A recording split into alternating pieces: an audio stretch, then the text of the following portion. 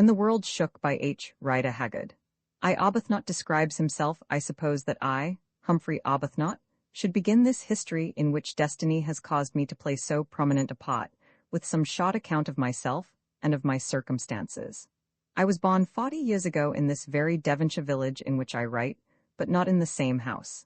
Now I live in the Priory, an ancient place and a fine one in its way, with its panelled rooms, its beautiful gardens where, in this mild climate, in addition to our own, flourish so many plants which one would only expect to find in countries that lie nearer to the sun, and its green, undulating park studded with great timber trees.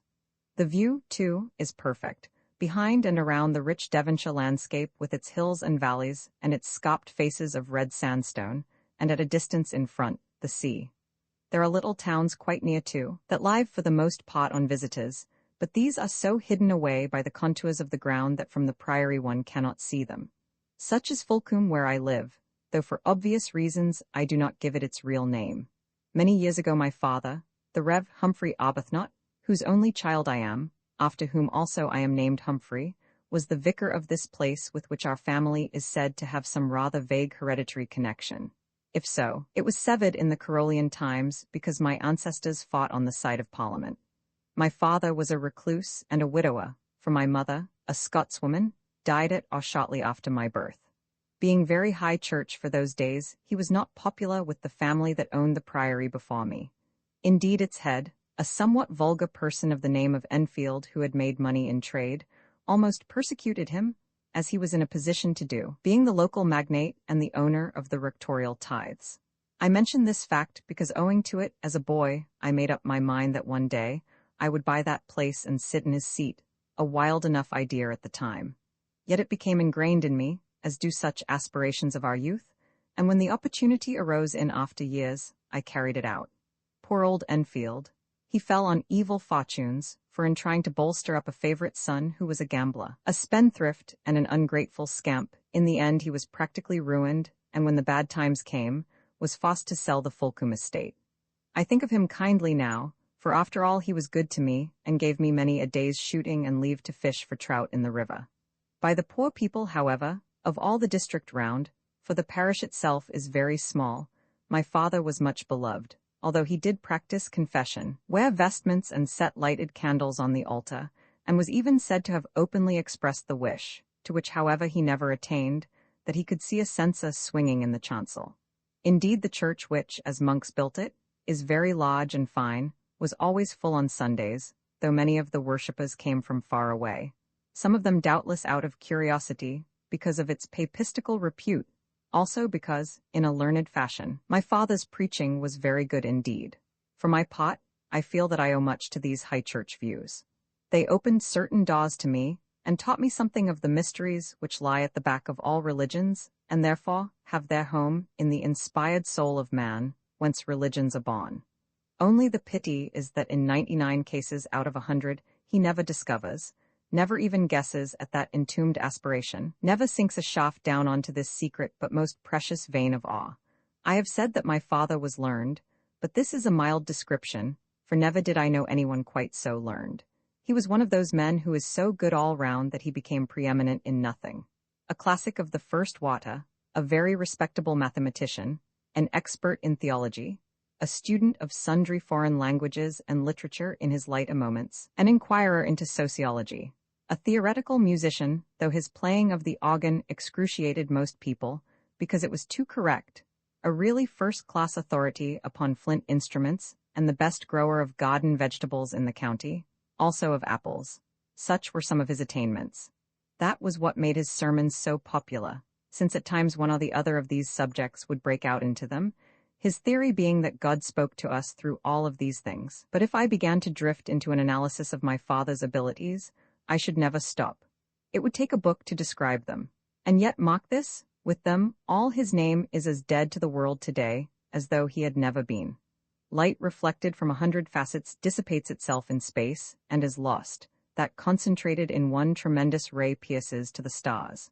Now I am going to be frank about myself, for without frankness, what is the value of such a record as this? Then it becomes simply another convention, or rather conventional method of expressing the octoroon kind of truths, with which the highly civilized races feed themselves, as fastidious ladies eat cakes and bread, from which all but the smallest particle of nourishment has been extracted.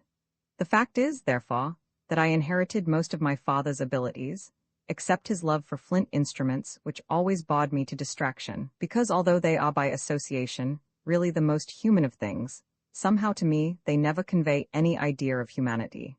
In addition, I have a practical side which he lacked. Had he possessed it, surely he must have become an archbishop, instead of dying the vicar of an unknown parish. Also, I have a spiritual sense, mayhap mystical would be a better term, which with all this religion was missing from my father's nature. For I think that notwithstanding his charity and devotion, he never quite got away from the shell of things, never cracked it and set his teeth in the kernel which alone can feed our souls.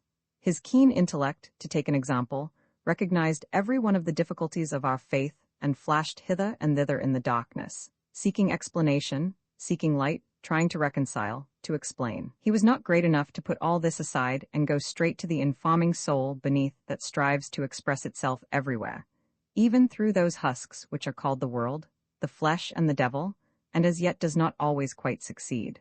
It is this boggling over exteriors, this peering into pitfalls, this desire to prove that what such senses as we have tell us is impossible, is in fact possible, which causes the overthrow of many an earnest, seeking heart and renders its work, conducted on false lines, quite nugatory.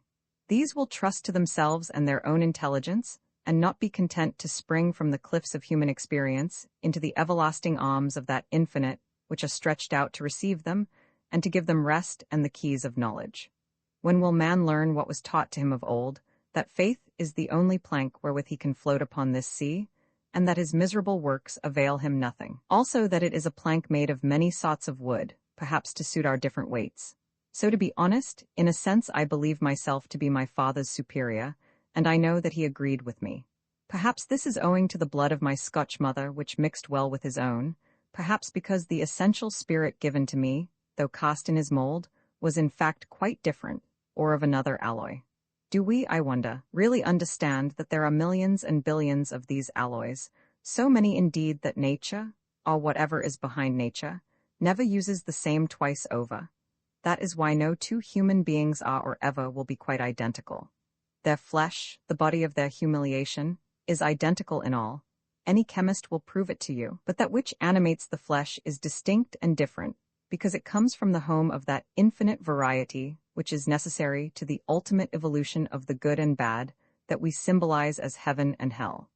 Further, I had and to a certain extent still have another advantage over my father, which certainly came to me from my mother, who was, as I judge from all descriptions and such likenesses as remain of her, an extremely handsome woman. I was born much better looking. He was small and dark, a little man with deep-set eyes and beetling brows. I am also dark, but tall above the average, and well-made.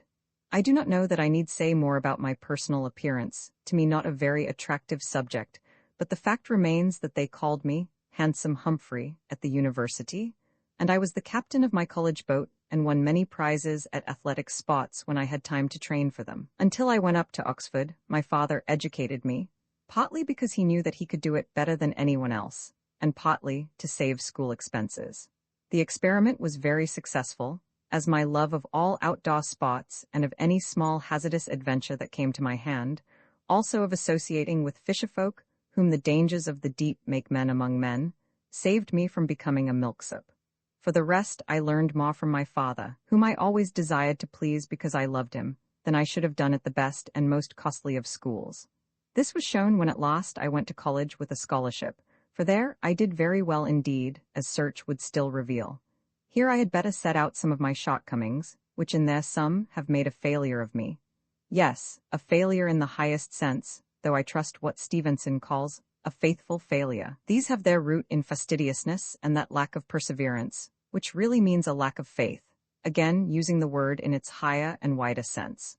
For if one had real faith, one would always persevere, knowing that in every work undertaken with high aim there is an element of nobility, however humble and unrecognized that work may seem to be. God, after all, is the God of work. It is written large upon the face of the universe.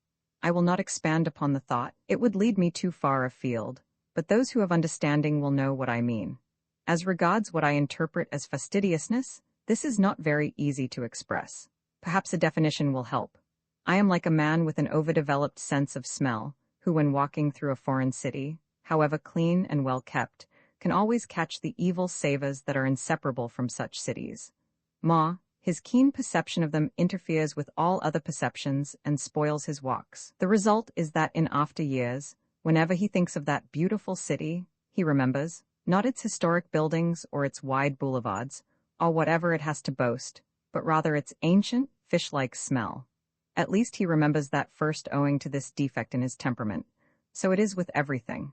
A lovely woman is spoiled for such a one because she eats too much or has too high a voice. He does not care for his shooting because the scenery is flat, or for his fishing because the gnats bite as well as the trout. In short, he is out of tune with the world as it is. Moreover, this is a quality which, where it exists, cannot be overcome. It affects day laborers as well as gentlemen at large. It is bred in the bone. Probably the second failure-breeding fault, lack of perseverance, has its roots in the first, at any rate in my case.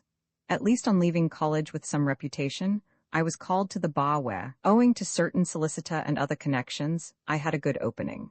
Also, owing to the excellence of my memory and powers of work, I began very well, making money even during my first year. Then, as it happened, a certain case came my way and my leader falling ill suddenly after it was opened, was left in my hands. The man whose cause I was pleading was, I think, one of the biggest scoundrels it is possible to conceive. It was a will case, and if he won, the effect would be to beggar two most estimable middle-aged women who were justly entitled to the property, to which end personally, I am convinced he had committed forgery. The perjury that accompanied it, I do not even mention. Well, he did win, thanks to me, and the estimable middle-aged ladies were beggared, and as I heard afterwards, driven to such extremities that one of them died of her misery and the other became a lodging-house keeper. The details do not matter, but I may explain that these ladies were unattractive in appearance and manner, and broke down beneath my cross-examination, which made them appear to be telling falsehoods, whereas they were only completely confused. Further, I invented an ingenious theory of the facts which, although the judge regarded it with suspicion, convinced an unusually stupid jury who gave me their verdict. Everybody congratulated me, and at the time I was triumphant, especially as my leader had declared that our case was impossible. Afterwards, however, my conscience smote me sorely, so much so that, arguing from the false premise of this business, I came to the conclusion that the practice of the law was not suited to an honest man. I did not take the large view that such matters averaged themselves up, and that if I had done harm in this instance, I might live to do good in many others, and perhaps become a just judge, even a great judge. Here I may mention that in after years, when I grew rich, I rescued that surviving old lady from her lodging house, although to this day she does not know the name of her anonymous friend. So by degrees, without saying anything, for I kept on my chambers, I slipped out of practice, to the great disappointment of everybody connected with me, and took to authorship. A marvel came to pass. My first book was an enormous success. The whole world talked of it. A leading journal, delighted to have discovered someone, wrote it up. Other journals followed suit to be in the movement. One of them, I remember, which had already dismissed it with 3 or 4 sneering lines, came out with a second and 2-column notice. It sold like wildfire and I suppose had some merits, for it is still read, though few know that I wrote it, since fortunately it was published under a pseudonym. Again, I was much elated and set to work to write another, and, as I believe, a much better book. But jealousies had been excited by this leaping into fame of a totally unknown person, which were, moreover, accentuated through a foolish article that I published in answer to some criticisms, wherein I spoke my mind with an insane freedom and biting sarcasm. Indeed, I was even mad enough to quote names, and to give the example of the very powerful journal, which at first copped at my work, and then gushed over it, when it became the fashion. All of this made me many bitter enemies, as I found out when my next book appeared. It was torn to shreds, it was reviled as subversive of morality and religion, good arrows in those days. It was called puerile, half-educated stuff. I half-educated. An utterly false charge of plagiarism was cooked up against me, and so well and venomously run that vast numbers of people concluded that I was a thief of the lowest order. Lastly, my father, from whom the secret could no longer be kept, sternly disapproved of both these books, which I admit were written from a very radical and somewhat anti-church point of view. The result was our first quarrel, and before it was made up, he died suddenly. Now again, fastidiousness and my lack of perseverance did their work, and solemnly I swore that I would never write another book, an oath which I have kept till this moment, at least so far as publication is concerned, and now break only because I consider it my duty so to do, and am not animated by any pecuniary object. Thus came to an end my second attempt at carving out a career. By now, I had grown savage and cynical, rather revengeful also, I fear. Knowing myself to possess considerable abilities in sundry directions, I sat down, as it were, to think things over and digest my past experiences. Then it was that the truth of a very ancient adage struck upon my mind, namely, that money is power. Had I sufficient money, I could laugh at unjust critics, for example. Indeed, they or their papers would scarcely dare to criticize me for fear lest it should be in my power to do them a bad turn. Again, I could follow my own ideas in life, and perhaps work good in the world, and live in such surroundings as commended themselves to me. It was as clear as daylight, but how to make the money? I had some capital as the result of my father's death, about £8,000 in all, plus a little more that my 2 books had brought in. In what way could I employ it to the best advantage? I remembered that a cousin of my father, and therefore my own, was a successful stockbroker, also that there had been some affection between them. I went to him. He was a good, easy-natured man who was frankly glad to see me, and offered to put £5,000 into his business, for I was not minded to risk everything I had if he would give me a share in the profits. He laughed heartily at my audacity. "Why, my boy," he said, "being totally inexperienced at this game, you might lose us more than that in a month. But I like your courage, and the truth is that I do want help. I will think it over and write to you." He thought it over, and in the end offered to try me for a year at a fixed salary with a promise of some kind of a partnership if I suited him. Meanwhile, my £5,000 remained in my pocket. I accepted, not without reluctance, since with the impatience of youth, I wanted everything at once. I worked hard in that office and soon mastered the business, for my knowledge of figures. I had taken a first-class mathematical degree at college, came to my aid, as in a way did my acquaintance with law and literature. Moreover, I had a certain aptitude for what is called high finance. Further, fortune, as usual, showed me a favorable face. In 1 year, I got the partnership with a small share in the large profits of the business. In 2, the partner above me retired, and I took his place with a 3rd share of the firm. In 3, my cousin, satisfied that it was in able hands, began to cease his attendance at the office and betook himself to gardening, which was his hobby. In 4, I paid him out altogether, although to do this, I had to borrow money on our credit, for by agreement the title of the firm was continued. Then came that extraordinary time of boom which many will remember to their cost. I made a bold stroke and won. On a certain Saturday when the books were made up, I found that, after discharging all liabilities, I should not be worth more than £20,000. On the following Saturday but 2, when the books were made up, I was worth £153,000. Ella petite vint and mangint. It seemed nothing to me when so many were worth millions. For the next year I worked as few have done, and when I struck a balance at the end of it, I found that on the most conservative estimate, I was the owner of £1.5 million in hard cash, or its equivalent. I was so tired out that I remember this discovery did not excite me at all. I felt utterly weary of all wealth hunting and of the city and its ways. Moreover, my old fastidiousness and lack of perseverance reasserted themselves.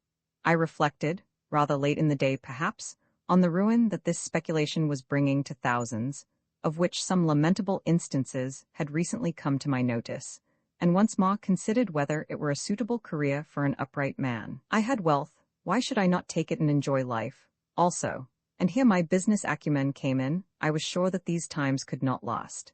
It is easy to make money on a rising market, but when it is falling the matter is very different. In 5 minutes I made up my mind. I sent for my junior partners, for I had taken in 2, and told them that I intended to retire at once.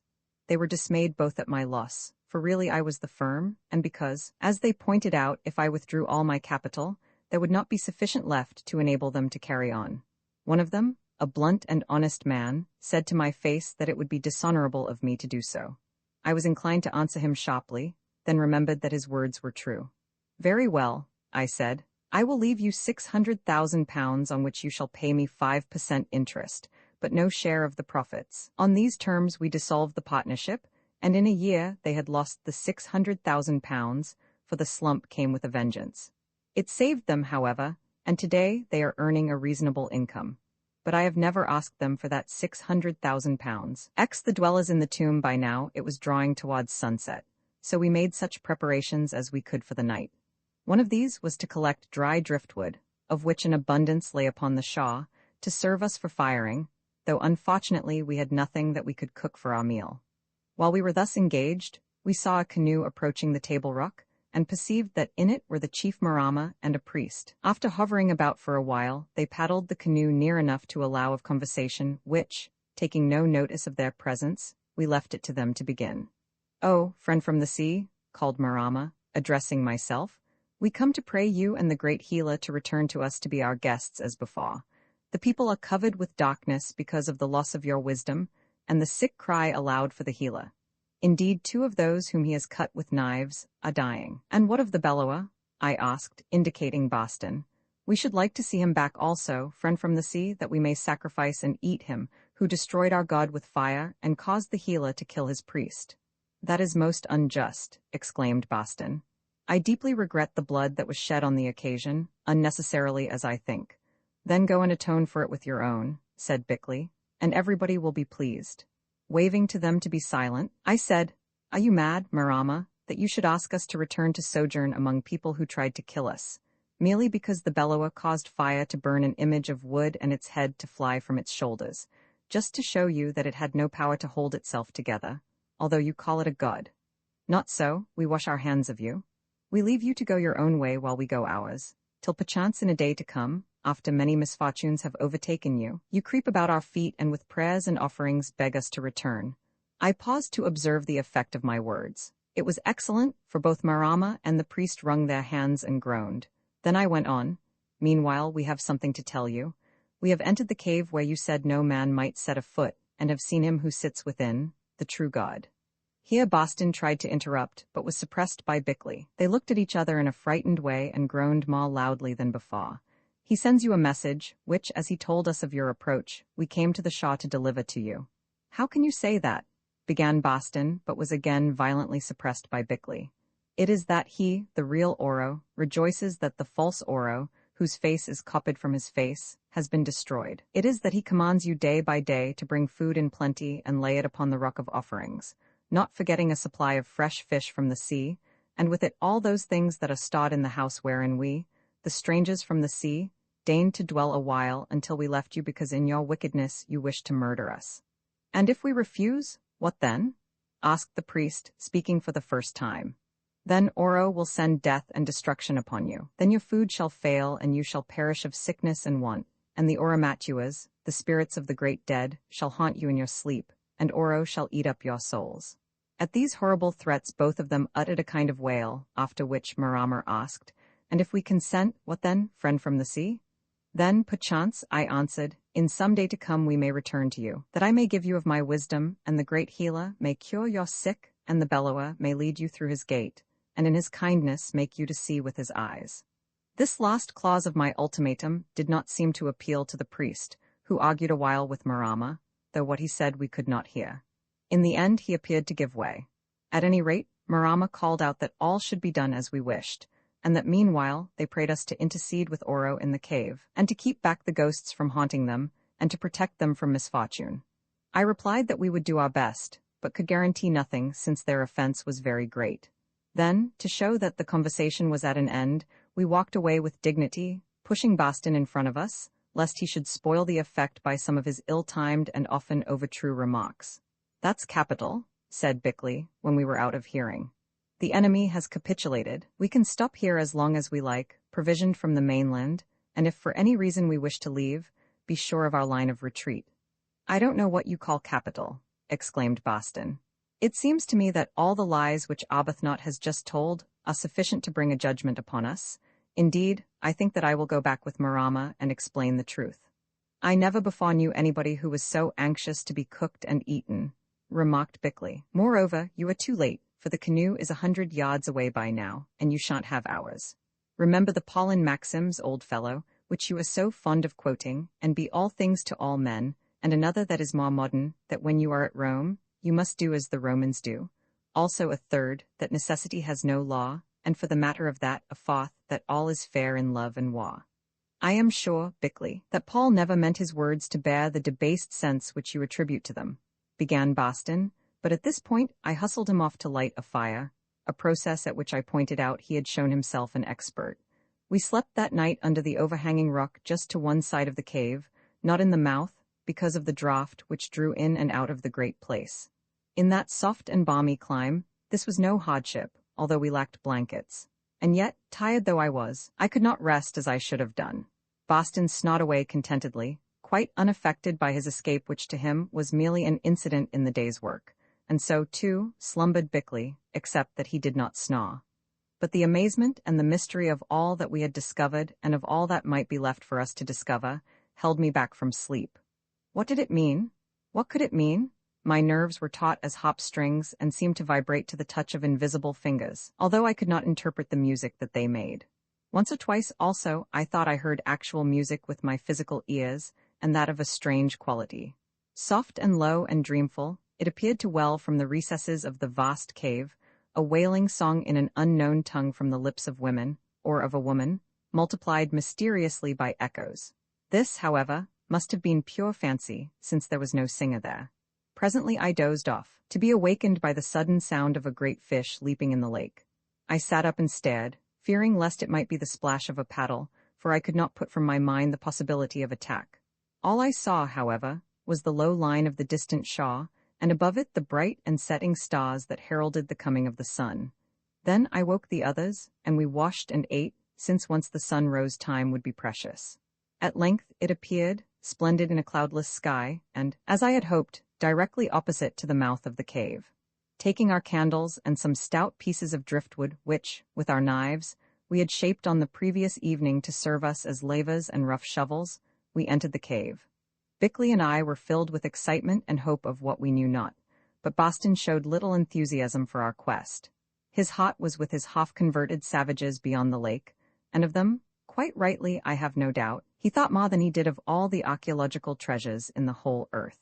Still, he came, bearing the blackened head of Oro with him, which, with unconscious humor, he had used as a pillow through the night because, as he said, it was after all softer than stone. Also, I believe that in his heart he hoped that he might find an opportunity of destroying the bigger and earlier edition of Oro in the cave, before it was discovered by the natives who might wish to make it an object of worship. Tommy came also, with greater alacrity than I expected, since dogs do not as a rule like dark places. When we reached the statue, I learned the reason. He remembered the smell he had detected at its base on the previous day, which Boston supposed to proceed from a rat, and was anxious to continue his investigations. We went straight to the statue, although Bickley passed the half-buried machines with evident regret. As we had hoped, the strong light of the rising sun fell upon it in a vivid ray, revealing all its wondrous workmanship and the majesty, for no other word describes it, of the somewhat terrifying countenance that appeared above the wrappings of the shroud. Indeed, I was convinced that originally this monument had been placed here in order that on certain days of the year the sun might fall upon it thus, when probably worshippers assembled to adore their hallowed symbol. After all, this was common in ancient days. Witness the instance of the awful three who sit in the deepest recesses of the temple of Abu Simbel, on the Nile. We gazed and gazed our fill, at least Bickley and I did, for Boston was occupied in making a careful comparison between the head of his wooden Oro and that of the statue. "There is no doubt that they are very much alike," he said. "Why, whatever is that dog doing? I think it is going mad." And he pointed to Tommy, who was digging furiously at the base of the lowest step, as at home I have seen him do at roots that sheltered a rabbit. Tommy's energy was so remarkable that at length it seriously attracted our attention. Evidently he meant that it should do so, for occasionally he sprang back to me barking, then returned and sniffed and scratched. Bickley knelt down and smelt at the stone. "It is an odd thing, Humphrey," he said, "but there is a strange odor here, a very pleasant odor like that of sandalwood or attar of roses." "I never heard of a rat that smelt like sandalwood or attar of roses," said Boston. "Look out that it isn't a snake." I knelt down beside Bickley, and in clearing away the deep dust from what seemed to be the bottom of the step, which was perhaps 4 feet in height, by accident thrust my amethyst spade somewhat strongly against its base where it rested upon the rocky floor. Next moment a wonder came to pass. The whole massive rock began to turn outwards as though upon a pivot. I saw it coming and grabbed Bickley by the collar, dragging him back so that we just rolled clear before the great block, which must have weighed several tons, fell down and crushed us. Tommy saw it too, and fled, though a little late, for the edge of the block caught the tip of his tail and caused him to emit a most piercing howl. But we did not think of Tommy and his woes. We did not think of our own escape or of anything else because of the marvel that appeared to us.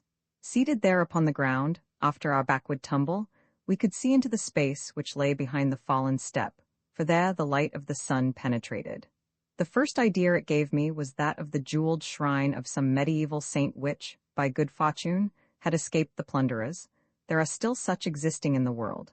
It shone and glittered, apparently with gold and diamonds, although, as a matter of fact, there were no diamonds, nor was it gold which gleamed, but some ancient metal, or rather amalgam, which is now lost to the world, the same that was used in the tubes of the air machines.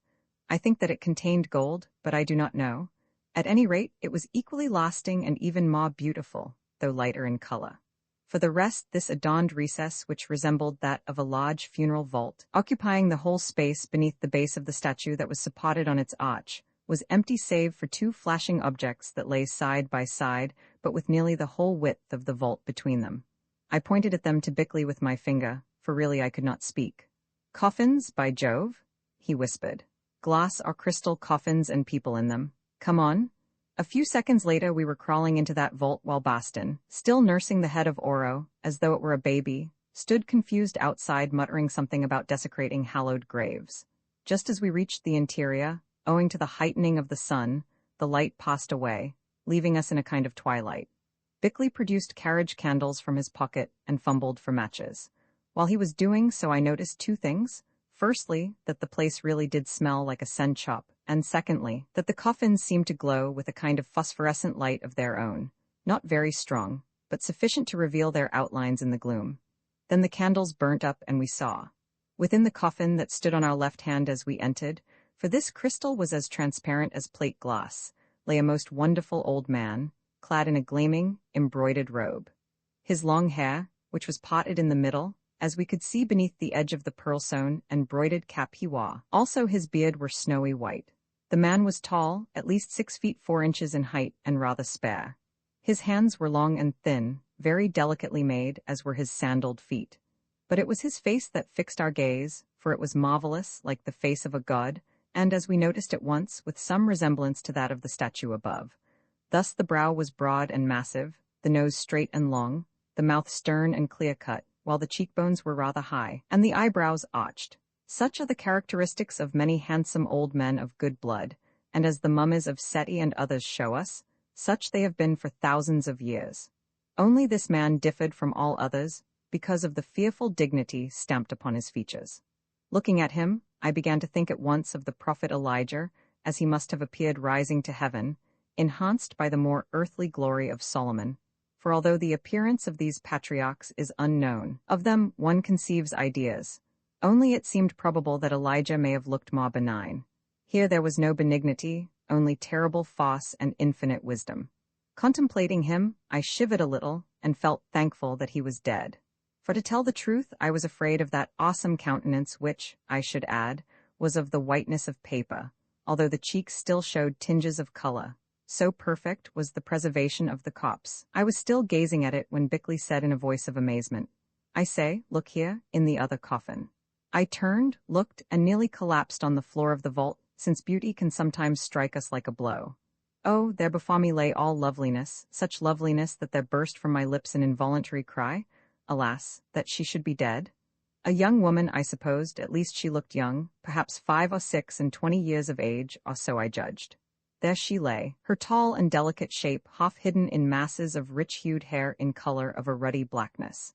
I know not how else to describe it, since never have I seen any of the same tint. Moreover, it shone with a life of its own, as though it had been dusted with gold. From between the masses of this hair appeared a face which I can only call divine. There was every beauty that woman can boast, from the curving eyelashes of extraordinary length to the sweet and human mouth. To these charms also were added a wondrous smile and an air of kind dignity, very different from the fierce pride stamped upon the countenance of the old man who was her companion in death. She was clothed in some close-fitting robe of white broidered with gold. Pearls were about her neck, lying far down upon the perfect bosom. A girdle of gold and shining gems encircled her slender waist, and on her little feet were sandals fastened with red stones like rubies. In truth, she was a splendid creature, and yet, I know not how, her beauty suggested more of the spirit than of the flesh. Indeed, in a way, it was unearthly. My senses were smitten, it pulled at my heartstrings, and yet its unutterable strangeness seemed to awake memories within me, though of what I could not tell. A wild fancy came to me that I must have known this heavenly creature in some past life. By now Boston had joined us, and, attracted by my exclamation and by the attitude of Bickley, who was staring down at the coffin with a fixed look upon his face, not unlike that of a pointer when he scents game, he began to contemplate the wonder within it in his slow way. "Well, I never," he said. "Do you think the glittering lady in there is human?" "The glittering lady is dead, but I suppose that she was human in her life," I answered in an odd whisper. "Of course she is dead, otherwise she would not be in that glass coffin. I think I should like to read the burial service over her, which I dare say was never done when she was put in there." "How do you know she is dead?" asked Bickley in a sharp voice and speaking for the first time. "I have seen hundreds of corpses and mummies too, but never any that looked like these." I stared at him. It was strange to hear Bickley, the scoffer at miracles, suggesting that this greatest of all miracles might be possible. "They must have been here a long time," I said, "for although human, they are not, I think, of any people known to the world today. Their dress, everything, shows it, though perhaps thousands of years ago," and I stopped.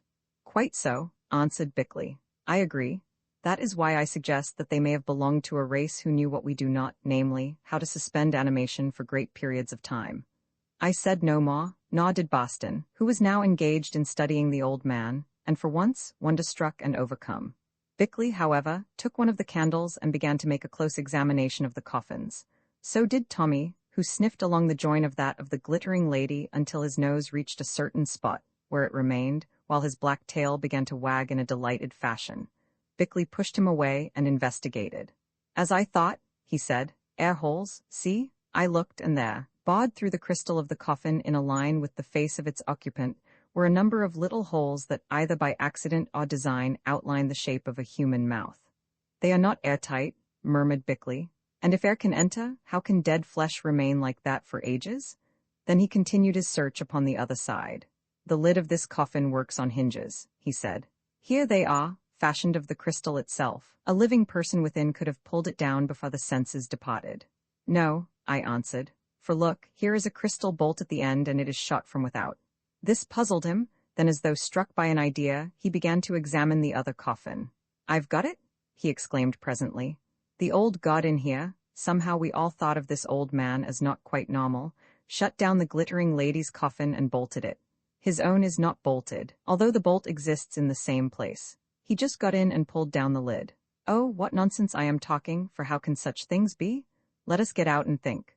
So we crept from the sepulchre in which the perfumed air had begun to oppress us and sat ourselves down upon the floor of the cave, where for a while we remained silent. "I am very thirsty," said Boston presently.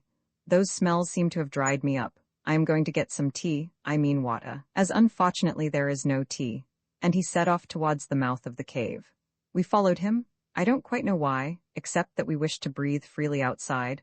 Also, we knew that the sepulchre and its contents would be as safe as they had been for, well, how long? It proved to be a beautiful morning outside. We walked up and down enjoying it subconsciously, for really our, that is Bickley's and my own, intelligences were concentrated on that sepulchre and its contents. Where Boston's may have been I do not know, perhaps in a visionary teapot, since I was sure that it would take him a day or two to appreciate the significance of our discoveries. At any rate, he wandered off, making no remarks about them, to drink water, I suppose. Presently he began to shout to us from the end of the table rock, and we went to see the reason of his noise. It proved to be very satisfactory, for while we were in the cave, the Orofnans had brought absolutely everything belonging to us, together with a large supply of food from the main island. Not a single article was missing. Even our books, akin with the bottom out, and the broken pieces of a little pocket mirror had been religiously transported, and with these a few articles that had been stolen from us, notably my pocket knife. Evidently, a great taboo had been laid upon all our possessions. They were now carefully arranged in one of the grooves of the rock that Bickley supposed had been made by the wheels of aeroplanes, which was why we had not seen them at once. Each of us rushed for what we desired most, Boston for one of the canisters of tea, I for my diaries, and Bickley for his chest of instruments and medicines. These were removed to the mouth of the cave, and after them the other things and the food, also a bell tent and some camp furniture that we had brought from the ship. Then Boston made some tea of which he drank 4 large pannikins, having first said grace over it with unwonted fervor. Nor did we disdain our share of the beverage, although Bickley preferred cocoa and I coffee. Cocoa and coffee we had no time to make then, and in view of that sepulchre in the cave, what had we to do with cocoa and coffee? So Bickley and I said to each other, and yet presently he changed his mind, and in a special metal machine carefully made some extremely strong black coffee which he poured into a thermos flask, previously warmed with hot water, adding thereto about a claret glass of brandy. Also he extracted certain drugs from his medicine chest, and with them, as I noted, a hypodermic syringe, which he first boiled in a kettle, and then shut up in a little tube with a glass stopper. These preparations finished, he called to Tommy to give him the scraps of our meal, but there was no Tommy. The dog was missing, and though we hunted everywhere we could not find him. Finally, we concluded that he had wandered off down the beach on business of his own and would return in due course. We could not bother about Tommy just then. After making some further preparations and fidgeting about a little, Bickley announced that as we had now some proper paraffin lamps of the powerful sort which are known as hurricane, he proposed by their aid to carry out further examinations in the cave. "I think I shall stop where I am," said Boston, helping himself from the kettle to a 5th pannikin of tea. "Those copses are very interesting, but I don't see any use in staring at them again at present. One can always do that at any time. I have missed Marama once already by being away in that cave, and I have a lot to say to him about my people. I don't want to be absent in case he should return. To wash up the things, I suppose," said Bickley with a sniff, "or perhaps to eat the tea leaves. Well, as a matter of fact, I have noticed that these natives have a peculiar taste for tea leaves. I think they believe them to be a medicine, but I don't suppose they would come so far for them, though perhaps they might in the hope of getting the head of Oro. Anyhow, I am going to stop here." "Pray do," said Bickley. "Are you ready, Humphrey?" I nodded, and he handed to me a felt-covered flask of the non-conducting kind, filled with boiling water, a tin of preserved milk, and a little bottle of meat extract of a most concentrated sort. Then, having lit 2 of the hurricane lamps and seen that they were full of oil, we started back up the cave. Roman 11 resurrection, we reached the sepulchre without stopping to look at the pocked machines or even the marvelous statue that stood above it, for what did we care about machines or statues now? As we approached, we were astonished to hear low and cavernous growlings. "There is some wild beast in there," said Bickley, halting. "No, by George, it's Tommy. What can the dog be after?" We peeped in, and there sure enough was Tommy lying on the top of the glittering lady's coffin and growling his very best with the hair standing up upon his back. When he saw who it was, however, he jumped off and frisked round, licking my hand. "That's very strange," I exclaimed. "Not stranger than everything else," said Bickley. "What are you going to do?" I asked. "Open these coffins," he answered, beginning with that of the old god, since I would rather experiment on him. "I expect he will crumble into dust. But if by chance he doesn't, I'll jam a little strychnine, mixed with some other drugs, of which you don't know the names, into one of his veins and see if anything happens. If it doesn't, it won't hurt him, and if it does, well, who knows? Now give me a hand." We went to the left-hand coffin, and by inserting the hook on the back of my knife, of which the real use is to pick stones out of horses' hoofs, into one of the little air holes I have described, managed to raise the heavy crystal lid sufficiently to enable us to force a piece of wood between it and the top. The rest was easy, for the hinges being of crystal had not corroded. In 2 minutes it was open. From the chest came an overpowering spicy odor, and with it, a veritable breath of warm air, before which we recoiled a little. Bickley took a pocket thermometer, which he had at hand, and glanced at it. It marked a temperature of 82 degrees in the sepulchre. Having noted this, he thrust it into the coffin between the crystal wall and its occupant. Then we went out and waited a little while to give the odors time to dissipate, for they made the head reel. After 5 minutes or so, we returned and examined the thermometer. It had risen to 98 degrees, the natural temperature of the human body. "What do you make of that if the man is dead?"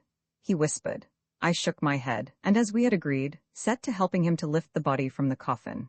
It was a good weight, quite 11 stone I should say. Moreover, it was not stiff, for the hip joints bent. We got it out and laid it on a blanket we had spread on the floor of the sepulchre.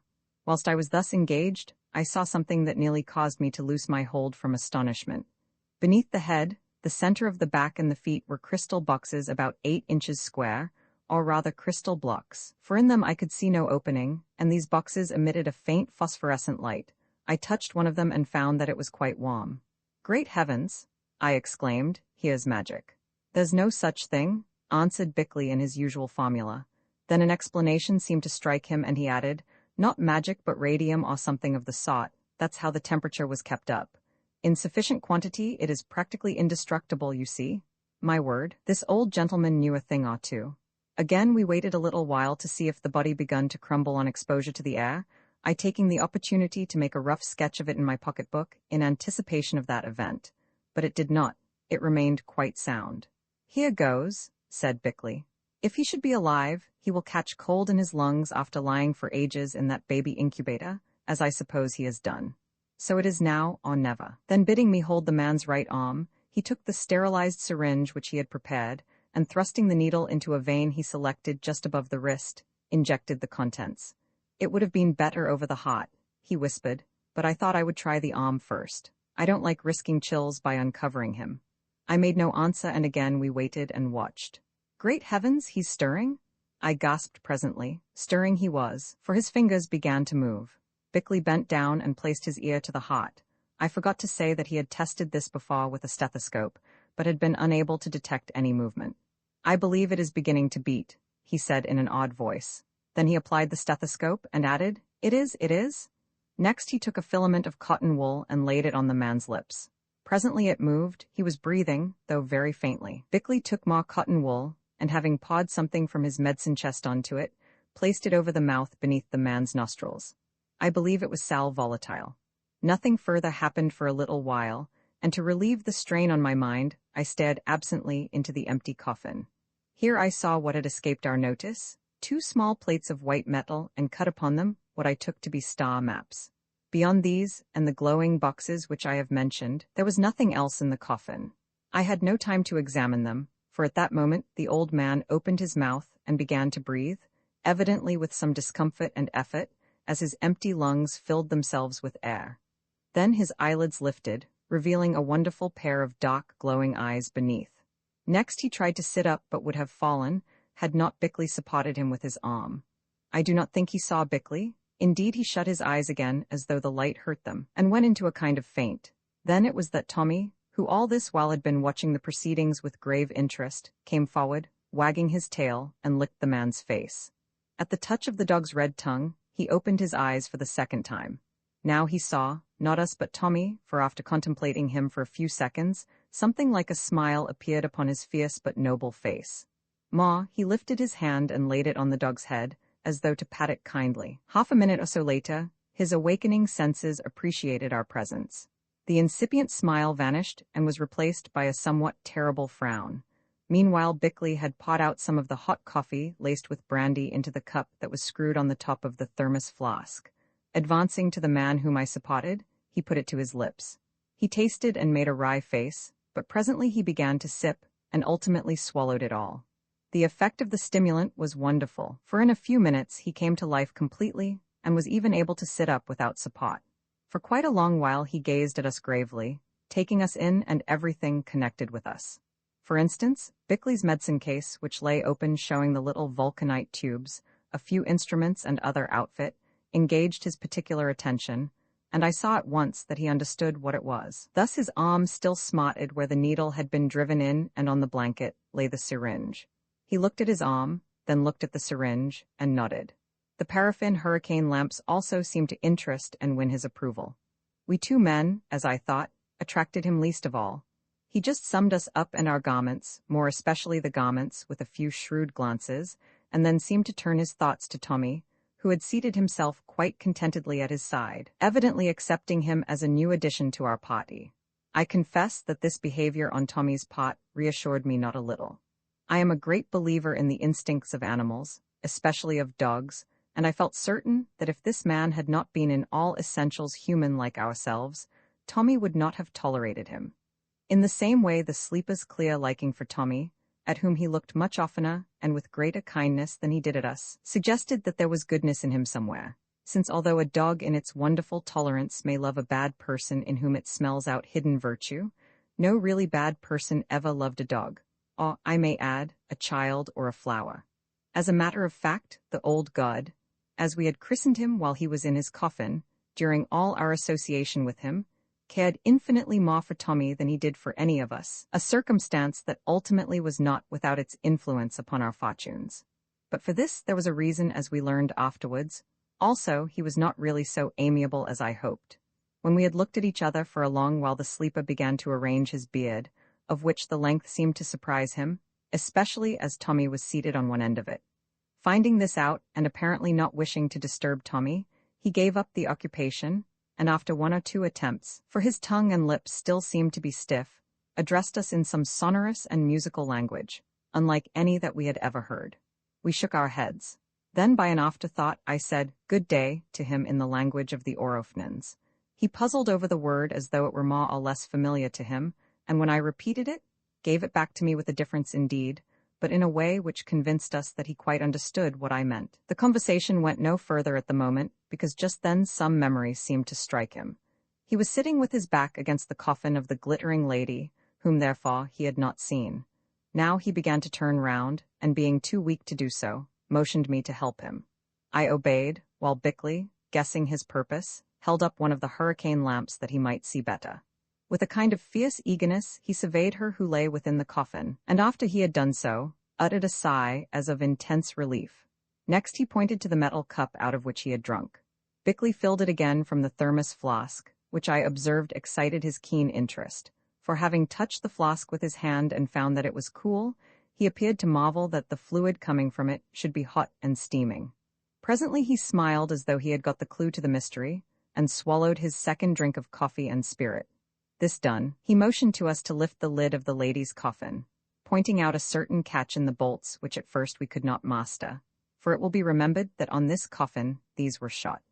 In the end, by pursuing the same methods that we had used in the instance of his own, we raised the coffin lid, and once more were driven to retreat from the sepulchre for a while by the overpowering odor like to that of a whole greenhouse full of tuberoses that flowed out of it, inducing a kind of stupefaction from which even Tommy fled. When we returned, it was to find the man kneeling by the side of the coffin, for as yet he could not stand, with his glowing eyes fixed upon the face of her who slept therein, and waving his long arms above her. "Hypnotic business? Wonder if it will work," whispered Bickley. Then he lifted the syringe and looked inquiringly at the man, who shook his head, and went on with his mesmeric passes. I crept round him and took my stand by the sleeper's head, that I might watch her face, which was well worth watching, while Bickley, with his medicine at hand, remained near her feet, I think engaged in disinfecting the syringe in some spirit or acid. I believe he was about to make an attempt to use it when suddenly, as though beneath the influence of the hypnotic passes, a change appeared on the glittering lady's face. Hitherto, beautiful as it was, it had been a dead face, though one of a person who had suddenly been cut off while in full health and vigor a few hours, or at the most a day or so before. Now it began to live again. It was as though the spirit were returning from afar, and not without toil and tribulation. Expression after expression flitted across the features. Indeed, these seemed to change so much from moment to moment that they might have belonged to several different individuals, though each was beautiful. The fact of these remarkable changes with the suggestion of multiform personalities which they conveyed impressed both Bickley and myself very much indeed. Then the breast heaved tumultuously. It even appeared to struggle. Next the eyes opened. They were full of wonder, even of fear, but oh, what marvelous eyes! I do not know how to describe them. I cannot even state their exact color, except that it was dark, something like the blue of sapphires of the deepest tint, and yet not black, large too, and soft as a deer's. They shut again as though the light hurt them, then once more opened and wandered about, apparently without seeing. At length they found my face, for I was still bending over her, and resting there, appeared to take it in by degrees.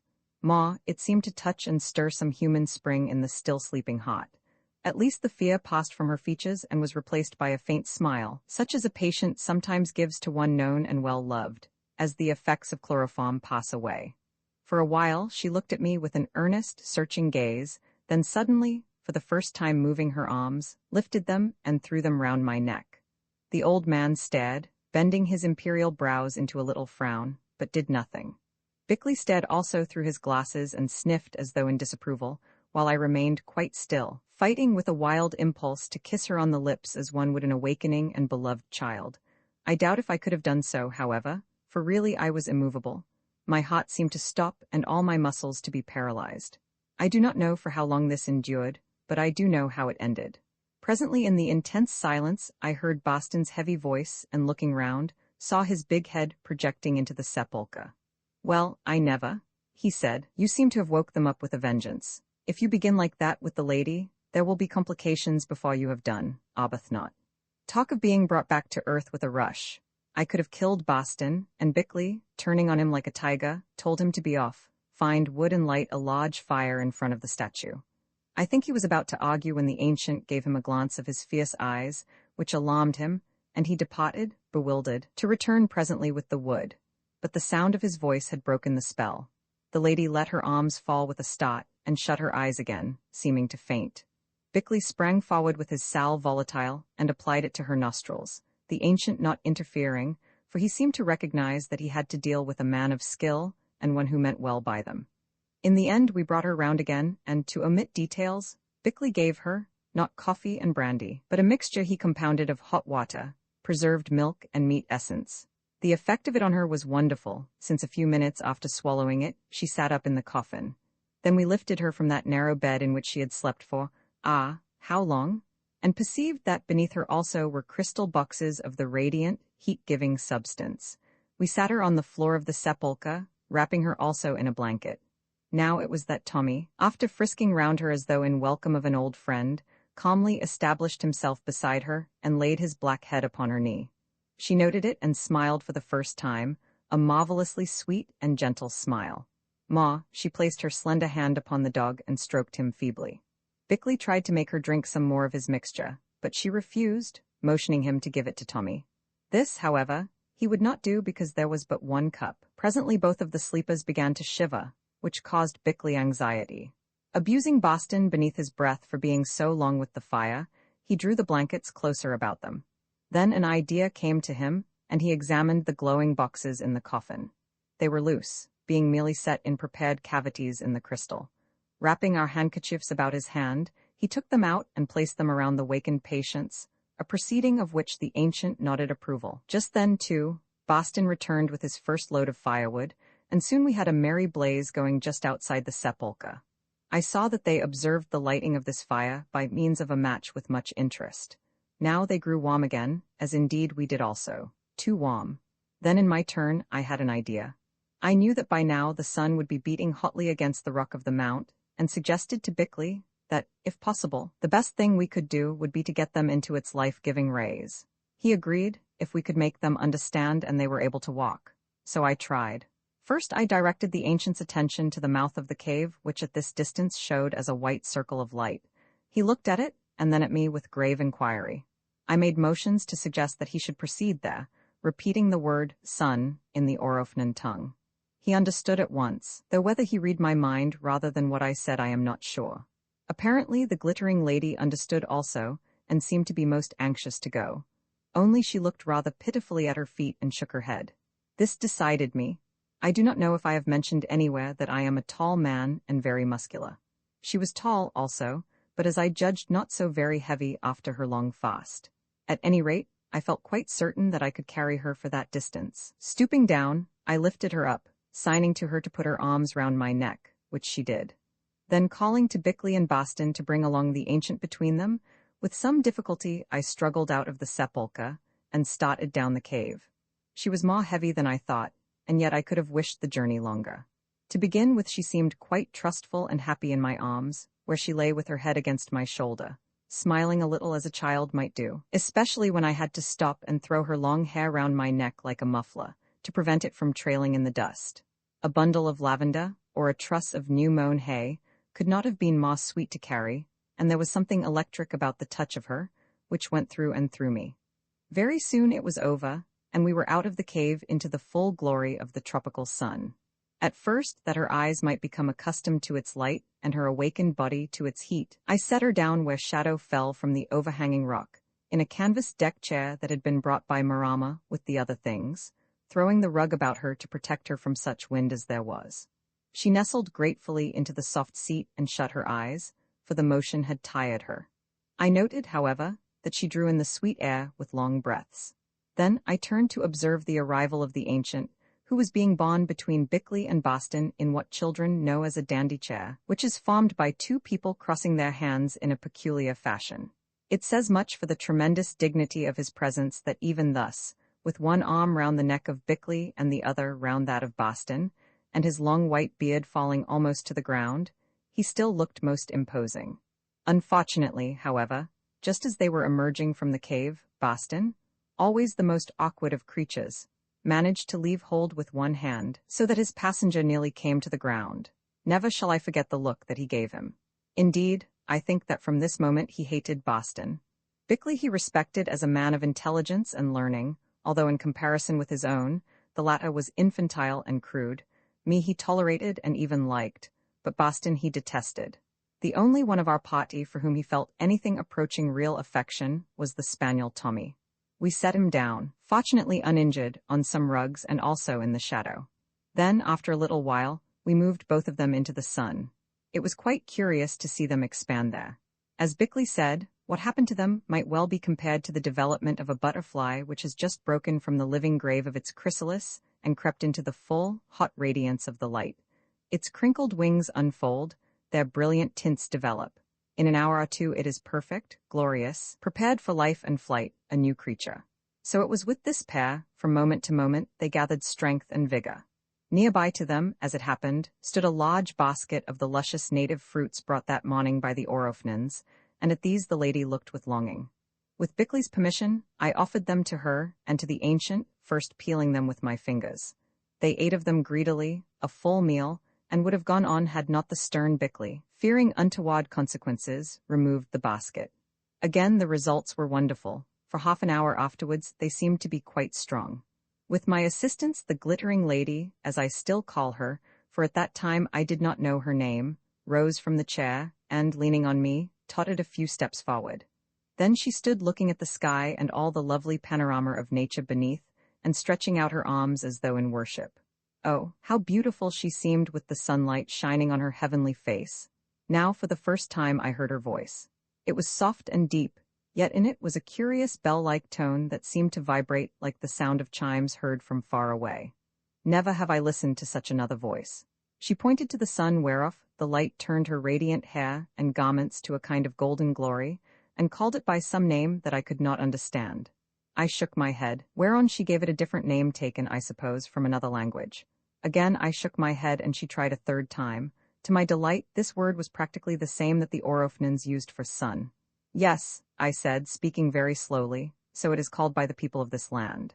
She understood, for she answered in much the same language. What then do you call it? Sun in the English tongue, I replied. Sun, English, she repeated after me, then added, How are you named, wanderer? Humphrey, I answered. Humphrey, she said as though she were learning the word. And those? Boston and Bickley, I replied. Over these patronymics she shook her head, as yet they were too much for her. How are you named, Sleepa? I asked. Iva, she answered. A beautiful name for one who is beautiful, I declared with enthusiasm, of course always in the rich Orofnan dialect which by now I could talk well enough. She repeated the words once or twice, then of a sudden caught their meaning, for she smiled and even colored, saying hastily with a wave of her hand towards the ancient who stood at a distance between Boston and Bickley, My father, Oro, great man, great king, great god? At this information I started, for it was startling to learn that here was the original Oro, who was still worshipped by the Orofnans, although of his actual existence they had known nothing for uncounted time. Also I was glad to learn that he was her father and not her old husband, for to me that would have been horrible, a desecration too deep for words. How long did you sleep, Iva? I asked, pointing towards the sepulchre in the cave. After a little thought she understood and shook her head hopelessly. Then by an afterthought, she said, Stars tell Oro tonight. So Oro was an astronomer as well as a king and a god. I had guessed as much from those plates in the coffin, which seemed to have stars engraved on them. At this point, our conversation came to an end, for the ancient himself approached, leaning on the arm of Bickley, who was engaged in an animated argument with Boston.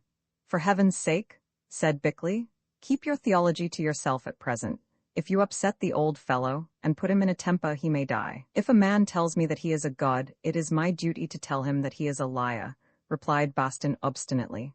"Which you did, Boston, only fortunately he did not understand you, but for your own sake I advise you not to take liberties. He is not one, I think, with whom it is wise to trifle. I think he seems thirsty. Go and get some water from the rain pool, not from the lake." Boston departed and presently returned with an aluminum jug full of pure water and a glass. Bickley poured some of it into a glass and handed it to Eva, who bent her head in thanks. Then she did a curious thing. Having first lifted the glass with both hands to the sky and held it so for a few seconds, she turned and with an obeisance poured a little of it on the ground before her father's feet.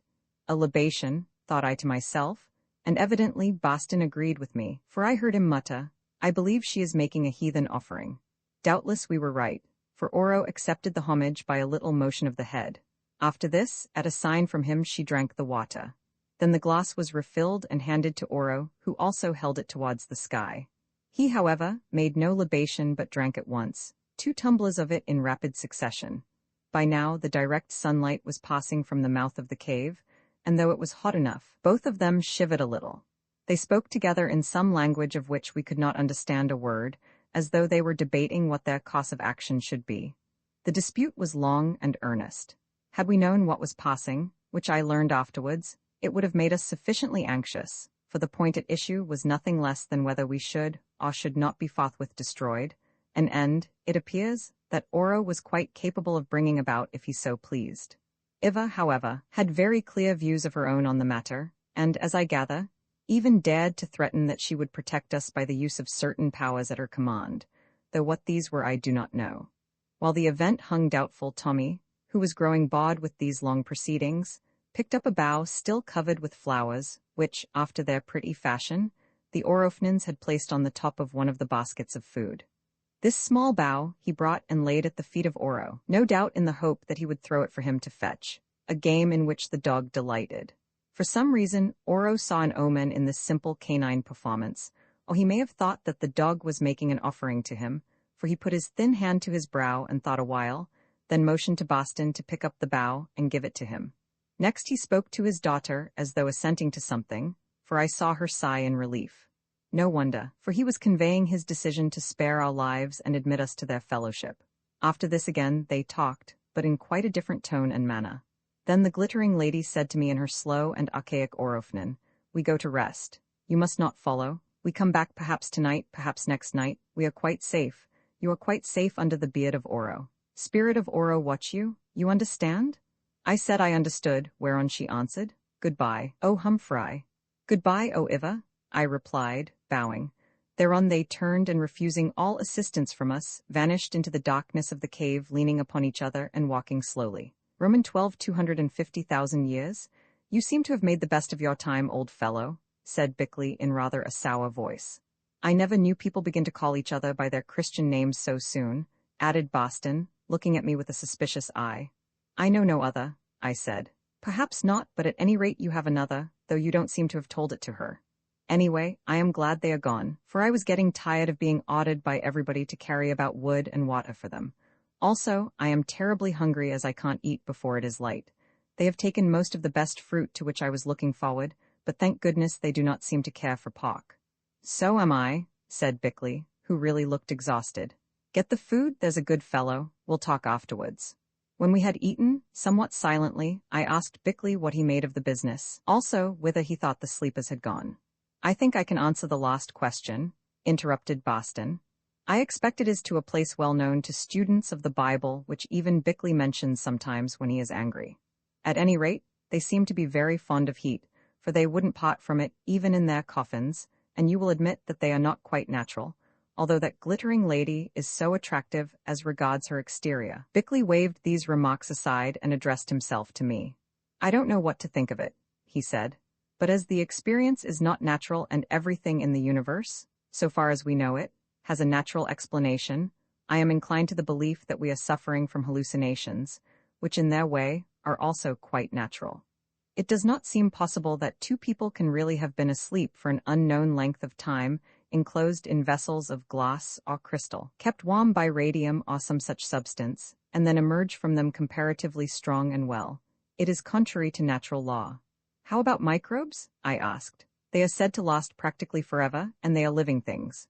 So in their case your natural law breaks down. That is true, he answered. Some microbes in a sealed tube and under certain conditions do appear to possess indefinite powers of life. Also, radium has an indefinite life, but that is a mineral. Only these people are not microbes nor are they minerals. Also, experience tells us that they could not have lived for more than a few months at the outside in such circumstances as we seem to find them. Then, what do you suggest? I suggest that we did not really find them at all, that we have all been dreaming. You know that there are certain gases which produce illusions, laughing gas is one of them, and that these gases are sometimes met with in caves. Now there were very peculiar odors in that place under the statue, which may have worked upon our imaginations in some such way. Otherwise we are up against a miracle, and as you know, I do not believe in miracles. I do, said Boston calmly. You'll find all about it in the Bible if you will only take the trouble to read. Why do you talk such rubbish about gases? Because only gas, or something of the sort, could have made us imagine them. Nonsense, Bickley. Those people were here right enough. Didn't they eat our fruit and drink the water I brought them without ever saying thank you? Only, they are not human. They are evil spirits, and for my part, I don't want to see any more of them, though I have no doubt Arbuthnot does, as that glittering lady threw her arms round his neck when she woke up, and already he is calling her by her Christian name, if the word Christian can be used in connection with her. The old fellow had the impudence to tell us that he was a god, and it is remarkable that he should have called himself Oro, seeing that the devil they worship on the island is also called Oro, and the place itself is named Orofna. As to where they have gone, continued Bickley, taking no notice of Boston, I really don't know. My expectation is, however, that when we go to look tomorrow morning, and I suggest that we should not do so before, then in order that we may give our minds time to clear, we shall find that sepulchre place quite empty, even perhaps without the crystal coffins we have imagined to stand there. Perhaps we shall find that there isn't a cave at all, and that we are not sitting on a flat rock outside of it, suggested Boston with heavy sarcasm, adding, You are clever in your way, Bickley, but you can talk more rubbish than any man I ever knew. They told us they would come back tonight or tomorrow, I said. If they do, what will you say then, Bickley? I will wait till they come to answer that question. Now let us go for a walk and try to change our thoughts. We are all overstrained and scarcely know what we are saying. One more question, I said as we rose to start. Did Tommy suffer from hallucinations as well as ourselves? Why not? Answered Bickley. He is an animal just as we are, or perhaps we thought we saw Tommy do the things he did. When you found that basket of fruit, Boston, which the natives brought over in the canoe, was there a bough covered with red flowers lying on the top of it? Yes, Arbuthnot, one bough only. I threw it down on the rock as it got in the way when I was carrying the basket.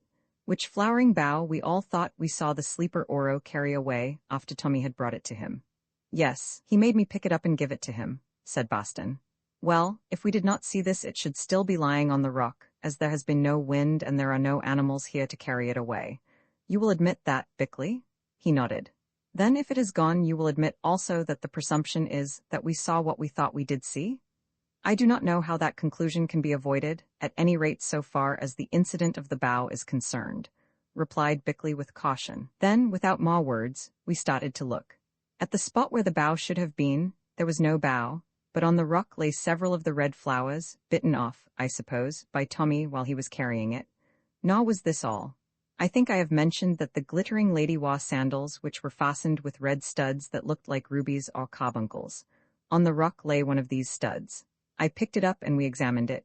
It had been sewn to the sandal strap with golden thread or silk. Some of this substance hung from the hole drilled in the stone which served for an eye. It was as rotten as tinder, apparently with extreme age.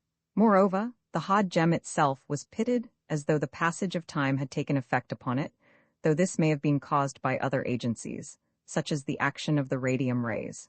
I smiled at Bickley, who looked disconcerted and even sad. In a way, it is painful to see the effect upon an able and earnest man of the upsetting of his lifelong theories. We went for our walk, keeping to the flat lands at the foot of the volcano cone, for we seemed to have had enough of wonders and to desire to reassure ourselves, as it were, by the study of natural and familiar things. As it chanced, too, we were rewarded by sundry useful discoveries. Thus we found a place where the bread tree and other fruits, most of them now ripe, grew in abundance, as did the yam. Also, we came to an inlet that we noticed was crowded with large and beautiful fish from the lake, which seemed to find it a favorite spot. Perhaps this was because a little stream of excellent water ran in here, overflowing from the great pool or mere which filled the crater above. At these finds we rejoiced greatly, for now we knew that we need not fear starvation, even should our supply of food from the main island be cut off. Indeed, by help of some palm leaf stalks which we wove together roughly, Boston, who was rather clever at this kind of thing, managed to trap 4 fish weighing 2 or 3 pounds apiece, wading into the water to do so. It was curious to observe with what ease he adapted himself to the manners and customs of primeval man, so much so, indeed, that Bickley remarked that if he could believe in reincarnation, he would be absolutely certain that Boston was a troglodyte in his lost sojourn on the earth. However this might be, Boston's primeval instincts and abilities were of the utmost service to us.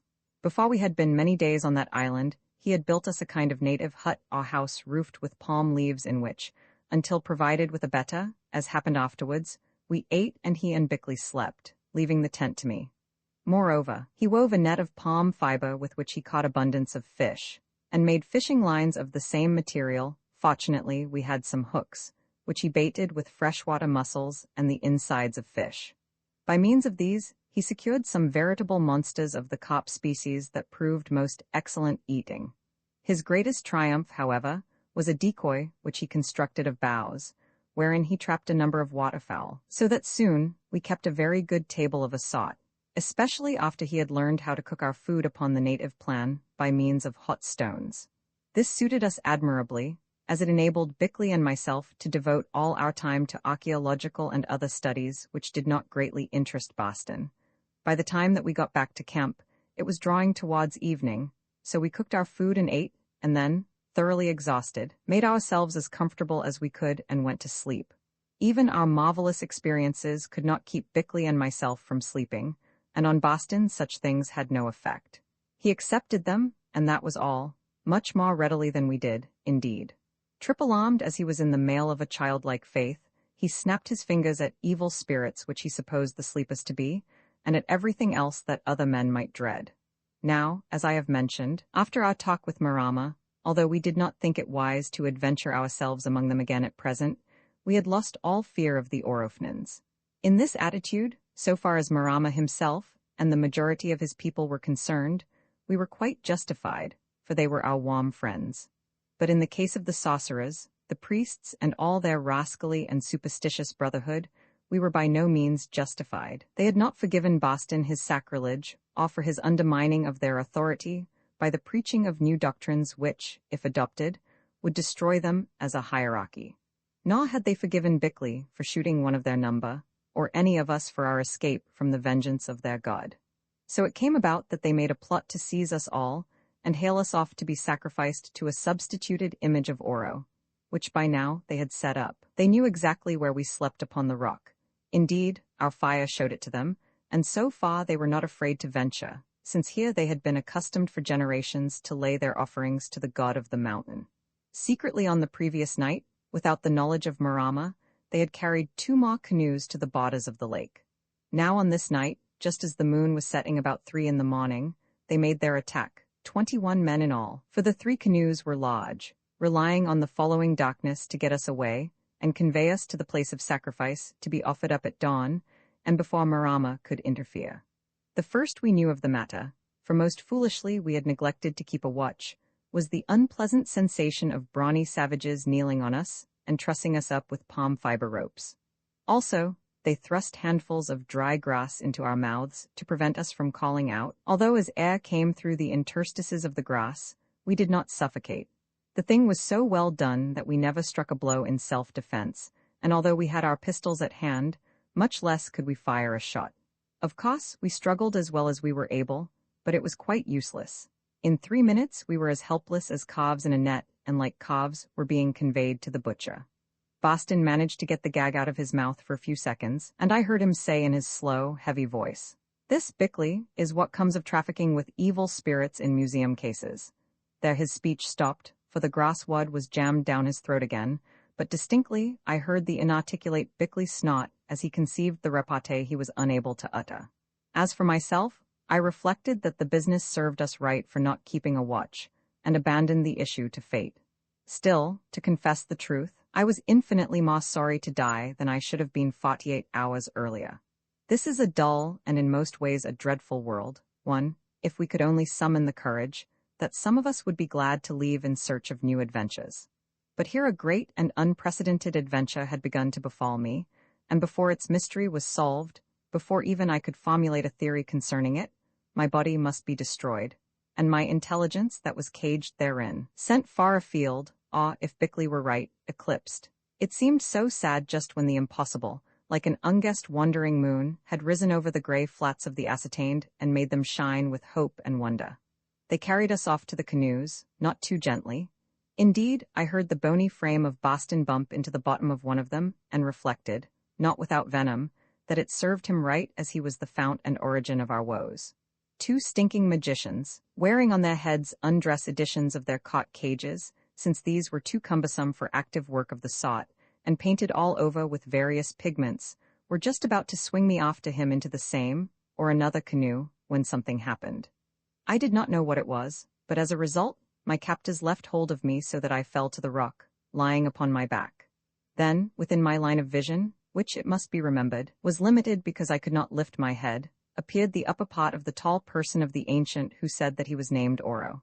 I could only see him down to his middle, but I noted vaguely that he seemed to be much changed. For instance, he wore a different colored dress, or rather robe. This time it was dark blue, which caused me to wonder where on earth it came from. Also, his tremendous beard had been trimmed and dressed, and on his head there was a simple black cap, strangely quilted, which looked as though it were made of velvet. Moreover, his face had plumped out. He still looked ancient, it is true, and unutterably wise, but now he resembled an antique youth, so great were his energy and vigor. Also, his dark and glowing eyes shone with a fearful intensity. In short, he seemed impressive and terrible almost beyond imagining. He looked about him slowly, then asked in a deep, cold voice, speaking in the Orofnan tongue, "What are you?" Slaves. No one seemed able to answer. They were too horror-stricken at this sudden vision of their fabled god, whose fierce features of wood had become flesh. They only turned to fly. He waved his thin hand and they came to a standstill, like animals which have reached the end of their tether and are checked by the chains that bind them. There they stood in all sorts of postures, immovable and looking extremely ridiculous in their paint and feathers, with dread unutterable stamped upon their evil faces. The sleeper spoke again. "You would murder as did your forefathers, O children of snakes and hogs fashioned in the shape of men. You would sacrifice those who dwell in my shadow to satisfy your hate because they are wiser than you. Come hither, thou." And he beckoned with a bony finger to the chief magician. The man advanced towards him in short jumps, as a mechanical toy might do, and stood before him, his miniature crate and feathers all awry, and the sweat of terror melting the paint in streaks upon his face. "Look into the eyes of Oro, O worshipper of Oro," said the sleeper, and he obeyed, his own eyes starting out of his head. "Receive the curse of Oro," said the ancient again. Then followed a terrible spectacle. The man went raving mad. He bounded into the air to a height inconceivable. He threw himself upon the ground and rolled upon the rock. He rose again and staggered round and round, tearing pieces out of his arms with his teeth.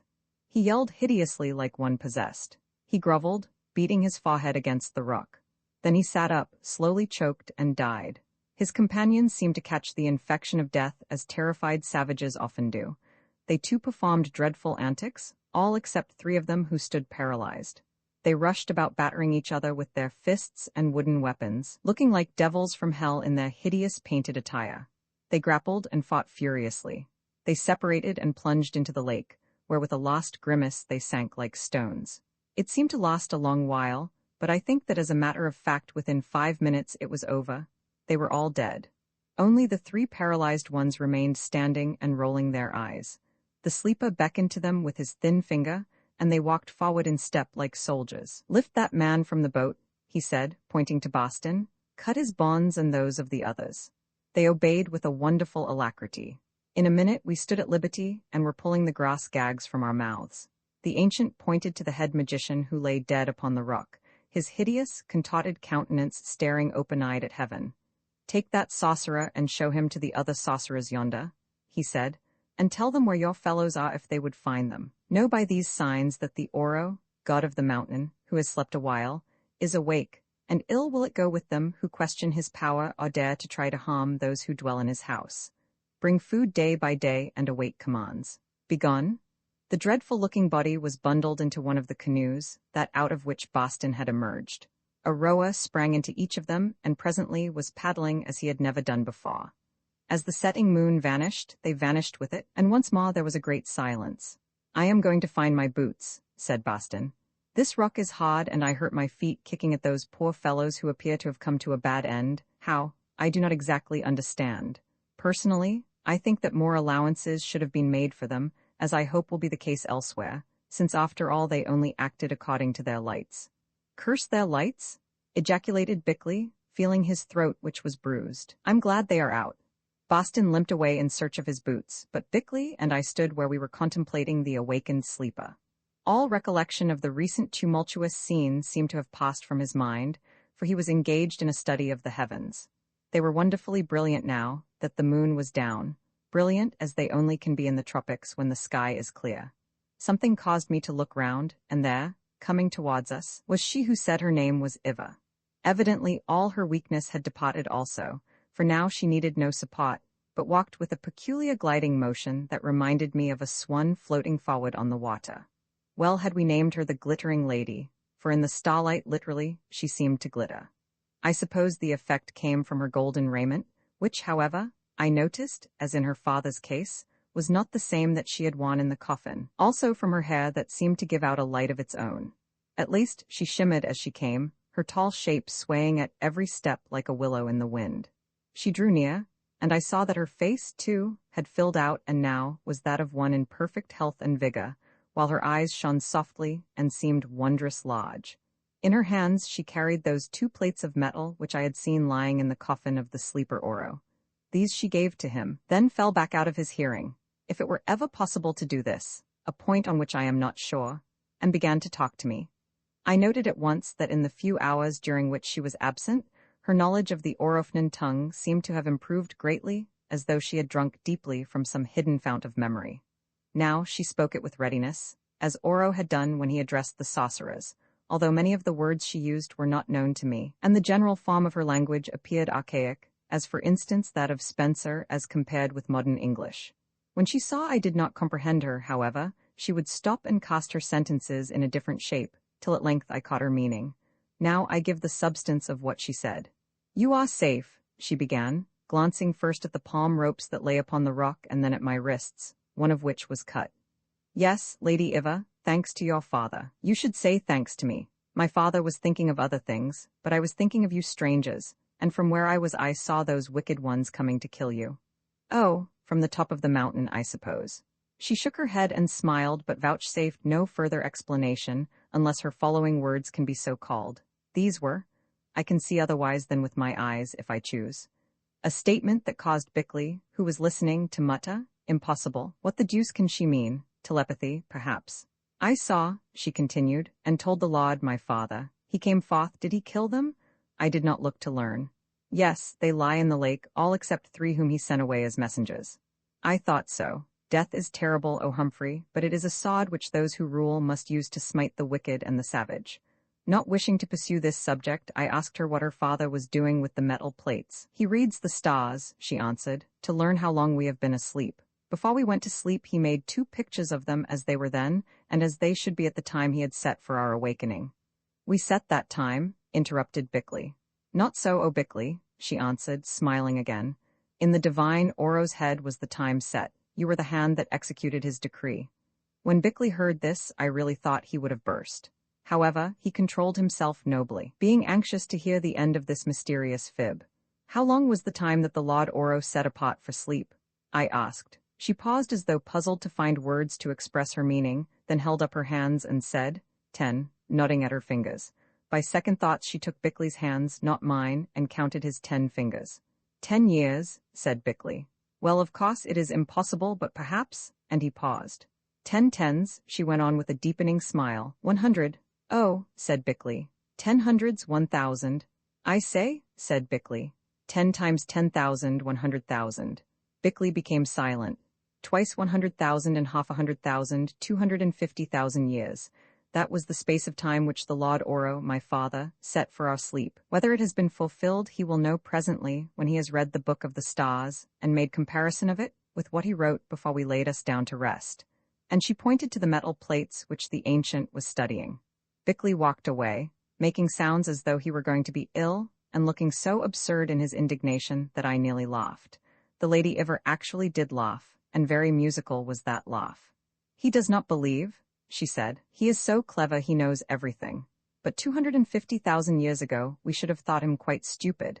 Then we could read the stars and calculate their movements forever. So can we? I answered, rather nettled. I am glad, O Humphrey, since you will be able to show my father if in one of them he is wrong. Secretly, I hoped that this task would not be laid on me.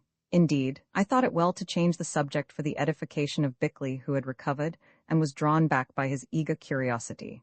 Just then, too, Boston joined us, happy in his regained boots. You tell us, Lady Iva, I said, that you slept or should have slept for 250,000 years. Here Boston opened his eyes. If that was so, where was your mind all this time? If by my mind you mean spirit, O Humphrey, I have to answer that at present I do not know for certain. I think, however, that it dwelt elsewhere, perhaps in other bodies on the earth, or some different earth. At least, I know that my heart is very full of memories which as yet I cannot unroll and read. Great heavens, this is madness, said Bickley. In the great heavens, she answered slowly, there are many things which you, poor man, would think to be madness, but yet are truth and perfect wisdom. These things are some of them, soon I shall hope to show you. Do if you can, said Bickley. Why not? Interrupted Boston. I think the lady's remarks quite reasonable. It seems to me highly improbable if really she has slept for 250,000 years, which, of course, I can't decide, that an immortal spirit would be allowed to remain idle for so long. That would be wallowing in a bed of idleness and shirking its duty, which is to do its work. Also, as she tells you, Bickley, you are not half so clever as you think you are in your silly skepticism, and I have no doubt that there are many things in other worlds which would expose your ignorance, if only you could see them. At this moment, Oro turned and called his daughter. She went at once, saying, Come, strangers, and you shall learn. So we followed her. Daughter, he said, speaking in Orofnan, I think that we might understand. Ask these strangers to bring one of those lamps of theirs, that by the light of it I may study these writings. Perhaps this may serve, said Bickley, suddenly producing an electric torch from his pocket and flashing it into his face. It was his form of repartee for all he had suffered at the hands of this incomprehensible pair. Let me say at once that it was singularly successful. Perhaps the wisdom of the ages in which Oro flourished had overlooked so small a matter as electric torches, or perhaps he did not expect to meet with them in these degenerate days. At any rate, for the first and last time in my intercourse with him, I saw the god, or Lord. The native word bears either meaning. Oro genuinely astonished. He started and stepped back, and for a moment or two seemed a little frightened. Then muttering something as to the cleverness of this light-producing instrument, he motioned to his daughter to take it from Bickley and hold it in a certain position. She obeyed, and in its illumination, he began to study the engraved plates, holding one of them in either hand. After a while, he gave me one of the plates to hold, and with his disengaged hand pointed successively to the constellation of Orion, to the stars Casta, Pollux, Aldebaran, Rigel, the Pleiades, Sirius, and others, which with my very limited knowledge I could not recognize offhand. Then on the plate which I held, he showed us those same stars and constellations, checking them one by one. Then he remarked very quietly that all was in order, and handing the plate he held to Iva, said, The calculations made so long ago are correct, nor have the stars varied in their proper motions during what is after all but an hour of time. If you, stranger, who, I understand, are named Humphrey, should be, as I gather, a heaven master, naturally you will ask me how I could fix an exact date by the stars without an error of, let us say, from 5 to 10,000 years. I answer you that by the proper motion of the stars alone, it would have been difficult. Therefore I remember that in order to be exact, I calculated the future conjunctions of those two planets, and he pointed to Saturn and Jupiter. Finding that one of these occurred near yonder star, and he indicated the bright orb, speaker, at a certain time, I determined that then I would awake. Behold, there are the stars as I engraved them from my foreknowledge upon this chart, and there those two great planets hang in conjunction. Daughter Iva, my wisdom has not failed me. This world of ours has traveled round the sun neither less nor more than 250,000 times since we laid ourselves down to sleep. It is written here and yonder, and he pointed, first to the engraved plates, and then to the vast expanse of the starlit heavens. Awe fell on me. I think that even Bickley and Boston were awed, at any rate for the moment. It was a terrible thing to look on a being, to all appearance more or less human, who alleged that he had been asleep for 250,000 years, and proceeded to prove it by certain ancient star charts. Of course at the time I could not check those charts, lacking the necessary knowledge, but I have done so since and found that they are quite accurate. However, this made no difference, since the circumstances and something in his manner convinced me that he spoke the absolute truth. He and his daughter had been asleep for 250,000 years. Oh, heavens! For 250,000 years. Roman 13 Oro speaks and Boston argues the reader of what I have written, should there ever be such a person, may find the record marvelous, and therefore rashly conclude that because it is beyond experience, it could not be. It is not a wise deduction, as I think Bickley would admit today, because without doubt many things are which surpass our extremely limited experience. However, those who draw the veil from the unknown and reveal the new, must expect incredulity, and accept it without grumbling. Was that not the fate, for instance, of those who in the Middle Ages, a few hundred years ago, discovered, or rather rediscovered the mighty movements of those constellations which served Oro for an almanac? But the point I want to make is that if the skeptic plays a Bickleyan part as regards what has been written, it seems probable that his attitude will be accentuated as regards that which it still remains for me to write. If so, I cannot help it, and must decline entirely to water down or doctor facts, and thus pander to his prejudice and ignorance. For my part, I cannot attempt to explain these occurrences. I only know that they happened, and that I set down what I saw, heard and felt, neither more nor less. Immediately after Oro had triumphantly vindicated his stellar calculations, he turned and departed into the cave, followed by his daughter, waving to us to remain where we were. As she passed us, however, the glittering lady whispered, this time to Boston, that he would see them again in a few hours, adding, "We have much to learn, and I hope that then you who, I understand, are a priest, will begin to teach us of your religion and other matters." Boston was so astonished that he could make no reply, but when they had gone he said, "Which of you told her that I was a priest?" We shook our heads, for neither of us could remember having done so.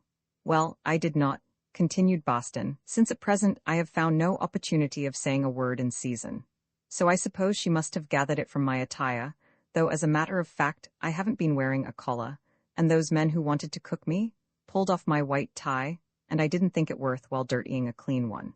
"If," said Bickley, "you imagine that you look like the minister of any religion, ancient or modern, in a grubby flannel shirt, a battered sun helmet, a torn green and white umbrella, and a pair of ragged duck trousers, you are mistaken, Boston, that is all." "I admit that the costume is not appropriate, Bickley, but how otherwise could she have learned the truth? These people seem to have ways of learning a good many things. But in your case, Boston, the cause is clear enough. You have been walking about with the head of that idol and always keep it close to you. No doubt they believe that you are a priest of the worship of the god of the grove, Baal, you know, or something of that sort." When he heard this, Boston's face became a perfect picture.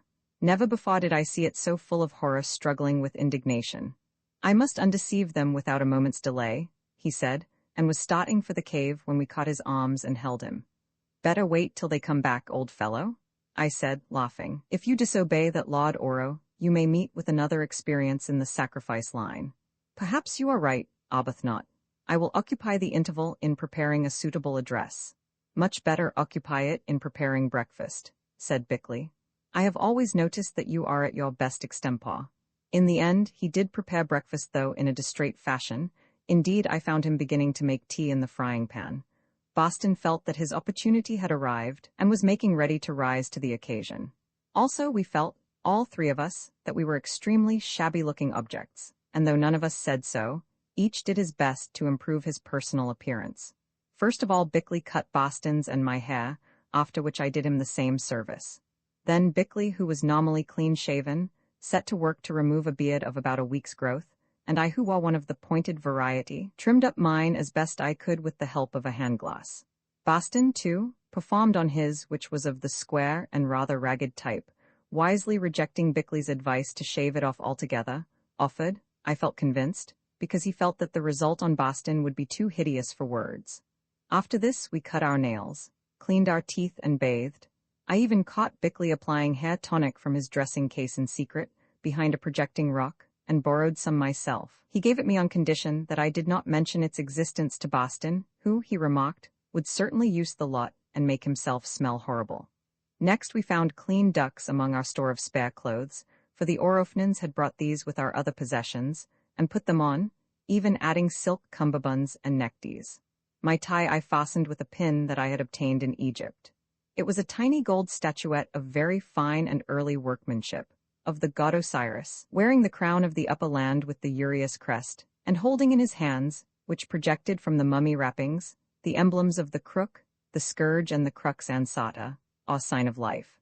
Boston, for his part, arrayed himself in full clerical costume, black coat and trousers, white tie and stick-up clergyman's collar, which, as he remarked, made him feel extremely hot in that climate, and were unsuitable to domestic duties, such as washing up. I offered to hold his coat while he did this office, and told him he looked very nice indeed.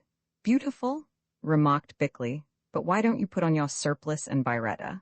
Being very high church, Boston did wear a biretta on festival Sundays at home. "There would be no mistake about you then." "I do not think it would be suitable," replied Boston, whose sense of humor was undeveloped. "There is no service to be performed at present, and no church, though perhaps that cave," and he stopped. When we had finished these vain adornments and Boston had put away the things and tidied up, we sat down, rather at a loose end. We should have liked to walk but refrained from doing so for fear lest we might dirty our clean clothes. So we just sat and thought. At least Bickley thought, and so did I for a while until I gave it up. What was the use of thinking, seeing that we were face to face with circumstances which baffled reason and beggared all recorded human experience? What Boston did I am sure I do not know, but I think from the expression of his countenance that he was engaged in composing sermons for the benefit of Oro and the glittering lady. One diversion we did have. About 11 o'clock, a canoe came from the main island laden with provisions and paddled by Marama and 2 of his people. We seized our weapons, remembering our experiences of the night, but Marama waved a bow in token of peace. So, carrying our revolvers, we went to the rock edge to meet him. He crept ashore and, chief though he was, prostrated himself upon his face before us, which told me that he had heard of the fate of the sorcerers. His apologies were abject.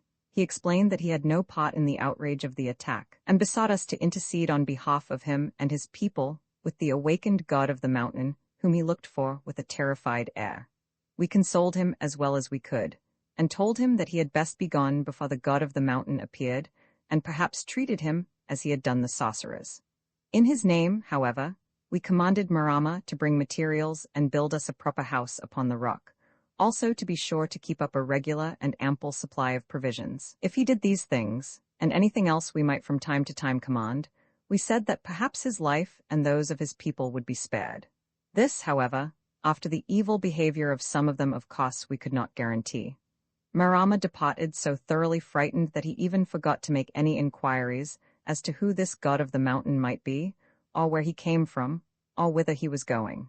Of course, the place had been sacred among his people from the beginning, whenever that may have been, but that its sacredness should materialize into an active god who brought sorcerers of the highest reputation to a most unpleasant end, just because they wished to translate their preaching into practice, was another matter.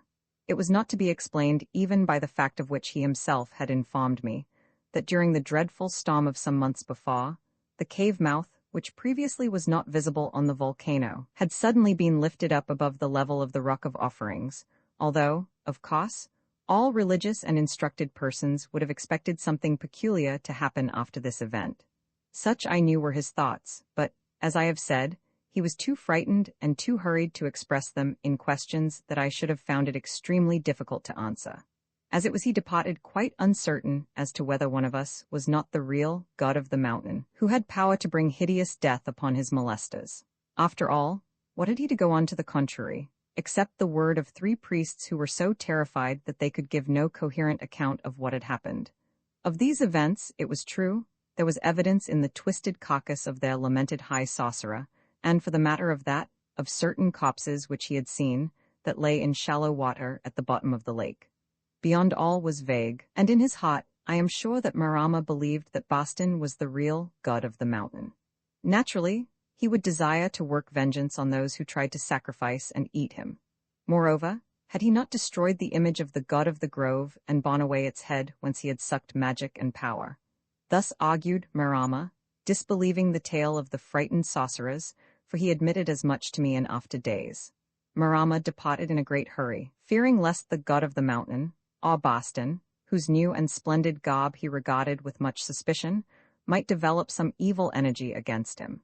Then we went back to our camp, leaving the industrious Boston, animated by a suggestion from Bickley that the fruit and food might spoil if left in the sun, to carry it into the shade of the cave. Owing to the terrors of the Orofnans, the supply was so large that to do this, he must make no fewer than 7 journeys, which he did with great good will, since Boston loved physical exercise. The result on his clerical garments, however, was disastrous. His white tie went awry, squashed fruit and roast pig gravy ran down his waistcoat and trousers, and his high collar melted into limp crinkles in the moisture engendered by the tropical heat.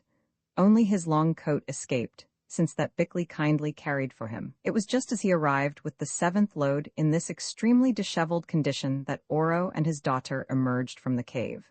Indeed, Boston, who, being short-sighted, always wore spectacles that, owing to his heated state, were covered with mist, not seeing that dignitary, dumped down the lost basket onto his toes, exclaiming, "There, you lazy beggar, I told you I would bring it all, and I have." In fact, he thought he was addressing Bickley and playing off on him a troglodytic practical joke. Oro, however, who at his age did not appreciate jokes, resented it and was about to do something unpleasant when with extraordinary tact his daughter remarked, "Boston, the priest makes you offerings. Thank him, O Lord my father." So Oro thanked him, not too cordially, for evidently he still had feeling in his toes, and once more Boston escaped. Becoming aware of his error, he began to apologize profusely in English, while the Lady Iva studied him carefully. "Is that the costume of the priests of your religion, O Boston?" she asked, surveying his disheveled form. "If so, you were better without it." Then Boston retired to straighten his tie, and grabbing his coat from Bickley, who handed it to him with a malicious smile, forced his perspiring arms into it in a peculiarly awkward and elephantine fashion. Meanwhile, Bickley and I produced 2 camp chairs which we had made ready, and on these the wondrous pair seated themselves side by side. "We have come to learn," said Oro. "Teach?" "Not so, father," interrupted Iva, who, I noted, was clothed in yet a 3rd costume, though whence these came I could not imagine. "First I would ask a question. Whence are you, strangers, and how came you here?" "We are from the country called England, and a great storm shipwrecked us here, that, I think, which raised the mouth of the cave above the level of this rock," I answered. "The time appointed having come when it should be raised," said Oro as though to himself. "Where is England?" asked Iva. Now among the books we had with us was a pocket atlas, quite a good one of its sort. By way of answer, I opened it at the map of the world and showed her England. Also, I showed, to within 1,000 miles or so, that spot on the earth's surface where we spoke together. The sight of this atlas excited the pair greatly. They had not the slightest difficulty in understanding everything about it, and the shape of the world with its division into hemispheres seemed to be quite familiar to them. What appeared chiefly to interest them, and especially Oro, were the relative areas and positions of land and sea. "Of this, strangers," he said, pointing to the map, "I shall have much to say to you when I have studied the pictures of your book and compared them with others of my own." "So he has got maps," said Bickley in English, "as well as star charts. I wonder where he keeps them." "With his clothes, I expect," suggested Boston. Meanwhile, Oro had hidden the atlas in his ample robe and motioned to his daughter to proceed. "Why do you come here from England so far away?" the Lady Iver asked, a question to which each of us had an answer. "To see new countries," I said. "Because the cyclone brought us," said Bickley. "To convert the heathen to my own Christian religion," said Boston, which was not strictly true. It was on this last reply that she fixed. "What does your religion teach?" she asked. It teaches that those who accept it and obey its commands will live again after death forever in a better world where is neither sorrow nor sin. He answered. When he heard this saying, I saw Oro start as though struck by a new thought and look at Boston with a curious intentness. Who are the heathen? Iver asked again after a pause, for she also seemed to be impressed. All who do not agree with Boston's spiritual views, answered Bickley. Those who, whether from lack of instruction or from hardness of heart, do not follow the true faith. For instance, I suppose that your father and you are heathen, replied Boston stoutly. This seemed to astonish them, but presently Iva caught his meaning and smiled, while Oro said, Of this great matter of faith we will talk later. It is an old question in the world. Why, went on Iva, if you wished to travel so far did you come in a ship that so easily is wrecked? Why did you not journey through the air, or better still, pass through space, leaving your bodies asleep as being instructed doubtless you can do? As regards your first question, I answered, there are no aircraft known that can make so long a journey. And as regards the second, broke in Bickley, we did not do so because it is impossible for men to transfer themselves to other places through space either with or without their bodies. At this information, the glittering lady lifted her arched eyebrows and smiled a little, while Oro said, I perceive that the new world has advanced but a little way on the road of knowledge. Fearing that Boston was about to commence an argument, I began to ask questions in my turn. Lord Oro and Lady Iva, I said, we have told you something of ourselves and will tell you more when you desire it, but pardon us if first we pray you to tell us what we burn to know. Who are you? Of what race and country? And how came it that we found you sleeping yonder? If it be your pleasure, answer my father, said Iva. Oro thought a moment, then replied in a calm voice. I am a king who once ruled most of the world as it was in my day, though it is true that much of it rebelled against me, my counselors and servants. Therefore I destroyed the world as it was then, save only certain portions whence life might spread to the new countries that I raised up. Having done this, I put myself and my daughter to sleep for a space of 250,000 years, that there might be time for fresh civilizations to arise. Now I begin to think that I did not allot a sufficiency of ages, since I perceive from what you tell me, that the learning of the new races is as yet but small. Bickley and I looked at each other and were silent. Mentally, we had collapsed.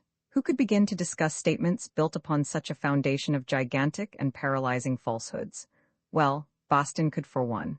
With no more surprise in his voice than if he were talking about last night's dinner, he said, There must be a mistake somewhere, or perhaps I misunderstand you. It is obvious that you, being a man, could not have destroyed the world. That could only be done by the power which made it and you. I trembled for the results of Boston's methods of setting out the truth. To my astonishment, however, Oro replied, You speak wisely, priest, but the power you name may use instruments to accomplish its decrees. I am such an instrument. Quite so, said Boston, just like anybody else. You have more knowledge of the truth than I thought. But pray, how did you destroy the world? Using my wisdom to direct the forces that are at work in the heart of this great globe, I drowned it with a deluge, causing one pot to sink and another to rise, also changes of climate which completed the work. That's quite right, exclaimed Boston delightedly. We know all about the deluge, only you are not mentioned in connection with the matter. A man, Noah, had to do with it when he was 600 years old. 600? said Oro. That is not very old. I myself had seen more than 1,000 years when I lay down to sleep. 1,000? Remarked Boston, mildly interested. That is unusual, though some of these mighty men of renown we know lived over 900. Here Bickley snorted and exclaimed, 900 moons, he means. I did not know Noah, went on Oro. Perhaps he lived after my time and caused some other local deluge. Is there anything else you wish to ask me before I leave you that I may study this map writing? Yes, said Boston. Why were you allowed to drown your world? Because it was evil, priest, and disobeyed me and the power I serve. Oh, thank you, said Boston. That fits in exactly. It was just the same in Noah's time. I pray that it is not just the same now, said Oro, rising. Tomorrow we will return, or if I do not who have much that I must do, the lady my daughter will return and speak with you further. He departed into the cave, Iva following at a little distance. I accompanied her as far as the mouth of the cave, as did Tommy, who all this time had been sitting contentedly upon the hem of her gorgeous robe, quite careless of its immemorial age, if it was immemorial and not woven yesterday, a point on which I had no information. Lady Iva, I said, did I rightly understand the Lord Oro to say that he was 1,000 years old? Yes, oh Humphrey, and really he is ma, or so I think. Then are you 1,000 years old also? I asked aghast. No, no, she replied, shaking her head. I am young, quite young, for I do not count my time of sleep. Certainly you look it, I said. But what, Lady Iva, do you mean by young? She answered my question by another. What age are your women when they are as I am? None of our women were ever quite like you, Lady Iva. Yet say from 25 to 30 years of age. Ah, I have been counting and now I remember. When my father sent me to sleep I was 27 years old. No, I will not deceive you. I was 27 years and 3 moons. Then, saying something to the effect that she would return, she departed, laughing a little in a mischievous way, and, although I did not observe this till afterwards, Tommy departed with her. When I repeated what she had said to Boston and Bickley, who were standing at a distance straining their ears and somewhat aggrieved, the farmer remarked, If she is 27 her father must have married late in life, though of course it may have been a long while before he had children.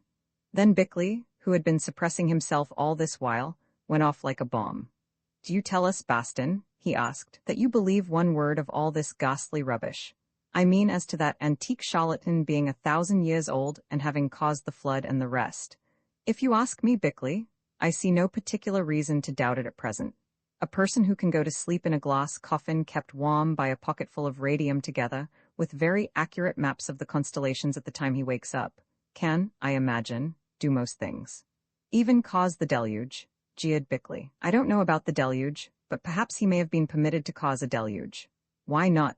You can't look at things from far enough off, Bickley. And if something seems big to you, you conclude that therefore it is impossible.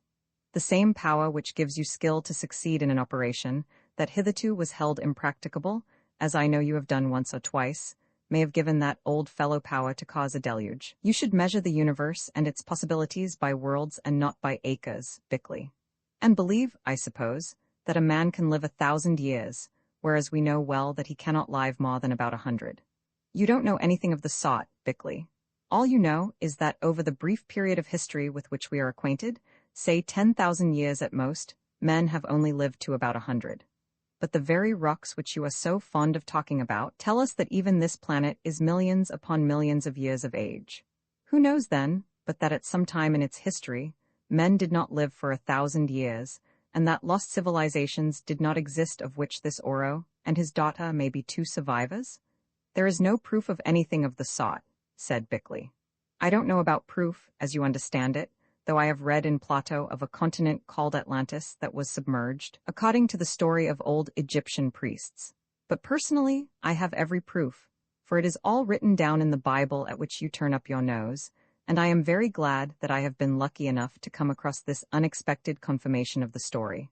Not that it matters much, since I should have learned all about it when it pleases Providence to remove me to a better world, which in our circumstances may happen any day. Now I must change my clothes before I see to the cooking and other things.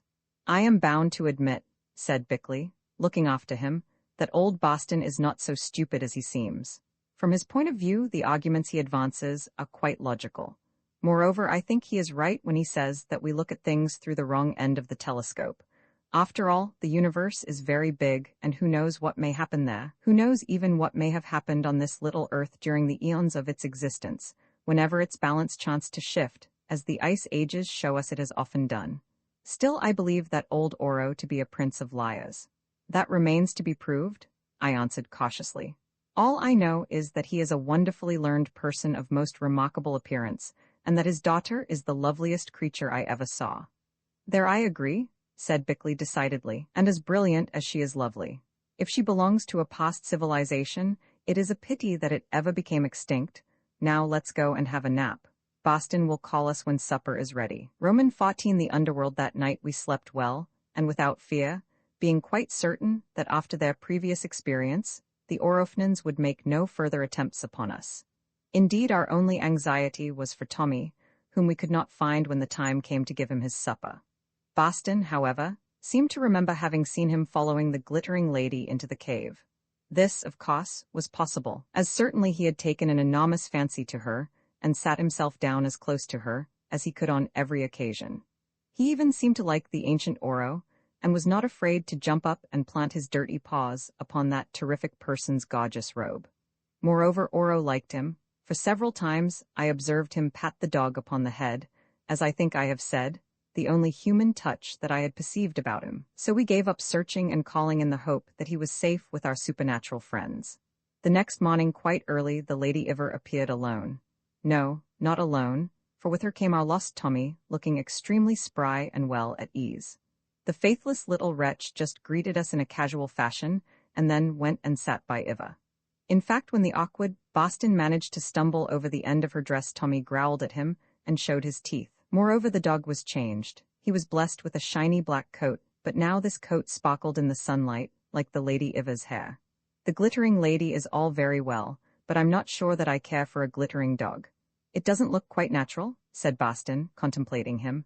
Why does Tommy shine, lady? I asked. Because I washed him in certain waters that we have, so that now he looks beautiful and smells sweet, she answered, laughing. It was true. The dog did smell sweet, which I may add had not always been the case with him, especially when there were dead fish about. Also, he appeared to have been fed, for he turned up his nose at the bits we had saved for his breakfast. He has drunk of the life water, explained Iva, and will want no food for 2 days. Bickley pricked up his ears at this statement and looked incredulous.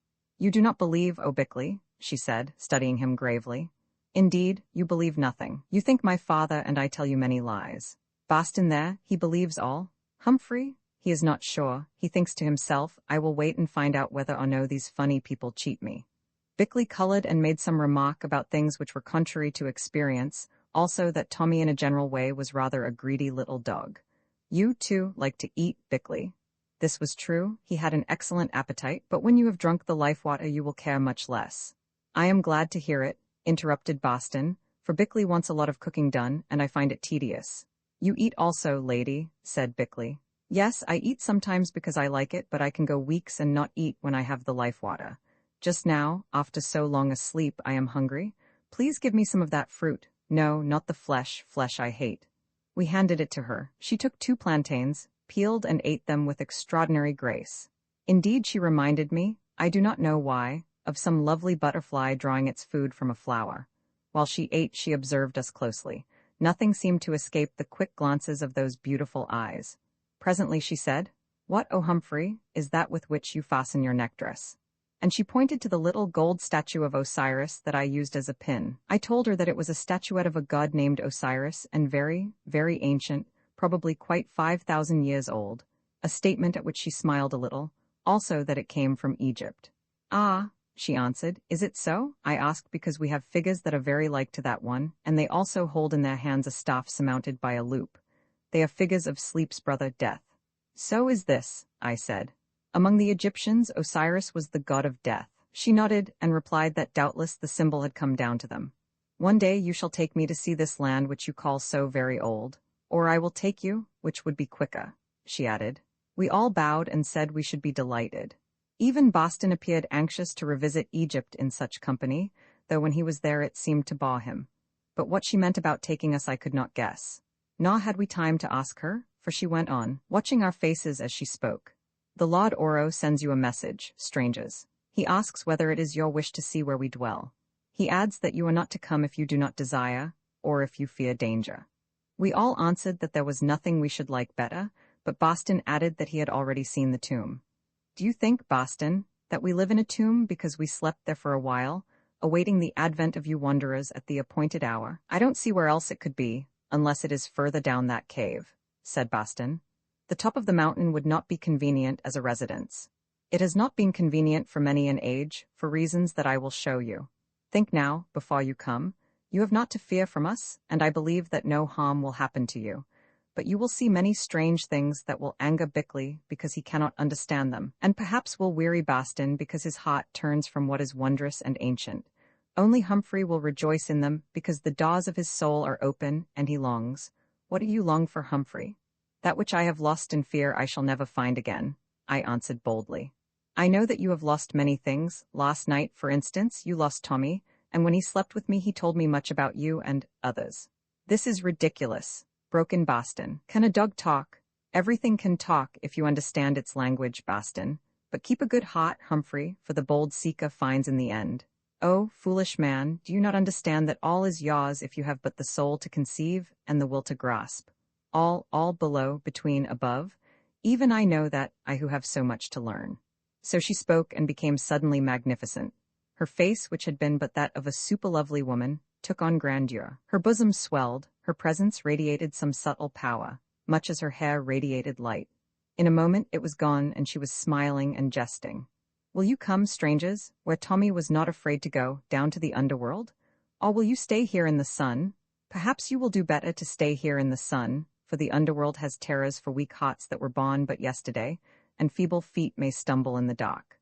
"I shall take my electric torch," said Boston with decision, "and I advise you fellows to do the same. I always hated cellars, and the catacombs at Rome are worse, though full of sacred interest." Then we started, Tommy frisking on ahead in a most provoking way, as though he were bored by a visit to a strange house and going home, and Iva gliding forward with a smile upon her face that was half mystic and half mischievous. We passed the remains of the machines, and Bickley asked her what they were. "Carriages in which once we traveled through the skies, until we found a better way, and that the uninstructed used till the end," she answered carelessly, leaving me wondering what on earth she meant.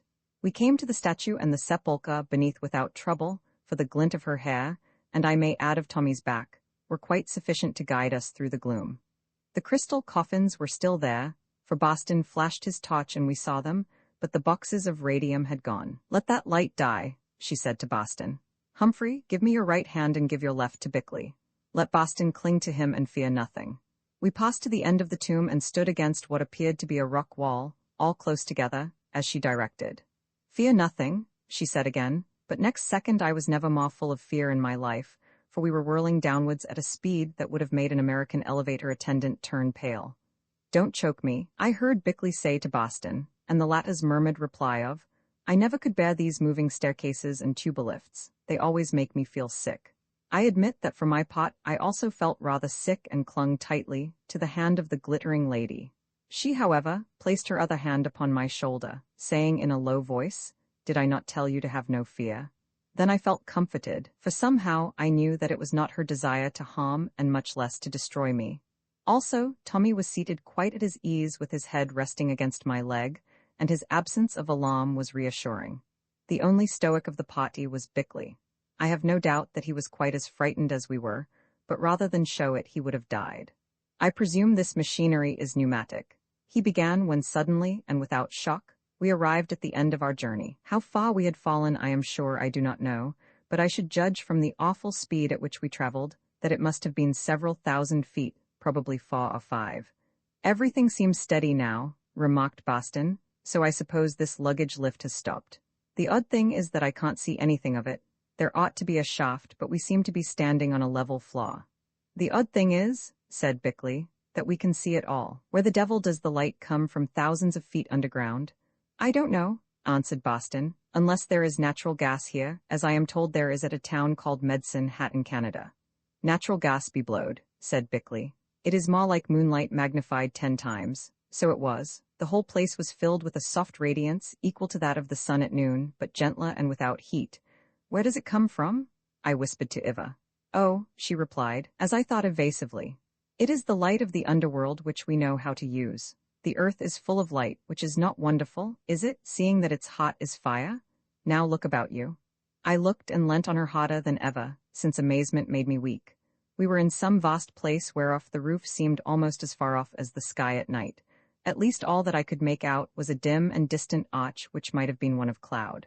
For the rest, in every direction stretched vastness, illuminated far as the eye could reach by the soft light of which I have spoken, that is, probably for several miles. But this vastness was not empty. On the contrary, it was occupied by a great city. There were streets much wider than Piccadilly, all boarded by houses, though these, I observed, were roofless, very fine houses, some of them, built of white stone or marble. There were roadways and pavements worn by the passage of feet. There, farther on, were marketplaces or public squares, and there, lastly, was a huge central enclosure 100 or 200 acres in extent, which was filled with majestic buildings that looked like palaces or town halls, and in the midst of them all, a vast temple with cots and a central dome.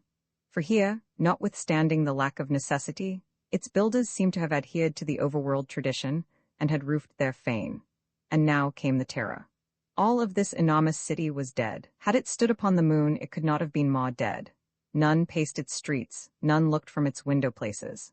None trafficked in its markets, none worshipped in its temple. Swept, garnished, lighted, practically untouched by the hand of time, here where no rains fell and no winds blew, it was yet a howling wilderness. For what wilderness is there to equal that which once has been the busy haunt of men? Let those who have stood among the buried cities of Central Asia, or of Anuradhapura in Ceylon, or even amid the ruins of Salamis on the coast of Cyprus, answer the question. But here was something infinitely more awful. A huge human haunt in the bowels of the earth, utterly devoid of human beings, and yet as perfect as on the day when these ceased to be. "I do not care for underground localities," remarked Boston, his gruff voice echoing strangely in that terrible silence, "but it does seem a pity that all these fine buildings should be wasted. I suppose their inhabitants left them in search of fresh air." "Why did they leave them?" I asked of Iva. "Because death took them," she answered solemnly. "Even those who live 1,000 years die at last, and if they have no children, with them dies the race." "Then were you the last of your people?" I asked. "Inquire of my father," she replied, and led the way through the massive arch of a great building. It led into a walled courtyard in the center of which was a plain cupola of marble with a gate of some pale metal that looked like platinum mixed with gold. This gate stood open. Within it was the statue of a woman beautifully executed in white marble and set in a niche of some black stone. The figure was draped as though to conceal the shape, and the face was stern and majestic rather than beautiful. The eyes of the statue were cunningly made of some enamel, which gave them a strange and lifelike appearance. They stared upwards as though looking away from the earth and its concerns. The arms were outstretched. In the right hand was a cup of black marble, in the left a similar cup of white marble. From each of these cups trickled a thin stream of sparkling water, which two streams met and mingled at a distance of about 3 feet beneath the cups. Then they fell into a metal basin which, although it must have been quite a foot thick, was cut right through by their constant impact, and apparently vanished down some pipe beneath. Out of this metal basin, Tommy, who gamboled into the place ahead of us, began to drink in a greedy and demonstrative fashion. "The life water?" I said, looking at our guide. She nodded and asked in her turn, "What is the statue and what does it signify, Humphrey?" I hesitated, but Boston answered, "Just a rather ugly woman who hid up her figure because it was bad. Probably she was a relation of the artist who wished to have her likeness done and sat for nothing." "The goddess of health," suggested Bickley. "Her proportions are perfect, a robust, a thoroughly normal woman." "Now, Humphrey," said Iva. I stared at the work and had not an idea. Then it flashed on me with such suddenness and certainty that I am convinced the answer to the riddle was passed to me from her and did not originate in my own mind. "It seems quite easy," I said in a superior tone. "The figure symbolizes life and is draped because we only see the face of life. The rest is hidden. The arms are bare because life is real and active. One cup is black and one is white because life brings both good and evil gifts. That is why the streams mingle, to be lost beneath in the darkness of death. The features are stern and even terrifying rather than lovely, because such is the aspect of life. The eyes look upward and far away from present things, because the real life is not here." "Of course one may say anything," said Boston, "but I don't understand all that." "Imagination goes a long way," broke in Bickley, who was vexed that he had not thought of this interpretation himself. But Iva said, "I begin to think that you are quite clever, Humphrey. I wonder whence the truth came to you, for such is the meaning of the figure and the cups. Had I told it to you myself, it could not have been better said." And she glanced at me out of the corners of her eyes. "Now, strangers, will you drink?" Once that gate was guarded, and only at a great price or as a great reward, were certain of the highest blood given the freedom of this fountain, which might touch no common lips. Indeed, it was one of the causes of our last war, for all the world which was, desired this water which now is lapped by a stranger's hound. "I suppose there is nothing medicinal in it?" said Boston. "Once when I was very thirsty, I made a mistake and drank 3 tumblers of something of the sort in the dock, thinking that it was Apollinaris, and I don't want to do it again." "Just the sort of thing you would do," said Bickley. "But Lady Iva, what are the properties of this water?" "It is very health-giving," she answered, "and if drunk continually, not less than once each 30 days, it wards off sickness, lessens hunger, and postpones death for many, many years. That is why those of the high blood endured so long and became the rulers of the world, and that, as I have said, is the greatest of the reasons why the peoples who dwelt in the ancient outer countries and never wished to die, made war upon them, to win this secret fountain." Have no fear, O Boston, for see, I will pledge you in this water. Then she lifted a strange-looking, shallow metal cup whereof the handles were formed of twisted serpents that lay in the basin, filled it from the trickling stream, bowed to us and drank. But as she drank, I noted with a thrill of joy that her eyes were fixed on mine, as though it were me she pledged and me alone. Again she filled the cup with the sparkling water, for it did sparkle, like that French liqueur in which are mingled little flakes of gold, and handed it to me. I bowed to her and drank. I suppose the fluid was water, but to me it tasted more like strong champagne, dashed with Chateau Yquem. It was delicious. Its effects were distinctly peculiar. Something quick and subtle ran through my veins, something that for a few moments seemed to burn away the obscureness which blurs our thought. I began to understand several problems that had puzzled me, and then lost their explanations in the midst of light, in a light, I mean. Moreover, of a sudden it seemed to me as though a window had been opened in the heart of that glittering lady who stood beside me. At least I knew that it was full of wonderful knowledge, wonderful memories, and wonderful hopes, and that in the latter two of these I had some part. What part I could not tell. Also I knew that my heart was open to her, and that she saw in it something which caused her to marvel and to sigh. In a few seconds, 30 perhaps, all this was gone. Nothing remained except that I felt extremely strong and well, happier, too, than I had been for years. Mutely I asked her for more of the water, but she shook her head and, taking the cup from me, filled it again and gave it to Bickley, who drank. He flushed, seemed to lose the self-control which was his very strong characteristic, and said in a rather thick voice, "Curious, but I do not think at this moment there is any operation that has ever been attempted which I could not tackle single-handed and with success." Then he was silent, and Boston's turn came. He drank rather noisily, after his fashion, and began, "My dear young lady, I think the time has come when I should expound to you."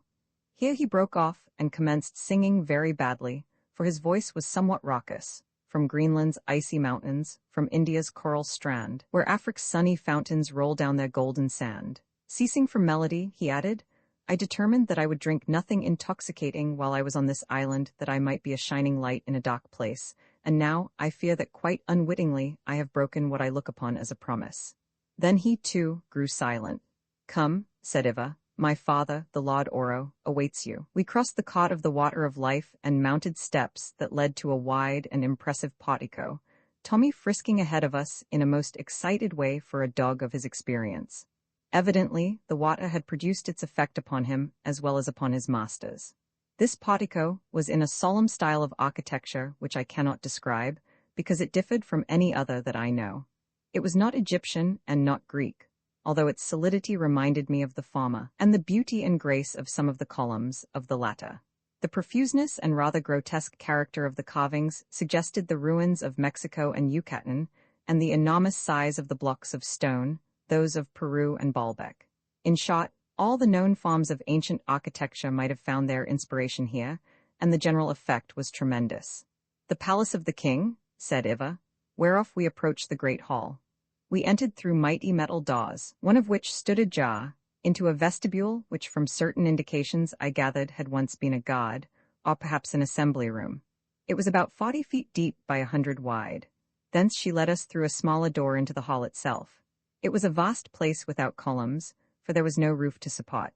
The walls of marble or limestone were sculptured like those of Egyptian temples, apparently with battle scenes, though of this I am not sure, for I did not go near to them.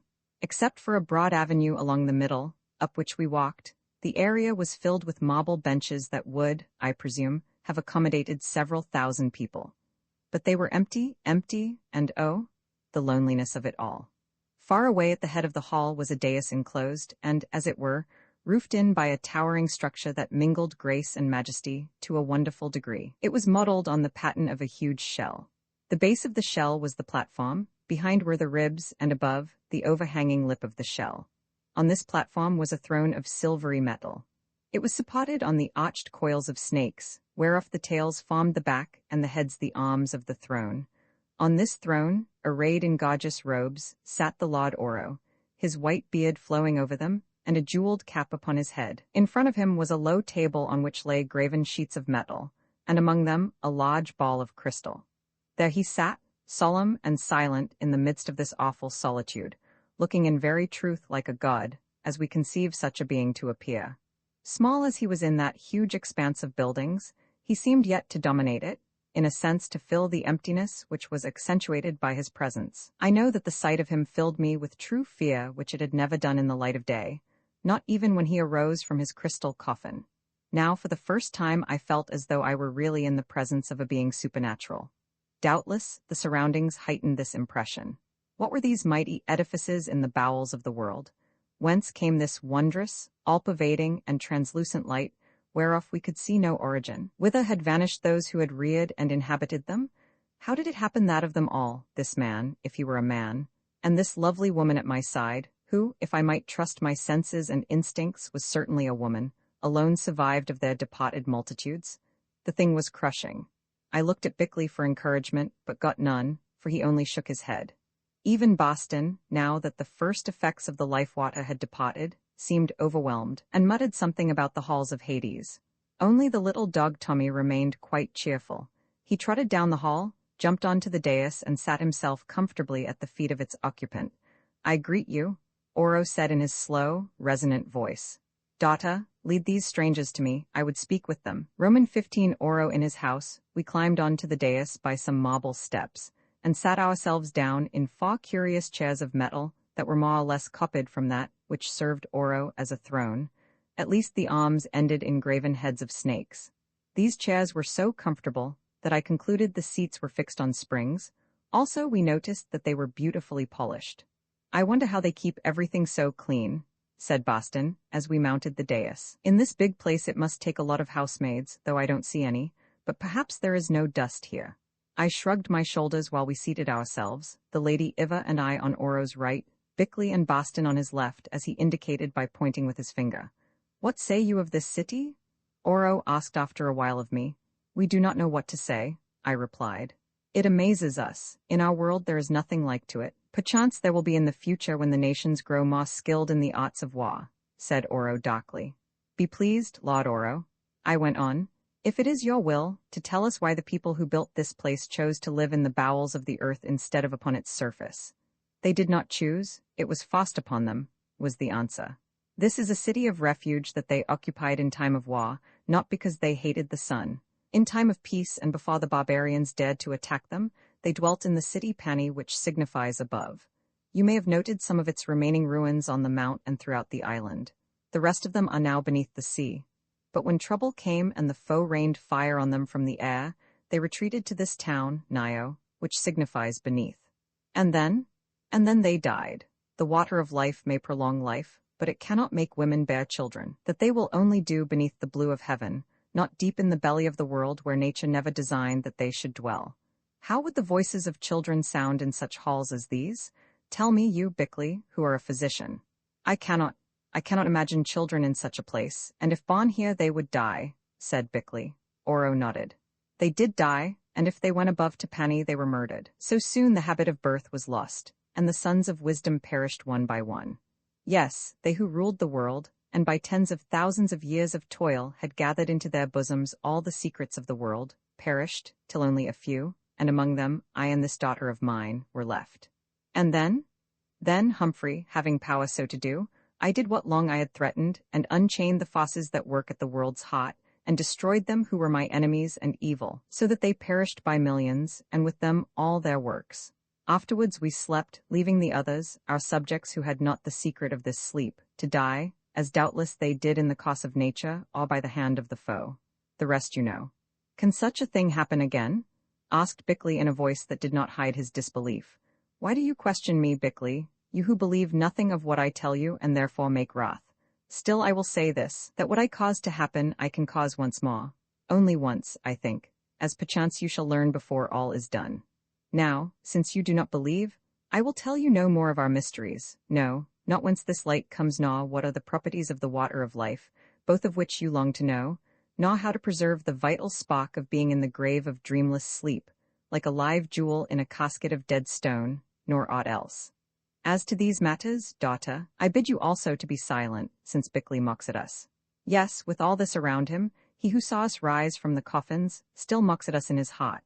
Therefore let him, this little man of a little day, when his few years are done, go to the tomb in ignorance, and his companions with him, they who might have been as wise as I am." Thus Oro spoke in a voice of icy rage, his deep eyes glowing like coals. Hearing him I cursed Bickley in my heart, for I was sure that once spoken, his decree was like to that of the Medes and Persians, and could not be altered. Bickley, however, was not in the least dismayed. Indeed, he argued the point. He told Oro straight out that he would not believe in the impossible until it had been shown to him to be possible, and that the law of nature never had been and never could be violated. It was no answer, he said, to show him wonders without explaining their cause, since all that he seemed to see might be but mental illusions produced he knew not how. Oro listened patiently, then answered, "Good. So be it, they are illusions. I am an illusion. Those savages who died upon the rock will tell you so. This fair woman before you is an illusion. Humphrey, I am sure, knows it as you will also before you have done with her. These halls are illusions. Live on in your illusions, O little man of science, who because you see the face of things, think that you know the body and the heart, and can read the soul at work within. You are a worthy child of tens of thousands of your breed who were before you, and are now forgotten." Bickley looked up to answer, then changed his mind and was silent, thinking further argument dangerous, and Oro went on, "Now I differ from you, Bickley, in this way. I who have more wisdom in my finger point than you, with all the physicians of your world added to you, have in your brains and bodies, yet desire to learn from those who can give me knowledge. I understand from your words to my daughter that you, Boston, teach a faith that is new to me, and that this faith tells of life eternal for the children of earth. Is it so?" "It is," said Boston eagerly. "I will set out." Oro cut him short with a wave of the hand. "Not now in the presence of Bickley, who doubtless disbelieves your faith, as he does all else, holding it with justice or without, to be but another illusion. Yet you shall teach me, and on it I will form my own judgment." "I shall be delighted," said Boston. Then a doubt struck him, and he added, "But why do you wish to learn? Not that you may make a mock of my religion, is it?" "I mock at no man's belief, because I think that what men believe is true for them. I will tell you why I wish to hear of yours, since I never hide the truth. I who am so wise and old, yet must die, though that time may be far away. Still I must die, for such is the lot of man born of woman. And I do not desire to die. Therefore I shall rejoice to learn of any faith that promises to the children of earth a life eternal beyond the earth. Tomorrow you shall begin to teach me. Now leave me, strangers, for I have much to do." And he waved his hand towards the table. We rose and bowed, wondering what he could have to do down in this luminous hole, he who had been for so many thousands of years out of touch with the world. It occurred to me, however, that during this long period he might have got in touch with other worlds. Indeed, he looked like it. "Wait," he said. "I have something to tell you. I have been studying this book of writings, or world pictures," and he pointed to my atlas which, as I now observed for the first time, was also lying upon the table. "It interests me much. Your country is small, very small. When I caused it to be raised up I think that it was larger. But since then that seas have flowed in." Here Bickley groaned aloud. "This one is much greater," went on Oro, casting a glance at Bickley that must have penetrated him like a searchlight. Then he opened the map of Europe and with his finger indicated Germany and Austria-Hungary. "I know nothing of the peoples of these lands," he added, "but as you belong to one of them and are my guests, I trust that yours may succeed in the war." "What war?" we asked with one voice. Since Bickley is so clever, surely he should know better than an illusion such as I. "All I can tell you is that I have learned that there is war between this country and that," and he pointed to Great Britain and to Germany upon the map, "also between others." "It is quite possible," I said, remembering many things. "But how do you know?" "If I told you, Humphrey, Bickley would not believe, so I will not tell. Perhaps I saw it in that crystal, as did the necromancers of the early world. Or perhaps the crystal serves some different purpose and I saw it otherwise, with my soul. At least what I say is true." "Then who will win?" asked Boston. "I cannot read the future, preacher. If I could, should I ask you to expound to me your religion, which probably is of no more worth than a score of others I have studied, just because it tells of the future? If I could read the future, I should be a god instead of only an earth lord." "Your daughter called you a god, and you said that you knew we were coming to wake you up, which is reading the future," answered Boston. "Every father is a god to his daughter, or should be. Also in my day millions named me a god because I saw further and struck harder than they could. As for the rest, it came to me in a vision. Oh, Bickley, if you were wiser than you think you are, you would know that all things to come are born elsewhere and travel hither like the light from stars. Sometimes they come faster before their day into a single mind, and that is what men call prophecy. But this is a gift which cannot be commanded, even by me. Also, I did not know that you would come. I knew only that we should awaken, and by the help of men, for if none had been present at that destined hour, we must have died for lack of warmth and sustenance." "I deny your hypothesis in toto," exclaimed Bickley, but nobody paid any attention to him. "My father," said Iva, rising and bowing before him with her swan-like grace, "I have noted your commands, but do you permit that I show the temple to these strangers also something of our past?" "Yes, yes," he said.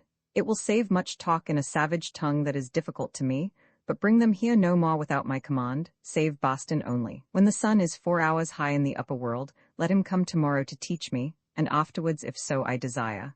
Or if he wills, he can sleep here." "I think I would rather not," said Boston hurriedly. "I make no pretense to being particular, but this place does not appeal to me as a bedroom. There are degrees in the pleasures of solitude, and in short, I will not disturb your privacy at night." Oro waved his hand, and we departed down that awful and most dreary hall. "I hope you will spend a pleasant time here, Boston," I said, looking back from the doorway at its cold, illuminated vastness. "I don't expect to," he answered, "but duty is duty, and if I can drag that old sinner back from the pit that awaits him, it will be worth doing. Only I have my doubts about him. To me he seems to bear a strong family resemblance to Beelzebub, and he's a bad companion week in and week out." We went through the portico, Iva leading us, and past the fountain of life water, of which she cautioned us to drink no more at present, and to prevent him from doing so, dragged Tommy past it by his collar. Bickley, however, lingered under the pretense of making a further examination of the statue. As I had seen him emptying into his pocket the contents of a cocked bottle of quinine tabloids, which he always carried with him, I guessed very well that his object was to procure a sample of this water for future analysis. Of course I said nothing, and Iva and Boston took no note of what he was doing. When we were clear of the palace, of which we had only seen one hall, we walked across an open space made unutterably dreary by the absence of any vegetation or other sign of life, towards a huge building of glorious proportions that was constructed of black stone or marble.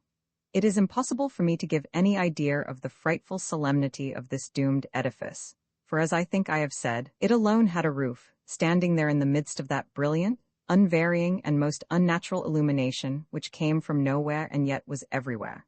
Thus, when one lifted a foot, there it was between the sole of the boot and the floor, or to express it better, the boot threw no shadow. I think this absence of shadows was perhaps the most terrifying circumstance connected with that universal and pervading light. Through it, we walked on to the temple.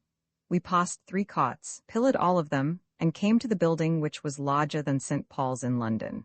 We entered through huge doors which still stood open, and presently found ourselves beneath the towering dome. There were no windows. Why should there be in a place that was full of light? There was no ornamentation, there was nothing except black walls, and yet the general effect was magnificent in its majestic grace. "In this place," said Iva, and her sweet voice went whispering round the walls and the arching dome, "were buried the kings of the sons of wisdom. They lie beneath, each in his sepulchre. Its entrance is yonder," and she pointed to what seemed to be a chapel on the right. "Would you wish to see them?" "Somehow I don't care to," said Boston. "The place is dreary enough as it is without the company of a lot of dead kings." "I should like to dissect one of them, but I suppose that would not be allowed," said Bickley. "No," she answered. "I think that the Lord Oro would not wish you to cut up his forefathers. When you and he went to sleep, why did you not choose the family vault?" asked Boston. "Would you have found us there?" she queried by way of answer. Then, understanding that the invitation was refused by general consent, though personally I should have liked to accept it, and have never ceased regretting that I did not, she moved towards a colossal object which stood beneath the center of the dome. On a stepped base, not very different from that in the cave, but much larger, sat a figure, draped in a cloak on which was graved a number of stars, doubtless to symbolize the heavens. The fastening of the cloak was shaped like the crescent moon, and the footstool on which rested the figure's feet was fashioned to suggest the orb of the sun. This was of gold or some such metal, the only spot of brightness in all that temple. It was impossible to say whether the figure were male or female, for the cloak falling in long, straight folds hid its outlines. Nor did the head tell us, for the hair also was hidden beneath the mantle, and the face might have been that of either man or woman. It was terrible in its solemnity and calm, and its expression was as remote and mystic as that of Buddha, only more stern. Also, without doubt, it was blind.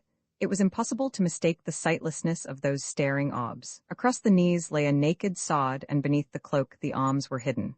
In its complete simplicity, the thing was marvelous. On either side upon the pedestal knelt a figure of the size of life. One was an old and withered man with death stamped upon his face. The other was a beautiful, naked woman, her hands clasped in the attitude of prayer, and with vague terror written on her vivid features. Such was this glorious group of which the meaning could not be mistaken. It was Fate throned upon the sun, wearing the constellations as his garment, armed with the sod of destiny and worshipped by life and death. This interpretation I set out to the others. Iva knelt before the statue for a little while, bowing her head in prayer, and really I felt inclined to follow her example, though in the end I compromised, as did Bickley, by taking off my hat, which, like the others, I still wore from force of habit, though in this place none were needed. Only Boston remained covered. "Behold the God of my people," said Iva. "Have you no reverence for it, O Boston?" "Not much," he answered, "except as a work of art. You see, I worship Fate's master. I might add that your God doesn't seem to have done much for you, Lady Iva, as out of all your greatness there's nothing left but 2 people and a lot of old walls and caves." At first she was inclined to be angry, for I saw her start. Then her mood changed, and she said with a sigh, "Fate's master, where does he dwell?" "Here amongst other places," said Boston. "I'll soon explain that to you." "I thank you," she replied gravely. "But why have you not explained it to Bickley?" Then waving her hand to show that she wished for no answer, she went on, "Friends, would you wish to learn something of the history of my people?" "Very much," said the irrepressible Boston, "but I would rather the lecture took place in the open air." "That is not possible," she answered. "It must be here and now, or not at all. Come, stand by me, be silent and do not move. I am about to set loose forces that are dangerous if disturbed." Romans 16 visions of the past, she led us to the back of the statue, and pointed to each of us where we should remain. Then she took her place at right angles to us, as a showman might do, and for a while stood immovable. Watching her face, once more I saw it, and indeed all her body, informed with that strange air of power, and noted that her eyes flashed and that her hair grew even more brilliant than was common, as though some abnormal strength were flowing through it and her. Presently she spoke, saying, "I shall show you first our people in the day of their glory. Look in front of you." We looked, and by degrees the vast space of the apse before us became alive with forms. At first these were vague and shadowy, not to be separated or distinguished. Then they became so real that until he was reproved by a kick, Tommy growled at them and threatened to break out into one of his peals of barking. A wonderful scene appeared. There was a palace of white marble, and in front of it, a great courtyard upon which the sun beat vividly. At the foot of the steps of the palace, beneath a silken awning, sat a king enthroned, a crown upon his head, and wearing glorious robes. In his hand was a jeweled scepter. He was a noble-looking man of middle age, and about him were gathered the glittering officers of his court. Fair women fanned him, and to right and left, but a little behind, sat other fair and jeweled women who, I suppose, were his wives or daughters. "One of the kings of the children of wisdom new crowned, receives the homage of the world," said Iva. As she spoke there appeared, walking in front of the throne one by one, other kings, for all were crowned and bore scepters. At the foot of the throne each of them kneeled and kissed the foot of him who sat thereon, as he did so laying down his scepter, which at a sign he lifted again, and passed away. Of these kings there must have been quite 50, men of all colors and of various types, white men, black men, yellow men, red men. Then came their ministers bearing gifts, apparently of gold and jewels, which were piled on trays in front of the throne. I remember noting an incident. An old fellow with a lame leg stumbled and upset his tray, so that the contents rolled hither and thither. His attempts to recover them were ludicrous, and caused the monarch on the throne to relax from his dignity and smile. I mention this to show that what we witnessed was no set scene, but apparently a living piece of the past. Had it been so, the absurdity of the bedizened old man tumbling down in the midst of the gorgeous pageant would certainly have been omitted. No, it must be life, real life, something that had happened, and the same may be said of what followed. For instance, there was what we call a review. Infantry marched, some of them armed with swords and spears, though these I took to be an ornamental bodyguard, and others with tubes like savage blowpipes of which I could not guess the use. There were no cannon, but carriages came by loaded with bags that had spouts to them. Probably these were charged with poisonous gases. There were some cavalry also, mounted on a different stamp of horse from ours, thick set and near the ground, but with arched necks and fiery eyes, and, I should say, very strong. These again, I take it, were ornamental. Then came other men upon a long machine, slung in pairs in armored sacks, out of which only their heads and arms projected. This machine, which resembled an elongated bicycle, went by at a tremendous rate, though whence its motive power came did not appear.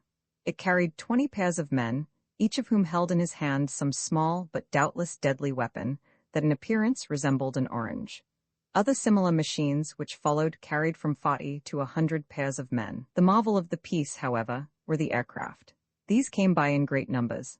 Sometimes they flew in flocks like wild geese, sometimes singly, sometimes in line and sometimes in ordered squadrons, with outpost and officer ships and an exact distance kept between craft and craft. None of them seemed to be very large or to carry more than 4 or 5 men, but they were extraordinarily swift and as agile as swallows. Moreover, they flew as birds do by beating their wings, but again we could not guess whence came their motive power. The review vanished, and next appeared a scene of festivity in a huge, illuminated hall. The great king sat upon a dais, and behind him was that statue of Fate, or one very similar to it, beneath which we stood. Below him in the hall were the feasters seated at long tables, clad in the various costumes of their countries. He rose and, turning, knelt before the statue of Fate. Indeed, he prostrated himself thrice in prayer. Then, taking his seat again, he lifted a cup of wine and pledged that vast company. They drank back to him and prostrated themselves before him, as he had done before the image of Fate. Only I noted that certain men clad in sacerdotal garments, not at all unlike those which are worn in the Greek church today, remained standing. Now, all this exhibition of terrestrial pomp faded. The next scene was simple, that of the deathbed of this same king. We knew him by his wizened features. There he lay, terribly old and dying. Physicians, women, courtiers, all were there watching the end. The tableau vanished, and in place of it appeared that of the youthful successor amidst cheering crowds, with joy breaking through the clouds of simulated grief upon his face. It vanished also. Thus did great king succeed great king for ages upon ages? Said Eva. There were 80 of them, and the average of their reigns was 700 years. They ruled the earth as it was in those days. They gathered up learning, they wielded power, their wealth was boundless. They nurtured the arts, they discovered secrets. They had intercourse with the stars, they were as gods, but like the gods they grew jealous. They and their counselors became a race apart who alone had the secret of long life. The rest of the world and the commonplace people about them suffered and died. They of the household of wisdom lived on in pomp for generations, till the earth was mad with envy of them.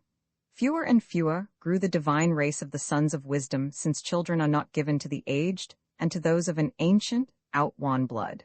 Then the world said, "They are great, but they are not many.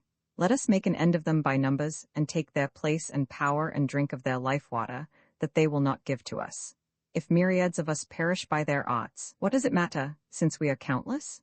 So the world made war upon the sons of wisdom. See, again, a picture formed. The sky was full of aircraft which rained down fire like flashes of lightning upon cities beneath. From these cities leapt up other fires that destroyed the swift-traveling things above, so that they fell in numbers like gnats burned by a lamp. Still more and more of them came, till the cities crumbled away, and the flashes that darted from them ceased to rush upwards. The sons of wisdom were driven from the face of the earth. Again the scene changed. Now it showed this subterranean hall in which we stood. There was pomp here, yet it was but a shadow of that which had been in the earlier days upon the face of the earth. Courtiers moved about the palace, and there were people in the radiant streets and the houses, for most of them were occupied, but rarely did the vision show children coming through their gates. Of a sudden this scene shifted. Now we saw that same hall in which we had visited Oro not an hour before. There he sat, yes, Oro himself, upon the dais beneath the overhanging marble shell. Round him were some ancient counselors. In the body of the hall on either side of the dais were men in military array, guards without doubt, though their only weapon was a black rod not unlike a ruler, if indeed it were a weapon and not a badge of office. Iva, whose face had suddenly grown strange and fixed, began to detail to us what was passing in this scene, in a curious monotone such as a person might use who was repeating something learned by heart. This was the substance of what she said. The case of the sons of wisdom is desperate, but few of them are left. Like other men they need food which is hard to come by, since the foe holds the upper earth, and that which their doctors can make here in the shades does not satisfy them, even though they drink the life water. They die and die. There comes an embassy from the High King of the Confederated Nations to talk of terms of peace. See, it enters. As she spoke, up the hall advanced the embassy. At the head of it walked a young man, tall, dark, handsome, and commanding, whose aspect seemed in some way to be familiar to me. He was richly clothed in a purple cloak and wore upon his head a golden circlet that suggested royal rank. Those who followed him were mostly old men who had the astute faces of diplomatists, but a few seemed to be generals. Iva continued in her monotonous voice, "Comes the son of the King of the Confederated Nations, the prince who will be king. He bows before the Lord Oro. He says, great and ancient monarch of the divine blood, heaven-born one, your straight, and that of those who remain to you, is saw. Yet on behalf of the nations I am sent to offer terms of peace, but this I may only do in the presence of your child, who is your heiress and the queen-to-be of the sons of wisdom." Here, in the picture, Oro waved his hand, and from behind the marble shell appeared Iva herself, gloriously apparelled, wearing royal ornaments and with her train held by waiting ladies. She bowed to the prince and his company, and they bowed back to her. Ma, we saw a glance of recognition pass between her and the prince. Now the real Iva by our side pointed to the shadow Iva of the vision, or the picture, whichever it might be called. A strange thing to see her do, and went on. The daughter of the Lord Oro comes. The prince of the nations salutes her. He says that the great war has endured for hundreds of years between the children of wisdom fighting for absolute rule and the common people of the earth fighting for liberty. In that war, many millions of the sons of the nations had perished, brought to their death by fearful arts, by wizardries, and by plagues sown among them by the sons of wisdom. Yet they were winning, for the glorious cities of the sons of wisdom were destroyed, and those who remained of them were driven to dwell in the caves of the earth where with all their strength and magic they could not increase, but faded like flowers in the dark. The Lord Oro asks what are the terms of peace proposed by the nations. The prince answers that they are these: that the sons of wisdom shall teach all their wisdom to the wise men among the nations, that they shall give them to drink of the life water, so that their length of days also may be increased, that they shall cease to destroy them by sickness, and their mastery of the forces which are hid in the womb of the world. If they will do these things, then the nations on their part will cease from war, will rebuild the cities they have destroyed by means of their flying ships that rain down death, and will agree that the Lord Oro and his seed shall rule them forever as the King of Kings. The Lord Oro asks if that be all. The prince answers that it is not all. He says that when he dwelt a hostage at the cot of the sons of wisdom, he and the divine lady, the daughter of the Lord Oro, and his only living child, learned to love each other. He demands, and the nations demand, that she shall be given to him to wife, that in a day to come he may rule with her and their children after them. See, went on Iva in her chanting, dreamy voice, the Lord Oro asks his daughter if this be true. She says, here the real Iva at my side turned and looked me straight in the eyes, that it is true, that she loves the prince of the nations, and that if she lives 1,000,000 years, she will wed no other man, since she who is her father's slave in all else is still the mistress of herself, as has ever been the right of her royal mothers. See again, the Lord Oro, the divine king, the ancient, grows wroth. He says that it is enough and more than enough that the barbarians should ask to eat of the bread of hidden learning, and to drink of the life water of the sons of wisdom, gifts that were given to them of old by heaven whence they sprang in the beginning. But that one of them, however highly placed, should dare to ask to mix his blood with that of the divine lady, the heiress, the queen of the earth to be, and claim to share her imperial throne that had been held by her pure race from age to age, was an insult that could only be purged by death. Sooner would he give his daughter in marriage to an ape than to a child of the barbarians who had worked on them so many woes and striven to break the golden fetters of their rule. Look again, continued Iva. The Lord Oro, the divine, grows angrier still, which in truth he did, for never did I see such dreadful rage as that which the picture revealed in him. He warns, he threatens. He says that hitherto out of gentle love and pity he has held his hand, that he has strength at his command which will slay them, not by millions in slow war, but by tens of millions at one blow, that will blot them and their peoples from the face of earth, and that will cause the deep seas to roll where now their pleasant lands are fruitful in the sun. They shrink before his fury. Behold, their knees tremble because they know that he has this power. He mocks them, does the Lord Oro. He asks for their submission here and now, and that in the name of the nations they should take the great oath which may not be broken, swearing to cease from war upon the sons of wisdom, and to obey them in all things to the ends of the earth. Some of the ambassadors would yield. They look about them like wild things that are trapped. But madness takes the prince. He cries that the oath of an ape is of no account, but that he will tear up the children of wisdom as an ape tears leaves, and afterwards take the divine lady to be his wife. Look on the Lord Oro, continued the living Iva. His wrath leaves him. He grows cold and smiles. His daughter throws herself upon her knees and pleads with him. He thrusts her away. She would spring to the side of the prince. He commands his counselors to hold her. She cries to the prince that she loves him and him only, and that in a day to come him she will wed and no other. He thanks her, saying that as it is with her, so it is with him, and that because of his love he fears nothing. She swoons. The Lord Oro motions with his hand to the god. They lift their death rods. Fire leaps from them. The prince and his companions, all save those who were afraid and would have sworn the oath, twist and writhe. They turn black. They die. The Lord Oro commands those who are left to enter their flying ships and bear to the nations of the earth tidings of what befalls those who dare to defy and insult him, to warn them also to eat and drink and be merry while they may, since for their wickedness they are about to perish. The scene faded, and there followed another, which really I cannot describe.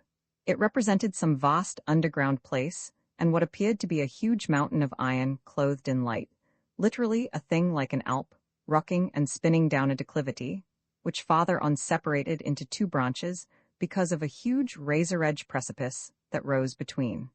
There in the middle of this vast space, with the dazzling mountain whirling towards him, stood Oro encased in some transparent armor, as though to keep off heat, and with him his daughter, who under his direction was handling something in the rock behind her. Then there was a blinding flash and everything vanished. All of this picture passed so swiftly that we could not grasp its details. Only a general impression remained.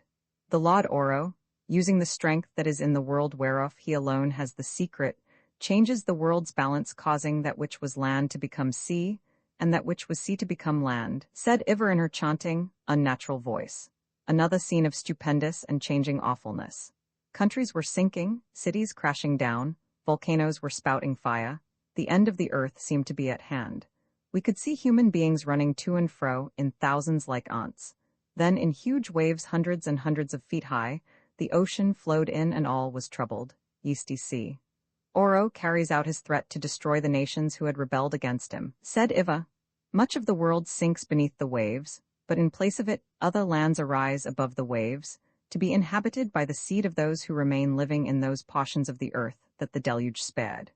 This horrible vision passed and was succeeded by one more, that of Oro standing in the sepulchre of the cave, by the side of the crystal coffin, which contained what appeared to be the body of his daughter. He gazed at her, then drank some potion and laid himself down in the companion coffin, that in which we had found him. All vanished away, and Iva, appearing to wake from some kind of trance, smiled, and in her natural voice asked if we had seen enough. Quite, I answered in a tone that caused her to say, I wonder what you have seen, Humphrey. Myself I do not know, since it is through me that you see it all, and when you see I am in you who see.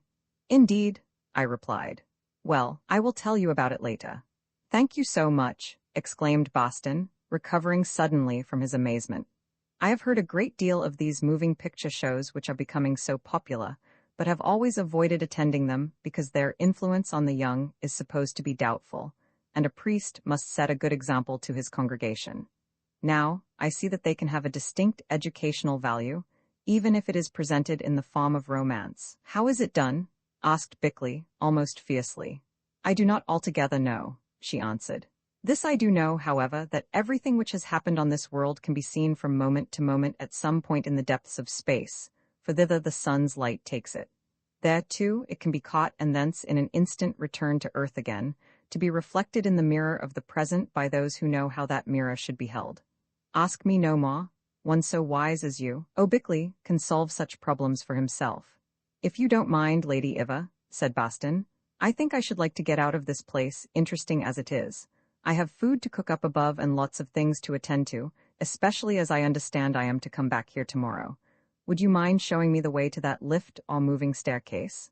Come, she said, smiling. So we went past the image of fate, out of the temple, down the vast and lonely streets so unnaturally illuminated, to the place where we had first found ourselves on arrival in the depths.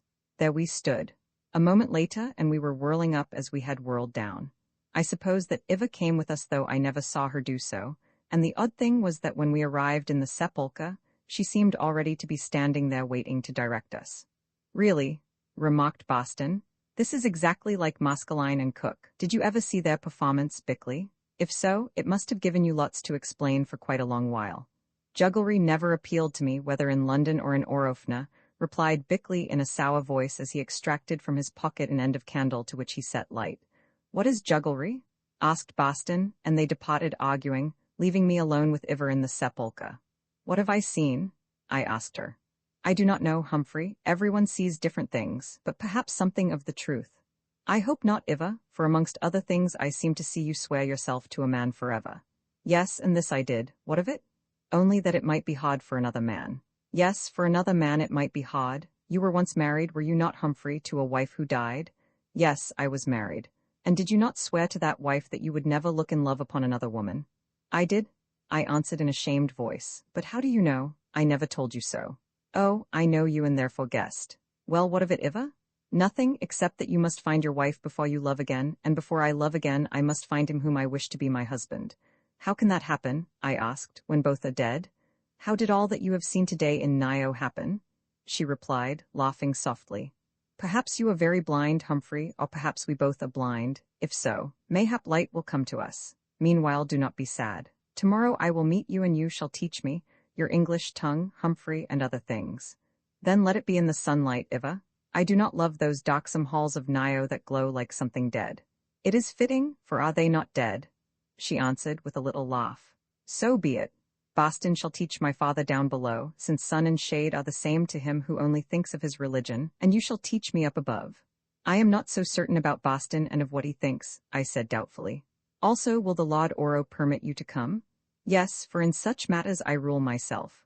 Also, she added meaningly, he remembers my oath that I will wed no man, save one who is dead.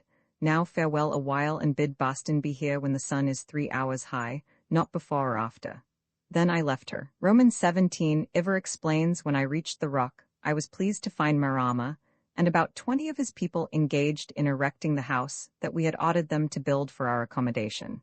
Indeed, it was nearly finished, since house building in Orofner is a simple business.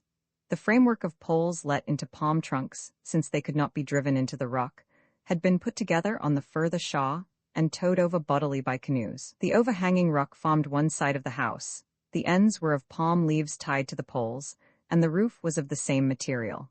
The other side was left open for the present, which in that equable and balmy clime was no disadvantage.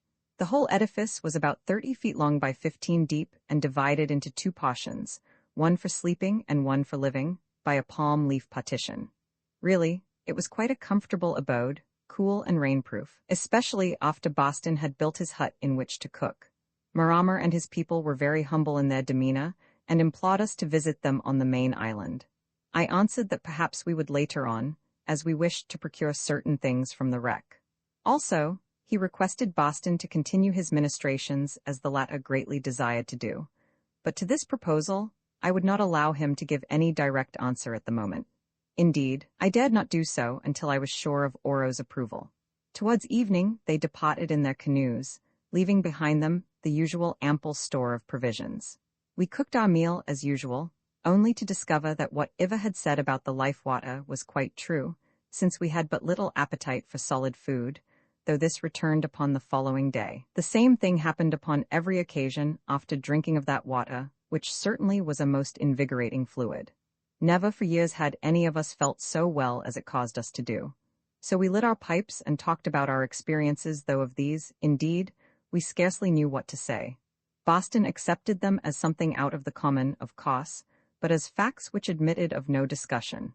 After all, he said, the Old Testament told much the same story of people called the sons of God, who lived very long lives and ran after the daughters of men, whom they should have left alone, and thus became the progenitors of a remarkable race. Of this race, he presumed that Oro and his daughter were survivors, especially as they spoke of their family as heaven-born. How they came to survive was more than he could understand and really scarcely worth bothering over, since there they were. It was the same about the deluge, continued Boston. Although naturally Oro spoke falsely, or, at any rate, grossly exaggerated, when he declared that he had caused this catastrophe, unless indeed he was talking about a totally different deluge, though even then he could not have brought it about. It was curious, however, that the people drowned were said to have been wicked, and Oro had the same opinion about those whom he claimed to have drowned, though for the matter of that, he could not conceive anyone more wicked than Oro himself. On his own showing, he was a most revengeful person, and one who declined to agree to a quite suitable alliance, apparently desired by both parties, merely because it offended his family pride. No, on reflection, he might be unjust to Oro in this particular, since he never told that story. It was only shown in some pictures which very likely were just made up to astonish us. Meanwhile, it was his business to preach to this old sinner down in that hole, and he confessed honestly that he did not like the job. Still, it must be done, so with our leave he would go apart and seek inspiration, which at present seemed to be quite lacking. Thus declaimed Boston and departed. "Don't you tell your opinion about the deluge, or he may cause another just to show that you are wrong," called Bickley after him. "I can't help that," answered Boston. "Certainly I shall not hide the truth to save Oro's feelings, if he has got any. If he revenges himself upon us in any way, we must just put up with it like other martyrs." "I haven't the slightest ambition to be a martyr," said Bickley. "No," shouted Boston from a little distance. "I am quite aware of that, as you have often said so before. Therefore, if you become one, I am sorry to say that I do not see how you can expect any benefit. You would only be like a man who puts a sovereign into the offertory bag in mistake for a shilling. The extra 19 shillings will do him no good at all, since in his heart he regrets the error and wishes that he could have them back." Then he departed, leaving me laughing, but Bickley did not laugh. "Arbuthnot," he said, "I have come to the conclusion that I have gone quite mad. I beg you, if I should show signs of homicidal mania, which I feel developing in me where Boston is concerned, or of other abnormal violence, that you will take whatever steps you consider necessary, even to putting me out of the way if that is imperative." "What do you mean?" I asked. "You seem sane enough." "Sane, when I believe that I have seen and experienced a great number of things which I know it to be quite impossible that I should have seen or experienced. The only explanation is that I am suffering from delusions." "Then is Boston suffering from delusions too?" "Certainly, but that is nothing new in his case." "I don't agree with you, Bickley, about Boston, I mean. I am by no means certain that he is not the wisest of the three of us. He has a faith and he sticks to it, as millions have done before him, and that is better than making spiritual experiments, as I am sorry to say I do, or rejecting things because one cannot understand them, as you do, which is only a form of intellectual vanity. I won't argue the matter, Arbuthnot. It is of no use. I repeat that I am mad, and Boston is mad. How about me? I also saw and experienced these things. Am I mad too? You ought to be, Arbuthnot. If it isn't enough to drive a man mad when he sees himself exactly reproduced in an utterly impossible moving picture show exhibited by an utterly impossible young woman in an utterly impossible underground city, then I don't know what is. What do you mean? I asked, starting. Mean? Well, if you didn't notice it, there's hope for you. Notice what? All that envoy scene, there as I thought appeared ever. Do you admit that? Of course, there could be no mistake on that point. Very well. Then according to my version, there came a man, still young, dressed in outlandish clothes, who made propositions of peace and wanted to marry Eva, who wanted to marry him. Is that right? Absolutely. Well, and didn't you recognize the man? No, I only noticed that he was a fine-looking fellow whose appearance reminded me of someone. I suppose it must be true, mused Bickley, that we do not know ourselves. So the old Greek thought, since he urged that this should be our special study. Know thyself, you remember. I meant physically, not intellectually. Arbuthnot, do you mean to tell me that you did not recognize your own double in that man? Shave off your beard and put on his clothes and no one could distinguish you apart. I sprang up, dropping my pipe. Now you mention it, I said slowly. I suppose there was a resemblance. I didn't look at him very much. I was studying the simulacrum of Eva. Also, you know it is some time since, I mean there are no pier glasses in Orofna. The man was you, went on Bickley with conviction. If I were superstitious, I should think it a queer sort of omen. But as I am not, I know that I must be mad. Why? After all, an ancient man and a modern man might resemble each other. There are degrees in resemblance, said Bickley with one of his contemptuous snots. It won't do, Humphrey, my boy, he added. I can only think of one possible explanation, outside of the obvious one of madness. What is that? The glittering lady produced what Boston called that cinematograph show in some way or other, did she not? She said that in order to do this, she loosed some hidden forces. I suggest that she did nothing of the sort. Then whence did the pictures come and why? From her own brain, in order to impress us with a cock and bull fairy book story. If this were so, she would quite naturally fill the role of the lover of the piece with the lost man who had happened to impress her. Hence the resemblance. You presuppose a great deal, Bickley, including supernatural cunning and unexampled hypnotic influence. I don't know, first, why she should be so anxious to add another impression to the many we have received in this place, and secondly, if she was, how she managed to mesmerize 3 average but totally different men into seeing the same things. My explanation is that you were deceived as to the likeness, which, mind you, I did not recognize. Nor, apparently, did Boston. Boston never recognizes anything. But if you are in doubt, ask Eva herself. She ought to know. Now I'm off to try to analyze that confounded life water, which I suspect is of the ordinary spring variety, lightened up with natural carbonic acid gas, and possibly not uninfluenced by radium. The trouble is that here I can only apply some very elementary tests. So he went also, in an opposite direction to Boston, and I was left alone with Tommy, who annoyed me much by attempting continually to wander off into the cave, whence I must recall him. I suppose that my experiences of the day, reviewed beneath the sweet influences of the wonderful tropical night, affected me. At any rate, that mystical side of my nature, to which I think I alluded at the beginning of this record, sprang into active and, in a sense, unholy life.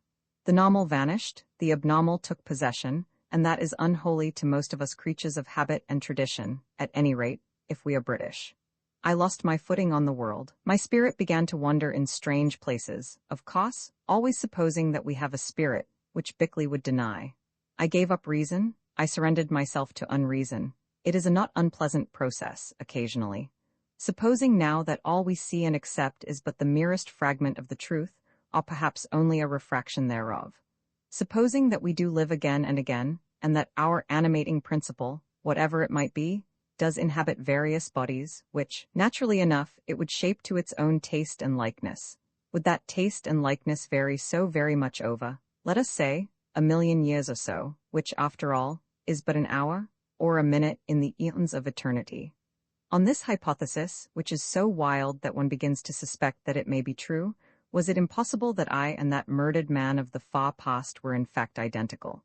If the woman were the same, preserved across the gulf in some unknown fashion, why should not her lover be the same? What did I say, her lover? Was I her lover? No, I was the lover of one who had died, my lost wife. Well, if I had died and lived again, why should not that sleeper have lived again during her long sleep? Through all those years the spirit must have had some home, and if so, in what shapes did it live? There were points, similarities, which rushed in upon me. Oh, it was ridiculous. Bickley was right, we were all mad. There was another thing. Oro had declared that we were at war with Germany. If this were so, how could he know it? Such knowledge would presume powers of telepathy or vision beyond those given to man. I could not believe that he possessed these. As Bickley said, it would be past experience. Yet it was most strange that he who was uninformed as to our national history and dangers should have hit upon a country with which we might well have been plunged into sudden struggle. Here again, I was bewildered and overcome. My brain rocked. I would seek sleep, and in it escape, or at any rate rest from all these mysteries. On the following morning, we dispatched Boston to keep his rendezvous in the sepulchre at the proper time. Had we not done so, I felt sure that he would have forgotten it, for on this occasion, he was for once an unwilling missioner. He tried to persuade one of us to come with him. Even Bickley would have been welcome, but we both declared that we could not dream of interfering in such a professional matter. Also, that our presence was forbidden, and would certainly distract the attention of his pupil.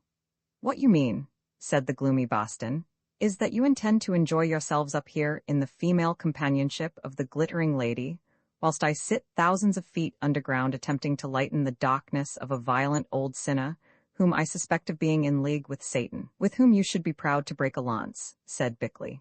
"So I am, in the daylight. For instance, when he uses your mouth to advance his arguments, Bickley, but this is another matter.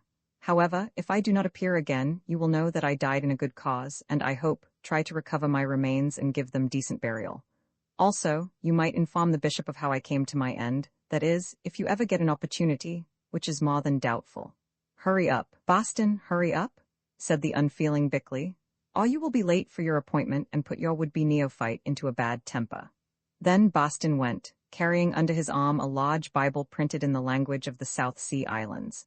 A little while later Iva appeared, arrayed in her wondrous robes which, being a man, it is quite impossible for me to describe. She saw us looking at these, and after greeting us both, also Tommy, who was enraptured at her coming, asked us how the ladies of our country attired themselves. We tried to explain, with no striking success. "You are as stupid about such matters as were the men of the old world," she said, shaking her head and laughing. "I thought that you had with you pictures of ladies you have known which would show me.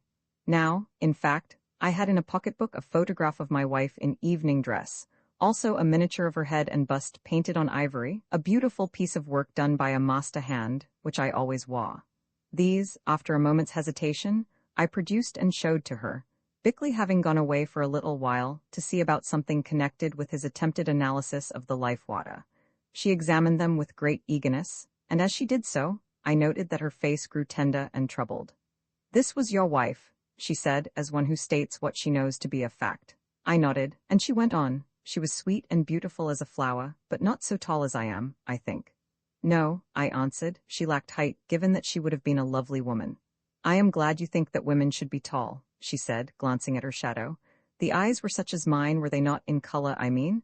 "Yes, very like yours, only yours are larger." "That is a beautiful way of wearing the hair. Would you be angry if I tried it? I weary of this old fashion." "Why should I be angry?" I asked. At this moment Bickley reappeared and she began to talk of the details of the dress, saying that it showed more of the neck than had been the custom among the women of her people, but was very pretty. "That is because we are still barbarians," said Bickley. "At least our women are, and therefore rely upon primitive methods of attraction, like the savages yonder." She smiled, and after a last, long glance, gave me back the photograph and the miniature, saying as she delivered the latter, "I rejoice to see that you are faithful, Humphrey, and wear this picture on your heart as well as in it." "Then you must be a very remarkable woman," said Bickley. "Never before did I hear one of your sex rejoice because a man was faithful to somebody else." "Has Bickley been disappointed in his love-heart that he is so angry to us women?" asked Iver innocently of me. Then, without waiting for an answer, she inquired of him whether he had been successful in his analysis of the life water. "How do you know what I was doing with the life water? Did Boston tell you?" exclaimed Bickley. "Boston told me nothing, except that he was afraid of the descent to Nio, that he hated Nio when he reached it, as indeed I do, and that he thought that my father, the Lord Oro, was a devil or evil spirit from some underworld which he called hell." "Boston has an open heart and an open mouth," said Bickley, "for which I respect him. Follow his example if you will, Lady Iva, and tell us who and what is the Lord Oro, and who and what are you?" "Have we not done so already? If not, I will repeat. The Lord Oro and I are two who have lived on from the old time when the world was different, and yet, I think, the same. He is a man and not a god, and I am a woman. His powers are great because of his knowledge, which he has gathered from his forefathers, and in a life of 1,000 years before he went to sleep. He can do things you cannot do. Thus, he can pass through space and take others with him, and return again. He can learn what is happening in far-off parts of the world, as he did when he told you of the war in which your country is concerned. He has terrible powers. For instance, he can kill, as he killed those savages.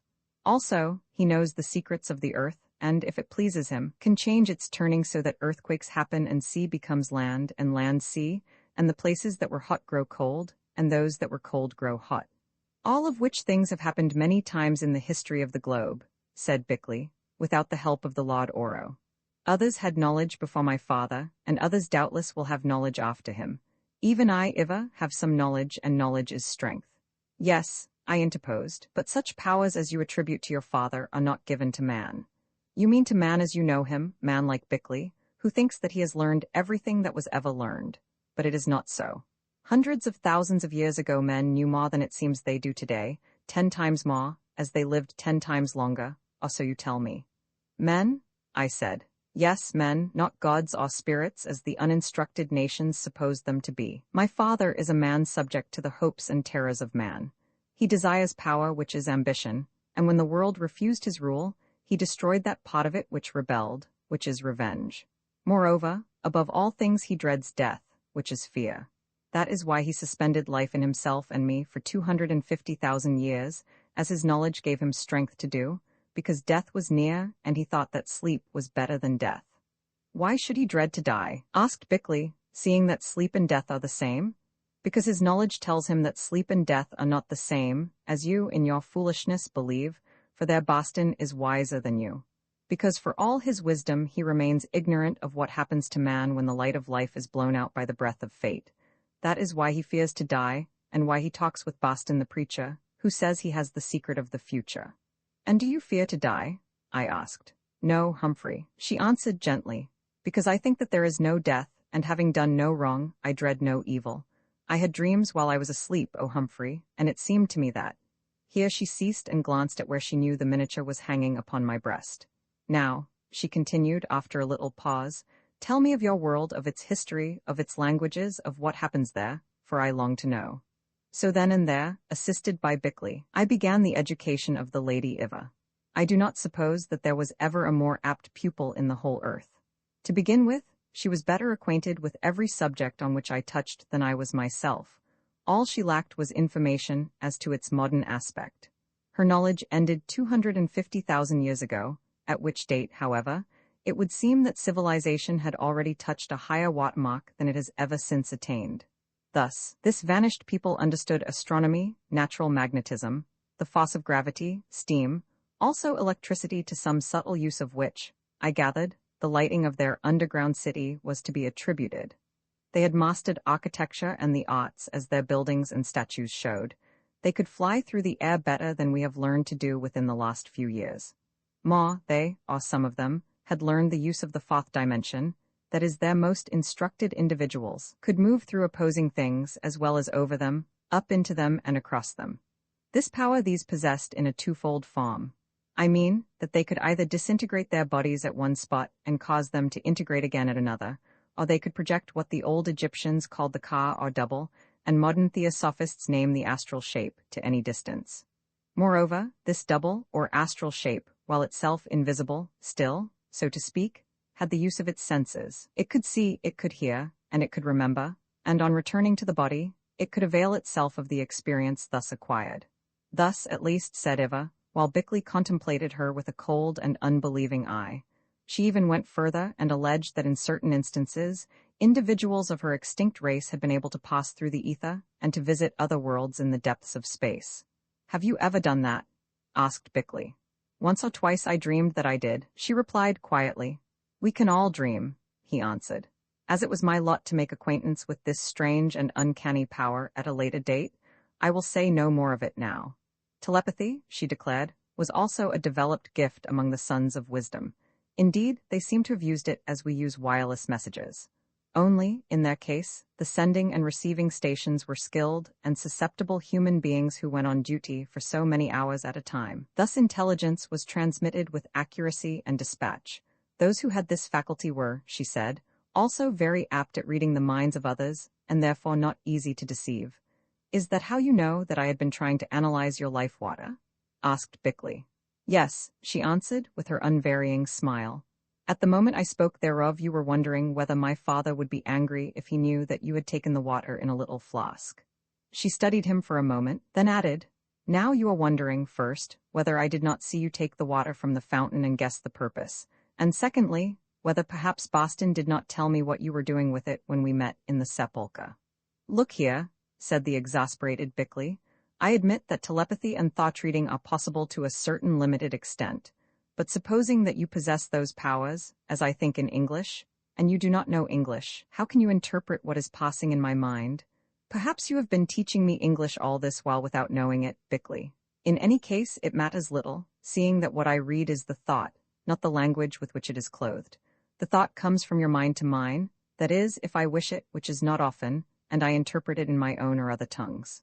I am glad to hear it is not often, Lady Iva, since thoughts are generally considered private. Yes, and therefore I will read yours no more. Why should I, when they are so full of disbelief of all I tell you, and sometimes of other things about myself which I do not seek to know? No wonder that, according to the story in the pictures, those nations, whom you named barbarians, made an end of your people, Lady Iva. You are mistaken, Bickley. The Lord Oro made an end of the nations, though against my prayer, she added with a sigh. Then Bickley departed in a rage, and did not appear again for an hour. He is angry, she said, looking after him. Nor do I wonder. It is hard for the very clever like Bickley, who think that they have mastered all things, to find that after all they are quite ignorant. I am sorry for him, and I like him very much. Then you would be sorry for me also, Lady Iva? Why? She asked with a dazzling smile, when your heart is athirst for knowledge, gaping for it like a fledgling's mouth for food, and, as it chances, though I am not very wise, I can satisfy something of your soul hunger. Not very wise? I repeated. No, Humphrey, I think that Boston, who in many ways is so stupid, has more true wisdom than I have, because he can believe and accept without question. After all, the wisdom of my people is all of the universe and its wonders. What you think magic is not magic. It is only gathered knowledge and the finding out of secrets. Bickley will tell you the same, although as yet he does not believe that the mind of man can stretch so far. You mean that your wisdom has in it nothing of the spirit? Yes, Humphrey, that is what I mean. I do not even know if there is such a thing as spirit. Our God was fate, Boston's God is a spirit, and I think yours also. Yes. Therefore, I wish you and Boston to teach me of your God, as does Oro my father. I want, oh, so much, Humphrey, to learn whether we live after death. You, I exclaimed, you who, according to the story, have slept for 250,000 years, you, who have, unless I mistake, hinted that during that sleep you may have lived in other shapes. Do you doubt whether we can live after death? Yes, sleep induced by secret arts is not death, and during that sleep the eye within might wander and inhabit other shapes, because it is forbidden to be idle. Moreover, what seems to be death may not be death, only another form of sleep from which the eye awakes again upon the world. But at last comes the real death, when the eye is extinguished to the world. That much I know, because my people learned it. You mean, you know that men and women may live again and again upon the world? Yes, Humphrey, I do.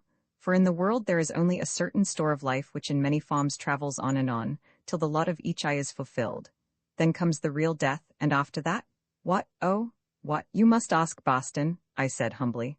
I cannot dare to teach of such matters. No, but you can and do believe, and that helps me, Humphrey, who am in tune with you. Yes, it helps me much more than do Boston and his new religion, because such is woman's way. Now, I think Bickley will soon return, so let us talk of other matters. Tell me of the history of your people, Humphrey, that my father says are now at war. Roman 18. The accident Bickley did return, having recovered his temper, since after all it was impossible for anyone to remain angry with the Lady Iva for long, and we spent a very happy time together. We instructed, and she was the humble pupil. How swift and nimble was her intelligence! In that one morning she learned all our alphabet, and how to write our letters. It appeared that among her people, at any rate in their later periods, the only form of writing that was used was a highly concentrated shorthand which saved labor. They had no journals, since news which arrived telepathically, or by some form of wireless was proclaimed to those who cared to listen, and on it all formed their own judgments. In the same way poems and even romances were repeated, as in Homer's day, or in the time of the Norse sagas, by word of mouth. None of their secret knowledge was written down. Like the ritual of Freemasonry, it was considered too sacred. Moreover, when men lived for hundreds of years, this was not so necessary, especially as their great fear was lest it should fall into the hands of the outside nations, whom they called barbarians. For be it remembered, these sons of wisdom were always a very small people who ruled by the weight of their intelligence and the strength of their accumulated law. Indeed, they could scarcely be called a people. Rather were they a few families, all of them more or less connected with the original ruling dynasty, which considered itself half divine. These families were waited upon by a multitude of servants or slaves drawn from the subject nations, for the most part skilled in one art or another, or perhaps remarkable for their personal beauty. Still, they remained outside the pale. The sons of wisdom did not intermarry with them, or teach them their learning, or even allow them to drink of their life water. They ruled them as men ruled dogs, treating them with kindness, but no more, and as many dogs run their course and die in the lifetime of one master, so did many of these slaves in that of one of the sons of wisdom. Therefore, the slaves came to regard their lords not as men, but gods. They lived but 60 years and 10 like the rest of us, and went their way, they, whose great-great-grandfathers had served the same master, and whose great-great-great-grandchildren would still serve him.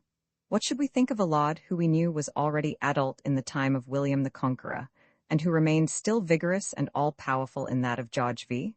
One, moreover, who commanded almost infinite knowledge to which we were denied the key. We might tremble before him, and look upon him as half divine, but should we not long to kill him and possess his knowledge, and thereby prolong our own existence to his wondrous measure? Such, said Iva, was the case with their slaves and the peoples from whence these sprang. They grew mad with jealous hate, till at length came the end we knew. Thus we talked on for hours till the time came for us to eat. As before, Iva partook of fruit, and we of such meats as we had at hand. These, we noticed, disgusted her, because, as she explained, the children of wisdom, unless driven thereto by necessity, touched no flesh, but lived on the fruits of the earth and wine alone. Only the slaves and the barbarians ate flesh. In these views Bickley for once agreed with her, that is, except as regards the wine, for in theory, if not in practice, he was a vegetarian. I will bring you more of the life water, she said, and then you will grow to hate these dead things as I do. And now farewell. My father calls me. I hear him though you do not. Tomorrow I cannot come, but the day after I will come and bring you the life water. Nay, accompany me not, but as I see he wishes it, let Tommy go with me. I will care for him, and he is a friend in all that lonely place. So she went, and with her Tommy, rejoicing. Ungrateful little devil, said Bickley. Here we've fed and petted him from puppyhood, or at least you have, and yet he skips off with the first stranger. I never saw him behave like that to any woman, except your poor wife. I know, I answered. I cannot understand it. Hullo, here comes Boston. Boston it was, disheveled and looking much the worse for wear, also minus his Bible in the native tongue. Well, how have you been getting on? Said Bickley. I should like some tea, also anything there is to eat. We supplied him with these necessaries, and after a while he said slowly and solemnly, I cannot help thinking of a childish story which Bickley told or invented one night at your house at home. I remember he had an argument with my wife, which he said put him in mind of it. I am sure I don't know why. It was about a monkey and a parrot that were left together under a sofa for a long while, where they were so quiet that everybody forgot them. Then the parrot came out with only one feather left in its tail and none at all on its body, saying, I've had no end of a time, after which it dropped down and died. Do you know, I feel just like that parrot, only I don't mean to die, and I think I gave the monkey quite as good as he gave me. What happened? I asked, intensely interested. Oh, the glittering lady took me into that palace hall where Oro was sitting like a spider in a web, and left me there. I got to work at once. He was much interested in the Old Testament stories, and said there were points of truth about them, although they had evidently come down to the modern writer.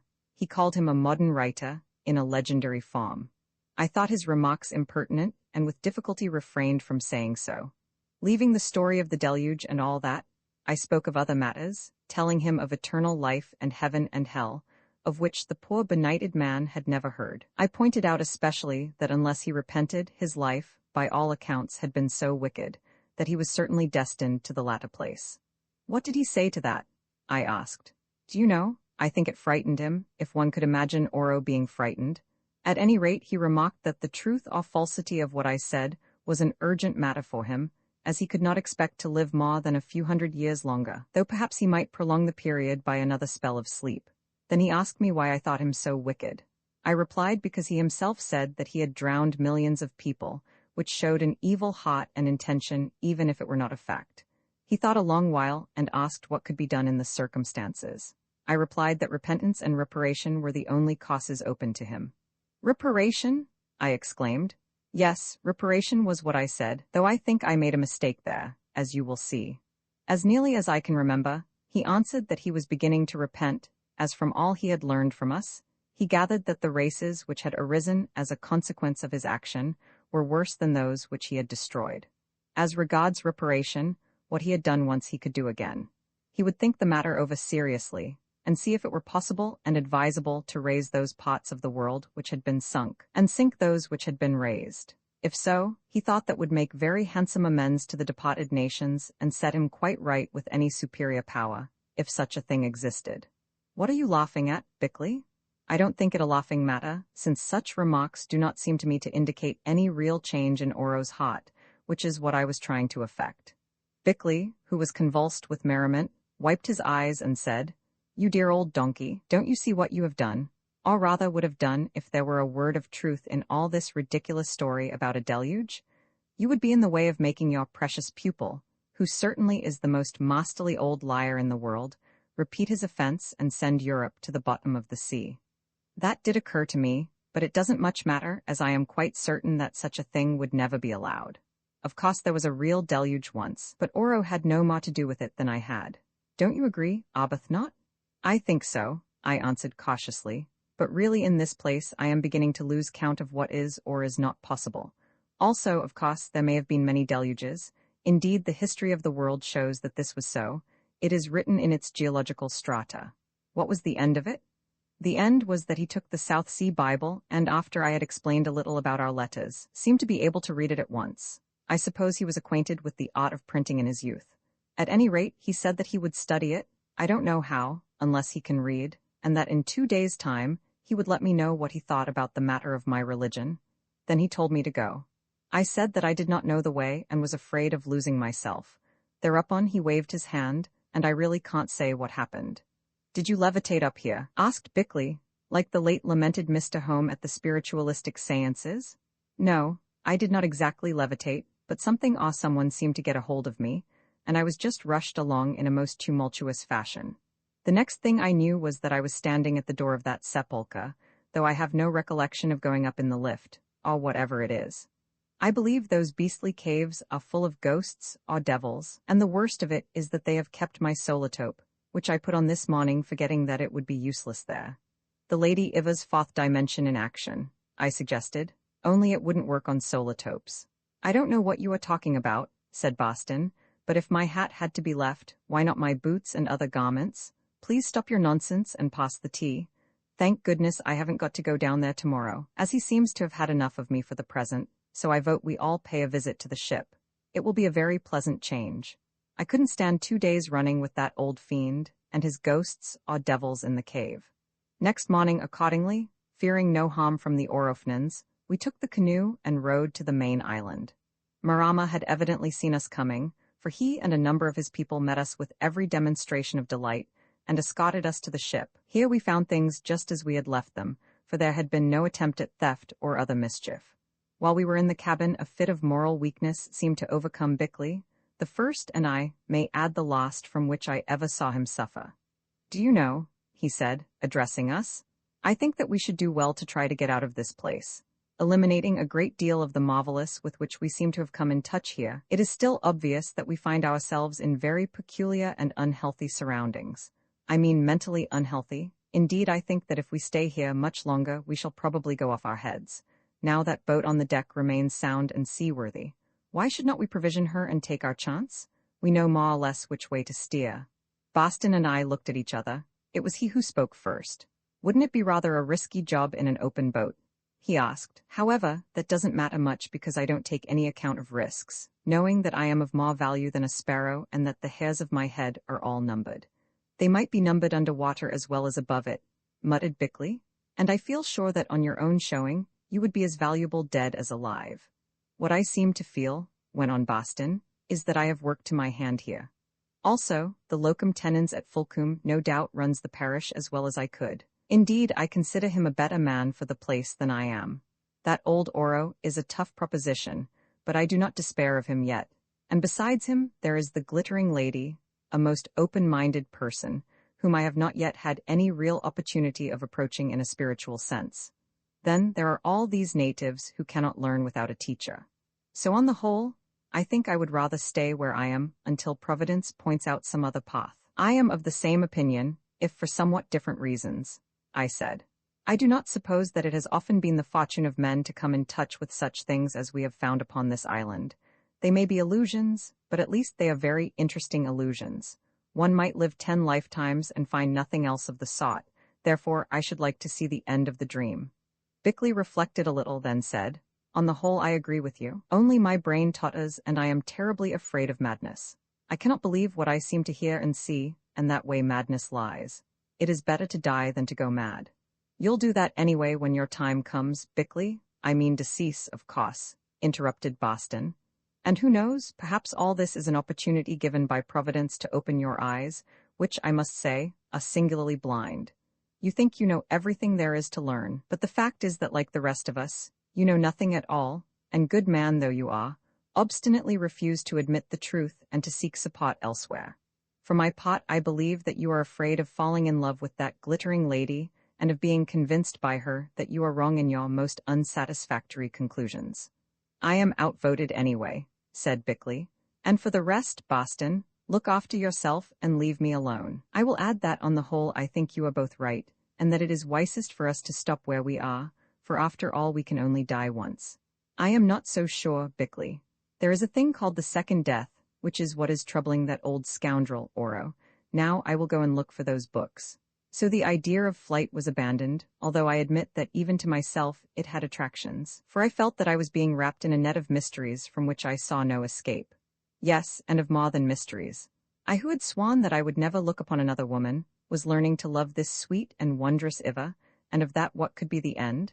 We collected all we had come to seek, and started homewards escorted by Marama and his people, including a number of young women who danced before us in a light array of flowers.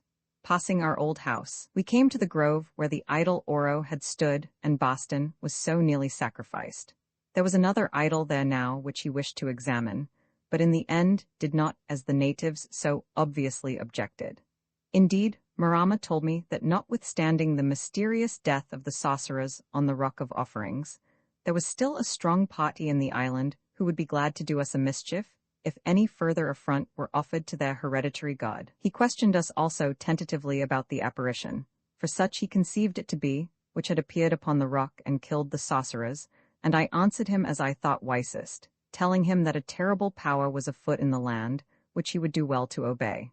Yes, he said, the god of the mountain of whom the tradition has come down to us from our forefathers. He is awake again, he sees, he hears, and we are afraid.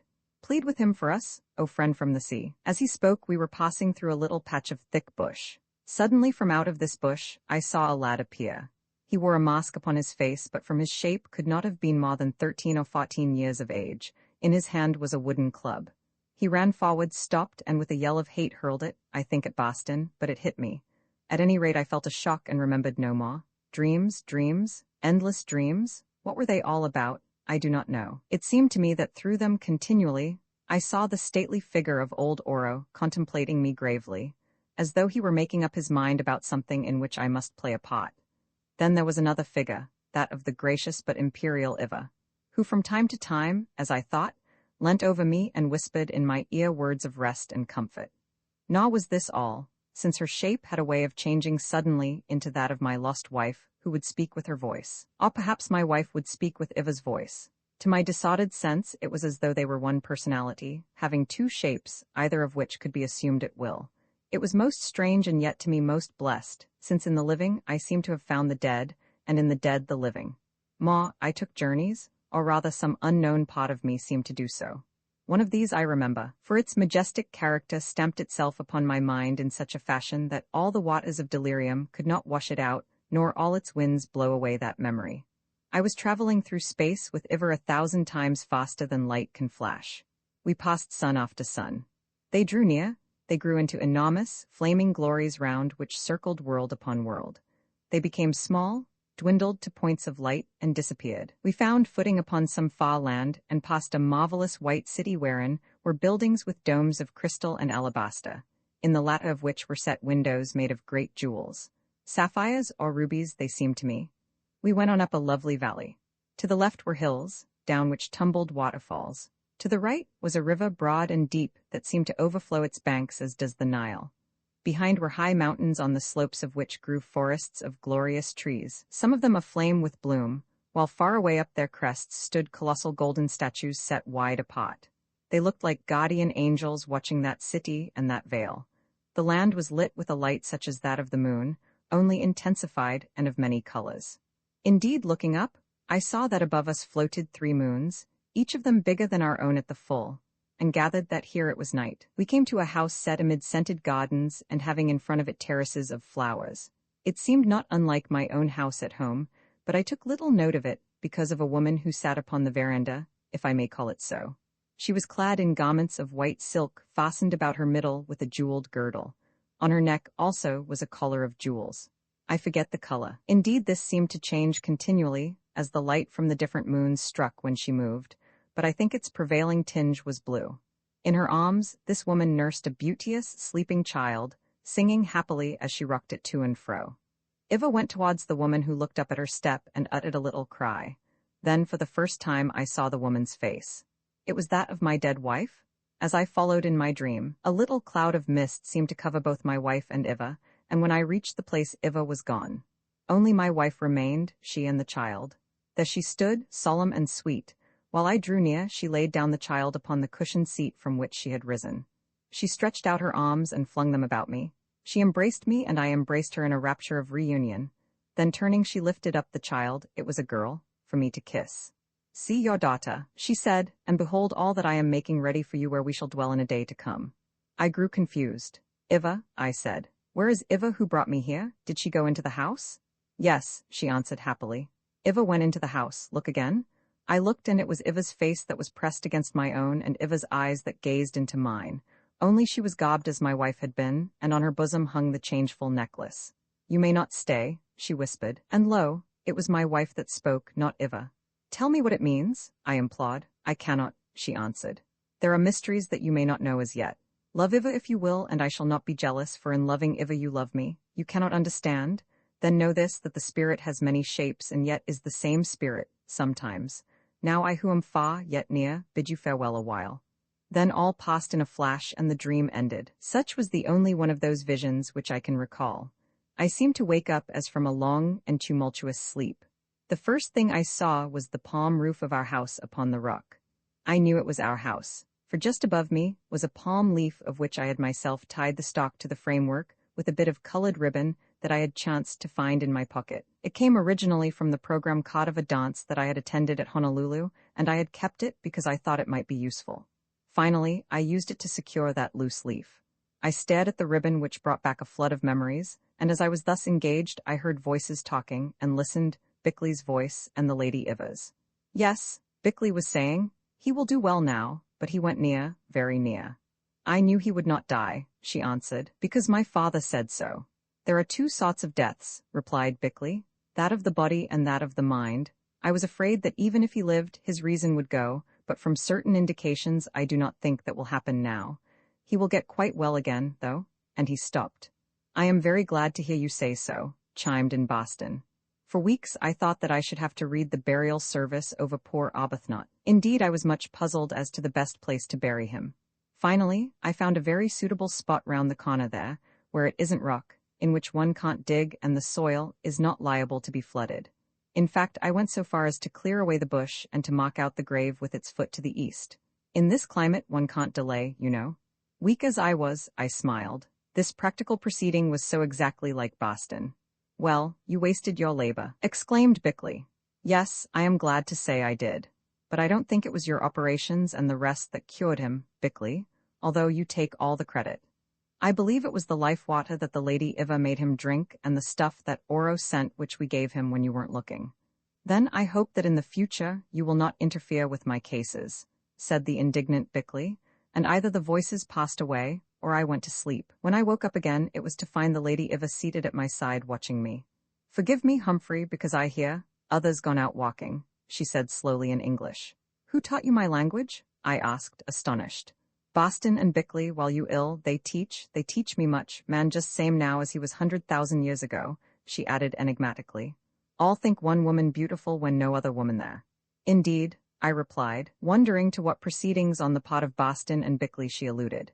Could that self-scented pair? Oh, it was impossible. "How long have I been ill?" I asked to escape the subject which I felt to be uncomfortable. She lifted her beautiful eyes in search of words and began to count upon her fingers. 2 moon, 1 half moon, yes, 10 week, counting Sabbath," she answered triumphantly. 10 weeks? I exclaimed. "Yes, Humphrey, 10 whole weeks and 3 days you first bad, then mad. Oh," she went on, breaking into the Orofnan tongue which she spoke so perfectly, although it was not her own. That language of hers I never learned, but I know she thought in it and only translated into Orofnan, because of the great difficulty which she had in rendering her high and refined ideas into its simple metaphor, and the strange words which often she introduced. "Oh, you have been very ill, friend of my heart. At times I thought that you were going to die, and wept and wept. Bickley thinks that he saved you and he is very clever. But he could not have saved you, that wanted more knowledge than any of your people have. Only I pray you, do not tell him so because it would hurt his pride." What was the matter with me then, Iva? All was the matter, First, the weapon which that youth threw. He was the son of the sorcerer whom my father destroyed, crushed in the bone of your head. He is dead for his crime, and may he be accursed forever," she added in the only outbreak of rage and vindictiveness in which I ever saw her indulge. "One must make excuses for him. His father had been killed," I said. "Yes, that is what Boston tells me, and it is true. Still, for that young man I can make no excuse. It was cowardly and wicked." Well, Bickley performed what he calls operation, and the Lord Oro, he came up from his house and helped him, because Boston is no good in such things. Then he can only turn away his head and pray.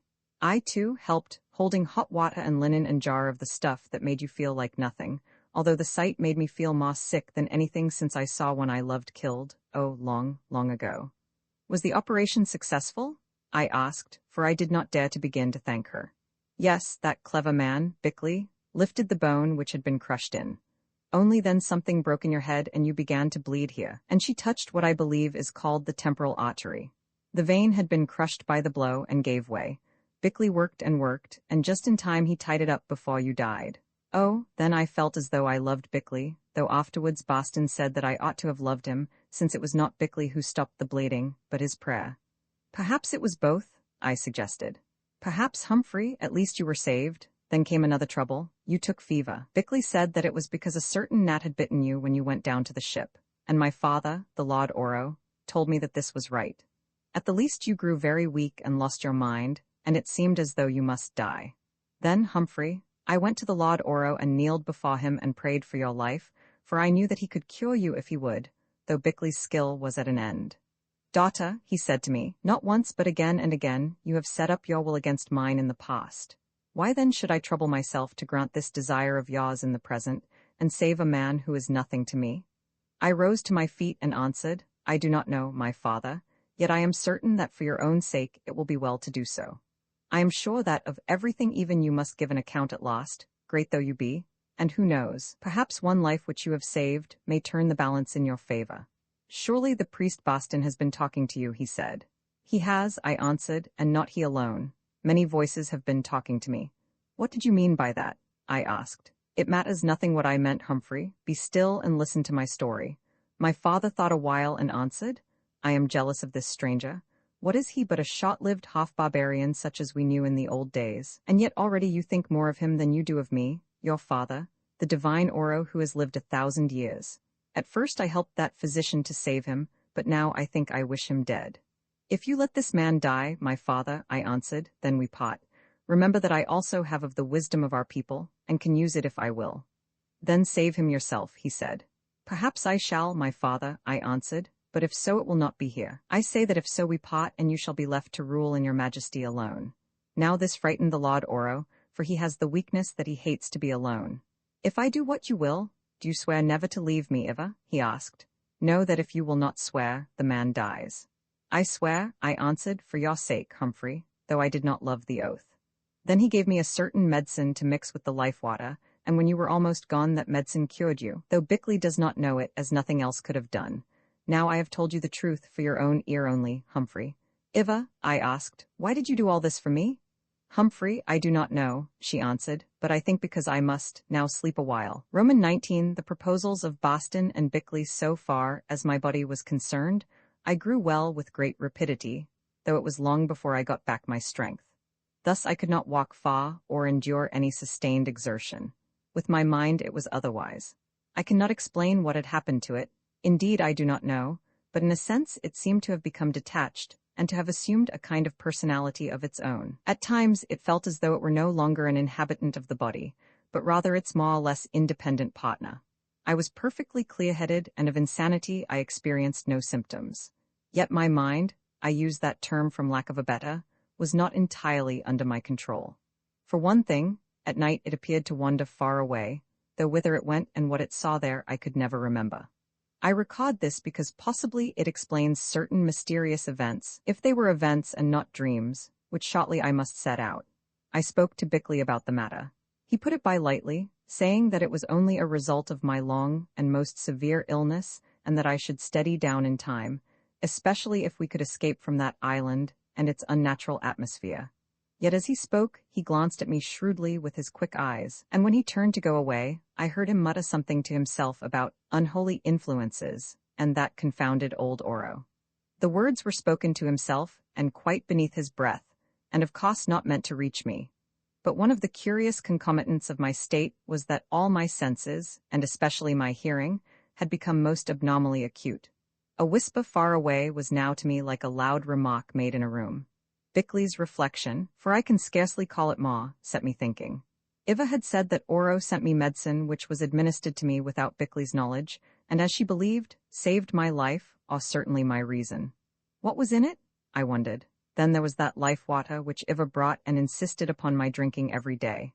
Undoubtedly, it was a marvelous tonic and did me good, but it had other effects also. Thus, as she said would be the case, after a course of it, I conceived the greatest dislike, which I may add has never entirely left me, of any form of meat, also of alcohol. All I seemed to want was this water with fruit, or such native vegetables as there were. Bickley disapproved and made me eat fish occasionally, but even this revolted me, and since I gained steadily in weight, as we found out by a simple contrivance, and remained healthy in every other way, soon he allowed me to choose my own diet. About this time Oro began to pay me frequent visits. He always came at night, and what is more I knew when he was coming, although he never gave me warning. Here I should explain that during my illness, Boston, who was so ingenious in such matters, had built another hut in which he and Bickley slept, of course when they were not watching me, leaving our old bedchamber to myself. Well, I would wake up and be aware that Oro was coming. Then he appeared in a silent and mysterious way, as though he had materialized in the room, for I never saw him pass the doorway. In the moonlight, or the starlight, which flowed through the entrance and the side of the hut that was only enclosed with lattice-work, I perceived him seat himself upon a certain stool, looking like a most majestic ghost with his flowing robes, long white beard, hooked nose and hawk eyes. In the daytime, he much resembled the late General Booth whom I had often seen, except for certain added qualities of height and classic beauty of countenance. At night, however, he resembled no one but himself. Indeed, there was something mighty and godlike in his appearance, something that made one feel that he was not as our other men. For a while he would sit and look at me. Then he began to speak in a low, vibrant voice. What did he speak of? Well, many matters. It was as though he were unburdening that hoary soul of his, because it could no longer endure the grandeur of its own loneliness. Amongst sundry secret things, he told me of the past history of this world of ours, and of the mighty civilizations which for uncounted ages he and his forefathers had ruled by the strength of their will and knowledge, of the dwindling of their race, and of the final destruction of its enemies, although I noticed that now he no longer said that this was his work alone. One night I asked him if he did not miss all such pomp and power. Then suddenly he broke out, and for the first time I really learned what ambition can be when it utterly possesses the soul of man. "Are you mad?" he asked, "that you suppose that I, Oro, the king of kings, can be content to dwell solitary in a great cave with none but the shadows of the dead to serve me? Nay, I must rule again and be even greater than before, or else I too will die. Better to face the future, even if it means oblivion, than to remain thus a relic of a glorious past, still living and yet dead, like that statue of the great god Fate which you saw in the temple of my worship." "Boston does not think that the future means oblivion," I remarked. "I know it. I have studied his faith and find it too humble for my taste, also too new. Shall I, Oro, creep a suppliant before any power, and confess what Boston is pleased to call my sins? Nay, I who am great will be the equal of all greatness, or nothing." He paused a while, then went on. "Boston speaks of eternity. Where and what then is this eternity which if it has no end can have had no beginning? I know the secret of the suns and their attendant worlds, and they are no more eternal than the insect which glitters for an hour. Out of shapeless, rushing gases they gathered to live their day, and into gases at last they dissolve again with all they bore." "Yes," I answered, "but they reform into new worlds, that have no part with the old. This world too will melt, departing to whence it came, as your sacred writings say, and what then of those who dwelt and dwell thereon? No, man of today, give me time in which I rule and keep your dreams of an eternity that is not, and in which you must still crawl and serve, even if it were. Yet if I might, I confess it, I would live on forever, but as master, not as slave." On another night he began to tempt me very subtly. "I see a spark of greatness in you, Humphrey," he said, "and it comes into my heart that you, too, might learn to rule. With Iva, the last of my blood, it is otherwise. She is the child of my age and of a race outworn, too gentle, too much all womanly. The soul that triumphs must shine like steel in the sun, and cut if need be, not merely be beauteous and shed perfume like a lily in the shade. Yet she is very wise and fair. Here he looked at me. Perchance of her might come children such as were their forefathers, who again would wield the scepter of the dominion of the earth. I made no answer, wondering what he meant exactly and thinking it wisest to be silent. You are of the short-lived races, he went on, yet very much a man, not without intelligence, and by the arts I can so strengthen your frame that it will endure the shocks of time for 3 such lives as yours, or perchance for more, and then. Again he paused and went on. The daughter of kings likes you also, perhaps because you resemble? Here he fixed me with his piercing eyes, a certain kinglet of base blood whom once she also liked, but whom it was my duty to destroy. Well, I must think. I must study this world of yours also, and therein you may help me. Perhaps afterwards I will tell you how. Now sleep. In another moment he was gone, but notwithstanding his powerful command, for a while I could not sleep. I understood that he was offering Iva to me, but upon what terms? That was the question. With her was to go great dominion over the kingdoms of the earth. I could not help remembering that always this has been and still is Satan's favorite bait. To me it did not particularly appeal. I had been ambitious in my time. Who is not that is worth his salt? I could have wished to excel in something, literature or art, or whatever it might be, and thus to ensure the memory of my name in the world. Of course this is a most futile desire, seeing that soon or late every name must fade out of the world like an unfixed photograph which is exposed to the sun. Even if it could endure, as the old demigod, or demideval, Oro, had pointed out very shortly, by comparison with time's unmeasured vastness, the whole solar system will also fade. So of what use is this feeble love of fame and this vain attempt to be remembered that animates us so strongly? Moreover, the idea of enjoying mere temporal as opposed to intellectual power appealed to me not at all. I am a student of history, and I know what has been the lot of kings and the evil that, often enough, they work in their little day. Also, if I needed any further example, there was that of Oro himself. He had outlived the greatness of his house, as a royal family is called, and after some gigantic murder, if his own story was to be believed, indulged in a prolonged sleep. Now he awoke to find himself quite alone in the world, save for a daughter with whom he did not agree or sympathize. In short, he was but a kind of animated mummy, inspired by one idea which I felt quite sure would be disappointed, namely, to renew his former greatness. To me, he seemed as miserable a figure as one could imagine, brooding and plotting in his illuminated cave, at the end of an extended but misspent life. Also, I wondered what he, or rather his ego, had been doing during all those 250,000 years of sleep. Possibly if Iva's theory, as I understood it, were correct, he had reincarnated as Attila, or Tamerlane, or Napoleon, or even as Chaka the terrible Zulu king. At any rate, there he was still in the world, filled with the dread of death, but consumed now as ever by his insatiable and most useless finite ambitions. Iva, also, her case was his, but yet how different. In all this long night of time she had but ripened into one of the sweetest and most gentle women that ever the world bore. She, too, was great in her way, it appeared in her every word and gesture, but where was the ferocity of her father? Where his desire to reach to splendor by treading on a blood-stained road paved with broken human hearts? It did not exist. Her nature was different, although her body came of a long line of these power-loving kings. Why this profound difference of the spirit? Like everything else, it was a mystery. The two were as far apart as the poles.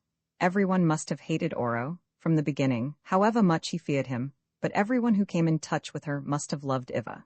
Here I may break into my personal narrative to say that this, by their own confession, proved to be true of two such various persons as Boston and Bickley.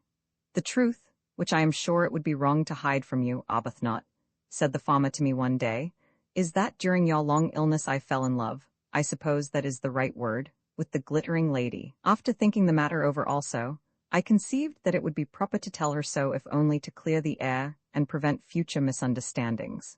As I remarked to her on that occasion, I had hesitated long, as I was not certain how she would fill the place of the wife of the incumbent of an English parish. Mothers' meetings, and the rest, I suggested. Exactly so, Arbuthnot. Also there were the views of the bishop to be considered, who might have objected to the introduction into the diocese of a striking person who so recently had been a heathen, and to one in such strong contrast to my late beloved wife. I suppose you didn't consider the late Mrs. Boston's views on the subject of remarriage. I remember that they were strong. I remarked rather maliciously. No, I did not think it necessary, since the scriptural instructions on the matter are very clear, and in another world no doubt all jealousies, even Sarah's, will be obliterated. Upon that point my conscience was quite easy.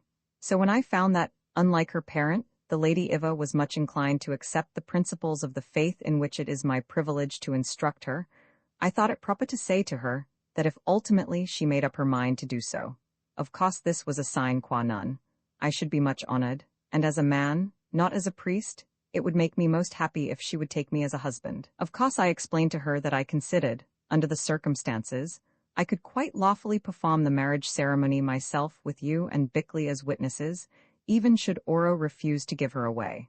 Also, I told her that although after her varied experiences in the past, life at Fulcum, if we could ever get there, might be a little monotonous, still it would not be entirely devoid of interest. You mean Christmas decorations and that sort of thing? Yes, and choir treats and entertaining deputations and attending other church activities. Well, and what did she say, Boston? Oh, she was most kind and flattering. Indeed, that hour will always remain the pleasantest of my life. I don't know how it happened, but when it was over, I felt quite delighted that she had refused me. Indeed, on second thoughts, I am not certain but that I shall be much happier in the capacities of a brother and teacher, which she asked me to fill, than I should have been as her husband. To tell you the truth, Arbuthnot, there are moments when I am not sure whether I entirely understand the Lady Iva. It was rather like proposing to one's guardian angel.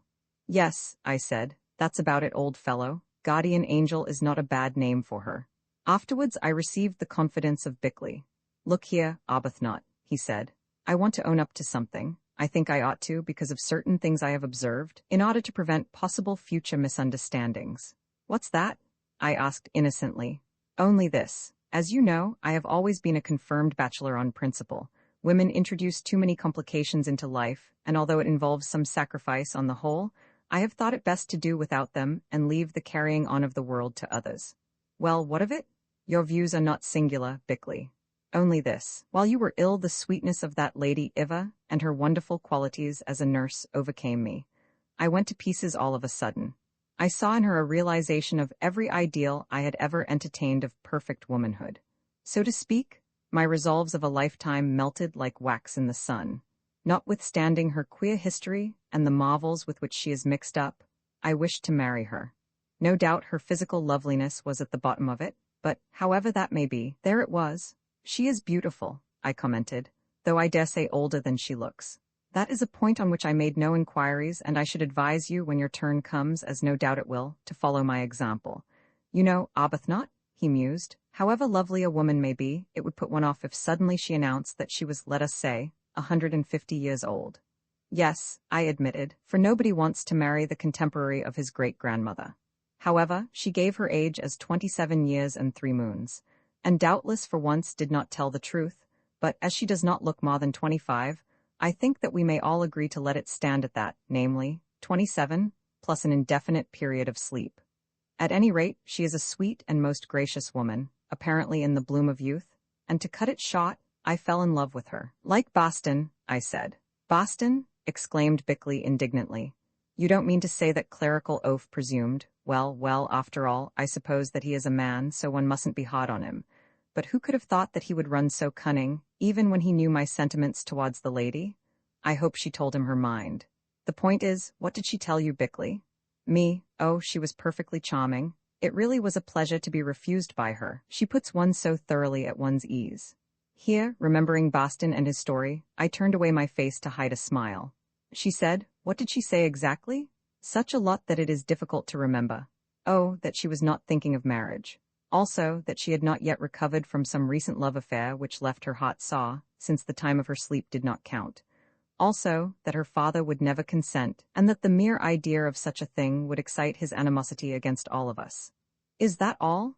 I asked. Not quite. She added that she felt wonderfully flattered and extremely honored by what I had been so good as to say to her. She hoped, however, that I should never repeat it or even allude to the matter again, as her dearest wish was to be able to look upon me as her most intimate friend to whom she could always come for sympathy and counsel. What happened then?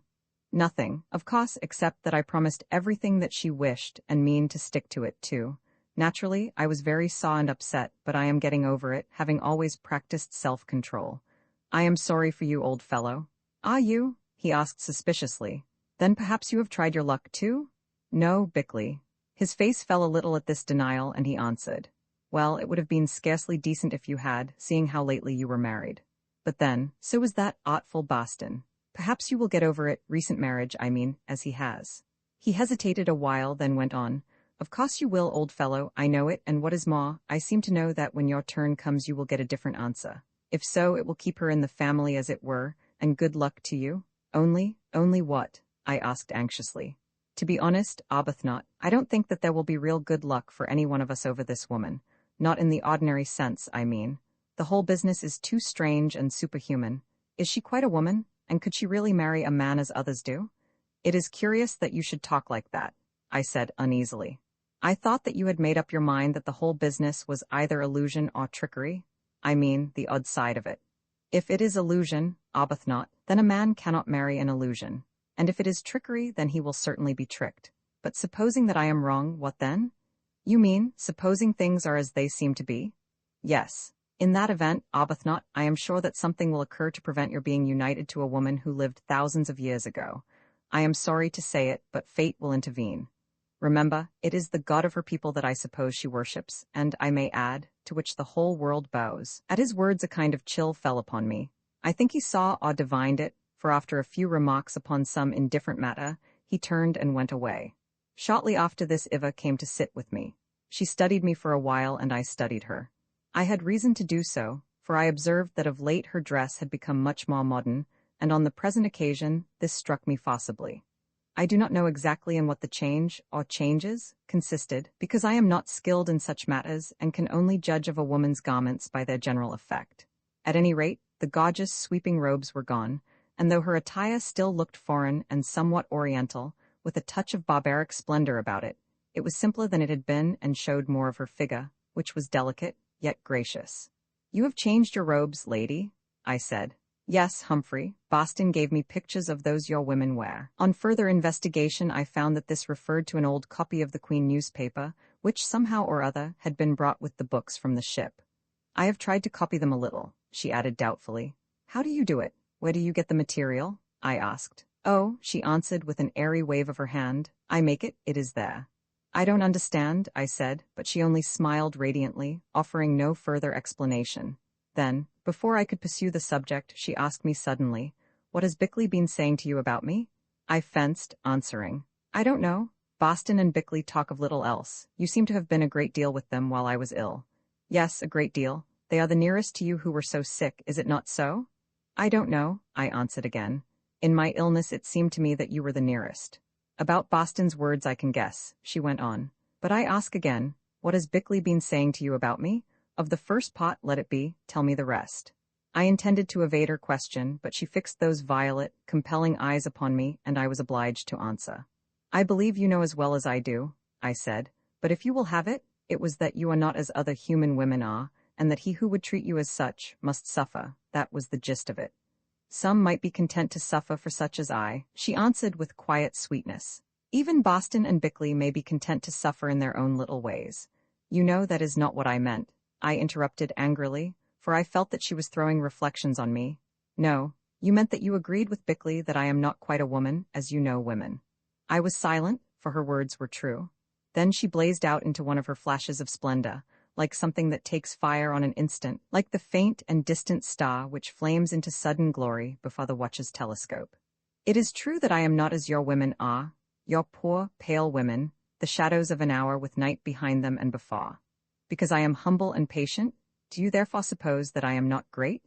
Man from the little country across the sea, I lived when the world was young, and gathered up the ancient wisdom of a greater race than yours, and when the world is old, I think that I still shall live, though not in this shape or here, with all that wisdom's essence burning in my breast, and with all beauty in my eyes. Bickley does not believe, although he worships. You only half believe and do not worship, because memory holds you back, and I myself do not understand. I only know, though knowing so much, still I seek roads to learning, even the humble road called Boston, that yet may lead my feet to the gate of an immortal city. Nor do I understand how all this can be, Eva, I said feebly, for she dazzled and overwhelmed me with her blaze of power. No, you do not understand. How can you when even I cannot? Thus for 250,000 years I slept, and they went by as a lightning flash. One moment my father gave me the draught, and I laid me down. The next I awoke with you bending over me, or so it seemed. Yet where was I through all those centuries when for me time had ceased? Tell me, Humphrey, did you dream at all while you were ill? I ask because down in that lonely cavern where I sleep a strange dream came to me one night. It was of a journey which, as I thought, you and I seemed to make together, past suns and universes to a very distant earth. It meant nothing, Humphrey.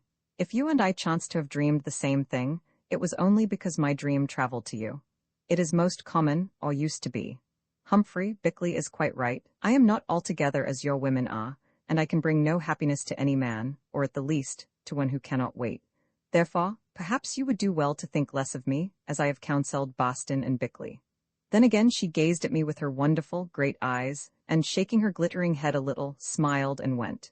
But oh, that smile drew my heart after her. Roman 2 Boston and Bickley behold me once more a man without an occupation, but now the possessor of about £900,000.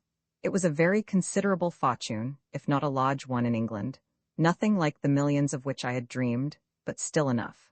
To make the most of it, and to be sure that it remained, I invested it very well, mostly in large mortgages at 4%, which, if the security is good, do not depreciate in capital value. Never again did I touch a single speculative stock, who desired to think no more about money. It was at this time that I bought the Fulcombe property. It cost me about £120,000 of my capital, all with alterations, repairs, etc. Say £150,000, on which sum it may pay a net 2.5%, not more. This £3,700 odd I have always devoted to the upkeep of the place, which is therefore in first-rate order. The rest I live on, or save.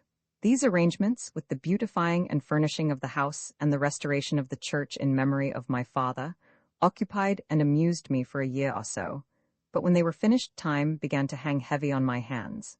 What was the use of possessing about £20,000 a year when there was nothing upon which it could be spent? For after all my own wants were few and simple, and the acquisition of valuable pictures and costly furniture is limited by space.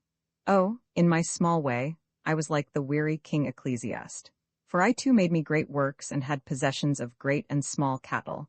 I tried farming and lost money over it, and gathered me silver and gold and the peculiar treasure of kings, which I presume means whatever a man in authority chiefly desires, and so forth. But behold, all was vanity and vexation of spirit, and there was no profit under the sun. So, notwithstanding my wealth and health and the deference which is the rich man's portion, especially when the limit of his riches is not known, it came about that I too hated life, and this when I was not much over 30. I did not know what to do. For society as the word is generally understood, I had no taste, it bored me. Horse racing and cards I loathed, who had already gambled too much on a big scale. The killing of creatures under the name of sport palled upon me. Indeed, I began to doubt if it were right, while the office of a junior county magistrate in a place where there was no crime only occupied me an hour or two a month. Lastly, my neighbors were few, and with all due deference to them, extremely dull. At least I could not understand them, because in them there did not seem to be anything to understand, and I am quite certain that they did not understand me. When they came to learn that I was radical in my views, and had written certain dreadful and somewhat socialistic books in the form of fiction, they both feared and mistrusted me as an enemy to their particular section of the race. As I had not married, and showed no inclination to do so, their womenkind also, out of their intimate knowledge, proclaimed that I led an immoral life, though a little reflection would have shown them that there was no one in the neighborhood, which for a time I seldom left, who could possibly have tempted an educated creature to such causes. Terrible is the lot of a man who, while still young and possessing the intellect necessary to achievement, is deprived of all ambition. And I had none at all. I did not even wish to purchase a peerage or a baronetcy in this fashion or in that, and, as in my father's case, my tastes were so many and so catholic that I could not lose myself in any one of them. They never became more than diversions to me. A hobby is only really amusing when it becomes an obsession. At length, my lonesome friendlessness oppressed me so much that I took steps to mitigate it. In my college life, I had two particular friends whom I think I must have selected because they were so absolutely different from myself. They were named Boston and Bickley. Boston, Basil was his Christian name, was an uncouth, shock-headed, flat-footed person of large, rugged frame and equally rugged honesty, with a mind almost incredibly simple. Nothing surprised him because he lacked the faculty of surprise. He was like that kind of fish which lies at the bottom of the sea and takes every kind of food into its great maw without distinguishing its flavor. Metaphorically speaking, heavenly manna and decayed cabbage were just the same to Boston. He was not fastidious, and both were mental pabulum, of a sort, together with whatever lay between these extremes. Yet he was good, so painfully good that one felt that without exertion to himself, he had booked a first-class ticket straight to heaven. Indeed, that his guardian angel had tied it round his neck at birth lest he should lose it, already numbered and dated like an identification disc. I am bound to add that Boston never went wrong, because he never felt the slightest temptation to do so. This, I suppose, constitutes real virtue, since, in view of certain Bible sayings, the person who is tempted and would like to yield to the temptation is equally a sinner with the person who does yield.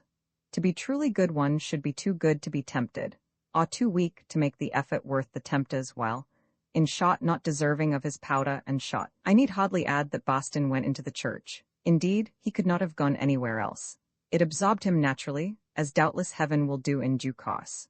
Only I think it likely that until they get to know him, he will bore the angels so much that they will continually move him up higher. Also, if they have any susceptibilities left, probably he will tread upon their toes, an art in which I never knew his equal. However, I always loved Boston, perhaps because no one else did, a fact of which he remained totally unconscious, or perhaps because of his brutal way of telling one what he conceived to be the truth, which, as he had less imagination than a dormouse, generally it was not. For if the truth is a jewel, it is one colored and veiled by many different lights and atmospheres. It only remains to add that he was learned in his theological fashion, and that among his further peculiarities were the slow, monotonous voice in which he uttered his views in long sentences, and his total indifference to adverse argument, however sound and convincing. My other friend, Bickley, was a person of a quite different character. Like Boston, he was learned, but his tendencies faced another way. If Boston's omnivorous throat could swallow a camel, especially a theological camel, Bickley's would strain at the smallest gnat, especially a theological gnat. The very best and most upright of men, yet he believed in nothing that he could not taste, see, or handle. He was convinced, for instance, that man is a brute-descended accident and no more, that what we call the soul or the mind is produced by a certain action of the gray matter of the brain, that everything apparently inexplicable has a perfectly mundane explanation, if only one could find it, that miracles certainly never did happen, and never will, that all religions are the fruit of human hopes and fears, and the most convincing proof of human weakness, that notwithstanding our infinite variations, we are the subjects of nature's single law, and the victims of blind, black, and brutal chance. Such was Bickley, with his clever, well-cut face that always reminded me of a cameo, and thoughtful brow. His strong, capable hands and his rather steely mouth, the mere set of which suggested controversy of an uncompromising kind. Naturally, as the church had claimed Boston, so medicine claimed Bickley. Now, as it happened, the man who succeeded my father as vicar of Fulcombe was given a better living, and went away shortly after I had purchased the place, and with it the advocate. Just at this time also, I received a letter written in the large, sprawling hand of Boston, from whom I had not heard for years. It went straight to the point, saying that he, Boston, had seen in a church paper that the lost incumbent had resigned the living of Fulcombe, which was in my gift. He would therefore be obliged if I would give it to him, as the place he was at in Yorkshire did not suit his wife's health. Here I may state that afterwards I learned that what did not suit Mrs. Boston was the organist, who was pretty. She was by nature a woman with a temperament so insanely jealous that actually she managed to be suspicious of Boston, whom she had captured in an unguarded moment when he was thinking of something else, and who would as soon have thought of even looking at any woman as he would of worshipping Baal. As a matter of fact, it took him months to know one female from another. Except as possible providers of subscriptions and props of mothers' meetings, women had no interest for him. To return, with that engaging honesty which I have mentioned, Boston's letter went on to set out all his own disabilities, which, he added, would probably render him unsuitable for the place he desired to fill. He was a high churchman, a fact which would certainly offend many. He had no claims to being a preacher, although he was extraordinarily well acquainted with the writings of the early fathers. What on earth had that to do with the question, I wondered. On the other hand, he had generally been considered a good visitor, and was fond of walking. He meant to call on distant parishioners, but did not say so. Then followed a page and a half on the evils of the existing system of the presentation to livings by private persons, ending with the suggestion that I had probably committed a sin in buying this particular advocacy in order to increase my local authority. That is, if I had bought it, a point on which he was ignorant. Finally, he informed me that as he had to christen a sick baby 5 miles away on a certain moor, and it was too wet for him to ride his bicycle, he must stop. And he stopped. There was, however, a P.S. to the letter, which ran as follows: "Someone told me that you were dead a few years ago, and of course it may be another man of the same name who owns Fulcombe. If so, no doubt the post office will send back this letter." That was his only allusion to my humble self in all those diffuse pages. It was a long while since I had received an epistle which made me laugh so much, and of course I gave him the living by return of post, and even informed him that I would increase its stipend to a sum which I considered suitable to the position. About 10 days later, I received another letter from Boston which, as a scrawl on the flap of the envelope informed me, he had carried for a week in his pocket and forgotten to post. Except by inference, it returned no thanks for my intended benefits. What it did say, however, was that he thought it wrong of me to have settled a matter of such spiritual importance in so great a hurry, though he had observed that rich men were nearly always selfish where their time was concerned. Moreover, he considered that I ought first to have made inquiries as to his present character and attainments, etc., etc. To this epistle, I replied by telegraph to the effect that I should as soon think of making inquiries about the character of an archangel, or that of one of his high church saints. This telegram, he told me afterwards, he considered unseemly and even ribald, especially as it had given great offense to the postmaster, who was one of the sidesmen in his church. Thus it came about that I appointed the Rev. Basil Boston to the living of Fulcombe, feeling sure that he would provide me with endless amusement and act as a moral tonic and discipline. Also, I appreciated the man's blunt candor. In due course he arrived, and I confess that after a few Sundays of experience, I began to have doubts as to the wisdom of my choice, glad as I was to see him personally. His sermons at once bored me, and when they did not send me to sleep, excited in me a desire for debate. How could he be so profoundly acquainted with mysteries before which the world had stood amazed for ages? Was there nothing too hot or too heavy in the spiritual way for him to dismiss in a few blundering and casual words, as he might any ordinary incident of everyday life? I wondered. Also, his idea of high church observances was not mine, or, I imagine, that of anybody else. But I will not attempt to set it out. His peculiarities, however, were easy to excuse and entirely swallowed up by the innate goodness of his nature, which soon made him beloved of everyone in the place. For although he thought that probably most things were sins, I never knew him to discover a sin which he considered to be beyond the reach of forgiveness. Boston was indeed a most charitable man, and in his way wide-minded. The person whom I could not tolerate, however, was his wife, who, to my fancy, more resembled a vessel, a very unattractive vessel, full of vinegar than a woman. Her name was Sarah, and she was small, plain, flat, sandy-haired and odious, quite obsessed, moreover, with her jealousies of the Rev. Basil, at whom it pleased her to suppose that every woman in the countryside under 50 was throwing herself. Here I will confess that to the best of my ability, I took care that they did in outward seeming, that is, whenever she was present, instructing them to sit aside with him in darkened corners, to present him with flowers, and so forth. Several of them easily fell into the humor of the thing, and I have seen him depart from a dinner party followed by that glowering Sarah, with a handful of rosebuds and violets, to say nothing of the traditional offerings of slippers, embroidered moccas and the like. Well, it was my only way of coming even with her, which I think she knew, for she hated me poisonously. So much for Basil Boston. Now for Bickley. Him I had met on several occasions since our college days, and after I was settled at the Priory from time to time, I asked him to stay with me. At length he came, and I found out that he was not at all comfortable in his London practice, which was of a nature uncongenial to him. Further, that he did not get on with his partners. Then, after reflection, I made a suggestion to him. I pointed out that, owing to its popularity amongst seaside visitors, the neighborhood of Fulcum was a rising one, and that although there were doctors in it, there was no really first-class surgeon for miles. Now Bickley was a first-class surgeon, having held very high hospital appointments and indeed still holding them.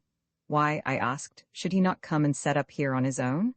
I would appoint him doctor to the estate, and also give him charge of a cottage hospital, which I was endowing, with liberty to build and arrange it as he liked.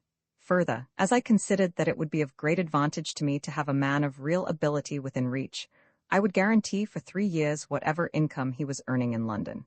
He thanked me warmly, and in the end acted on the idea, with startling results so far as his prospects were concerned. Very soon, his really remarkable skill became known, and he was earning more money than as an unmarried man he could possibly want. Indeed, scarcely a big operation took place at any town within 20 miles, and even much farther away, at which he was not called in to assist. Needless to say, his advent was a great boon to me, for as he lived in a house I let him quite nearby, whenever he had a spare evening he would drop in to dinner, and from our absolutely opposite standpoints we discussed all things human and divine. Thus I was enabled to sharpen my wits upon the hard steel of his clear intellect, which was yet, in a sense, so limited. I must add that I never converted him to my way of thinking, and he never converted me to his, any more than he converted Boston, for whom, queerly enough, he had a liking. They pounded away at each other, Bickley frequently getting the best of it in the argument, and when at last Boston rose to go, he generally made the same remark. It really is sad, my dear Bickley, to find a man of your intellect so utterly wrong-headed and misguided. I have convicted you of error at least 6 times, and not to confess it is mere pigheadedness. Good night. I am sure that Sarah will be sitting up for me. Silly old idiot, Bickley would say, shaking his fist after him. The only way to get him to see the truth would be to saw his head open and pour it in. Then we would both laugh. Such were my 2 most intimate friends, although I admit it was rather like the equator cultivating close relationships with the North and South poles. Certainly, Boston was as far from Bickley as those points of the earth are apart, while I, as it were, sat equally distant between the two. However, we were all very happy together, since in certain characters, there are few things that bind men more closely than profound differences of opinion. Now I must turn to my more personal affairs. After all, it is impossible for a man to satisfy his soul, if he has anything of the sort about him which in the remotest degree answers to that description, with the husks of wealth, luxury, and indolence, supplemented by occasional theological and other arguments between his friends.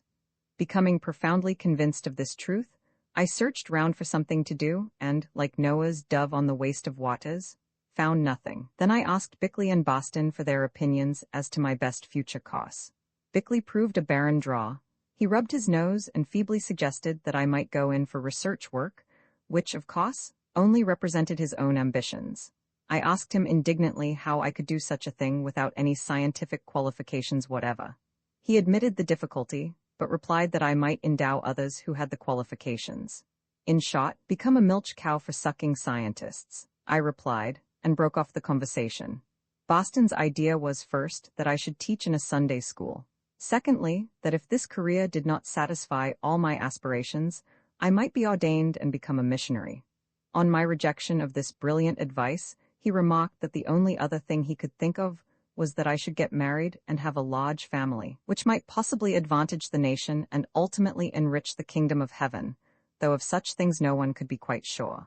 At any rate, he was certain that at present I was in practice neglecting my duty, whatever it might be, and in fact one of those cumberers of the earth who, he observed in the newspaper he took in and read when he had time, were very happily named the idle rich. Which reminds me, he added, that the clothing club finances are in a perfectly scandalous condition.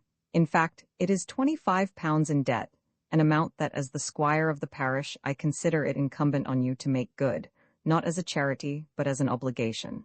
Look here, my friend, I said, ignoring all the rest, will you answer me a plain question? Have you found marriage such a success that you consider it your duty to recommend it to others? And if you have, why have you not got the large family of which you speak? Of course not, he replied with his usual frankness. Indeed, it is in many ways so disagreeable that I am convinced it must be right and for the good of all concerned. As regards the family, I am sure I do not know, but Sarah never liked babies, which perhaps has something to do with it. Then he sighed, adding, "You see, Arbuthnot, we have to take things as we find them in this world and hope for a better, which is just what I am trying to do, you unilluminating old donkey," I exclaimed, and left him there shaking his head over matters in general, but I think principally over Sarah. By the way, I think that the villagers recognized this good lady's vinegary nature. At least, they used to call her Sour Sal. Roman 20 Oro and Arbuthnot travel by night as time went on. Oro began to visit me more and more frequently, till at last scarcely a night went by that he did not appear mysteriously in my sleeping place. The odd thing was that neither Bickley nor Boston seemed to be aware of these nocturnal calls. Indeed, when I mentioned them on 1 or 2 occasions, they stared at me and said it was strange that he should have come and gone as they saw nothing of him. On my speaking again of the matter, Bickley at once turned the conversation, from which I gathered that he believed me to be suffering from delusions consequent on my illness, or perhaps to have taken to dreaming. This was not wonderful since, as I learned afterwards, Bickley, after he was sure that I was asleep, made a practice of tying a thread across my doorway and of ascertaining at the dawn that it remained unbroken.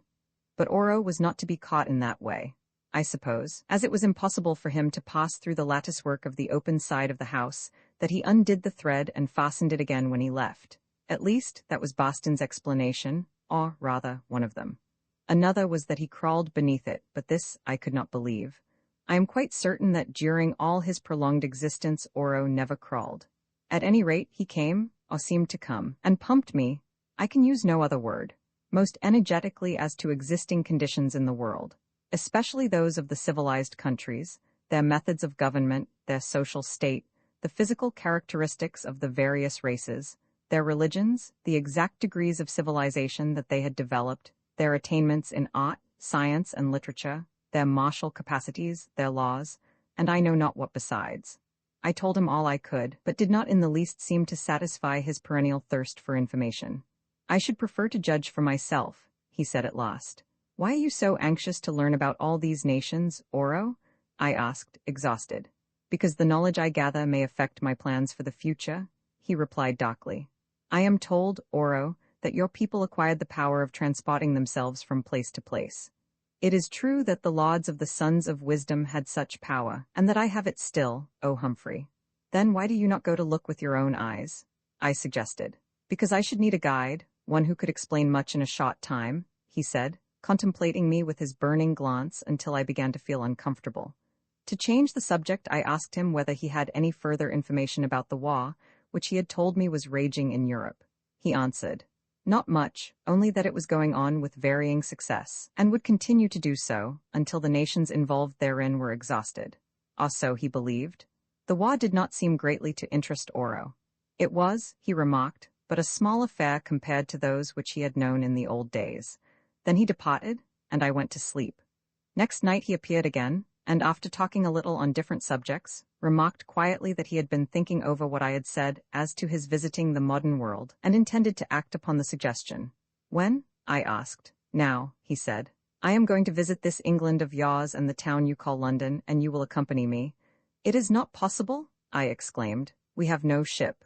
"We can travel without a ship," said Oro. I grew alarmed and suggested that Boston or Bickley would be a much better companion than I should in my present weak state.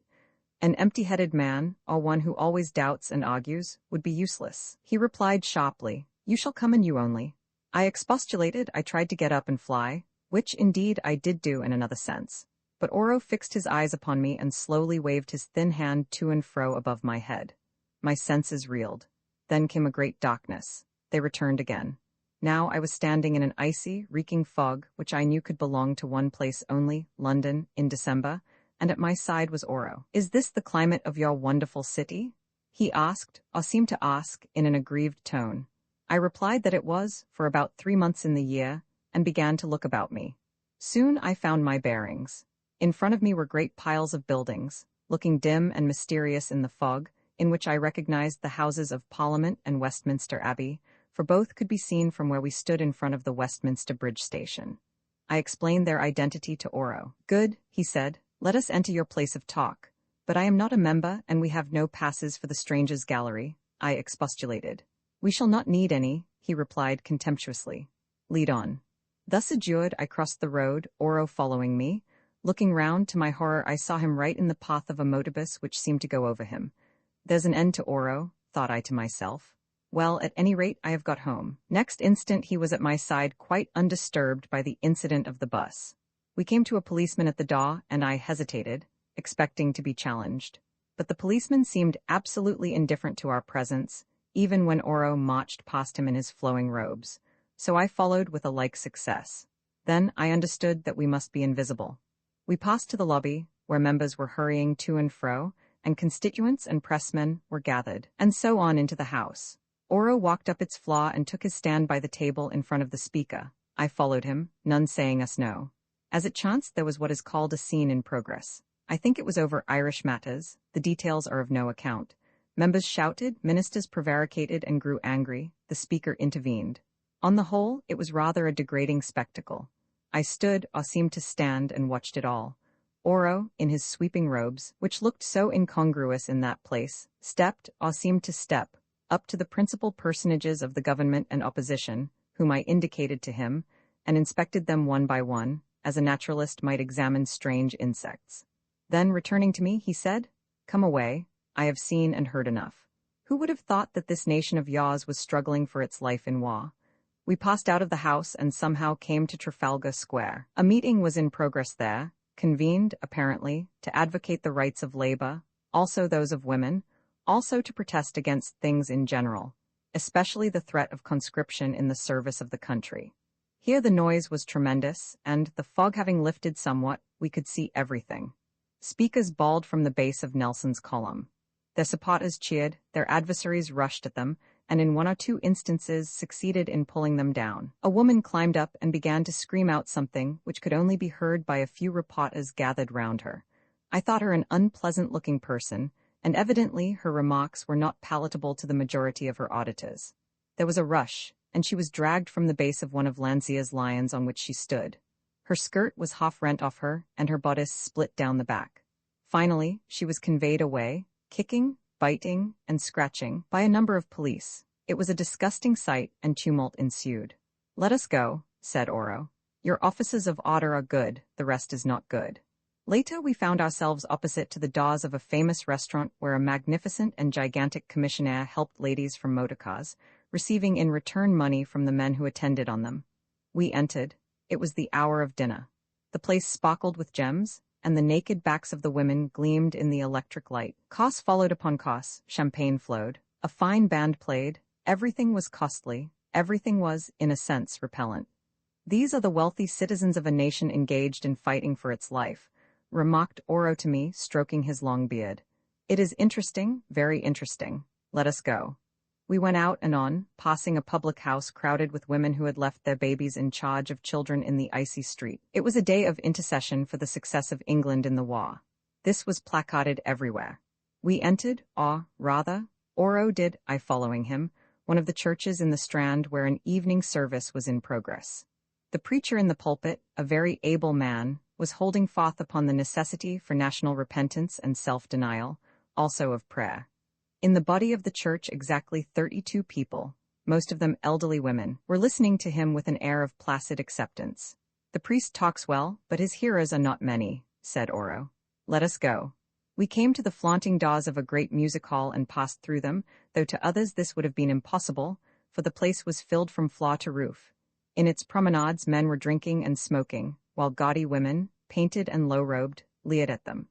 On the stage girls danced, throwing their legs above their heads. Then they vanished amidst applause, and a woman in a yellow robe, who pretended to be tipsy, sang a horrible and vulgar song full of topical allusions, which was received with screams of delight by the enormous audience. Here the hearers are very many, but those to whom they listen do not talk well. "Let us go," said Oro, and we went. At a recruiting station, we paused a moment to consider posters supposed to be attractive, the very sight of which sent a thrill of shame through me. I remember that the inscription under one of them was, "What will your best girls say? Is that how you gather your soldiers? Later it will be otherwise," said Oro, and passed on.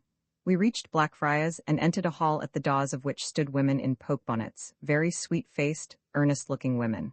Their countenances seemed to strike Oro, and he motioned me to follow him into the hall. It was quite full of a miserable-looking congregation of perhaps 1,000 people. A man in the blue and red uniform of the Salvation Army was preaching of duty to God and country, of self-denial, hope, and forgiveness. He seemed a humble person, but his words were earnest, and love flowed from him. Some of his miserable congregation wept, others stared at him open-mouthed, a few, who were very weary, slept. He called them up to receive pardon, and a number, led by the sweet-faced women, came and knelt before him. He and others whispered to them, then seemed to bless them, and they rose with their faces changed. "Let us go," said Oro. "I do not understand these rites, but at last in your great and wonderful city I have seen something that is pure and noble." We went out. In the streets there was great excitement. People ran to and fro pointing upwards. Searchlights, like huge fingers of flame, stole across the sky. Guns boomed. At last, in the glare of a searchlight, we saw a long and sinister object floating high above us and gleaming as though it were made of silver. Flashes came from it, followed by terrible booming reports that grew nearer and nearer. A house collapsed with a crash just behind us. "Ah," said Oro, with a smile. "I know this, it is war as it was when the world was different and yet the same." As he spoke, a motorbus rumbled past.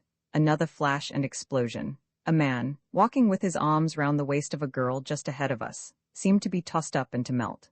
The girl fell in a heap on the pavement. Somehow her head and her feet had come quite close together, and yet she appeared to be sitting down. The motorbus burst into fragments and its passengers hurtled through the air, mere hideous lumps that had been men and women. The head of one of them came dancing down the pavement towards us, a cigar still stuck in the corner of its mouth. "Yes, this is war," said Oro. "It makes me young again to see it. But does this city of yours understand?" We watched a while. A crowd gathered, policemen ran up, ambulances came. The place was cleared, and all that was left they carried away.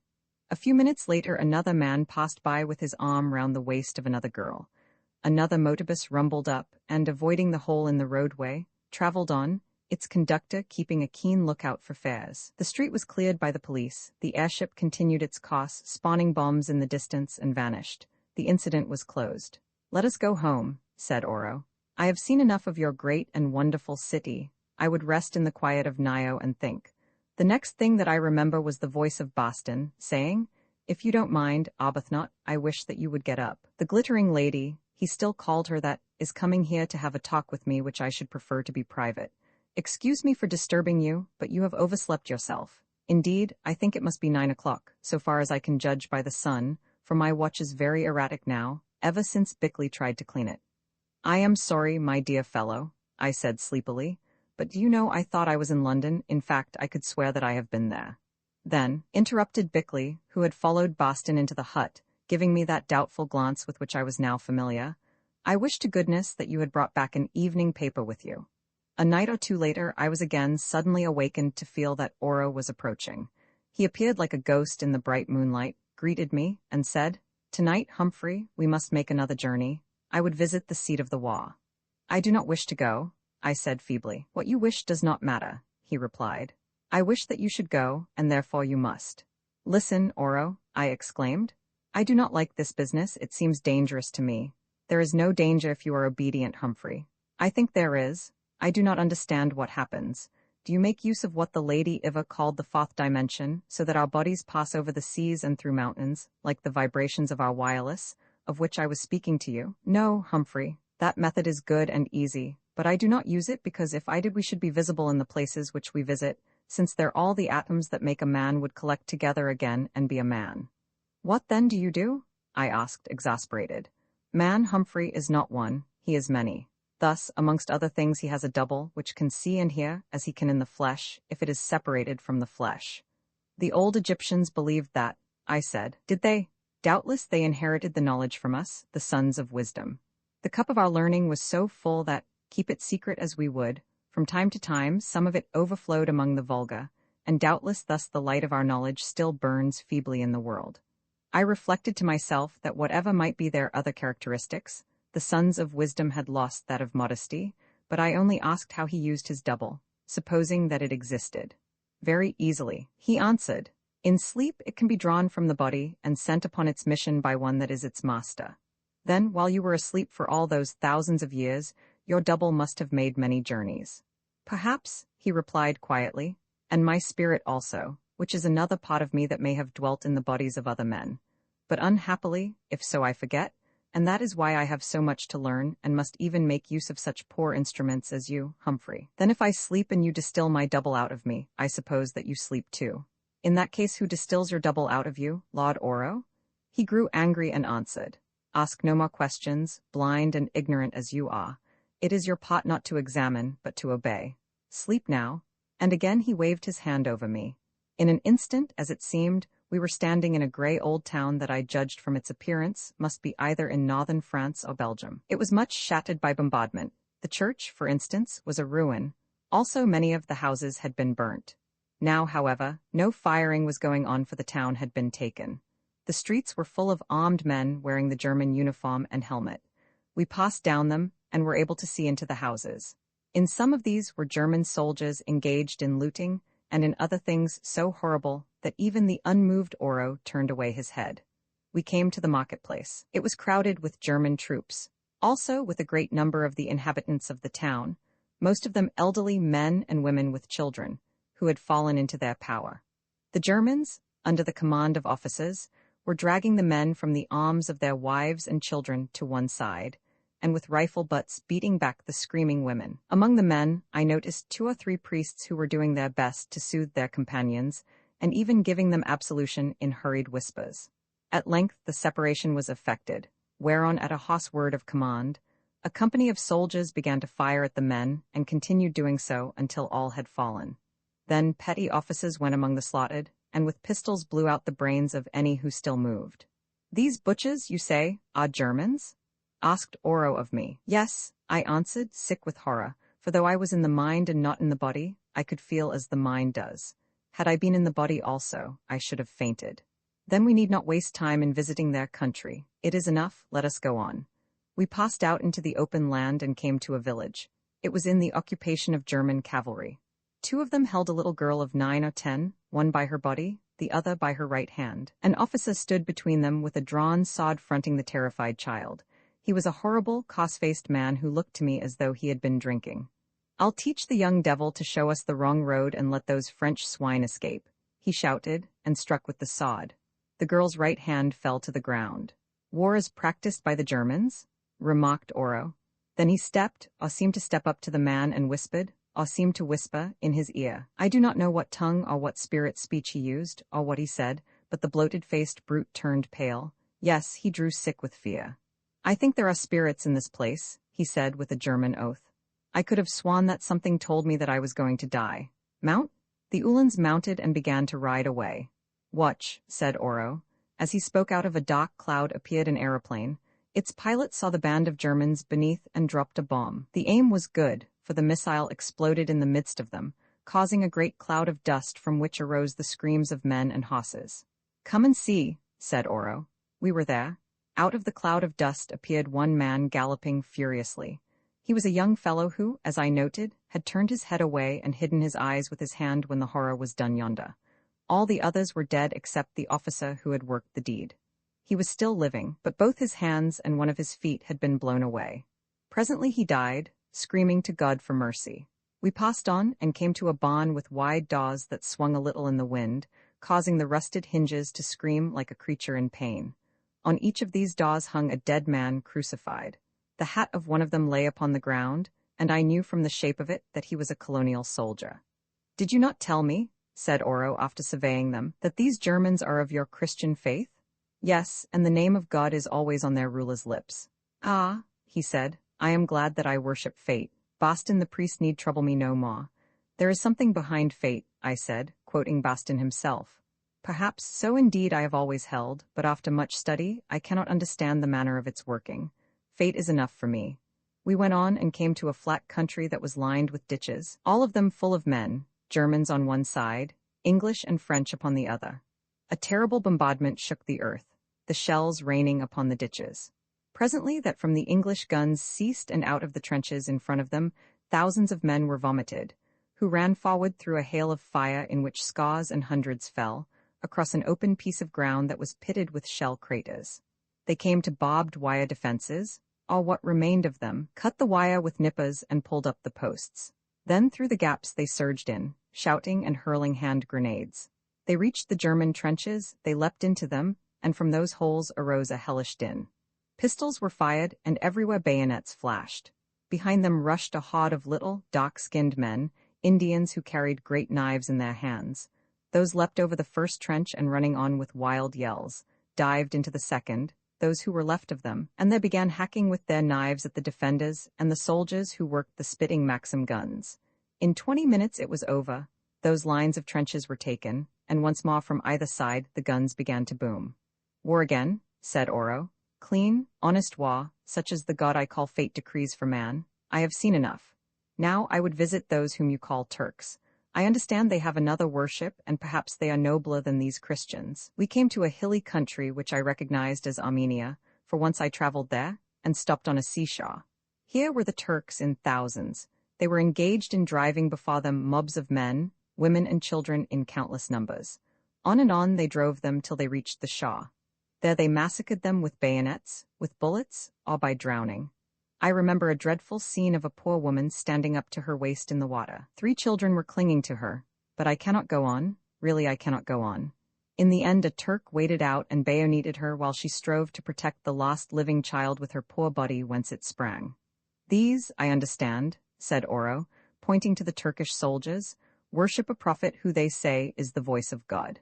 Yes, I answered, and therefore they massacre these who are Christians because they worship God without a prophet. And what do the Christians massacre each other for? Power and the wealth and territories that are power. That is, the king of the Germans wishes to rule the world, but the other nations do not desire his dominion, therefore they fight for liberty and justice. As it was, so it is and shall be, remarked Oro, only with this difference. In the old world some were wise, but here, and he stopped, his eyes fixed upon the Armenian woman struggling in her death agony while the murderer drowned her child, then added, "Let us go."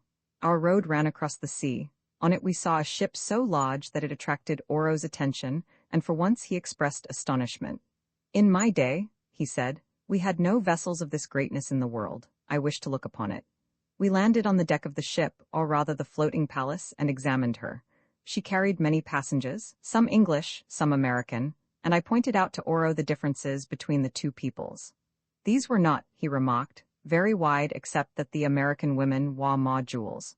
Also that some of the American men, to whom we listened as they conversed, spoke of the greatness of their country, whereas the Englishmen, if they said anything concerning it, belittled their country. Presently, on the surface of the sea at a little distance appeared something strange, a small and ominous object like a can on the top of a pole. A voice cried out, "Submarine," and everyone near rushed to look. "If those Germans try any of their monkey tricks on us, I guess the United States will give them hell," said another voice nearby. Then from the direction of the pole with the tin can on the top of it, came something which caused a disturbance in the smooth water and bubbles to rise in its wake. "A torpedo?" cried some. "Shut your mouth," said the voice. "Who dare torpedo a vessel full of the citizens of the United States?" Next came a booming crash and a flood of upthrown water, in the wash of which that speaker was carried away into the deep. Then horror, horror, horror, indescribable, as the mighty vessel went wallowing to her doom. Boats launched, boats overset, boats dragged under by her rush through the water which could not be stayed. Maddened men and women running to and fro, their eyes starting from their heads, clasping children, fastening life-belts over their costly gowns, or appearing from their cabins, their hands filled with jewels that they sought to save. Orders cried from high places by stern-faced officers doing their duty to the last. And a little way off that thin pole with a tin can on the top of it watching its work. Then the plunge of the enormous ship into the deep, its huge screws still whirling in the air, and the boom of the bursting boilers. Lastly, everything gone save a few boats floating on the quiet sea and around them dots that were the heads of struggling human beings. "Let us go home," said Oro. "I grow tired of this war of your Christian peoples. It is no better than that of the barbarian nations of the early world. Indeed, it is worse, since then we worshipped fate, and but a few of us had wisdom. Now you all claim wisdom and declare that you worship a God of mercy." With these words still ringing in my ears, I woke up upon the island of Orofna, filled with terror at the horrible possibilities of nightmare. What else could it be? There was the brown and ancient cone of the extinct volcano. There were the tall palms of the main island, and the lake, glittering in the sunlight between. There was Boston conducting a kind of Sunday school of Orofnans upon the point of the Rock of Offerings, as now he had obtained the leave of Oro to do. There was the mouth of the cave, and issuing from it Bickley, who by help of one of the hurricane lamps had been making an examination of the buried remains of what he supposed to be flying machines. Without doubt, it was nightmare, and I would say nothing to them about it for fear of mockery. Yet 2 nights later Oro came again, and after the usual preliminaries, said, "Humphrey, this night we will visit that mighty American nation, of which you have told me so much, and the other neutral countries." At this point, there is a gap in Mr. Arbuthnot's MS. So Oro's reflections on the neutral nations, if any, remain unrecorded. It continues, on our homeward way we passed over Australia, making a detour to do so. Of the cities Oro took no account. He said that they were too large and too many, but the country interested him so much that I gathered he must have given great attention to agriculture at some time in the past. He pointed out to me that the climate was fine, and the land so fertile that with a proper system of irrigation and water storage, it could support tens of millions and feed not only itself but a great part of the outlying world. "But where are the people?" he asked. "Outside of those huge hives," and he indicated the great cities. "I see few of them, though doubtless some of the men are fighting in this war. Well, in the days to come this must be remedied." Over New Zealand, which he found beautiful, he shook his head for the same reason. On another night, we visited the East. China with its teeming millions interested him extremely, partly because he declared these to be the descendants of one of the barbarian nations of his own day. He made a remark to the effect that this race had always possessed points and capacities, and that he thought that with proper government and instruction, their Chinese offspring would be of use in a regenerated world. For the Japanese and all that they had done in 2 short generations, he went so far as to express real admiration, a very rare thing with Oro, who was by nature critical. I could see that mentally he put a white mark against their name. India, too, really moved him. He admired the ancient buildings at Delhi and Agra, especially the Taj Mahal. This, he declared, was reminiscent of some of the palaces that stood at Pani, the capital city of the Sons of Wisdom, before it was destroyed by the barbarians. The English administration of the country also attracted a word of praise from him, I think because of its rather autocratic character. Indeed, he went so far as to declare that, with certain modifications, it should be continued in the future, and even to intimate that he would bear the matter in mind. Democratic forms of government had no charms for Oro. Amongst other places, we stopped at Benares and watched the funeral rites in progress upon the banks of the holy Ganges. The bearers of the dead brought the body of a woman wrapped in a red shroud that glittered with tinsel ornaments. Coming forward at a run and chanting as they ran, they placed it upon the stones for a little while, then lifted it up again and carried it down the steps to the edge of the river. Here they took water and poured it over the corpse, thus performing the rite of the baptism of death. This done, they placed its feet in the water and left it looking very small and lonely. Presently appeared a tall, white-draped woman who took her stand by the body and wailed. It was the dead one's mother. Again the bearers approached and laid the corpse upon the flaming pyre. "These rites are ancient," said Oro. "When I ruled as king of the world, they were practiced in this very place. It is pleasant to me to find something that has survived the changefulness of time. Let it continue till the end. Here I will cease. These experiences that I have recorded are but samples, for also we visited Russia and other countries. Perhaps, too, they were not experiences at all, but only dreams consequent on my state of health. I cannot say for certain, though much of what I seem to see fitted in very well indeed with what I learned in after days, and certainly at the time they appeared as real as though Oro and I had stood together upon those various shores. Roman 21 loves eternal ulta now of all these happenings. I said very little to Boston and Bickley. The former would not have understood them, and the latter attributed what I did tell him to mental delusions following on my illness. To Iver I did speak about them, however, imploring her to explain their origin and to tell me whether or not they were but visions of the night. She listened to me, as I thought not without anxiety, from which I gathered that she too feared for my mind. It was not so, however, for she said, "I am glad, O Humphrey, that your journeyings are done, since such things are not without danger. He who travels far out of the body may chance to return there no more. But were they journeyings or dreams?" I asked. She evaded a direct answer. "I cannot say. My father has great powers, I do not know them all. It is possible that they were neither journeyings nor dreams. Mayhap he used you as the sorcerers in the old days used the magic glass, and after he had put his spell upon you, read in your mind that which passes elsewhere. I understood her to refer to what we call clairvoyance, when the person entranced reveals secret or distant things to the entrancer. This is a more or less established phenomenon, and much less marvelous than the actual transportation of the spiritual self through space. Only I never knew of an instance in which the seer, on awaking, remembered the things that he had seen, as in my case. There, however, the matter rested, or rests, for I could extract nothing more from Iva, who appeared to me to have her orders on the point. Nor did Oro ever talk of what I had seemed to see in his company, although he continued from time to visit me at night. But now our conversation was of other matters. As Boston had discovered, by some extraordinary gift, he had soon learned how to read the English language, although he never spoke a single word in that tongue. Among our reference books that we brought from the yacht was a thin paper edition of the Encyclopedia Britannica, which he borrowed when he discovered that it contained compressed information about the various countries of the world, also concerning almost every other matter. My belief is that within a month or so that marvelous old man not only read this stupendous work from end to end, but that he remembered everything of interest which it contained.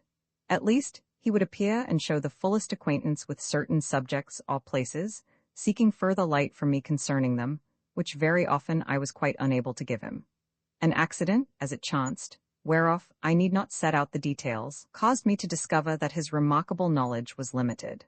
Thus, at one period, he knew little about any modern topic which began with a letter later in the alphabet than, let us say, C. A few days afterwards he was acquainted with those up to F or G, and so on till he reached Z, when he appeared to me to know everything, and returned the book. Now, indeed, he was a monument of learning, very ancient and very new, and with some encyclopedia-goned facts or deductions of what had happened between. Moreover, he took to astronomical research, for more than once we saw him standing on the rock at night studying the heavens. On one of these occasions, when he had the 2 metal plates, of which I have spoken, in his hands, I ventured to approach and ask what he did.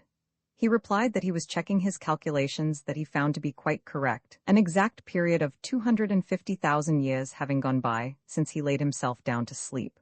Then, by aid of the plates, he pointed out to me certain alterations that had happened during that period in the positions of some of the stars.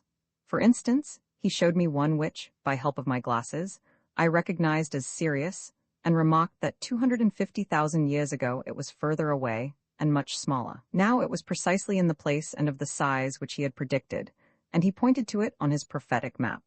Again he indicated a star that the night glass told me was Capella, which, I suppose, is one of the most brilliant stars in the sky, and showed me that on the map he had made 250,000 years ago it did not exist, as then it was too far north to appear thereon. Still, he observed, the passage of this vast period of time had produced but little effect upon the face of the heavens. To the human eye, the majority of the stars had not moved so very far. And yet they travel fast, O Humphrey, he said. Consider then how great is their journey between the time they gather and that day when, worn out, once more they melt to vaporous gas. You think me long-lived who compared to them exist but a tiny fraction of a second, nearly all of which I have been doomed to pass in sleep. And Humphrey, I desire to live, I who have great plans and would shake the world. But my day draws in, a few brief centuries and I shall be gone, and whither? If you lived as long as those stars, the end would be the same, Oro. Yes, but the life of the stars is very long, millions of years. Also, after death, they reform as other stars. But shall I reform as another, Oro? With all my wisdom, I do not know. It is known to fate, only fate, the master of worlds and men and the gods they worship, fate, whom it may please to spill my gathered knowledge, to be lost in the sands of time. It seems that you are great, I said, and have lived long and learned much. Yet the end of it is that your lot is neither worse nor better than that of us creatures of an hour. It is so, Humphrey. Presently you will die, and within a few centuries I shall die also and be as you are. You believe that you will live again eternally. It may be so because you do believe, since fate allows faith to shape the future, if only for a little while. But in me, wisdom has destroyed faith, and therefore I must die. Even if I sleep again for tens of thousands of years, what will it help me, seeing that sleep is unconsciousness and that I shall only wake again to die, since sleep does not restore to us our youth? He ceased and walked up and down the rock with a troubled mien. Then he stood in front of me and said in a triumphant voice, "At least, while I live I will rule, and then let come what may come. I know that you do not believe, and the first victory of this new day of mine shall be to make you believe. I have great powers, and you shall see them at work, and afterwards, if things go right, rule with me for a little while, perhaps as the first of my subjects. Hearken now, in one small matter my calculations, made so long ago, have gone wrong. They showed me that at this time a day of earthquakes, such as those that again and again have rocked and split the world, would recur. But now it seems that there is an era, a tiny error of 1100 years, which must go by before those earthquakes come. Are you sure, I suggested humbly, that there is not also an error in those star maps you hold? I am sure, Humphrey, some day, who knows, you may return to your world of modern men who, I gather, have knowledge of the great science of astronomy. Take now these maps with which I have done, and submit them to the most learned of those men, and let them tell you whether I was right or wrong in what I wrote upon this metal 250,000 years ago. Whatever else is false, at least the stars in their motions can never die. Then he handed me the maps and was gone. I have them today, and if ever this book is published, they will appear with it, that those who are qualified may judge of them and of the truth or otherwise of Oro's words. From that night forward for quite a long time, I saw Oro no more. Nor indeed did any of us, since for some reason of his own he forbade us to visit the underground city of Nio. Oddly enough, however, he commanded Iva to bring down the spaniel, Tommy, to be with him from time to time. When I asked her why, she said it was because he was lonely and desired the dog's companionship. It seemed to us very strange that this Superman, who had the wisdom of 10 Solomons gathered in one within his breast, should yet desire the company of a little dog. What then was the worth of learning and long life, or indeed of anything? Well, Solomon himself asked the question ages since, and could give no answer save that all is vanity. I noted about this time that Iva began to grow very sad and troubled. Indeed, looking at her suddenly on 2 or 3 occasions, I saw that her beautiful eyes were aswim with tears. Also, I noted that always as she grew sadder she became, in a sense, more human. In the beginning she was, as it were, far away. One could never forget that she was the child of some alien race whose eyes had looked upon the world when, by comparison, humanity was young. At times, indeed, she might have been the denizen of another planet, strayed to Earth. Although she never flaunted it, one felt that her simplest word hid secret wisdom, that to her books were open in which we could not read. Moreover, as I have said, occasionally power flamed out of her, power that was beyond our ken and understanding. Yet with all this there was nothing elfish about her, nothing uncanny. She was always kind and, as we could feel, innately good and gentle-hearted, just a woman made half-divine by gifts and experience that others lack. She did not even make use of her wondrous beauty to madden men, as she might well have done had she been so minded. It is true that both Boston and Bickley fell in love with her, but that was only because all with whom she had to do must love her. And then, when she told them that it might not be, it was in such a fashion that no solace was left behind. They went on loving her, that was all, but as men love their sisters or their daughters, as we conceive that they may love in that land where there is no marrying or giving in marriage. But now, in her sadness, she drew ever nearer to us, and especially to myself, more in tune with our age and thought. In truth, save for her royal and glittering loveliness in which there was some quality which proclaimed her of another blood, and for that reserve of hidden power which at times would look out of her eyes, or break through her words, she might in most ways have been some singularly gifted and beautiful modern woman. The time has come when I must speak of my relations with Iva and of their climax. As may have been guessed, from the first I began to love her. While the weeks went on that love grew and grew, until it utterly possessed me, although for a certain reason connected with one dead, at first I fought against it. Yet it did not develop quite in the fashion that might have been expected. There was no blazing up of passion's fire. Rather was there an ever-increasing glow of the holiest affection, till at last it became a lamp by which I must guide my feet through life and death. This love of mine seemed not of earth but from the stars. As yet I had said nothing to her of it, because in some way I felt that she did not wish me to do so, felt also that she was well aware of all that passed within my heart, and desired, as it were, to give it time to ripen there. Then one day there came a change, and though no glance or touch of Iva's told me so, I knew that the bars were taken down and that I might speak. It was a night of full moon. All that afternoon she had been talking to Boston apart, I suppose about religion, for I saw that he had some books in his hand from which he was expounding something to her in his slow, earnest way. Then she came and sat with us while we took our evening meal. I remember that mine consisted of some of the life water which she had brought with her and fruit, for, as I think I have said, I had acquired her dislike to meat, also that she ate some plantains, throwing the skins for Tommy to fetch and laughing at his play. When it was over, Boston and Bickley went away together, whether by chance or design I do not know, and she said to me suddenly, "Humphrey, you have often asked me about the city, Panny, of which a little portion of the ruins remains upon this island, the rest being buried beneath the waters. If you wish, I will show you where our royal palace was before the barbarians destroyed it with their airships. The moon is very bright, and by it we can see." I nodded, for, knowing what she meant, somehow I could not answer her, and we began the ascent of the hill. She explained to me the plan of the palace when we reached the ruins, showing me where her own apartments had been, and the rest. It was very strange to hear her quietly telling of buildings which had stood and of things that had happened over 250,000 years before, much as any modern lady might do of a house that had been destroyed a month ago by an earthquake or a Zeppelin bomb, while she described the details of a disaster which now frightened her no more. I think it was then that for the first time I really began to believe that in fact Iva had lived all those eons since and been as she still appeared.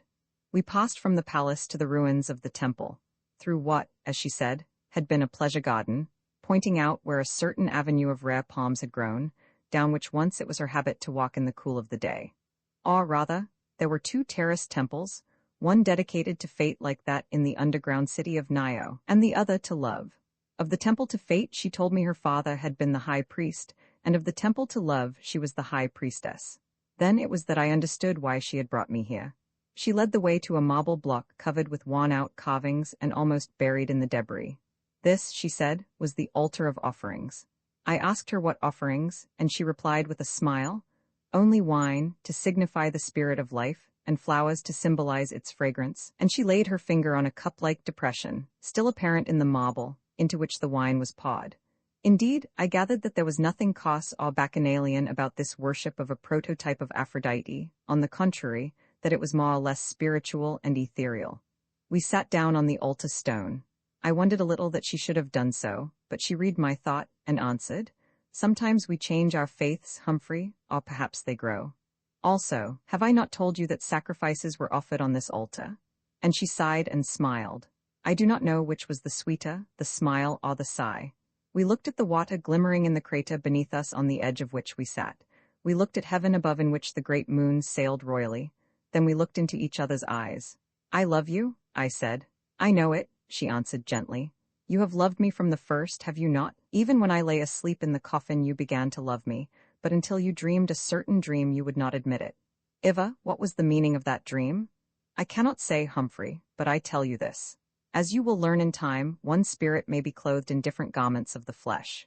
I did not understand her, but in some strange way, her words brought to my mind those that Natalie spoke at the last, and I answered, "Iva, when my wife lay dying she bade me seek her elsewhere, for certainly I should find her. Doubtless she meant beyond the shaws of death, or perhaps she also dreamed." She bent her head, looking at me very strangely. "Your wife, too, may have had the gift of dreams, Humphrey. As you dream and I dream, so mayhap she dreamed. Of dreams, then, let us say no more, since I think that they have served their purpose, and all three of us understand." Then I stretched out my arms, and next instant my head lay upon her perfumed breast. She lifted it and kissed me on the lips, saying, "With this kiss again I give myself to you. But oh, Humphrey, do not ask too much of the god of my people, fate," and she looked me in the eyes and sighed. "What do you mean?" I asked, trembling. "Many, many things. Among them, that happiness is not for mortals, and remember that though my life began long ago, I am mortal as you are, and that in eternity time makes no difference. And if so, Iva, what then? Do we meet but to part?" "Who said it? Not I, Humphrey, I tell you this. Nor earth, nor heaven, nor hell have any bars through which love cannot burst its way towards reunion and completeness. Only there must be love, manifested in many shapes and at many times, but ever striving to its end, which is not of the flesh. Aye, love that has lost itself, love scorned, love defeated, love that seems false, love betrayed, love gone astray, love wandering through the worlds, love asleep and living in its sleep, love awake and yet sleeping, all love that has in it the germ of life. It matters not what form love takes. If it be true, I tell you that it will win its way, and in the many that it has seemed to worship, still find the one, though perchance not here." At her words a numb fear gripped my heart. Not here, then where? I said. Ask your dead wife, Humphrey, ask the dumb stars, ask the God you worship, for I cannot answer, save in one word, somewhere. Man, be not afraid. Do you think that such as you and I can be lost in the aching abysms of space? I know but little, yet I tell you that we are its rulers. I tell you that we too are gods if only we can aspire and believe. For the doubting and timid there is not. For those who see with the eyes of the soul and stretch out their hands to grasp there is all. Even Boston will tell you this. But I said, life is short, those worlds are far away, and you are near. She became wonderful, mysterious. Near I am far, she said, and far I am near, if only this love of yours is strong enough to follow and to clasp. And Humphrey, it needs strength, for here I am afraid that it will bear little of such fruit as men desire to pluck. Again terror took hold of me, and I looked at her, for I did not know what to say or ask. Listen, she went on. Already my father has offered me to you in marriage, has he not? But at a price which you do not understand. Believe me, it is one that you should never pay, since the rule of the world can be too dearly bought by the slaughter of half the world. And if you would pay it, I cannot. But this is madness, I exclaimed. Your father has no powers over our earth. I would that I could think so, Humphrey. I tell you that he has powers and that it is his purpose to use them as he has done before. You, too, he would use, and me. And, if so, Iva, we are lords of ourselves. Let us take each other while we may. Boston is a priest. Lords of ourselves? Why, for aught I know, at this very moment Oro watches us in his thought and laughs. Only in death, Humphrey, shall we pass beyond his reach and become lords of ourselves. It is monstrous, I cried. There is the boat, let us fly away. What boat can bear us out of stretch of the arm of the old god of my people, fate, whereof Oro is the high priest? Nay, here we must wait our doom. Doom? I said, doom? What then is about to happen? A terrible thing, as I think, Humphrey, or rather, it will not happen. Why not if it must? Beloved, she whispered, Boston has expounded to me a new faith whereof the master word is sacrifice. The terrible thing will not happen because of sacrifice. Ask me no more. She mused a while, seated there in the moonlight upon the ancient altar of sacrifice, the veil she wore falling about her face and making her mysterious. Then she threw it back, showing her lovely eyes and glittering hair, and laughed. We have still an earthly hour, she said. Therefore let us forget the far, dead past and the eternities to come and be joyful in that hour. Now throw your arms about me, and I will tell you strange stories of lost days, and you shall look into my eyes and learn wisdom, and you shall kiss my lips and taste of bliss. You, who were and are and shall be, you, the beloved of Iva from the beginning to the end of time. Roman 22, the command. I think that both Boston and Bickley, by instinct as it were, knew what had passed between Iva and myself, and that she had promised herself to me. They showed this by the way in which they avoided any mention of her name. Also, they began to talk of their own plans for the future as matters in which I had no part. Thus I heard them discussing the possibility of escape from the island whereof, suddenly, they seemed to have grown weary, and whether by any means 2 men, 2, not 3, could manage to sail and steer the lifeboat that remained upon the wreck. In short, as in all such cases, the woman had come between. Also, the pressure of a common loss caused them to forget their differences and to draw closer together. I who had succeeded where they both had failed, was, they seemed to think, out of their lives, so much that our ancient intimacy had ended. This attitude hurt me, perhaps because in many respects the situation was awkward. They had, it is true, taken their failures extremely well. Still the fact remained that both of them had fallen in love with the wonderful creature, woman and yet more than woman, who had bound herself to me. How then could we go on living together, I in prospective possession of the object that all had desired, and they without the pale? Moreover, they were jealous in another, and quite a different fashion, because they both loved me in their own ways, and were convinced that I who had hitherto loved them, henceforward should have no affection left to spare, since surely this glittering lady, this marvel of wisdom and physical perfections, would take it all. Of course they were in error, since even if I could have been so base and selfish, this was no conduct that Iva would have wished or even suffered. Still, that was their thought. Mastering the situation, I reflected a little while, and then spoke straight out to them. My friends, I said, as I see that you have guessed, Iva and I are affianced to each other and love each other perfectly. Yes, Arbuthnot, said Boston, we saw that in your face and in hers as she bade us good night before she went into the cave, and we congratulate you and wish you every happiness. We wish you every happiness, old fellow, chimed in Bickley. He paused a while, then added, but to be honest, I am not sure that I congratulate you. Why not, Bickley? Not for the reason that you may suspect, Arbuthnot. I mean not because you have won where we have lost, as it was only to be expected that you would do, but on account of something totally different. I told you a while ago, and repetition is useless and painful. I need only add, therefore, that since then my conviction has strengthened, and I am sure, sorry as I am to say it, that in this matter you must prepare for disappointment and calamity. That woman, if woman she really is, will never be the wife of mortal man. Now be angry with me if you like, I'll laugh as you have the right to do, seeing that like Boston and yourself, I also asked her to marry me, but something makes me speak what I believe to be the truth. Like Cassandra, I suggested. Yes, like Cassandra, who was not a popular person. At first I was inclined to resent Bickley's words, who would not have been in the circumstances. Then of a sudden there rushed in upon my mind the conviction that he spoke the truth. In this world Iva was not for me or any man. Moreover, she knew it. The knowledge peeped out of every word she spoke in our passionate love scene by the lake. She was aware, and subconsciously I was aware, that we were plighting our troth, not for time but for eternity. With time we had little left to do. Not for long would she wear the ring I gave her on that holy night. Even Boston, whose perceptions nominally were not acute, felt that the situation was strained and awkward, and broke in with a curious air of forced satisfaction. It's uncommonly lucky for you, old boy, that you happen to have a clergyman in your party, as I shall be able to marry you in a respectable fashion.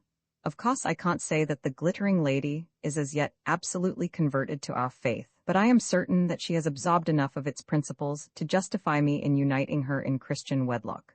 Yes, I answered, she has absorbed its principles. She told me as much herself. Sacrifice, for instance, and as I spoke the word my eyes filled with tears. Sacrifice? Broke in Bickley with an angry snort, for he needed a vent to his mental disturbance. Rubbish. Why should every religion demand sacrifice as savages do? By it alone they stand condemned. Because as I think, sacrifice is the law of life, at least of all life that is worth the living, I answered sadly enough. Anyhow, I believe you are right, Bickley, and that Boston will not be troubled to marry us. You don't mean, broke in Boston with a horrified air, that you propose to dispense? No, Boston, I don't mean that. What I mean is that it comes upon me that something will prevent this marriage. Sacrifice, perhaps, though in what shape I do not know. And now good night, I am tired. That night in the chill dead hour before the dawn Oro came again, I woke up to see him seated by my bed, majestic, and as it seemed to me lambent, though this may have been my imagination. You take strange liberties with my daughter, barbarian, or she takes strange liberties with you, it does not matter which, he said, regarding me with his calm and terrible eyes. Why do you presume to call me barbarian? I asked, avoiding the main issue. For this reason, Humphrey. All men are the same. They have the same organs, the same instincts, the same desires, which in essence are but two, food and rebirth that nature commands, though it is true that millions of years before I was born, as I have learned from the records of the sons of wisdom, it was said that they were half-ape. Yet being the same there is between them a whole sea of difference, since some have knowledge and others none, or little. Those who have none or little, among whom you must be numbered, are barbarians. Those who have much, among whom my daughter and I are the sole survivors, are the instructed. There are nearly 2,000 millions of living people in this world, I said, and you name all of them barbarians? All, Humphrey, excepting, of course, myself and my daughter who are not known to be alive. You think that you have learned much, whereas in truth you are most ignorant. The commonest of the outer nations, when I destroyed them, knew more than your wisest know today. You are mistaken, Oro. Since then we have learned something of the soul. Ah, he exclaimed, that interests me, and perhaps it is true. Also, if true, it is very important, as I have told you before. Or was it Boston? If a man has a soul, he lives, whereas even we sons of wisdom die, and in death what is the use of wisdom? Because you can believe, you have souls and are therefore, perhaps, heirs to life, foolish and ignorant as you are today. Therefore I admit you and Boston to be my equals, though Bickley, who like myself believes nothing, is but a common chemist and doctor of disease. Then you bow to faith, Oro. Yes, and I think that my god fate also bows to faith. Perhaps indeed faith shapes fate, not fate, faith. But whence comes that faith which even I with all my learning cannot command? Why is it denied to me and given to you in Boston? Because as Boston would tell you, it is a gift, though one that is never granted to the proud and self-sufficient. Become humble as a child, Oro, and perchance you too may acquire faith. And how shall I become humble? By putting away all dreams of power and its exercise, if such you have, and in repentance walking quietly to the gates of death. I replied. For you, Humphrey, who have little or none of these things, that may be easy, but for me who have much, if not all, it is otherwise. You ask me to abandon the certain for the uncertain, the known for the unknown, and from a half-god communing with the stars, to become an earthworm crawling in mud and lifting blind eyes towards the darkness of everlasting night. A god who must die is no god, half or whole, Oro. The earthworm that lives on is greater than he. Mayhap. Yet while I endure I will be as a god, so that when night comes, if come it must, I shall have played my part and left my mark upon this little world of ours. Have done? He added with a burst of impatience. What will you of my daughter? What man has always willed of woman, herself, body and soul? Her soul perchance is yours if she has one, but her body is mine to give or withhold. Yet it can be bought at a price, he added slowly. So she told me, Oro. I can guess what she told you. Did I not watch you yonder by the lake when you gave her a ring graved with the signs of life and everlastingness? The question is, will you pay the price? Not so, the question is, what is the price? This, to enter my service and henceforth do my will, without debate or cavil. For what reward, Oro? Iver and the dominion of the earth while you shall live, neither more nor less. And what is your will? That you shall learn in due course. On the second night from this, I command the three of you to wait upon me at sundown in the buried halls of Nio. Till then you see no more of Iva, for I do not trust her. She, too, has powers, though as yet she does not use them, and perchance she would forget her oaths, and following some new star of love, for a little while vanish with you out of my reach. Be in the sepulchre at the hour of sundown on the second day from this, all three of you, if you would continue to live upon the earth. Afterwards you shall learn my will and make your choice between Iva with majesty and her loss with death. Then suddenly he was gone. Next morning I told the others what had passed, and we talked the matter over. The trouble was, of course, that Bickley did not believe me. He had no faith in my alleged interviews with Oro, which he set down to delusions of a semi-mesmeric character. This was not strange, since it appeared that on the previous night he had watched the door of my sleeping place until dawn broke, which it did long after Oro had departed, and he had not seen him either come or go, although the moon was shining brightly. When he told me this, I could only answer that all the same he had been there, as, if he could speak, Tommy would have been able to certify. As it chanced, the dog was sleeping with me, and at the first sound of the approach of someone, woke up and growled. Then recognizing Oro, he went to him, wagged his tail, and curled himself up at his feet. Boston believed my story readily enough, saying that Oro was a peculiar person who no doubt had ways of coming and going which we did not understand. His point was, however, that he did not in the least wish to visit Nio any more. The wonders of its underground palaces and temples had no charms for him. Also, he did not think he could do any good by going, since after sucking him as dry as an orange, with reference to religious matters, that old vampire bat Oro had just thrown him away like the rind, and, he might add, seemed no better for the juice he had absorbed. I doubt, continued Boston, whether St. Paul himself could have converted Oro, even if he performed miracles before him. What is the use of showing miracles to a man who could always work a bigger one himself? In short, Boston's one idea, and Bickley's also for the matter of that, was to get away to the main island and thence escape by means of the boat, or in some other fashion. I pointed out that Oro had said we must obey at the peril of our lives, indeed that he had put it even more strongly, using words to the effect that if we did not he would kill us. I'd take the risk, said Bickley, since I believe that you dreamt it all, Arbuthnot. However, putting that aside, there is a natural reason why you should wish to go, and for my own part, so do I in a way. I want to see what that old fellow has up his extremely long sleeve, if there is anything there at all. Well, if you ask me, Bickley, I answered, I believe it is the destruction of half the earth, or some little matter of that sort. At this suggestion Bickley only snorted, but Boston said cheerfully, I dare say. He is bad enough even for that, but as I am quite convinced that it will never be allowed, his intentions do not trouble me. I remarked that he seemed to have carried them out once before. Oh, you mean the deluge. Well, no doubt there was a deluge, but I am sure that Oro had no more to do with it than you or I, as I think I have said already. Anyhow, it is impossible to leave you to descend into that hole alone. I suggest, therefore, that we should go into the sepulchre at the time which you believe Oro appointed, and see what happens. If you are not mistaken, the glittering lady will come there to fetch us, since it is quite certain that we cannot work the lift or whatever it is, alone. If you are mistaken, we can just go back to bed as usual. Yes, that's the best plan, said Bickley, shortly, after which the conversation came to an end. All that day and the next I watched and waited in vain for the coming of Iva, but no Iva appeared. I even went as far as the sepulchre, but it was as empty as were the two crystal coffins, and after waiting a while I returned. Although I did not say so to Bickley, to me it was evident that Oro, as he had said, was determined to cut off all communication between us. The second day drew to its close. Our simple preparations were complete. They consisted mainly in making ready our hurricane lamps and packing up a little food, enough to keep us for 3 or 4 days if necessary, together with some matches and a good supply of oil, since, as Boston put it, he was determined not to be caught like the foolish virgins in the parable. "You see," he added, "one never knows when it might please that old wretch to turn off the incandescent gas or electric light, or whatever it is he uses to illumine his family catacombs, and then it would be awkward if we had no oil.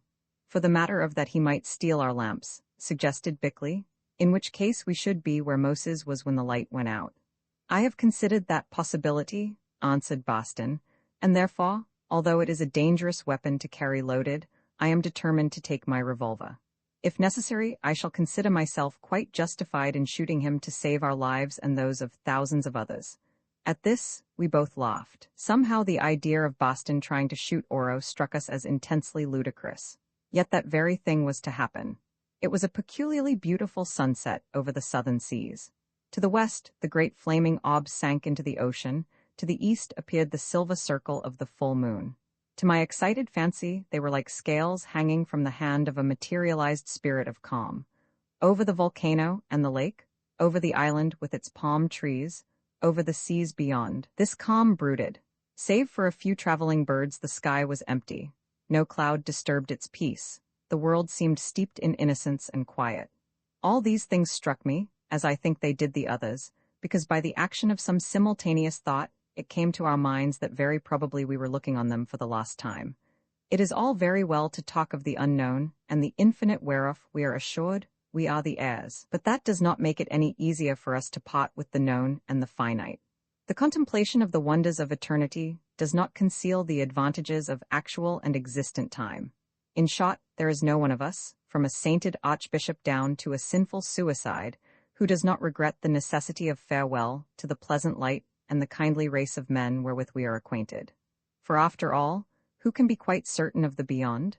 It may be splendid, but it will probably be strange, and from strangeness, after a certain age, we shrink. We know that all things will be different there, that our human relationships will be utterly changed, that perhaps sex, which shapes so many of them, will vanish to be replaced by something unknown, that ambitions will lose their hold of us, and that, at the best, the mere loss of hopes and fears will leave us empty. So at least we think, who seek not variation but continuance, since the spirit must differ from the body, and that thought alarms our intelligence. At least some of us think so. Others, like Bickley, write down the future as a black and endless night, which after all has its consolations since, as has been wisely suggested, perhaps oblivion is better than any memories. Others again, like Boston, would say of it with the Frenchman, plus ça change, plus c'est la même chose. Yet others, like Oro, consider it as a realm of possibilities, probably unpleasant and perhaps non-existent, just this and nothing more. Only one thing is certain, that no creature which has life desires to leap into the fire, and from the dross of doubts, to resolve the gold, or the lead of certainty. "It is time to be going," said Boston. "In these skies the sun seems to tumble down, not to set decently as it does in England, and if we wait any longer, we shall be late for our appointment in the sepulchre. I am sorry, because although I don't often notice scenery, everything looks rather beautiful this evening. That star, for instance, I think it is called Venus, and therefore one that Arbuthnot should admire," broke in Bickley, attempting to lighten matters with a joke. "But come on and let us be rid of this fool's errand. Certainly the world is a lovely place after all, and for my part I hope that we haven't seen the last of it," he added with a sigh.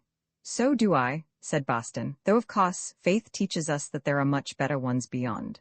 It is no use bothering about what they are like, but I hope that the road to them doesn't run through the hole that the old reprobate, Oro, calls Nio."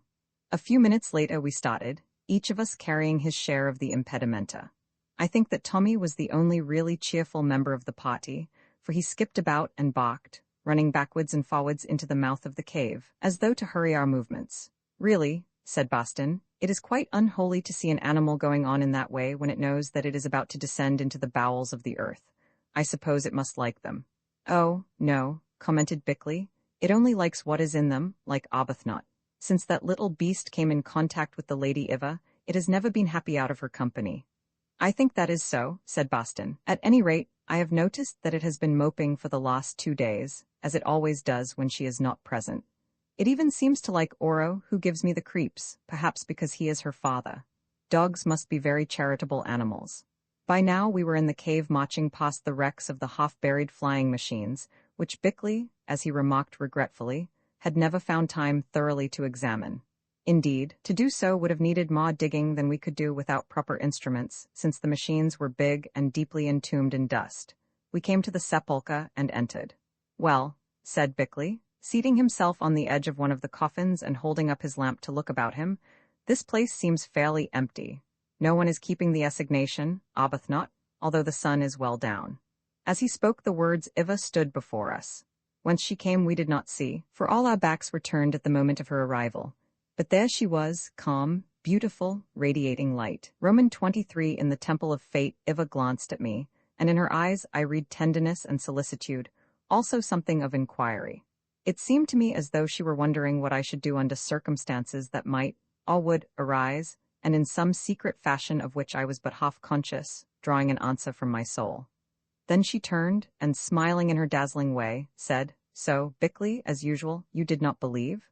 Because you did not see him. Therefore the Lord Oro, my father, never spoke with Humphrey. As though the Lord Oro could not pass you without your knowledge, or, perchance, send thoughts clothed in his own shape to work his errand. How do you know that I did not believe Arbuthnot's story? Bickley asked in a rather cross voice and avoiding the direct issue. Do you also send thoughts to work your errands clothed in your own shape, Lady Iva? Alas, not so, though perhaps I could if I might.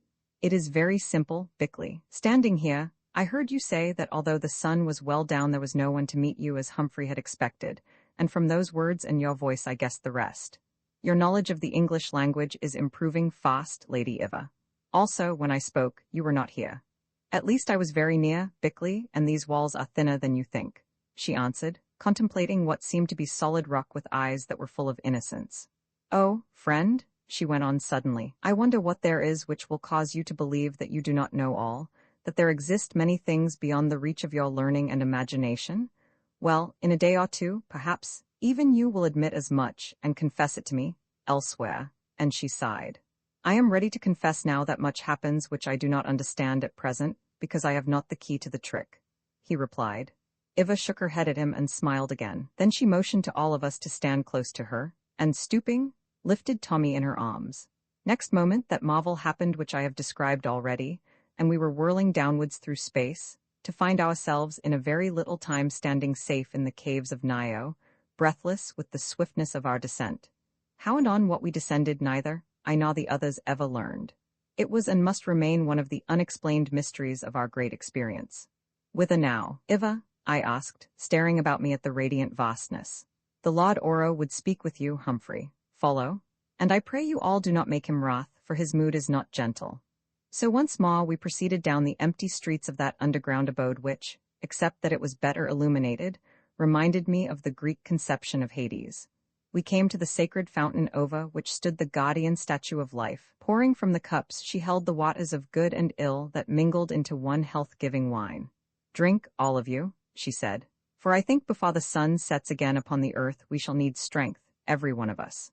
So we drank, and she drank herself, and once more felt the blood go dancing through our veins, as though the draught had been some nectar of the gods.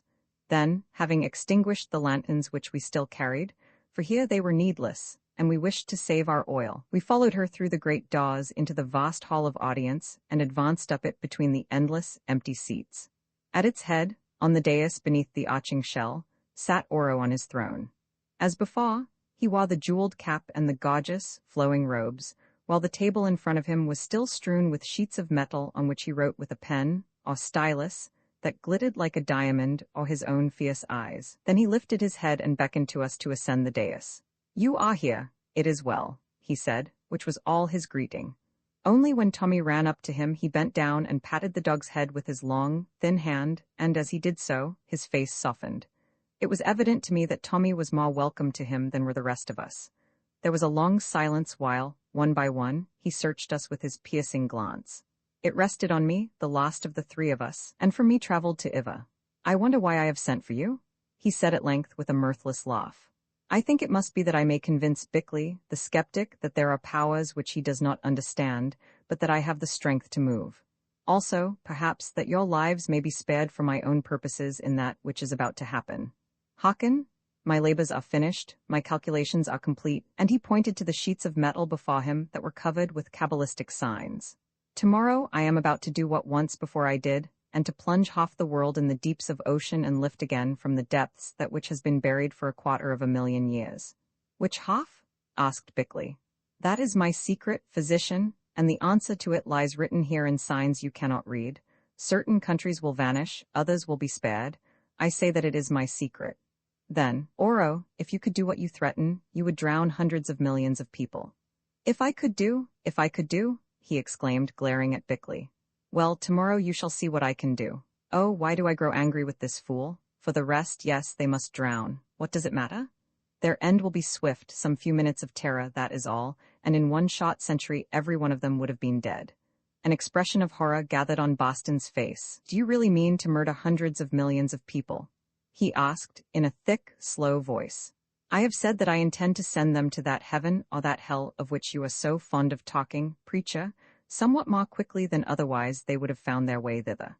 They have disappointed me, they have failed. Therefore, let them go and make room for others who will succeed. Then you are a greater assassin than any that the world has bred, or than all of them put together. There is nobody as bad, even in the book of Revelation," shouted Boston in a kind of fury. "Moreover, I am not like Bickley. I know enough of you and your hellish powers to believe that what you plan, that you can do." "I believe it also," sneered Oro. "But how comes it that the Great One whom you worship does not prevent the deed, if he exists, and it be evil?"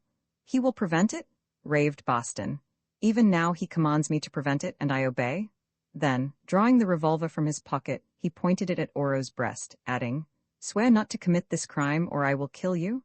"So the man of peace would become a man of blood," mused Oro, "and kill that I may not kill for the good of the world. Why, what is the matter with that toy of yours, preacher?" And he pointed to the pistol. "Well, might he ask, for as he spoke the revolver flew out of Boston's hand. High into the air it flew, and as it went discharged itself, all the 6 chambers of it in rapid succession, while Boston stood staring at his arm and hand which he seemed unable to withdraw. "Do you still threaten me with that outstretched hand, preacher?" mocked Oro. "I can't move it," said Boston. "It seems turned to stone. Be thankful that you also are not turned to stone, but because your courage pleases me, I will spare you, yes, and will advance you in my new kingdom." "What shall you be?" "Controller of religions, I think, since all the qualities that a high priest should have are yours: faith, fanaticism, and folly." "It is very strange," said Boston, "but all of a sudden my arm and hand are quite well again. I suppose it must have been pins and needles, or something of that sort, which made me throw away the pistol and pull the trigger when I didn't mean to do so." Then he went to fetch that article which had fallen beyond the dais, and quite forgot his intention of executing Oro in the interest of testing its mechanism, which proved to be destroyed. To his proposed appointment he made no allusion. If he comprehended what was meant, which I doubt, he took it as a joke. "Hearken, all of you," said Oro, lifting his head suddenly, for while Boston recovered the revolver he had been brooding. "The great thing which I shall do tomorrow must be witnessed by you, because thereby only can you come to understand my powers. Also, yonder where I bring it about in the bowels of the earth, you will be safer than elsewhere, since when and perhaps before it happens, the whole world will heave and shake and tremble, and I know not what may chance, even in these caves. For this reason also, do not forget to bring the little hound with you, since him least of all of you would I see come to harm. Perhaps because once, hundreds of generations ago, as you reckon time, I had a dog very like to him. Your mother loved him much, Iva, and when she died, this dog died also. He lies embalmed with her on her coffin yonder in the temple, and yesterday I went to look at both of them. The beasts are wonderfully alike, which shows the everlastingness of blood." He paused a while, lost in thought, then continued, "After the deed is done I'll speak with you, and you shall choose, strangers, whether you will die your own masters, or live on to serve me. Now there is one problem that is left to me to solve, whether I can save a certain land. Do not ask which it is, Humphrey, though I see the question in your eyes, or must let it go with the rest.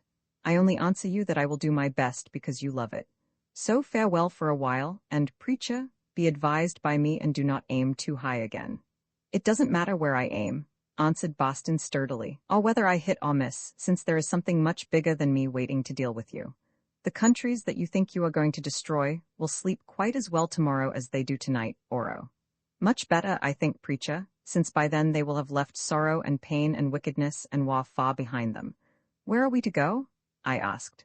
The Lady Iva will show you, he answered, waving his hand, and once more bent over his endless calculations. Iva beckoned to us, and we turned and followed her down the hall.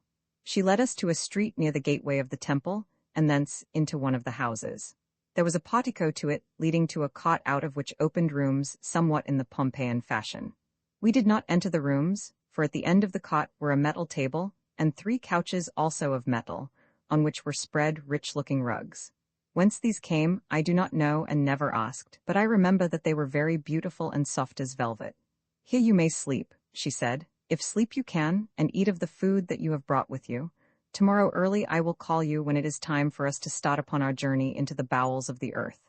I don't want to go any deeper than we are, said Boston doubtfully. I think that none of us want to go, Boston, she answered with a sigh. Yet go we must, I pray of you. Anger the Lord Oro no more on this or any other matter. In your folly you tried to kill him, and as it chanced he bore it well because he loves courage. But another time he may strike back, and then, Boston? I am not afraid of him, he answered, but I do not like tunnels. Still, perhaps it would be better to accompany you than to be left in this place alone. Now I will unpack the food. Iva turned to go. I must leave you, she said, since my father needs my help. The matter has to do with the fosse that he would let loose tomorrow, and its measurements, also with the preparation of the robes that we must wear lest it should harm us in its leap. Something in her eyes told me that she wished me to follow her, and I did so. Outside the portico, where we stood in the desolate, lighted street, she halted. If you are not afraid, she said, meet me at midnight by the statue of Fate in the great temple, for I would speak with you, Humphrey, where, if anywhere, we may be alone. I will come, Iva. You know the road, and the gates are open, Humphrey. Then she gave me her hand to kiss and glided away. I returned to the others, and we ate, somewhat sparingly, for we wished to save our food in case of need, and having drunk of the life water, were not hungry. Also we talked a little, but by common consent avoided the subject of the morrow, and what it might bring forth. We knew that terrible things were afoot, but lacking any knowledge of what these might be, thought it useless to discuss them. Indeed, we were too depressed, so much so that even Boston and Bickley ceased from arguing. The latter was so overcome by the exhibition of Oro's powers when he caused the pistol to leap into the air and discharge itself, that he could not even pluck up courage to laugh at the failure of Boston's efforts to do justice on the old Superman, or rather to prevent him from attempting a colossal crime. At length we lay down on the couches to rest, Boston remarking that he wished he could turn off the light, also that he did not in the least regret having tried to kill Oro. Sleep seemed to come to the others quickly, but I could only doze, to wake up from time to time. Of this I was not sorry, since whenever I dropped off dreams seemed to pursue me. For the most part they were of my dead wife. She appeared to be trying to console me for some loss, but the strange thing was that sometimes she spoke with her own voice and sometimes with Iva's, and sometimes looked at me with her own eyes and sometimes with those of Iva. I remember nothing else about these dreams, which were very confused. After one of them, the most vivid of all, I awoke and looked at my watch. It was 11:30, almost time for me to be starting. The other 2 seemed to be fast asleep. Presently I rose and crept down the cot without waking them. Outside the portico, which by the way was a curious example of the survival of custom in architecture, since none was needed in that weatherless place, I turned to the right and followed the wide street to the temple enclosure. Through the pillared cots I went, my footsteps, although I walked as softly as I could, echoing loudly in that intense silence, through the great doors into the utter solitude of the vast and perfect fane. Words cannot tell the loneliness of that place. It flowed over me like a sea and seemed to swallow up my being, so that even the wildest and most dangerous beast would have been welcome as a companion. I was as terrified as a child that wakes to find itself deserted in the dark. Also, an uncanny sense of terrors to come oppressed me, till I could have cried aloud if only to hear the sound of a mortal voice.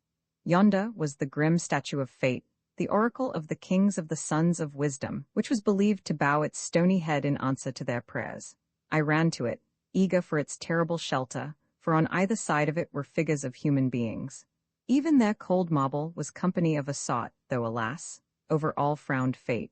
Let anyone imagine himself standing alone beneath the dome of St. Paul's, in the center of that cathedral brilliant with mysterious light, and stretched all about it a London that had been dead and absolutely unpeopled for tens of thousands of years. If he can do this, he will gather some idea of my physical state. Let him add to his mind picture a knowledge that on the following day something was to happen not unlike the end of the world, as prognosticated by the Book of Revelation and by most astronomers, and he will have some idea of my mental perturbations. Add to the mixture a most mystic yet very real love affair, and an assignation before that symbol of the cold fate, which seems to sway the universes down to the tiniest detail of individual lives, and he may begin to understand what I, Humphrey Arbuthnot, experienced during my vigil in this sanctuary of a vanished race. It seemed long before Eva came, but at last she did come. I caught sight of her far away beyond the temple gate, flitting through the unholy brightness of the pillared cots like a white moth at night, and seeming quite as small. She approached. Now she was as a ghost, and then drawing near, changed into a living, breathing, lovely woman. I opened my arms, and with something like a sob she sank into them, and we kissed as mortals do. "I could not come more quickly," she said. "The Lord Oro needed me, and those calculations were long and difficult. Also twice he must visit the place whither we shall go tomorrow, and that took time." "Then it is close at hand?" I said. "Humphrey, be not foolish. Do you not remember, who have traveled with him, that Oro can throw his soul afar and bring it back again laden with knowledge, as the feet of a bee are laden with golden dust? Well, he went and went again, and I must wait. And then the robes and shields, they must be prepared by his arts and mine. Oh, ask not what they are. There is no time to tell, and it matters nothing. Some folk are wise and some are foolish, but all which matters is that within them flows the blood of life, and that life breeds love, and that love, as I believe, although Oro does not, breeds immortality. And if so, what is time but as a grain of sand upon the shore? This, Eva, it is ours who can count on nothing else. Oh, Humphrey, if I thought that no more wretched creature would breathe tonight upon this great world." "What do you mean?" I asked, growing fearful, more at her manner and her look than at her words. Nothing, except that time is so very short. A kiss, a touch, a little light and a little darkness, and it is gone. Ask my father Oro, who has lived 1,000 years and slept for tens of thousands, as I have, and he will say the same. It is against time that he fights. He who, believing in nothing beyond, will inherit nothing, as Boston says. He to whom time has brought nothing save a passing, blood-stained greatness and triumph, ending in darkness and disaster, and hope that will surely suffer hope's eclipse, and power that must lay down its coronet in dust. And what has it brought to you, Eva, beyond a fair body and a soul of strength? It has brought a spirit, Humphrey. Between them, the body and the soul have bred a spirit, and in the fires of tribulation from that spirit has been distilled the essence of eternal love. That is time's gift to me, and therefore, although still he rules me here, I mock at fate." And she waved her hand with a gesture of defiance at the stern-faced, sexless effigy which sat above us, the sword across its knees. "Look, look," she went on in a swelling voice of music, pointing to the statues of the dotard and the beauteous woman. "They implore fate, they worship fate. I do not implore, I do not worship or ask a sign as even Oro does and as did his forefathers. I rise above and triumph. As fate, the god of my people, sets his foot upon the sun, so I set my foot upon fate, and thence, like a swimmer from a rock, leap into the waters of immortality." I looked at her whose presence, as happened from time to time, had grown majestic beyond that of woman. I studied her deep eyes, which were full of lights, not of this world, and I grew afraid. "What do you mean?" I asked. "Eva, you talk like one who has finished with life." "It passes," she answered quickly. "Life passes like breath fading from a mirror. So should all talk who breathe beneath the sun. Yes, Eva, but if you went and left me still breathing on that mocking glass. If so, what of it? Will not your breath fade also and join mine where all vapors go? Or if it were yours that faded and mine that remained for some few hours, is it not the same? I think, Humphrey, that already you have seen a beloved breath melt from the glass of life," she added, looking at me earnestly. I bowed my head and answered, "Yes, and therefore I am ashamed." "Oh, why should you be ashamed, Humphrey, who are not sure but that 2 breaths may yet be 1 breath? How do you know that there is a difference between them? You drive me mad, Eva, I cannot understand. Nor can I altogether, Humphrey. Why should I, seeing that I am no more than woman, as you are no more than man? I would always have you remember, Humphrey, that I am no spirit or sorceress, but just a woman, like her you lost. I looked at her doubtfully and answered, women do not sleep for 200,000 years. Women do not take dream journeys to the stars. Women do not make the dead past live again before the watcher's eyes. Their hair does not glimmer in the dusk, nor do their bodies gleam, nor have they such strength of soul or eyes so wonderful, or loveliness so great. These words appeared to distress her who, as it seemed to me, was above all things anxious to prove herself woman and no more. All these qualities are nothing, Humphrey, she cried. As for the beauty, such as it comes to me with my blood, and with it the glitter of my hair, which is the heritage of those who for generations have drunk of the life water. My mother was lovelier than I, as was her mother, or so I have heard, since only the fairest were the wives of the kings of the children of wisdom. For the rest, such arts as I have spring not from magic, but from knowledge which your people will acquire in days to come, that is, if Oros spares them. Surely you above all should know that I am only woman, she added very slowly and searching my face with her eyes. Why, Iva, during the little while that we have been together, I have seen much which makes me doubt. Even Bickley the skeptic doubts also. I will tell you, though I am not sure that you will believe me. She glanced about her as though she were frightened lest someone should overhear her words or read her thoughts. Then she stretched out her hands and drawing my head towards her, put her lips to my ear and whispered, because once you saw me die, as women often die, giving life for life. I saw you die, I gasped. She nodded, then continued to whisper in my ear, not in her own voice but another's, go where you seem called to go, far away. Oh, the wonderful place in which you will find me, not knowing that you have found me. Goodbye for a little while, only for a little while, my own, my own. I knew the voice as I knew the words, and knowing, I think that I should have fallen to the ground, had she not supported me with her strong arms. Who told you? I stammered. Was it Bickley or Boston? They knew, though neither of them heard those holy words. Not Bickley nor Boston, she answered, shaking her head. No, nor you yourself. Awake or sleeping, though once, by the lake yonder, you said to me that when a certain one lay dying, she bade you seek her elsewhere, for certainly you would find her. Humphrey, I cannot say who told me those words because I do not know. I think they are a memory, Humphrey. That would mean that you, Iva, are the same as one who was not called Iva. The same as one who was called Natalie, Humphrey, she replied in solemn accents. One whom you loved and whom you lost. Then you think that we live again upon this earth? Again and yet again, until the time comes for us to leave the earth forever. Of this, indeed, I am sure, for that knowledge was part of the secret wisdom of my people. But you were not dead, you only slept. The sleep was a death sleep which went by like a flash, yes, in an instant, or so it seemed. Only the shell of the body remained preserved by mortal arts, and when the returning spirit and the light of life were poured into it again, it awoke. But during this long death sleep, that spirit may have spoken through other lips and that light may have shone through other eyes, though of these I remember nothing. Then that dream of our visit to a certain star may be no dream? I think no dream, and you too have thought as much. In a way, yes, Iva, but I could not believe and turned from what I held to be a fantasy. It was natural, Humphrey, that you should not believe. Hakan, in this temple a while ago, I showed you a picture of myself and of a man who loved me and whom I loved, and of his death at Oros' hands. Did you note anything about that man? Bickley did, I answered. Was he right? I think that he was right, since otherwise I should not have loved you, Humphrey. I remember nothing of that man, Iva. It is probable that you would not, since you and he are very far apart, while between you and him flow wide seas of death, wherein are set islands of life, perhaps many of them, but I remember much who seem to have left him but a very little while ago. When you awoke in your coffin and threw your arms about me, what did you think, Iva? I thought you were that man, Humphrey. There was silence between us, and in that silence the truth came home to me. Then there befall the effigy of fate, and in the desolate, glowing temple we plighted anew our troth made holy by a past that thus so wonderfully lived again. Of this consecrated hour I say no more. Let each picture it as he will. A glory as of heaven fell upon us, and in it we dwelt a space. Beloved, she whispered at length in a voice that was choked as though with tears, if it chances that we should be separated again for a little while, you will not grieve over much. Knowing all, I should try not to grieve, Iva, seeing that in truth we never can be parted.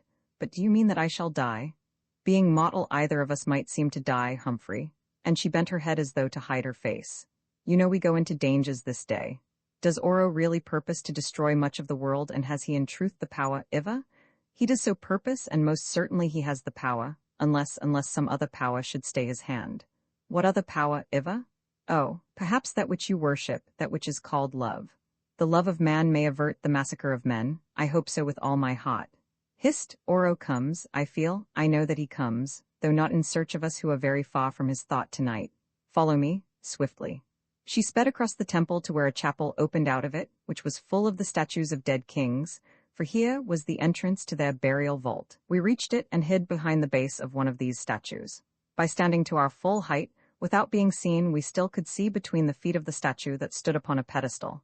Then Oro came. Roman 24, the chariot of the pit Oro came, and of necessity alone. Yet there was that in his air as he advanced into the temple, which suggested a monarch surrounded by the pomp and panoply of a great court. He marched, his head held high, as though heralds and pursuivants went in front of him, as though nobles surrounded him, and guards or regiments followed after him. Let it be admitted that he was a great figure in his gorgeous robes, with his long white beard, his hawk-like features, his tall shape and his glittering eyes, which even at that distance I could see. Indeed, once or twice I thought that he glanced out of the corners of them towards the chapel where we were hid. But this, I think, was fancy. For as Iva said, his thoughts were set elsewhere. He reached the statue of Fate and stood for a while contemplating it and the suppliant figures on either side, as though he were waiting for his invisible cot to arrange itself. Then he doffed his jeweled cap to the effigy, and knelt before it. Yes, Oro the ancient, the Superman, the god, as the early peoples of the earth fancied such a being, namely, one full of wrath, revenge, jealousy, caprice, and power, knelt in supplication to this image of stone which he believed to be the home of a spirit, thereby showing himself to be after all not so far removed from the savages whose idol Boston had destroyed. Ma, in a clear and resonant voice which reached us even across that great space, he put up his prayer. It ran something as follows, for although I did not understand the language in which he spoke, Iva translated it to me in a whisper. God of the sons of wisdom, God of the whole earth, only God to whom must bow every other power and dominion, to thee I, Oro the great king, make prayer and offer sacrifice. 20 times 10,000 years and more have gone by since I, Oro, visited this, thy temple and knelt before this, thy living effigy, yet thou, ruler of the world, dost remember the prayer I made and the sacrifice I offered. The prayer was for triumph over my enemies, and the sacrifice a promise of the lives of half of those who in that day dwelt upon the earth. Thou heardest the prayer, thou didst bow thy head and accept the sacrifice. Yeah, the prayer was granted and the sacrifice was made, and in it were counted the number of my foes. Then I slept. Through countless generations I slept on, and at my side was the one child of my body that was left to me. What chanced to my spirit and to hers during that sleep, thou knowest alone, but doubtless they went forth to work thy ends. At the appointed time which thou didst decree, I awoke again and found in my house strangers from another land. In the company of one of those whose spirit I drew forth, I visited the peoples of the new earth, and found them even baser and more evil than those whom I had known. Therefore, since they cannot be bettered, I purpose to destroy them also, and on their wreck to rebuild a glorious empire, such as was that of the sons of wisdom at its prime. A sign, O fate, ruler of the world, give me a sign that my desire shall be fulfilled. He paused, stretching out his arms and staring upwards. While he waited, I felt the solid rock on which I stood quiver and sway beneath my feet, so that Iva and I clung to each other lest we should fall. This chanced also. The shock of the earth tremor, for such without doubt it was, threw down the figures of the ancient man and the lovely woman which knelt as though making prayers to fate, and shook the marble sod from off its knees. As it fell, Oro caught it by the hilt, and, rising, waved it in triumph. I thank thee, God of my people from the beginning, he cried. Thou hast given to me, thy lost servant, thine own sod, and I will use it well. For these worshippers of thine who have fallen, thou shalt have others, yes, all those who dwell in the new world that is to be. My daughter and the man whom she has chosen to be the father of the kings of the earth, and with him his companions, shall be the first of the hundreds of millions that are to follow, for they shall kiss thy feet or perish. Thou shalt set thy foot upon the necks of all other gods, thou shalt rule and thou alone, and, as of old, Oro be thy minister. Still holding the sod, he flung himself down as though in an ecstasy, and was silent. I read the omen otherwise, whispered Iva. The worshippers of fate are overthrown. His sod of power is fallen, but not into the hands that clasped it, and he totters on his throne. A great god asserts dominion of the world, and this fate is but his instrument. Oro rose again. One prayer more, he cried. Give me life, long life, that I may execute thy decrees. By word or gesture show me a sign that I shall be satisfied with life. A year for every year that I have lived, or twain? He waited, staring about him, but no token came. The idol did not speak or bow its head, as Iva had told me it was wont to do in sign of accepted prayer. How, she knew not. Only I thought I heard the echo of Oro's cries run in a whisper of mockery round the soaring dome. Once more Oro flung himself upon his knees and began to pray in a veritable agony. God of my forefathers, God of my lost people, I will hide naught from thee, he said. I who fear nothing else, fear death. The priest fool yonder with his new faith has spoken blundering words of judgment and damnation, which, though I do not believe them, yet stick in my heart like arrows. I will stamp out his faith, and with this ancient sod of thine, drive back the new gods into the darkness whence they came. Yet what if some water of truth flows through the channel of his leaden lips, and what if, because I have ruled, and will rule, as thou didst decree, therefore, in some dim place of souls, I must bear these burdens of terror and of doom which I have bound upon the backs of others? Nay, it cannot be, for what power is there in all the universe that dares to make a slave of Oro and to afflict him with stripes? Yet this can be, and mayhap will be, that presently I lose my path in the ways of everlasting darkness, and become strengthless and forgotten, as are those who went before me, while my crown of power shines on younger brows. Alas, I grow old, since eons of sleep have not renewed my strength. My time is short, and yet I would not die as mortals must. Oh, God of my people, whom I have served so well, save me from the death I dread. For I would not die. Give me a sign, give me the ancient, sacred sign. So he spoke, lifting his proud and splendid head and watching the statue with wide, expectant eyes. Thou dost not answer, he cried again. Wouldst thou desert me, fate? Then beware lest I set up some new god against thee and hurl thee from thine immemorial throne. While I live I still have powers, I who am the last of thy worshippers, since it seems that my daughter turns her back on thee. I will get me to the sepulchre of the kings and take counsel with the dust of that wizard who first taught me wisdom. Even from the depths of death he must come to my call clad in a mockery of life, and comfort me. A little while yet I will wait, and if thou answer not, then fate, soon I'll tear the scepter from thy hand, and thou shalt join the company of dead gods. And throwing aside the sod, again Oro laid down his head upon the ground and stretched out his arms in the last abasement of supplication. Come, whispered Iva, while there is yet time. Presently he will seek this place to descend to the sepulchre, and if he learns that we have read his heart and know him for a coward deserted of his outworn god, surely he will blot us out. Come, and be swift and silent. We crept out of the chapel, Iva leading, and along the circle of the great dome till we reached the gates. Here I glanced back and perceived that Oro, looking unutterably small in that vastness, looking like a dead man, still lay outstretched before the stern-faced, unanswering effigy which, with all his wisdom, he believed to be living and divine. Perhaps once it was, but if so its star had set forever, like those of Ammon, Jupiter and Baal, and he was its last worshipper. Now we were safe, but still we sped on till we reached the portico of our sleeping place. Then Iva turned and spoke. It is horrible, she said, and my soul sickens. Oh, I thank the strength which made it that I have no desire to rule the earth, and being innocent of death, do not fear to die and cross his threshold. Yes, it is horrible, I answered. Yet all men fear death. Not when they have found love, Humphrey, for that I think is his true name, and with it written on his brow, he stands upon the neck of fate who is still my father's God. Then he is not yours, Iva? Nay, once it was so, but now I reject him. He is no longer mine. As Oro threatens, and perchance dare do in his rage, I have broken his chain, though in another fashion. Ask me no more. Perhaps one day you will learn the path I trod to freedom. Then before I could speak, she went off. Rest now, for within a few hours I must come to lead you and your companions to a terrible place. Yet whatever you may see or hear, be not afraid, Humphrey, for I think that Oro's God has no power over you, strong though he was, and that Oro's plans will fail, while I, who too have knowledge, shall find strength to save the world. Then of a sudden, once again she grew splendid, almost divine, no more a woman but as it were an angel. Some fire of pure purpose seemed to burn up in her, and to shine out of her eyes. Yet she said little. Only this indeed. To everyone, I think, there comes the moment of opportunity when choice must be made between what is great and what is small, between self and its desires, and the good of other wanderers in the way. This day that moment may draw near to you or me, and if so, surely we shall greet it well. Such is Boston's lesson, which I have striven to learn. Then she flung her arms about me, and kissed me on the brow as a mother might, and was gone. Strangely enough, perhaps because of my mental exhaustion, for what I had passed through seemed to overwhelm me, so that I could no longer so much as think with clearness. Even after all that I have described, I slept like a child and awoke refreshed and well. I looked at my watch to find that it was now 8 o'clock in the morning in this horrible place where there was neither morn, nor noon, nor night, but only an eternal brightness that came I knew not whence, and never learned.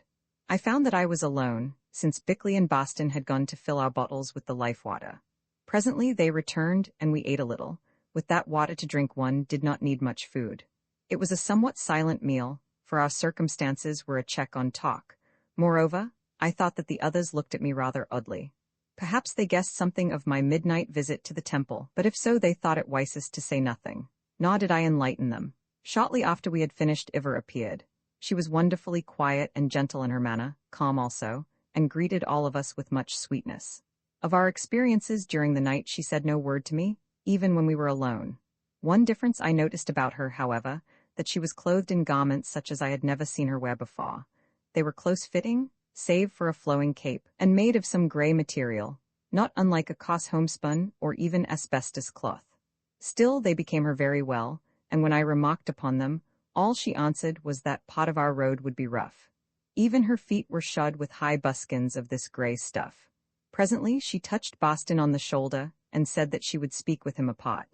They went together into one of the chambers of that dwelling, and there remained for perhaps the half of an hour. It was towards the end of this time that in the intense silence I heard a crash from the direction of the temple, as though something heavy had fallen to the rocky floor.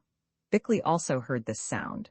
When the two reappeared, I noticed that though still quite calm, Eva looked radiant, and if I may say so, even more human and womanly than I had ever seen her, while Boston also seemed very happy. One has strange experiences in life, yes, very strange, he remarked, apparently addressing the air, which left me wondering to what particular experience he might refer. Well, I thought that I could guess. Friends, said Eva, it is time for us to be going, and I am your guide. You will meet the Lord Oro at the end of your journey.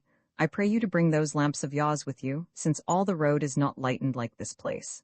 I should like to ask, said Bickley, whither we go and for what object, points on which up to the present we have had no definite information.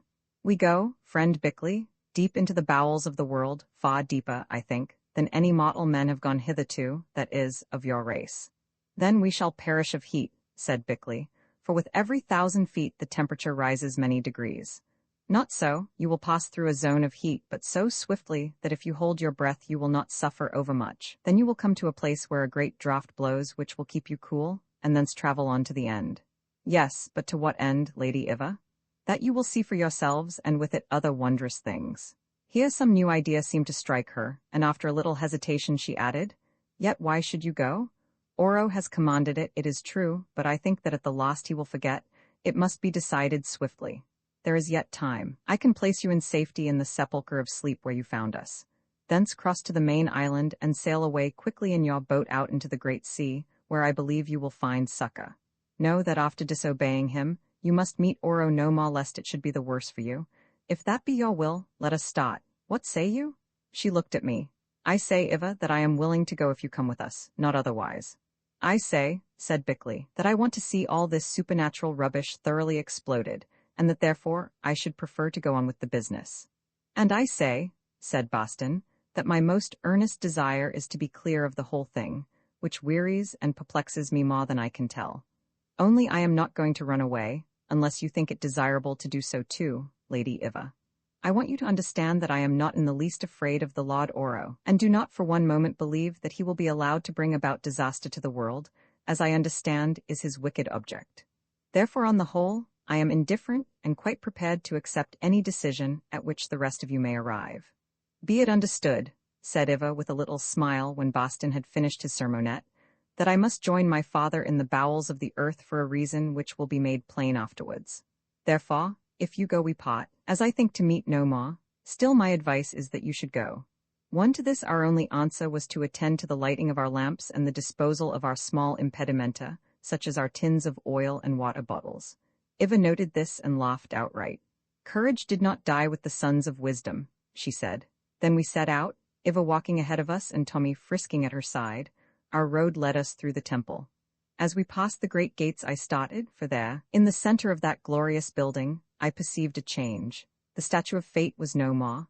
It lay broken upon the pavement among those fragments of its two worshippers which I had seen shaken down some hours before. What does this mean? I whispered to Iva. I have felt no other earthquake. I do not know, she answered, or if I know I may not say.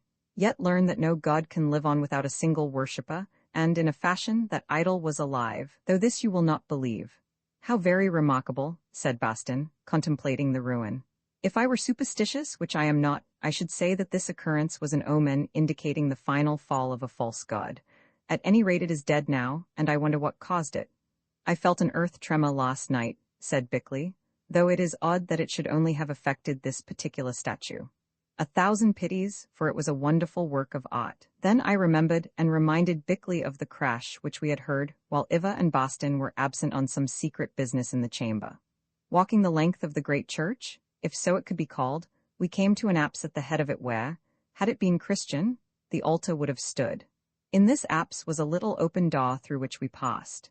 Beyond it lay a space of rough rock that looked as though it had been partially prepared for the erection of buildings, and then abandoned. All this space was lighted, however, like the rest of the city of Nio, and in the same mysterious way. Led by Iva, we threaded our path between the rough stones, following a steep downward slope.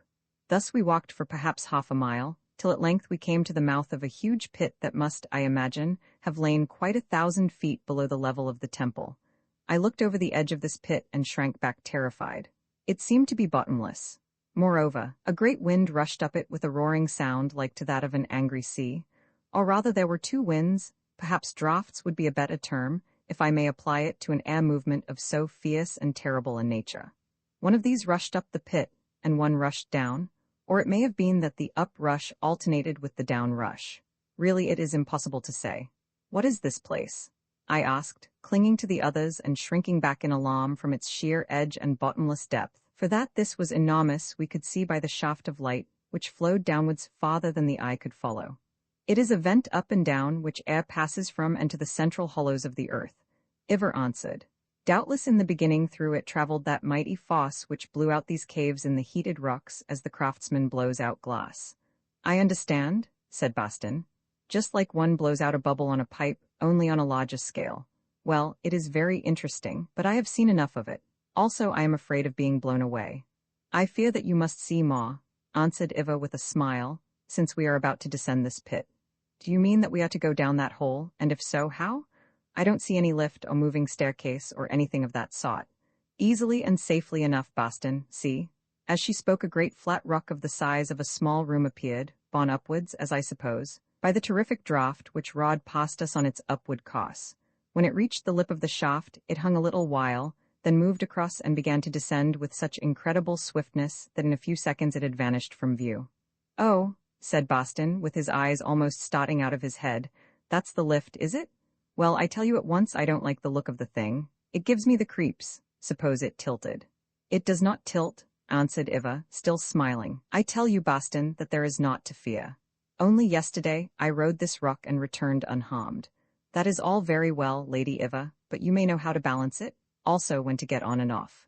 If you are afraid, Bastin, remain here until your companions return. They, I think, will make the journey. Bickley and I intimated that we would, though to tell the truth, if less frank we were quite as alarmed as Bastin. No, I'll come too. I suppose one may as well die this way as any other, and if anything were to happen to them and I were left alone, it would be worse still. Then be prepared, said Iva, for presently this air chariot of ours will return. When it appears and hangs upon the edge, step onto it and throw yourselves upon your faces and all will be well. At the foot of the shaft the motion lessens till it almost stops, and it is easy to spring, or even crawl to the firm earth. Then she stooped down and lifted Tommy, who was sniffing suspiciously at the edge of the pit, his long ears blown straight above his head, holding him beneath her left arm and under her cloak, that he might not see and be frightened. We waited a while in silence, perhaps for 5 or 6 minutes, among the most disagreeable, I think, that I ever passed. Then far down in the brightness below appeared a black speck that seemed to grow in size as it rushed upwards. It comes, said Iva. Prepare and do as I do. Do not spring or run, lest you should go too far. Step gently onto the rock and to its center, and they'll lie down. Trust in me, all of you. There's nothing else to do. groaned Boston. The great stone appeared and, as before, hung at the edge of the pit. Iva stepped onto it quietly as she did so, catching hold of my wrist with her disengaged hand. I followed her, feeling very sick, and promptly sat down. Then came Bickley with the air of the virtuous hero of a romance walking a pirate's plank, and also sat down. Only Boston hesitated until the stone began to move away. Then, with an ejaculation of "here goes," he jumped over the intervening crack of space and landed in the middle of us like a sack of coal. Had I not been seated really, I think he would have knocked me off the rock. As it was, with one hand he gripped me by the beard, and with the other grasped Iva's robe, of neither of which would he leave go for quite a long time, although we forced him onto his face. The lantern which he held flew from his grasp and descended the shaft on its own account. "You silly fool!" exclaimed Bickley, whose perturbation showed itself in anger. "There goes one of our lamps." "Hang the lamp," muttered the prostrate Boston. "We shan't want it in heaven, or the other place either." Now the stone, which had quivered a little beneath the impact of Boston, steadied itself again, and with a slow and majestic movement sailed to the other side of the gulf. There it felt the force of gravity, or perhaps the weight of the returning air pressed on it, which I do not know. At any rate, it began to fall, slowly at first, then more swiftly, and afterwards at an incredible pace, so that in a few seconds the mouth of the pit above us grew small and presently vanished quite away. I looked up at Iva, who was standing composedly in the midst of our prostrate shapes. She bent down and called in my ear, "All is well. The heat begins, but it will not endure for long." I nodded and glanced over the edge of the stone at Boston's lantern, which was sailing alongside of us, till presently we passed it. Boston had lit it before we started, I think in a moment of aberration, and it burned for quite a long while, showing like a star when the shaft grew darker as it did by degrees, a circumstance that testifies to the excellence of the make, which is one advertised not to go out in any wind. Not that we felt wind, or even draught, perhaps because we were traveling with it. Then we entered the heat zone. About this there was no doubt, for the perspiration burst out all over me, and the burning air scorched my lungs. Also Tommy thrust his head from beneath the cloak with his tongue hanging out and his mouth wide open. "Hold your breaths," cried Iva, and we obeyed until we nearly burst. At least I did, but what happened to the others I do not know. Fortunately it was soon over, and the air began to grow cool again. By now we had traveled an enormous distance, it seemed to be miles on miles, and I noticed that our terrific speed was slackening, also that the shaft grew more narrow, till at length there were only a few feet between the edge of the stone and its walls. The result of this, or so I supposed, was that the compressed air acted as a buffer, lessening our momentum, till at length the huge stone moved but very slowly. "Be ready to follow me," cried Iva again, and we rose to our feet, that is, Bickley and I did, but poor Boston was semi-comatose. The stone stopped and Iva sprang from it to a rock platform level with which it lay. We followed, dragging Boston between us. As we did so something hit me gently on the head. It was Boston's lamp, which I seized. "We are safe. Sit down and rest," said Iva, leading us a few paces away. We obeyed, and presently by the dim light saw the stone begin to stir again, this time upwards. In another 20 seconds it was away on its never-ending journey. "Does it always go on like that?" said Boston, sitting up and staring after it. "Tens of thousands of years ago it was journeying thus, and tens of thousands of years hence it will still be journeying, or so I think," she replied. "Why not, since the strength of the draught never changes and there is nothing to wear it except the air?" Somehow the vision of this huge stone, first loosed and set in motion by heaven knows what agency, traveling from eon to eon up and down that shaft in obedience to some law I did not understand, impressed my imagination like a nightmare. Indeed, I often dream of it to this day. I looked about me. We were in some cavernous place that could be but dimly seen, for here the light that flowed down the shaft from the upper caves where it was mysteriously created, scarcely shone, and often indeed was entirely cut off, when the ever-journeying stone was in the narrowest parts of the passage. I could see, however, that this cavern stretched away both to right and left of us, while I felt that from the left, as we sat facing the shaft, there drew down a strong blast of fresh air which suggested that somewhere, however far away, it must open on to the upper world. For the rest, its bottom and walls seemed to be smooth, as though they had been planed in the past ages by the action of cosmic forces. Bickley noticed this the first and pointed it out to me. We had little time to observe, however, for presently Iva said, "If you are rested, friends, I pray you light those lamps of yours, since we must walk a while in darkness." We did and started, still traveling downhill. Iva walked ahead with me and Tommy, who seemed somewhat depressed and clung close to our heels. The other two followed, arguing strenuously about I know not what. It was their way of working off irritation and alarms. I asked Iva what was about to happen, for a great fear oppressed me. I am not sure, beloved, she answered in a sweet and gentle voice, who do not know all Oro's secrets, but as I think, great things. We are now deep in the bowels of the world, and presently, perhaps, you will see some of its mighty forces whereof your ignorant races have no knowledge, doing their everlasting work. Then how is it that we can breathe here? I asked. Because this road that we are following connects with the upper air, or used to do so, since once I followed it. It is a long road and the climb is steep, but at last it leads to the light of the blessed sun, nor are there any pitfalls in the path. Would that we might tread it together, Humphrey, she added with passion, and be rid of mysteries and the gloom, or that light which is worse than gloom. Why not? I asked eagerly. Why should we not turn and flee? Who can flee from my father, the Lord Oro? She replied. He would snare us before we had gone a mile. Moreover, if we fled, by tomorrow half the world must perish. And how can we save it by not flying, Iva? I do not know, Humphrey, yet I think it will be saved, perchance by sacrifice. That is the keystone of your faith, is it not? Therefore, if it is asked of you to save the world, you will not shrink from it, will you, Humphrey? I hope not, I replied, without enthusiasm, I admit. Indeed, it struck me that a business of this sort was better fitted to Boston than to myself, or at any rate to his profession. I think she guessed my thoughts, for by the light of the lamp I saw her smile in her dazzling way. Then, after a swift glance behind her, she turned and suddenly kissed me, as she did so calling down everlasting blessings on my head and on my spirit. There was something very wonderful about this benediction of Iva's, and it thrilled me through and through, so that to it I could make no answer. Next moment it was too late to retreat, for our narrowing passage turned, and we found ourselves in a wondrous place. I call it wondrous because of it we could see neither the beginning nor the end, nor the roof, nor aught else save the rock on which we walked, and the side or wall that our hands touched. Nor was this because of darkness, since although it was not illuminated like the upper caverns, light of a sort was present. It was a very strange light, consisting of brilliant and intermittent flashes, all globes of blue and lambent flame which seemed to leap from nowhere into nowhere, or sometimes to hang poised in mid-air. How odd they are, said the voice of Boston behind me. They remind me of those blue sparks which jump up from the wires of the tramways in London on a dark night. You know, don't you, Bickley? I mean when the conductor pulls round that long stick with an iron wheel on the top of it. Nobody but you could have thought of such a comparison, Boston, answered Bickley. Still, multiplied 1,000-fold, they are not unlike. Nor indeed were they, except that each blue flash was as big as the full moon, and in one place or another, they were so continuous that one could have read a letter by their light. Also, the effect of them was ghastly and most unnatural, terrifying, too, since even their brilliance could not reveal the extent of that gigantic hollow in the bowels of the world wherein they leapt to and fro like lightnings, or hung like huge, uncanny lanterns. Roman 25 sacrifice the air in this place must be charged with some form of electricity, but the odd thing is that it does not seem to harm us, said Bickley in a matter-of-fact fashion, as though he were determined not to be astonished. To me it looks more like marsh fires or St. Elmo lights, though how these can be where there is no vapor, I do not know, I answered.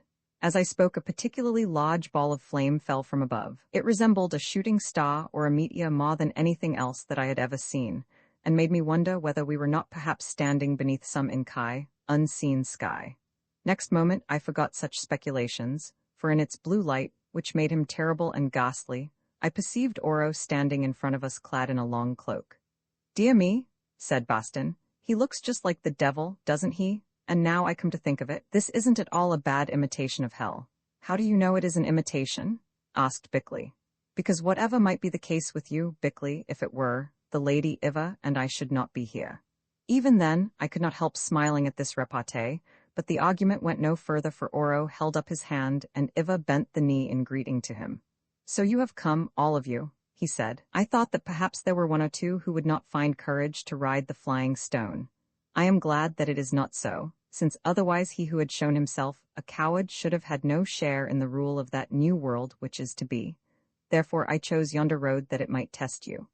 Then, if you will be so good as to choose another for us to return by, I shall be much obliged to you, Oro," said Boston. "How do you know that if I did it would not be more terrible?" Preacher, how do you know indeed that this is not your last journey from which there is no return? Of course, I can't be sure of anything, Oro, but I think the question is one which you might more appropriately put to yourself. According to your own showing, you are now extremely old, and therefore your end is likely to come at any moment. Of course, however, if it did, you would have one more journey to make, but it wouldn't be polite for me to say in what direction. Oro heard, and his splendid, icy face was twisted with sudden rage. Remembering the scene in the temple where he had groveled before his god, uttering agonized, unanswered prayers for added days, I understood the reason of his wrath. It was so great that I feared lest he should kill Boston, who only a few hours before, be it remembered, had tried to kill him, then and there, as doubtless he could have done if he wished. Fortunately, if he felt it, the impulse passed. "Miserable fool," he said, "I warn you to keep a watch upon your words. Yesterday you would have slain me with your toy. Today you stab me with your ill-omened tongue. Be fearful lest I silence it forever." "I am not in the least fearful, Oro, since I am sure that you can't hurt me at all any more than I could hurt you last night, because, you see, it wasn't permitted. When the time comes for me to die, I shall go, but you will have nothing to do with that. To tell the truth, I am very sorry for you, as with all your greatness, your soul is of the earth, earthy, also sensual and devilish, as the apostle said, and I am afraid, very malignant, and you will have a great deal to answer for shortly. Yours won't be a happy deathbed, Oro, because, you see, you glory in your sins and don't know what repentance means." I must add that when I heard these words, I was filled with the most unbounded admiration for Boston's fearless courage, which enabled him thus to beard this super-tyrant in his den. So indeed were we all, for I read it in Iva's face and heard Bickley mutter, "Bravo! Splendid! After all, there is something in faith." Even Oro appreciated it with his intellect, if not with his heart, for he stared at the man and made no answer.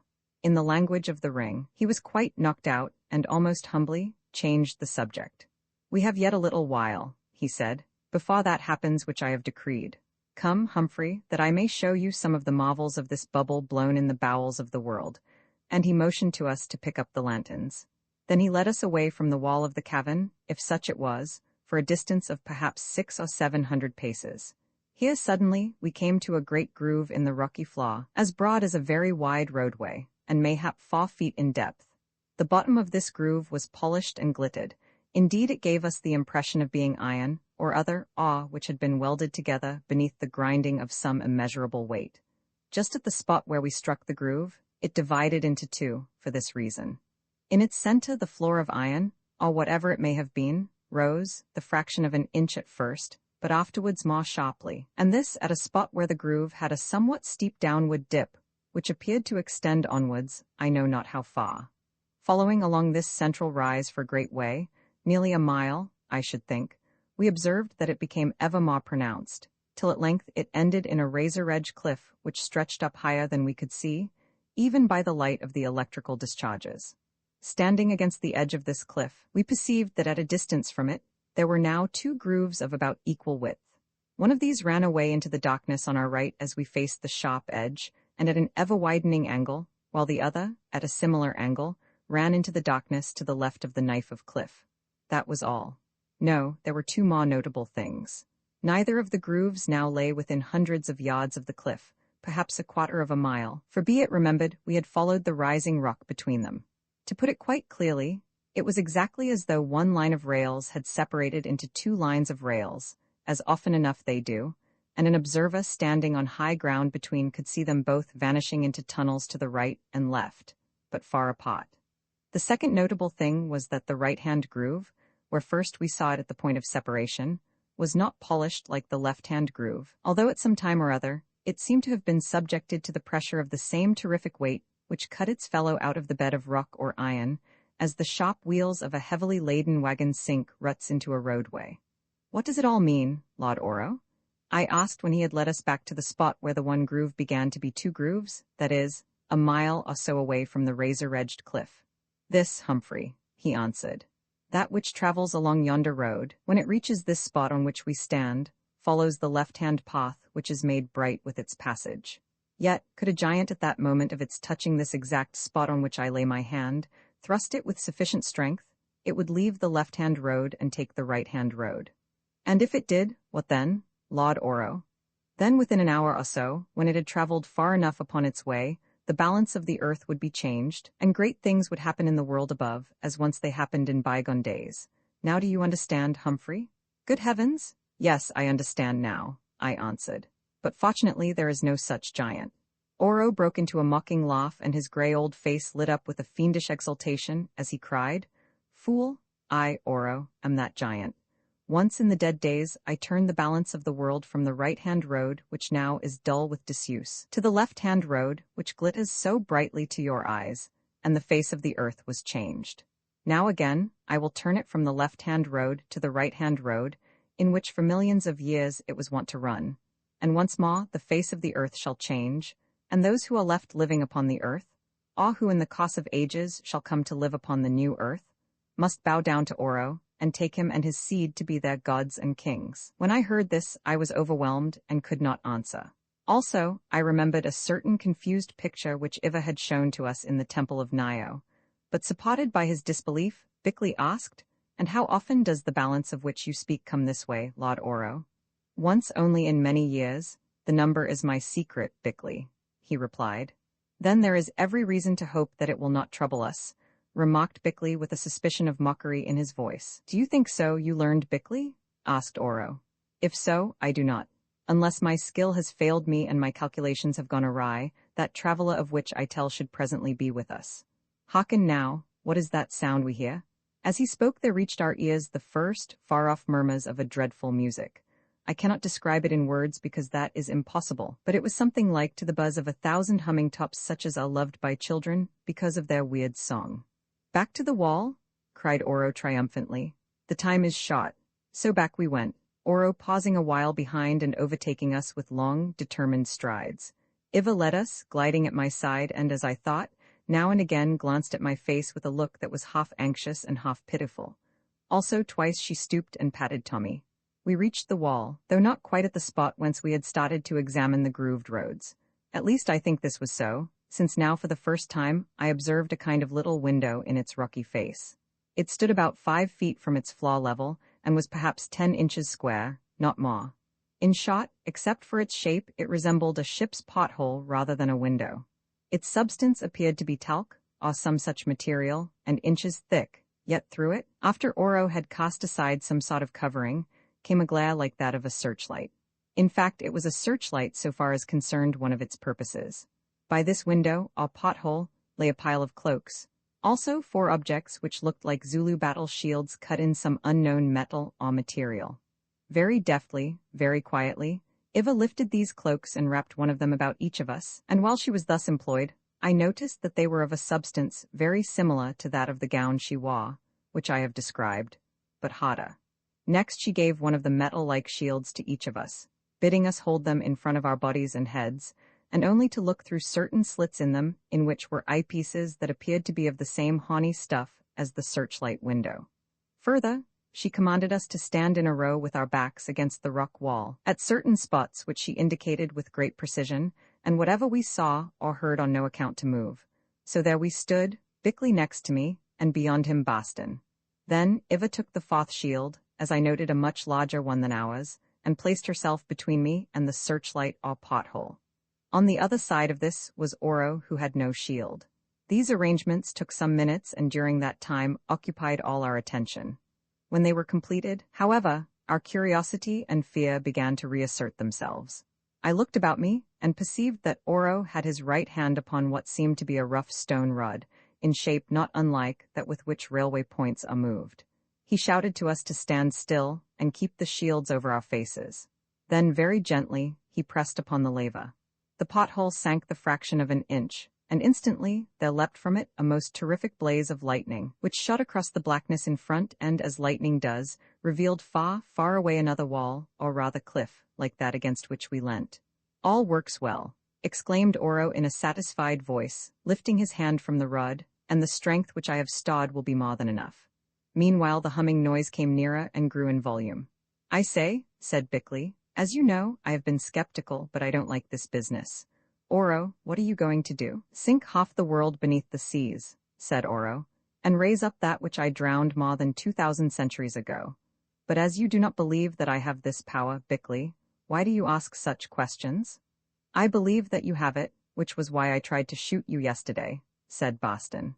"For your soul's sake I beg you to desist from an attempt which I am sure will not succeed, but which will certainly involve your eternal damnation, since the failure will be no fault of yours." Then I spoke also, saying, "I implore you, Lord Oro, to let this business be. I do not know exactly how much or how little you can do, but I understand that your object is to slay men by millions in order to raise up another world of which you will be the absolute king, as you were of some past empire that has been destroyed, either through your agency or otherwise. No good can come of such ambitions. Like Boston, for your soul's sake I pray you to let them be." "What Humphrey says I repeat," said Eva. "My father, although you know it not, you seek great evil, and from these hopes you sow you will harvest nothing save a loss of which you do not dream. Moreover, your plans will fail. Now I who am, like yourself, of the children of wisdom, have spoken for the first and last time, and my words are true. I pray you give them weight, my father." Oro heard and grew furious. "What?" he said. "Are you against me, everyone, and my own daughter also? I would lift you up, I would make you rulers of a new world. I would destroy your vile civilizations which I have studied with my eyes, that I may build better. To you, Humphrey, I would give my only child in marriage that from you may spring a divine race of kings. And yet you are against me and set up your puny scruples as a barrier across my path of wisdom. Well, I tread them down. I go on my appointed way. But beware how you try to hold me back. If any one of you should attempt to come between me and my ends, know that I will destroy you all. Obey or die." "Well, he has had his chance and he won't take it," said Boston in the silence that followed. "The man must go to the devil his own way, and there is nothing more to be said." I say the silence, but it was no more silent. The distant humming grew to a roar, the roar to a hellish hurricane of sound, which presently drowned all attempts at ordinary speech. Then bellowing like 10 millions of bulls, at length far away, there appeared something terrible.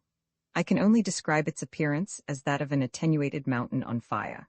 When it drew nearer, I perceived that it was more like a ballet dancer whirling round and round upon her toes, or rather all the ballet dances in the world rolled into one, and then multiplied 1,000,000 times in size. No, it was like a mushroom with 2 stalks, one above and one below, or a huge top with a point on which it spun, a swelling belly and another point above. But what a top! It must have been 2,000 feet high, if it was an inch, and its circumference who could measure? On it came, dancing, swaying, and spinning at a rate inconceivable, so that it looked like a gigantic wheel of fire. Yet it was not fire that clothed it, but rather some phosphorescence, since from it came no heat. Yes, a phosphorescence arranged in bands of ghastly blue and lurid red, with streaks of other colors running up between, and a kind of waving fringe of purple. The fire mountain thundered on with a voice like to that of avalanches, or of icebergs crashing from their parent glaciers to the sea. Its terrific aspect was appalling, and its weight caused the solid rock to quiver like a leaf. Watching it, we felt as aunts might feel at the advent of the crack of doom, for its mere height and girth and size overwhelmed us. We could not even speak. The last words I heard were from the mouth of Oro, who screamed out, "Behold the balance of the world, you miserable, doubting men, and behold me change its path, turning it as the steersman turns a ship." Then he made certain signs to Eva, who in obedience to them approached the pothole or searchlight, to which she did something that I could not distinguish. The effect was to make the beam of light much stronger and sharper, also to shift it onto the point or foot of the spinning mountain, and, by an aiming of the lens from time to time, to keep it there. This went on for a while, since the dreadful thing did not travel fast notwithstanding the frightful speed of its revolutions. I should doubt indeed if it advanced more quickly than a man could walk. At any rate so it seemed to us, but we had no means of judging its real rate of progress, whereof we knew as little as we did of the course it followed in the bowels of the earth. Perhaps that was spiral, from the world's deep heart upwards, and this was the highest point it reached. Or perhaps it remained stationary, but still spinning, for scores or hundreds of years in some central powerhouse of its own, whence, in obedience to unknown laws, from time to time it made these terrific journeys. No one knows, unless perhaps Oro did, in which case he kept the information to himself, and no one will ever know. At any rate there it was, traveling towards us on its giant butt, the peg of the top as it were, which, hidden in a cloud of friction-bond sparks that enveloped it like the cup of a curving flower of fire, whirled round and round at an infinite speed. It was on this flaming flower that the searchlight played steadily, doubtless that Oro might mock and measure its monstrous progress. He's going to try to send the thing down the right-hand path. I shouted into Bickley's ear. Can't be done. Nothing can shift a traveling weight of tens of millions of tons 1 inch. Bickley roared back, trying to look confident. Clearly, however, Iva thought that it could be done, for of a sudden she cast down her shield and, throwing herself upon her knees, stretched out her hands in supplication to her father. I understood, as did we all, that she was imploring him to abandon his hellish purpose. He glared at her and shook his head. Then, as she still went on praying, he struck her across the face with his hand and pushed her to her feet again. My blood boiled as I saw it, and I think I should have sprung at him, had not Bickley caught hold of me, shouting, "Don't, or he will kill her and us too." Iva lifted her shield and returned to her station, and in the blue discharges which now flashed almost continuously, and the phosphorescent glare of the advancing mountain, I saw that though her beautiful face worked beneath the pain of the blow, her eyes remained serene and purposeful. Even then I wondered, what was the purpose shining through them? Also, I wondered if I was about to be called upon to make that sacrifice of which she had spoken, and if so, how. Of one thing I was determined, that if the call came, it should not find me deaf. Yet all the while I was horribly afraid. At another sign from Oro, Iva did something more to the lens. Again, being alongside of her, I could not see what it was. The beam of light shifted and wandered till, far away, it fell exactly upon that spot where the rock began to rise into the ridge which separated the two grooves or roads and ended in the razor-edged cliff. Moreover, I observed that Oro, who left it the last of us, had either placed something white to mock this first infinitesimal bulging of the floor of the groove, or had smeared it with chalk or shining pigment. I observed also what I had not been able to see before, that a thin white line ran across the floor, no doubt to give the precise direction of this painted rise of rock, and that the glare of the searchlight now lay exactly over that line. The monstrous, flaming gyroscope fashioned in nature's workshop, for such without doubt it was drawing near, emitting as it came a tumult of sounds which, with the echoes that they caused, almost overwhelmed our senses. Poor little Tommy, already cowed, although he was a bold-natured beast, broke down entirely, and I could see from his open mouth that he was howling with terror. He stared about him, then ran to Iva and pawed at her, evidently asking to be taken into her arms. She thrust him away, almost fiercely, and made signs to me to lift him up and hold him beneath my shield. This I did, reflecting sadly that if I was to be sacrificed, Tommy must share my fate. I even thought of passing him on to Bickley, but had no time. Indeed, I could not attract his attention, for Bickley was staring with all his eyes at the nightmare-like spectacle which was in progress about us. Indeed, no nightmare, no wild imagination of which the mind of man is capable, could rival the aspect of its stupendous facts. Think of them, the unmeasured space of blackness threaded by those globes of ghastly incandescence that now hung a while and now shot upwards, downwards, across, apparently without origin or end, like a stream of meteors that had gone mad. Then the traveling mountain, 2,000 feet in height or more, with its enormous saucer-like rim painted round with bands of lurid red and blue, and about its grinding foot the tulip bloom of emitted flame. Then the fierce-faced Oro at his post, his hand upon the rod, waiting, remorseless, to drown half of this great world, with the lovely Iva standing calm-eyed like a saint in hell, and watching me above the edge of the shield which such a saint might bear to turn aside the fiery dots of the wicked. And lastly we three men flattened terror-stricken against the wall. Nightmare? Imagination? No, these pale before that scene which it was given to our human eyes to witness. And all the while, bending, bowing towards us, away from us, making obeisance to the path in front as though in greeting, to the path behind as though in farewell, instinct with a horrible life, with a hideous and gigantic grace, that titanic terror whirled onwards to the mock of fate.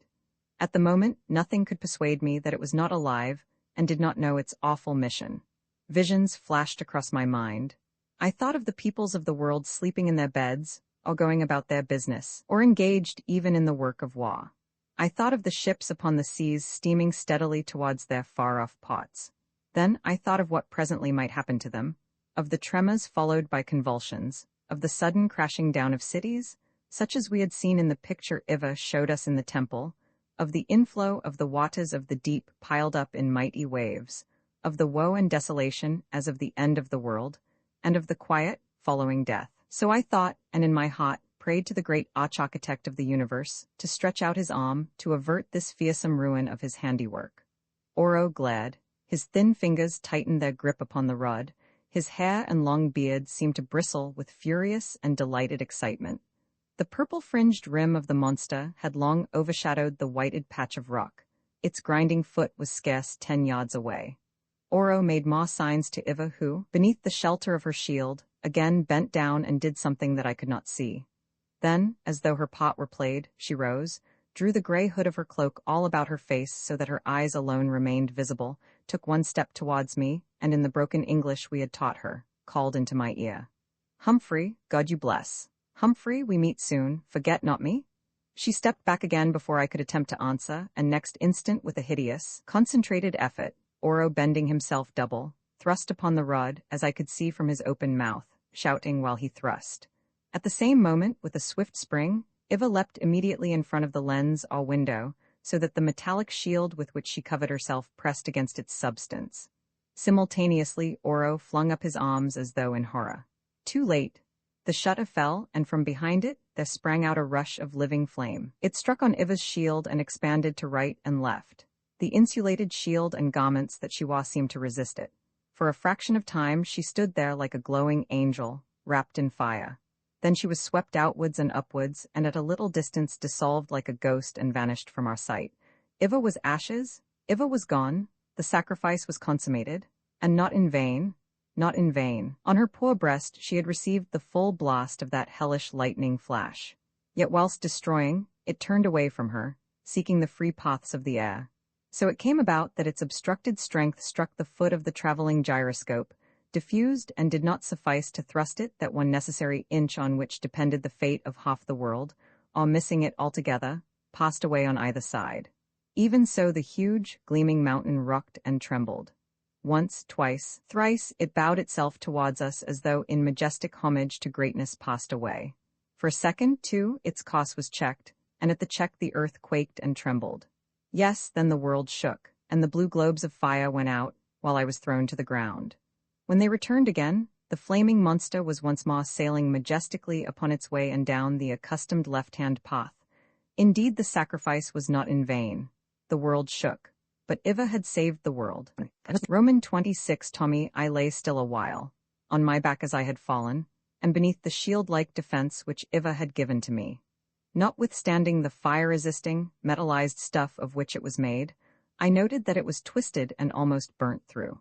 Doubtless the stored-up electricity or earth magnetism, or whatever it may have been that had leapt out of that hole, being diffused by the resistance with which it was met, had grazed me with its outer edge, and had it not been for the shield and cloak, I also should have been burned up.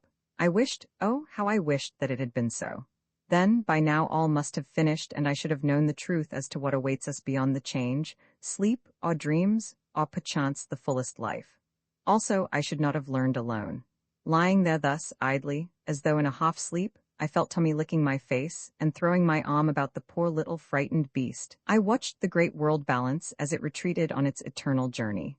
At one time, its vast projecting rim had overshadowed us, and almost seemed to touch the cliff of rock against which we leant. I remember that the effect of that shining arch 1,000 feet or so above our heads was wonderful.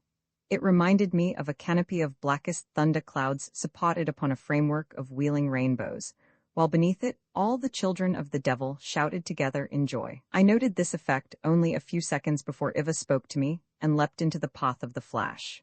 Now, however, it was far away, a mere flaming wheel that became gradually smaller, and its satanic voices were growing faint. As I have said, I watched its disappearance idly, reflecting that I should never look upon its like again, also that it was something well worth going forth to see. Then I became aware that the humming, howling din had decreased sufficiently to enable me to hear human voices without effort.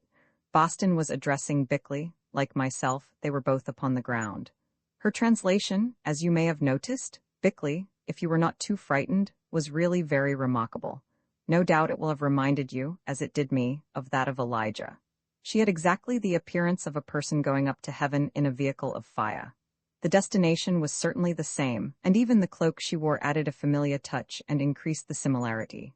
At any rate it did not fall upon you, answered Bickley with something like a sob, in a voice of mingled awe and exasperation.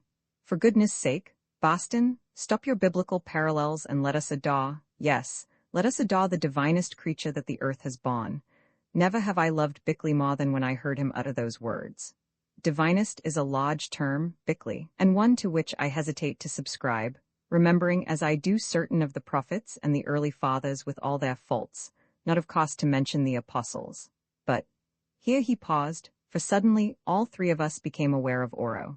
He also has been thrown to the ground by the strength of the prisoned fosses which he gathered and loosed upon their unholy errand, but, as I rejoiced to observe, had suffered from them much more than ourselves. Doubtless this was owing to the fact that he had sprung forward in a last wild effort to save his daughter, or to prevent her from interfering with his experiment, I know not which.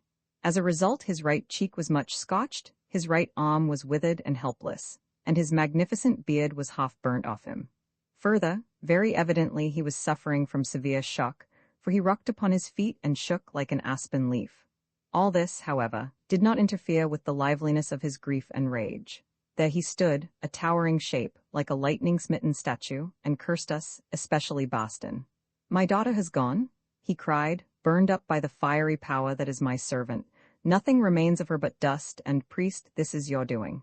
You poisoned her heart with your childish doctrines of mercy and sacrifice, and the rest, so that she threw herself into the path of the flash to save some miserable races that she had never even known." He paused exhausted, whereon Boston answered him with spirit. "Yes, Oro, she being a holy woman, has gone where you will never follow her. Also, it is your own fault, since you should have listened to her entreaties instead of boxing her ears like the brute you are." "My daughter is gone," went on Oro, recovering his strength, "and my great designs are ruined. Yet only for a while," he added, "for the world balance will return again, if not till long after your lifespans are done." "If you don't doctor yourself, Lord Oro," said Bickley, also rising, "I may tell you as one who understands such things, that most likely it will be after your lifespan is done also. Although their effect may be delayed, severe shocks from burns and overexcitement are apt to prove fatal to the aged." Oro snarled at him. "No other word describes it. And there are other things, physician," he said, "which are apt to prove fatal to the young. At least now you will no longer deny my power." "I am not so sure," answered Bickley, "since it seems that there is a greater power, namely that of a woman's love and sacrifice." "And a greater still," interrupted Boston, "which put those ideas into her head. As for you, Humphrey," went on Oro, "I rejoice to think that you at least have lost two things that man desires above all other things, the woman you sought and the future kingship of the world." I stood up and faced him. "The first I have gained, although how, you do not understand, Oro," I answered. "And of the second, seeing that it would have come through you, on your conditions, I am indeed glad to be rid. I wish no power that springs from murder, and no gifts from one who answered his daughter's prayer with blows." For a moment he seemed remorseful. "She vexed me with her foolishness," he said. Then his rage blazed up again. "And it was you who taught it to her," he went on. "You are guilty, all three of you, and therefore I am left with none to serve me in my age, therefore also my mighty schemes are overthrown. Also, Oro, if you speak truth, therefore half the world is saved," I added quietly, "and one has left it of whom it was unworthy. You think that these civilizations of yours, as you are pleased to call them, are saved, do you?" He sneered. "Yet, even if Bickley were right and I should die and become powerless, I tell you that they are already damned. I have studied them in your books and seen them with my eyes, and I say that they are rotten before ever they are ripe, and that their end shall be the end of the sons of wisdom, to die for lack of increase. That is why I would have saved the East, because in it alone there is increase, and thence alone can rise the great lost race of man, which I would have given to your children for inheritage. Moreover, think not that you Westerners have done with wars. I tell you that they are but begun, and that the sod shall eat you up, and what the sod spares class shall snatch from class in the struggle for supremacy and ease." Thus he spoke with extraordinary and concentrated bitterness that I confess would have frightened me, had I been capable of fear, which at the moment I was not. Who is afraid when he has lost all? Nor was Boston alarmed, if for other reasons. "I think it right to tell you, Oro," he said, "that the only future you need trouble about is your own. God Almighty will look after the Western civilizations in whatever way he may think best, as you may remember he did just now. Only I am sure you won't be here to see how it is done." Again fury blazed in Oro's eyes. "At least I will look after you, you half-bred dogs, who yap out ill-omened prophecies of death into my face. Since the three of you loved my daughter whom you brought to her doom, and were by her beloved, if differently, I think it best that you should follow on her road. How? That is the question. Shall I leave you to starve in these great caves? Nay, look not towards the road of escape which doubtless she pointed out to you, for, as Humphrey knows, I can travel swiftly, and I will make sure that you find it blocked. Ah, shall I? And he glanced upwards at the great globes of wandering fire, as though he purposed to summon them to be our death, as doubtless he could have done. I do not care what you do, I answered wearily. Only I would beg you to strike quickly. Yet for my friends I am sorry, since it was I who led them on this quest, and for you, too, Tommy, I added, looking at the poor little hound. You were foolish, Tommy, I went on, when you scented out that old tyrant in his coffin, at least for our own sake. Indeed, the dog was terribly scared. He whined continually, and from time to time ran a little way and then returned to us, suggesting that we should go from this horror-haunted spot. Lastly, as though he understood that it was Oro who kept us there, he went to him and, jumping up, licked his hand in a beseeching fashion. The Superman looked at the dog, and as he looked the rage went out of his face and was replaced by something resembling pity. I do not wish the beast to die, he muttered to himself in low, reflective tones as though he thought aloud, for of them all it alone liked and did not fear me. I might take it with me, but still it would perish of grief in the loneliness of the caves. Moreover, she loved it whom I shall see no more. Yes, Iva. As he spoke the name, his voice broke a little. Yet if I suffer them to escape, they will tell my story to the world and make me a laughingstock. Well, if they do, what does it matter? None of those Weston fools would believe it, thinking that they knew all. Like Bickley, they would mock and say that they were mad, all liars.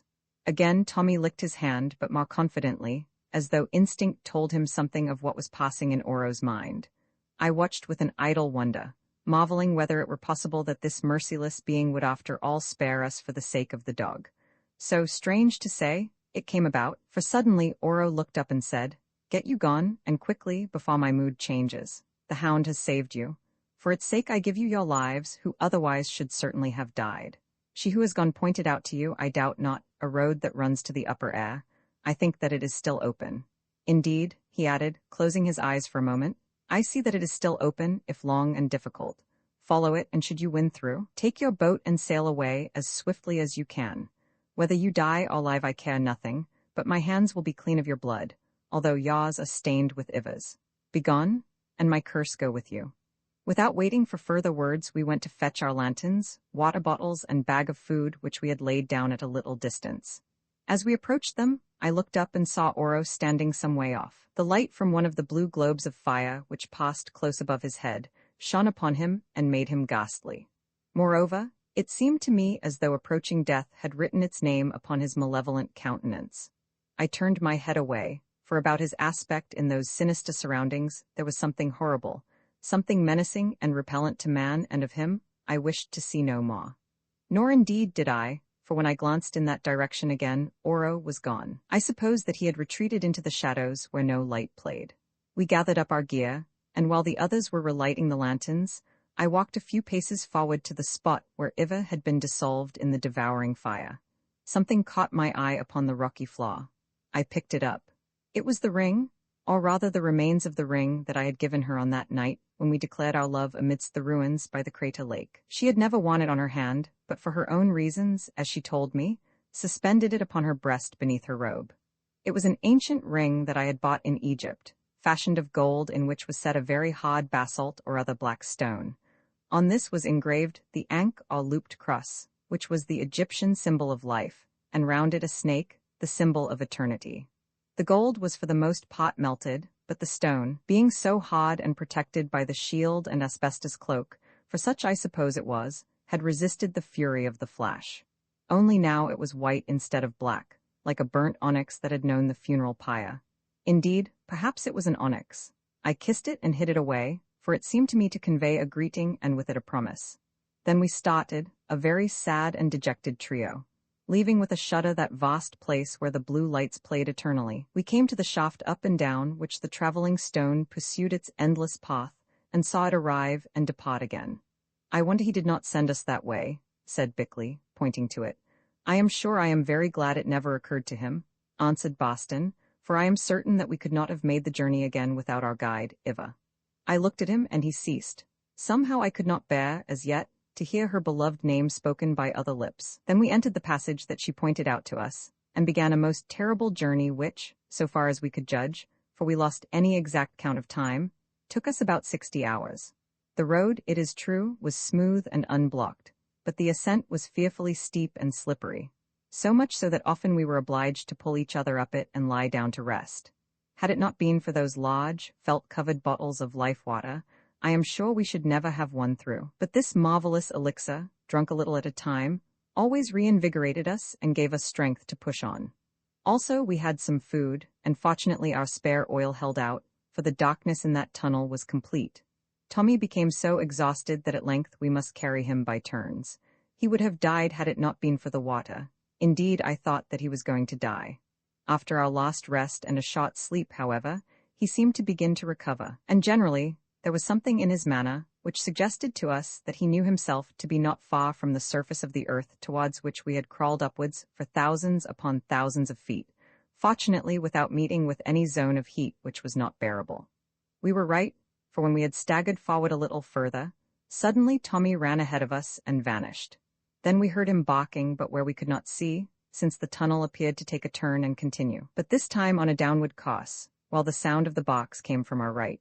We searched with the lanterns which were now beginning to die and found a little hole almost filled with fallen pieces of rock.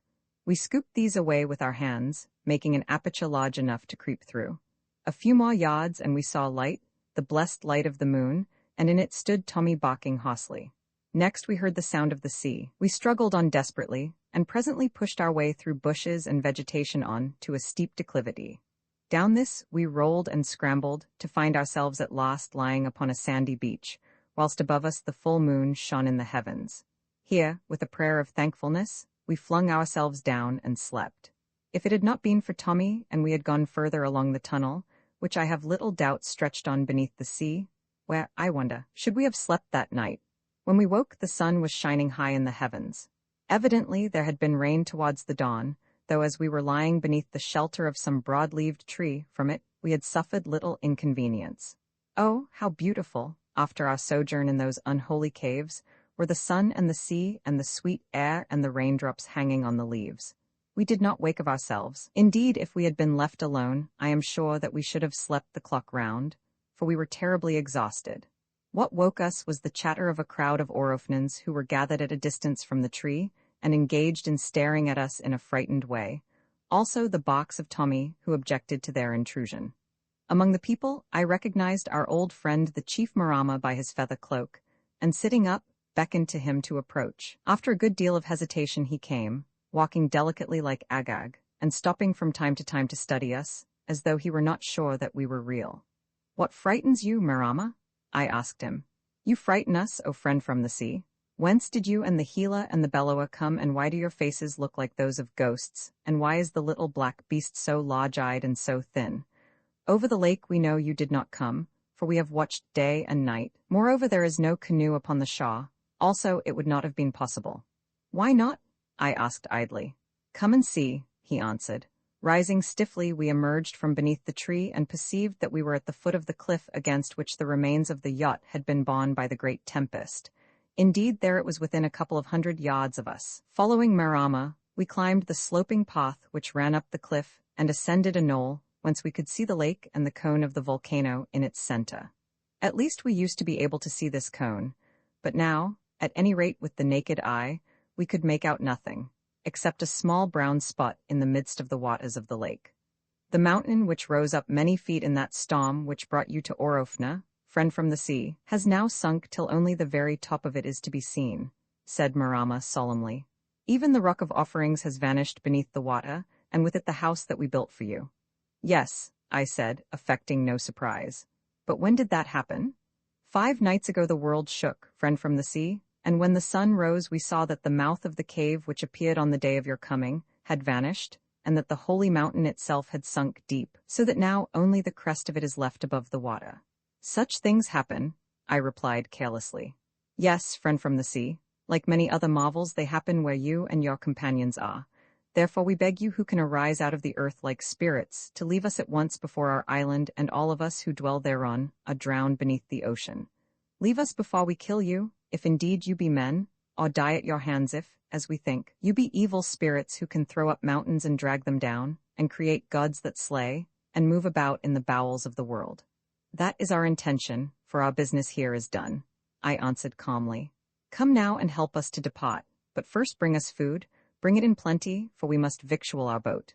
Marama bowed and issued the necessary orders. Indeed, food sufficient for our immediate needs was already there as an offering, and of it we ate with thankfulness. Then we boarded the ship and examined the lifeboat. Thanks to our precautions, it was still in very fair order, and only needed some little caulking, which we did with grass fiber and pitch from the stars. After this, with the help of the Orofnans who worked hard in their desperate desire to be rid of us, we drew the boat into the sea and provisioned her with stores from the ship and with an ample supply of water. Everything being ready at last, we waited for the evening wind, which always blew offshore, to start. As it was not due for half an hour more, I walked back to the tree under which we had slept and tried to find the hole whence we had emerged from the tunnel onto the face of the cliff. My hurried search proved useless. The declivity of the cliff was covered with tropical growth, and the heavy rain had washed away every trace of our descent, and very likely filled the hole itself with earth. At any rate, of it I could discover nothing. Then, as the breeze began to blow, I returned to the boat, and here bade adieu to Marama, who gave me his feather cloak as a farewell gift. "Goodbye, friend from the sea," he said to me. "We are glad to have seen you and thank you for many things, but we do not wish to see you any more." "Goodbye, Marama," I answered. "What you say, we echo. At least you have now no great lump upon your neck, and we have rid you of your wizards. But beware of the god Oro, who dwells in the mountain, for if you anger him, he will sink your island beneath the sea. And remember all that I have taught you," shouted Boston. Marama shivered, though whether at the mention of the god Oro, of whose powers the Orofnans had so painful a recollection, or at the result of Boston's teachings, I do not know. And that was the last we shall ever see of each other in this world. The island faded behind us, and, sore at heart because of all that we had found and lost again, for 3 days we sailed northward with a fair and steady wind. On the 4th evening, by an extraordinary stroke of fortune, we fell in with an American tramp steamer, trading from the South Sea Islands to San Francisco. To the captain, who treated us very kindly, we said simply that we were a party of Englishmen whose yacht had been wrecked on a small island several hundreds of miles away, of which we knew neither the name, if it had one, nor the position. This story was accepted without question, for such things often happen in those latitudes, and in due course we were landed at San Francisco, where we made certain depositions before the British consul as to the loss of the yacht Star of the South. Then we crossed America, having obtained funds by cable, and sailed for England in a steamer flying the flag of the United States. Of the Great War which made this desirable, I do not speak, since it has nothing, or rather little, to do with this history. In the end, we arrived safely at Liverpool, and thence travelled to our homes in Devonshire. Thus ended the history of our dealings with Oro, the Superman who began his life more than 250,000 years ago, and with his daughter, Iva, whom Boston still often calls the Glittering Lady. Roman 27, Boston discovers a resemblance. There is little more to tell. Shortly after our return, Bickley, like a patriotic Englishman, volunteered for service at the front and departed in the uniform of the RAMC. Before he left, he took the opportunity of explaining to Boston how much better it was in such a national emergency as existed, to belong to a profession in which a man could do something to help the bodies of his countrymen that had been broken in the common cause, than to one like his in which it was only possible to pelt them with vain words. "You think that, do you, Bickley?" answered Boston. "Well, I hold that it is better to heal souls than bodies, because, as even you will have learned out there in Orofna, they last so much longer." "I am not certain that I learned anything of the sort," said Bickley, "or even that Oro was more than an ordinary old man. He said that he had lived 1,000 years, but what was there to prove this except his word, which is worth nothing? There was the Lady Iva's word also, which is worth a great deal, Bickley." "Yes, but she may have meant 1,000 moons. Further, as according to her own showing she was still quite young, how could she know her father's age?" "Quite so, Bickley. But all she actually said was that she was of the same age as one of our women of 27, which may have meant 270 for all I know.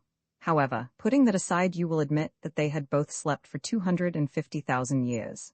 I admit that they slept, Boston, because I helped to awaken them, but for how long there is nothing to show, except those star maps which are probably quite inaccurate." "They are not inaccurate," I broke in, "for I have had them checked by leading astronomers who say that they show a marvelous knowledge of the heavens as these were 250,000 years ago, and are today. Here I should state that those 2 metal maps and the ring which I gave to Iva and found again after the catastrophe were absolutely the only things connected with her, or with Oro, that we brought away with us. The farmer I would never part with, feeling their value as evidence. Therefore, when we descended to the city Nio and the depths beneath, I took them with me wrapped in cloth in my pocket. Thus they were preserved. Everything else went when the rock of offerings and the cave mouth sank beneath the waters of the lake. This may have happened either in the earth tremor, which no doubt was caused by the advance of the terrific world balance, or when the electric power, though diffused and turned by Iva's insulated body, struck the great gyroscope's traveling foot with sufficient strength, not to shift it indeed on to the right-hand path, as Oro had designed, but still to cause it to stagger, and even perhaps to halt for the fraction of a second. Even this pause may have been enough to cause convulsions of the earth above. Indeed, I gathered from Marama and other Orofnans that such convulsions had occurred on and around the island at what must have corresponded with that moment of the loosing of the fosse. This loss of our belongings in the House of the Rock of Offerings was the more grievous because among them were some Kodak photographs which I had taken, including portraits of Oro and one of Iva that was really excellent, to say nothing of pictures of the mouth of the cave and of the ruins and crater lake above. How bitterly I regret that I did not keep these photographs in my pocket with the map plates. Even if the star maps are correct, still it proves nothing, said Bickley, since possibly Oro's astronomical skill might have enabled him to draw that of the sky at any period, though I allow this is impossible. I doubt his taking so much trouble merely to deceive 3 wanderers who lacked the knowledge even to check them, I said. But all this misses the point, Bickley. However long they had slept, that man and woman did arise from seeming death. They did dwell in those marvelous caves with their evidences of departed civilizations, and they did show us that fearful, world-wandering gyroscope. These things we saw. I admit that we saw them, Arbuthnot, and I admit that they are one and all beyond human comprehension. To that extent I am converted, and, I may add, humbled, said Bickley. So you ought to be, exclaimed Boston, seeing that you always swore that there was nothing in the world that is not capable of a perfectly natural explanation. Of which all these things may be capable, Boston, if only we held the key. Very well, Bickley, but how do you explain what the Lady Iva did? I may tell you now what she commanded me to conceal at the time, namely, that she became a Christian, so much so that by her own will, I baptized and confirmed her on the very morning of her sacrifice. Doubtless, it was this that changed her heart so much that she became willing, of course without my knowledge, to leave everything she cared for. Here he looked hard at me, and lay down her life to save the world, half of which she believed was about to be drowned by Oro. Now, considering her history and upbringing, I call this a spiritual marvel, much greater than any you now admit, and one you can't explain, Bickley. No, I cannot explain, or, at any rate, I will not try, he answered, also staring hard at me. Whatever she believed or did not believe, and whatever would or would not have happened, she was a great and wonderful woman whose memory I worship. Quite so, Bickley, and now perhaps you see my point, that what you describe as mere vain words may also be helpful to mankind, more so, indeed, than your surgical instruments and pills. You couldn't convert Oro, anyway, exclaimed Bickley, with irritation. No, Bickley, but then I have always understood that the devil is beyond conversion because he is beyond repentance. You see, I think that if that old scoundrel was not the devil himself, at any rate he was a bit of him, and if I am right, I am not ashamed to have failed in his case.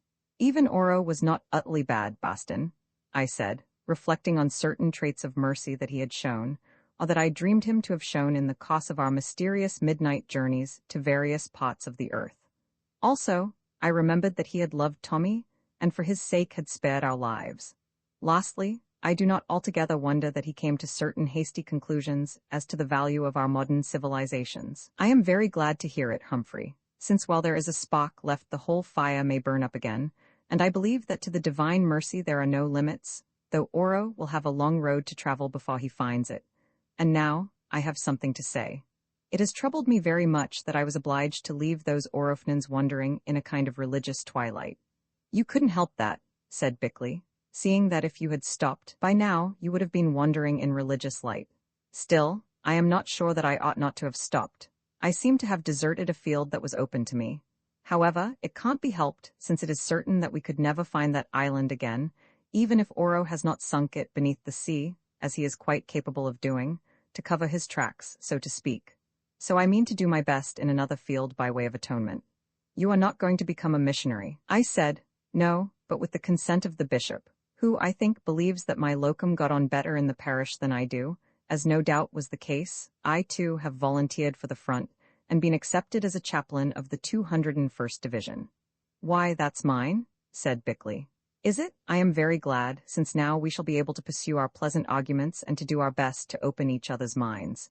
You fellows are more fortunate than I am, I remarked. I also volunteered, but they wouldn't take me, even as a Tommy, although I misstated my age. They told me, or at least a specialist whom I saw did afterwards, that the blow I got on the head from that sorcerer's boy.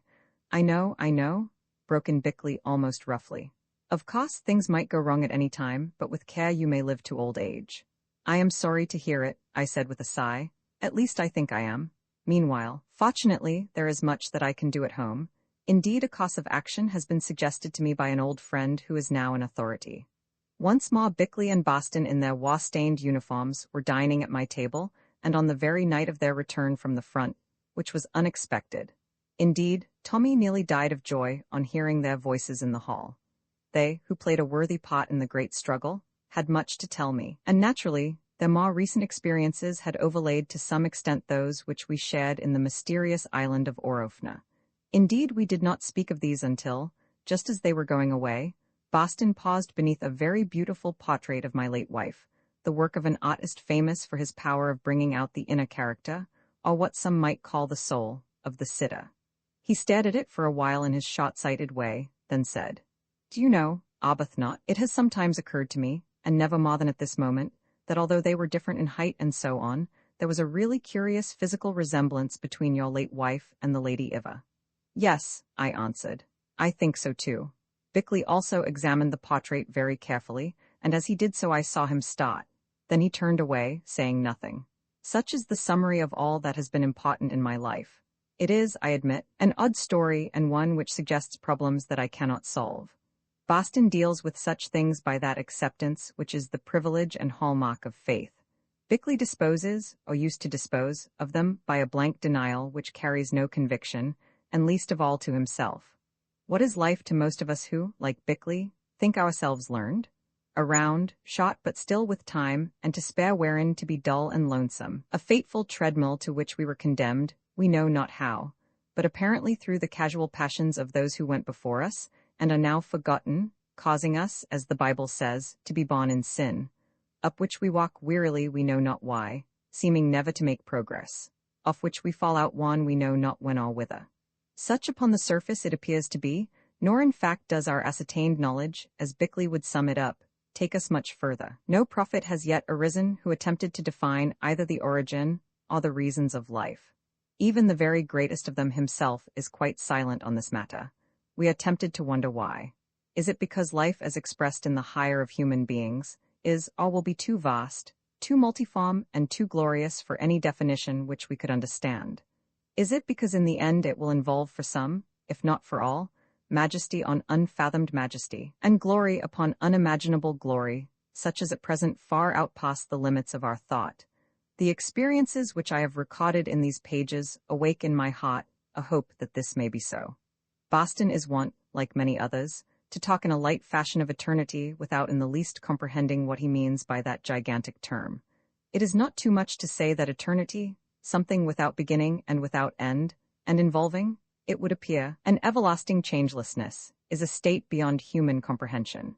As a matter of fact, we mortals do not think in constellations, so to speak, or in eons, but by the measures of our own small earth and of our few days thereon.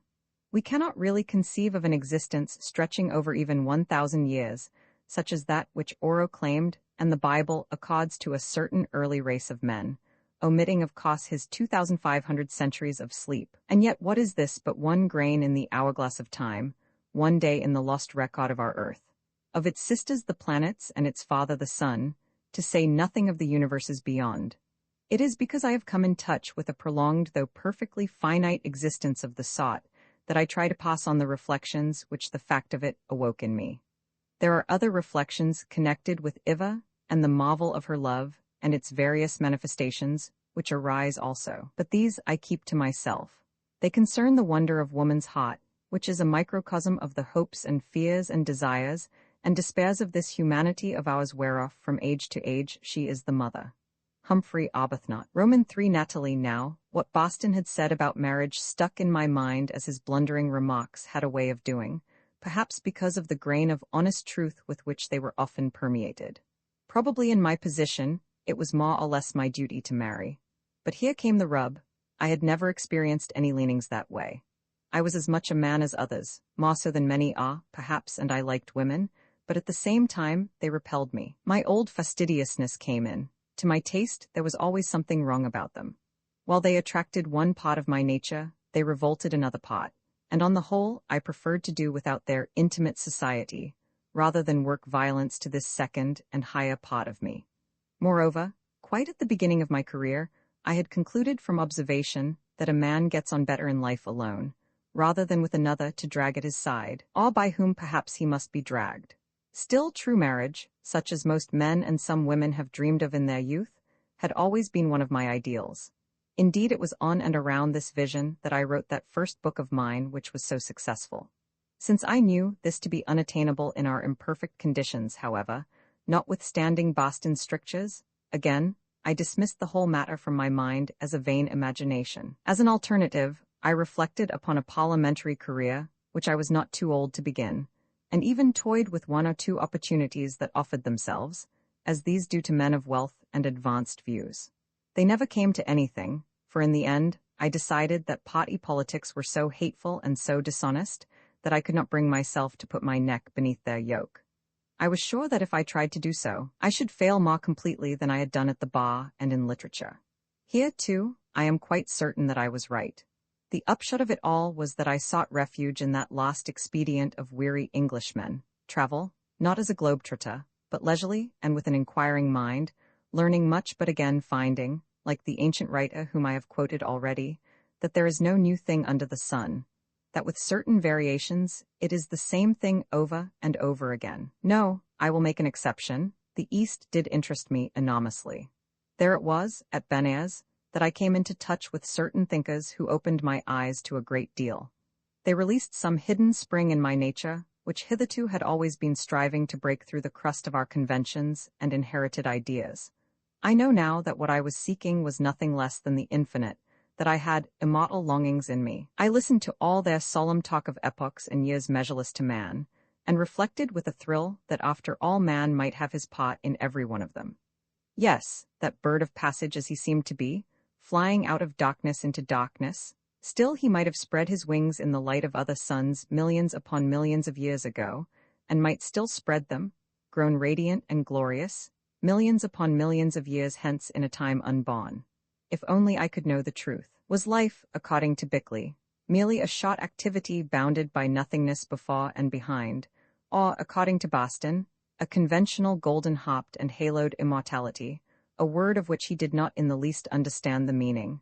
Or was it something quite different from either of these, something vast and splendid beyond the reach of vision, something God-sent, beginning and ending in the eternal absolute, and at last partaking of his attributes and nature, and from eon to eon shot through with his light? And how was the truth to be learned? I asked my Eastern friends, and they talked vaguely of long ascetic preparation, of years upon years of learning, from whom I could not quite discover. I was sure it could not be from them, because clearly they did not know. They only passed on what they had heard elsewhere, when or how they either could not or would not explain. So at length, I gave it up, having satisfied myself that all this was but an effort of oriental imagination called into life by the sweet influences of the eastern stars. I gave it up and went away, thinking that I should forget. But I did not forget. I was quick with a new hope, or at any rate with a new aspiration, and that secret child of holy desire grew and grew within my soul, till at length it flashed upon me that this soul of mine was itself the hidden master from which I must learn my lesson. No wonder that those Eastern friends could not give his name, seeing that whatever they really knew, as distinguished from what they had heard, and it was little enough, each of them had learned from the teaching of his own soul. Thus, then, I too became a dreamer with only one longing, the longing for wisdom, for that spirit touch which should open my eyes and enable me to see. Yet now it happened strangely enough that when I seemed within myself to have little further interest in the things of the world, and least of all in women, I, who had taken another guest to dwell with me. Those things of the world came back to me, and in the shape of woman, the inevitable.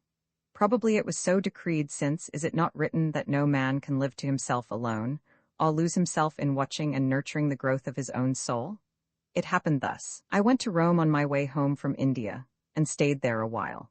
On the day after my arrival, I wrote my name in the book of our minister to Italy at that time, Sir Alfred Upton, not because I wished him to ask me to dinner, but for the reason that I had heard of him as a man of archaeological tastes, and thought that he might enable me to see things which otherwise I should not see. As it chanced, he knew about me through some of my Devonshire neighbours who were friends of his, and did ask me to dinner on the following night.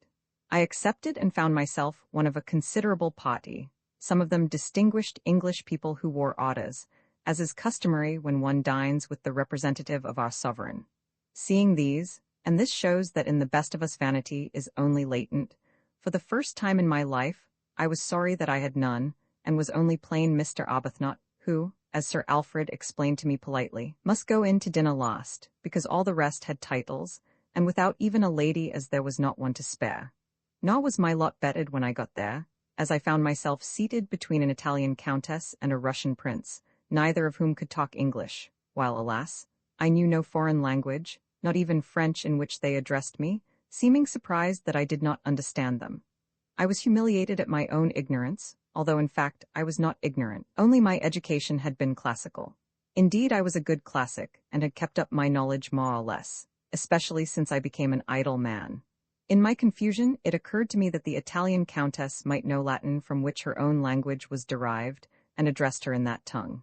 She stared, and Sir Alfred, who was not far off and overheard me, he also knew Latin, burst into laughter, and proceeded to explain the joke in a loud voice, first in French and then in English, to the assembled company, who all became infected with merriment and also stared at me as a curiosity. Then it was that for the first time I saw Natalie, for owing to a mistake of my driver I had arrived rather late, and had not been introduced to her. As her father's only daughter, her mother being dead, she was seated at the end of the table behind a fan-like arrangement of white Madonna lilies, and she had bent forward and, like the others, was looking at me, but in such a fashion that her head from that distance seemed as though it were surrounded and crowned with lilies. Indeed, the greatest art could not have produced a more beautiful effect, which was, however, really one of naked accident. An angel looking down upon earth through the lilies of heaven. That was the rather absurd thought which flashed into my mind. I did not quite realize her face at first, except that it seemed to be both dark and fair. As a fact, her waving hair, which grew rather low upon her forehead, was dark, and her large, soft eyes were gray. I did not know, and to this moment I do not know if she was really beautiful, but certainly the light that shone through those eyes of hers and seemed to be reflected upon her delicate features was beauty itself.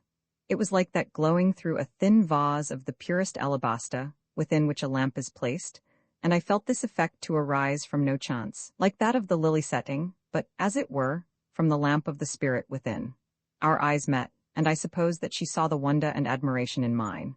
At any rate, her amused smile faded, leaving the face rather serious, though still sweetly serious, and a tinge of color crept over it as the first hue of dawn creeps into a pearly sky. Then she withdrew herself behind the screen of lilies, and for the rest of that dinner, which I thought was never coming to an end, practically I saw her no more. Only I noted as she passed out that although not tall, she was rounded and graceful in shape, and that her hands were peculiarly delicate. Afterwards, in the drawing-room, her father, with whom I had talked at the table, introduced me to her, saying, "My daughter is the real archaeologist, Mr. Arbuthnot, and I think if you ask her, she may be able to help you." Then he bustled away to speak to some of his important guests, from whom I think he was seeking political information.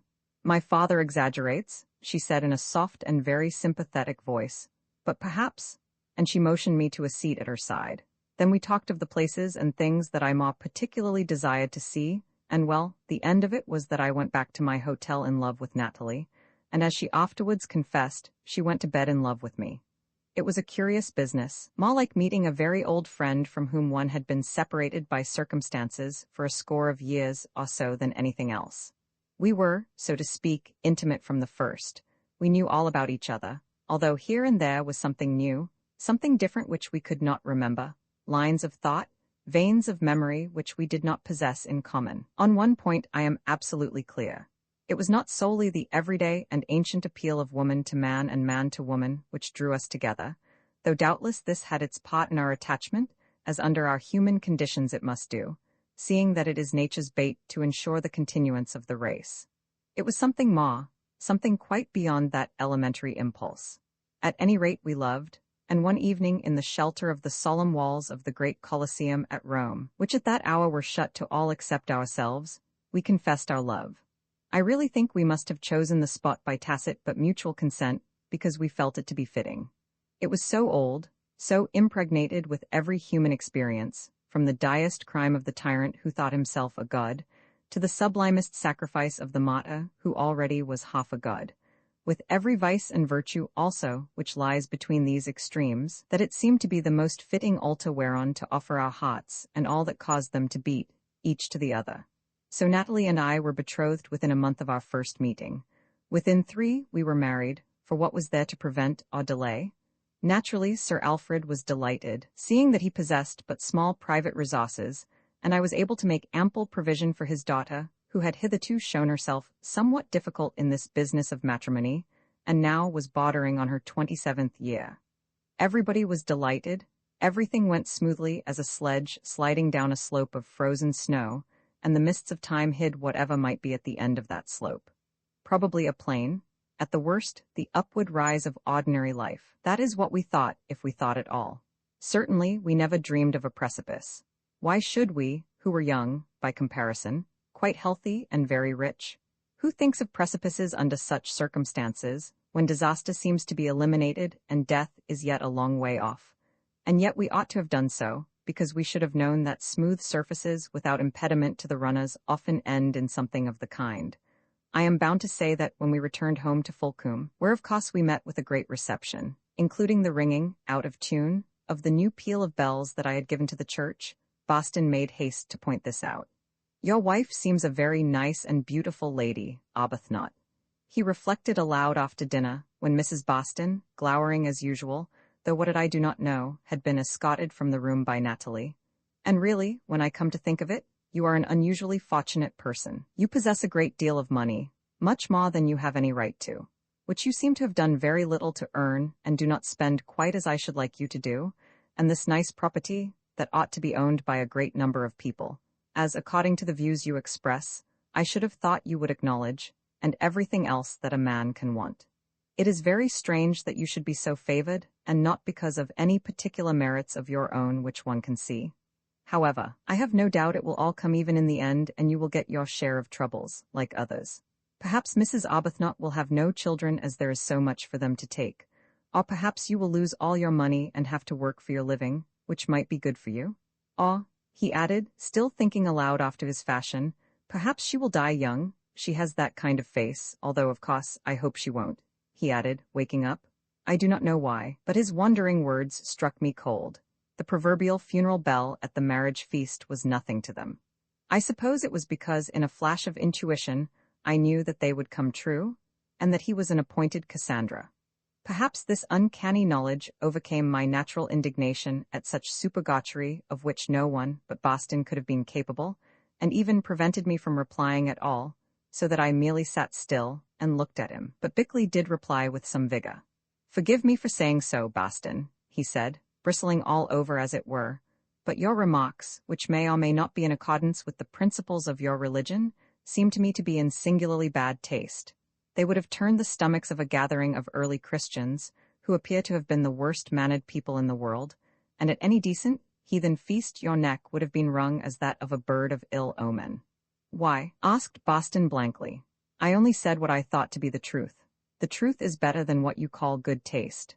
"Then I will say what I think also to be the truth," replied Bickley, growing furious. "It is that you use your Christianity as a cloak for bad manners. It teaches consideration and sympathy for others of which you seem to have none. Moreover, since you talk of the death of people's wives, I will tell you something about your own, as a doctor, which I can do as I never attended her. It is highly probable, in my opinion, that she will die before Mrs. Arbuthnot, who is quite a healthy person with a good prospect of life." "Perhaps," said Boston. "If so, it will be God's will, and I shall not complain." Here Bickley snorted. though I do not see what you can know about it. But why should you cast reflections on the early Christians who were people of strong principle living in rough times and had to wage war against an established devil worship? I know you are angry because they smashed up the statues of Venus and so forth, but had I been in their place I should have done the same. Of course you would, who doubts it? But as for the early Christians and their iconoclastic performances, well, curse them, that's all. And he sprang up and left the room. I followed him. Let it not be supposed from the above scene that there was any ill feeling between Boston and Bickley. On the contrary, they were much attached to each other, and this kind of quarrel meant no more than the strong expression of their individual views to which they were accustomed from their college days. For instance, Boston was always talking about the early Christians and missionaries, while Bickley loathed both, the early Christians because of the destruction which they had wrought in Egypt, Italy, Greece, and elsewhere, of all that was beautiful, and the missionaries because, as he said, they were degrading and spoiling the native races, and by inducing them to wear clothes, rendering them liable to disease. Boston would answer that their souls were more important than their bodies, to which Bickley replied that as there was no such thing as a soul except in the stupid imagination of priests, he differed entirely on the point. As it was quite impossible for either to convince the other, there the conversation would end, or drift into something in which they were mutually interested, such as natural history and the hygiene of the neighborhood. Here I may state that Bickley's keen professional eye was not mistaken when he diagnosed Mrs. Boston's state of health as dangerous. As a matter of fact, she was suffering from heart disease that a doctor can often recognize by the color of the lips, etc., which brought about her death under the following circumstances. Her husband attended some ecclesiastical function at a town over 20 miles away, and was to have returned by a train which would have brought him home about 5 o'clock. As he did not arrive, she waited at the station for him until the last train came in about 7 o'clock, without the beloved Basil. Then, on a winter's night, she tore up to the priory, and begged me to lend her a dog-cart in which to drive to the said town to look for him. I expostulated against the folly of such a proceeding, saying that no doubt Basil was safe enough, but had forgotten to telegraph, or thought that he would save the 6pence which the wire cost. Then it came out, to Natalie's and my intense amusement, that all this was the result of her jealous nature, of which I have spoken. She said she had never slept a night away from her husband since they were married, and with so many designing persons about she could not say what might happen if she did so, especially as he was such a favorite and so handsome. Boston was a fine-looking man in his rugged way. I suggested that she might have a little confidence in him, to which she replied darkly that she had no confidence in anybody. The end of it was that I lent her the cart with a fast horse and a good driver, and off she went. Reaching the town in question some 2.5 hours later, she searched high and low through wind and sleet, but found no Basil. He, it appeared, had gone on to Exeter, to look at the cathedral where some building was being done, and missing the last train had there slept the night.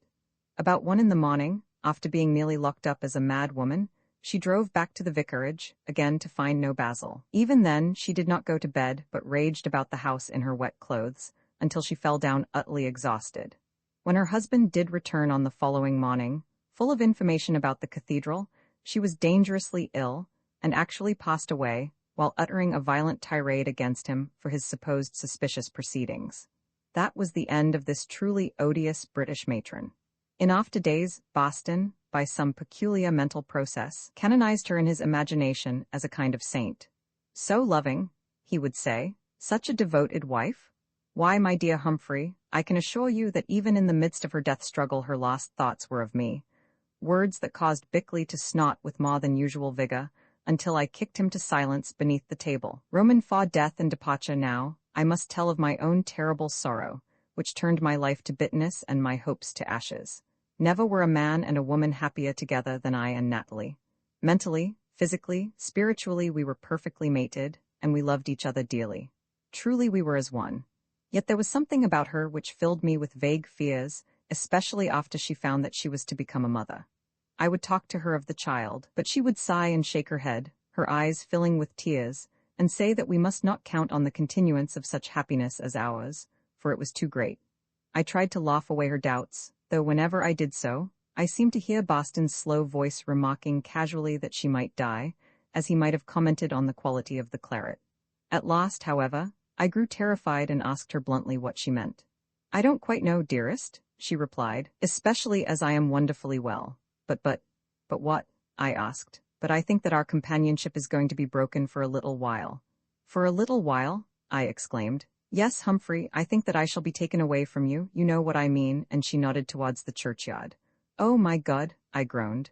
I want to say this, she added quickly, that if such a thing should happen, as it happens every day, I implore you, dearest Humphrey, not to be too much distressed, since I am sure that you will find me again. No, I can't explain how or when or where, because I do not know. I have prayed for light, but it has not come to me. All I know is that I am not talking of reunion in Mr. Boston's kind of conventional heaven, which he speaks about as though to reach it one stumbled through darkness for a minute into a fine new house next door, where excellent servants had made everything ready for your arrival, and all the lights were turned up.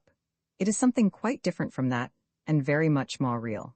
Then she bent down ostensibly to pat the head of a little black cocker-spaniel called Tommy, which had been given to her as a puppy, a highly intelligent and affectionate animal that we both adored and that loved her as only a dog can love.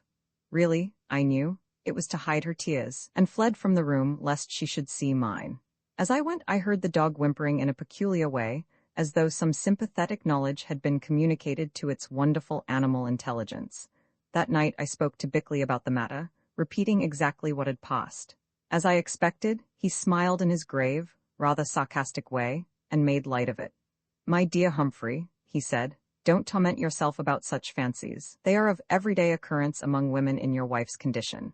Sometimes they take one form, sometimes another. When she has got her baby, you will hear no more of them. I tried to be comforted, but in vain. The days and weeks went by like a long nightmare, and in due course the event happened. Bickley was not attending the case. It was not in his line, he said, and he preferred that where a friend's wife was concerned, somebody else should be called in. So it was put in charge of a very good local man with a large experience in such domestic matters. How am I to tell of it? Everything went wrong. As for the details, let them be. Ultimately Bickley did operate, and if surpassing skill could have saved her, it would have been done. But the other man had misjudged the conditions. It was too late, nothing could help either mother or child. A little girl who died shortly after she was born, but not before she had been christened, also by the name of Natalie.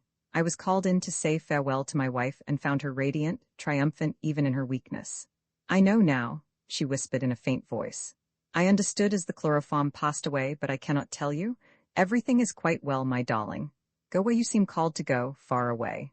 Oh, the wonderful place in which you will find me, not knowing that you have found me. Goodbye for a little while, only for a little while, my own. My own. Then she died, and for a time I too seemed to die, but could not. I buried her and the child here at Fulcombe, or rather I buried their ashes, since I could not endure that her beloved body should see corruption. Afterwards, when all was over, I spoke of these last words of Natalie's with both Bickley and Boston, for somehow I seemed to wish to learn their separate views. The latter, I may explain, had been present at the end in his spiritual capacity, but I do not think that he in the least understood the nature of the drama which was passing before his eyes. His prayers and the christening absorbed all his attention, and he never was a man who could think of more than one thing at a time. When I told him exactly what had happened and repeated the words that Natalie spoke, he was much interested in his own nebulous way, and said that it was delightful to meet with an example of a good Christian, such as my wife had been, who actually saw something of heaven before she had gone there. His own faith was, he thanked God, fairly robust, but still an undoubted occurrence of the sort acted as a refreshment, like rain on a pasture when it is rather dry, you know. He added, breaking into simile.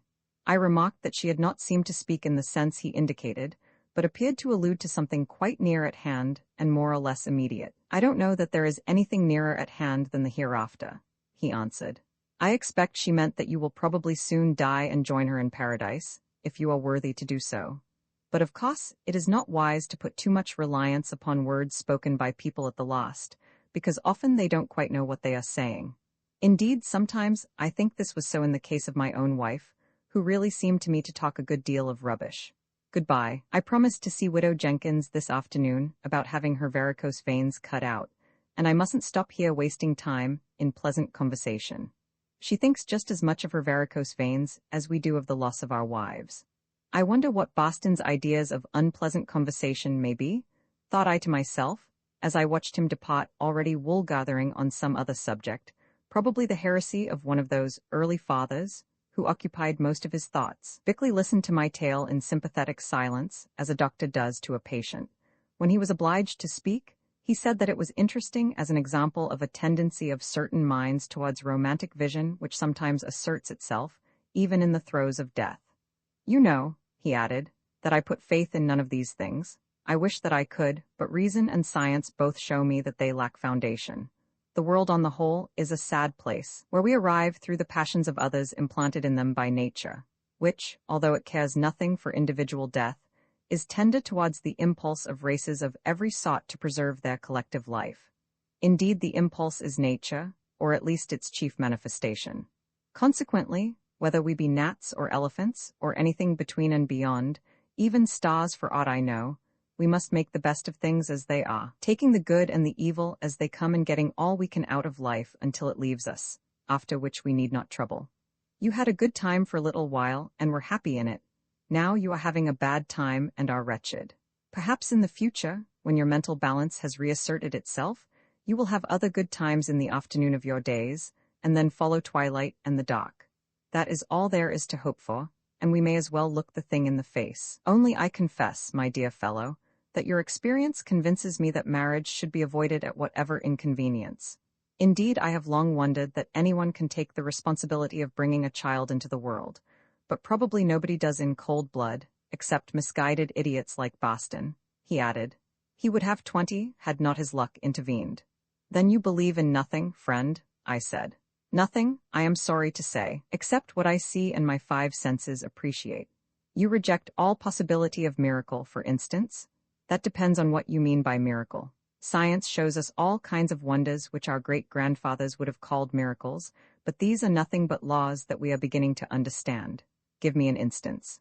Well, I replied at hazard, if you were assured by someone that a man could live for 1,000 years, I should tell him that he was a fool or a liar. That is all. It is impossible. Ah, that the same identity, spirit, animating principle, call it what you will, can flit from body to body, say in successive ages? Ah, that the dead can communicate with the living? Convince me of any of these things, Arbuthnot, and mind you, I desire to be convinced, and I will take back every word I have said and walk through Fulcum in a white sheet proclaiming myself the fool. Now, I must get off to the cottage hospital to cut out Widow Jenkins's varicose veins. They are tangible and real at any rate, about the largest I ever saw, indeed.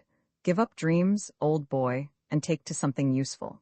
You might go back to your fiction writing. You seem to have leanings that way, and you know you need not publish the stories, except privately for the edification of your friends. With this Parthian shaft, Bickley took his departure to make a job of Widow Jenkins's legs.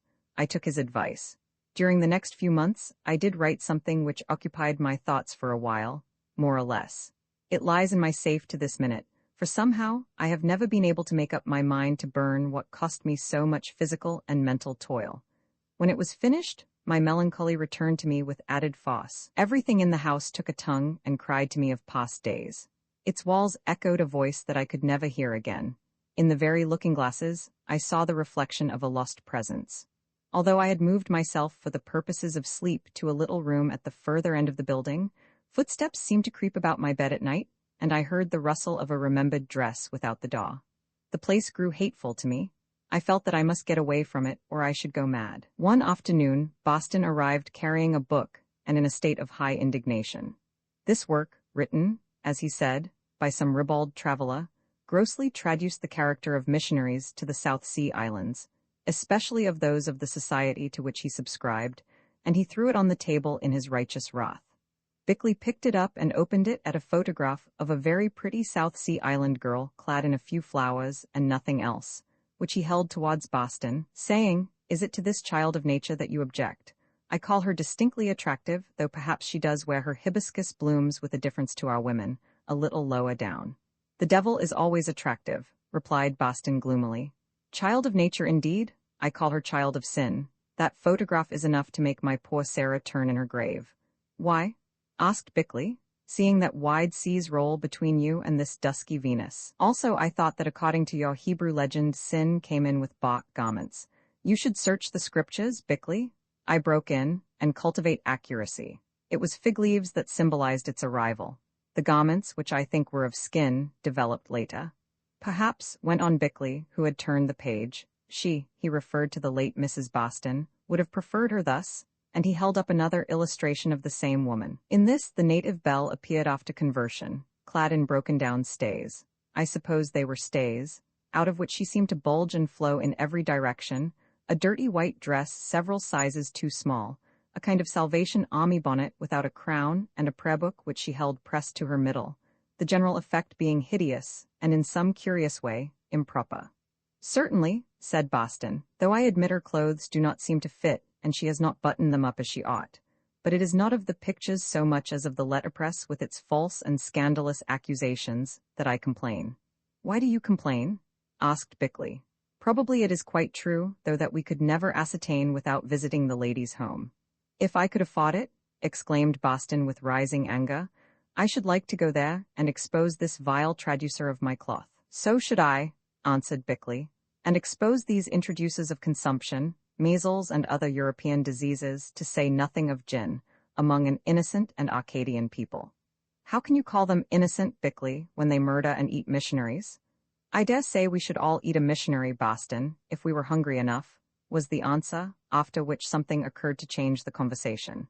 But I kept the book and read it as a neutral observer, and came to the conclusion that these South Sea Islands, a land where it was always afternoon, must be a charming place, in which perhaps the stars of the tropics and the scent of the flowers might enable one to forget a little, or at least take the edge off memory. Why should I not visit them and escape another long and dreary English winter? No, I could not do so alone. If Boston and Bickley were there, their eternal arguments might amuse me.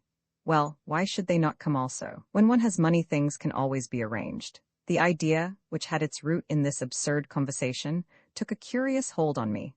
I thought of it all the evening, being alone, and that night it rearose in my dreams. I dreamed that my lost Natalie appeared to me and showed me a picture.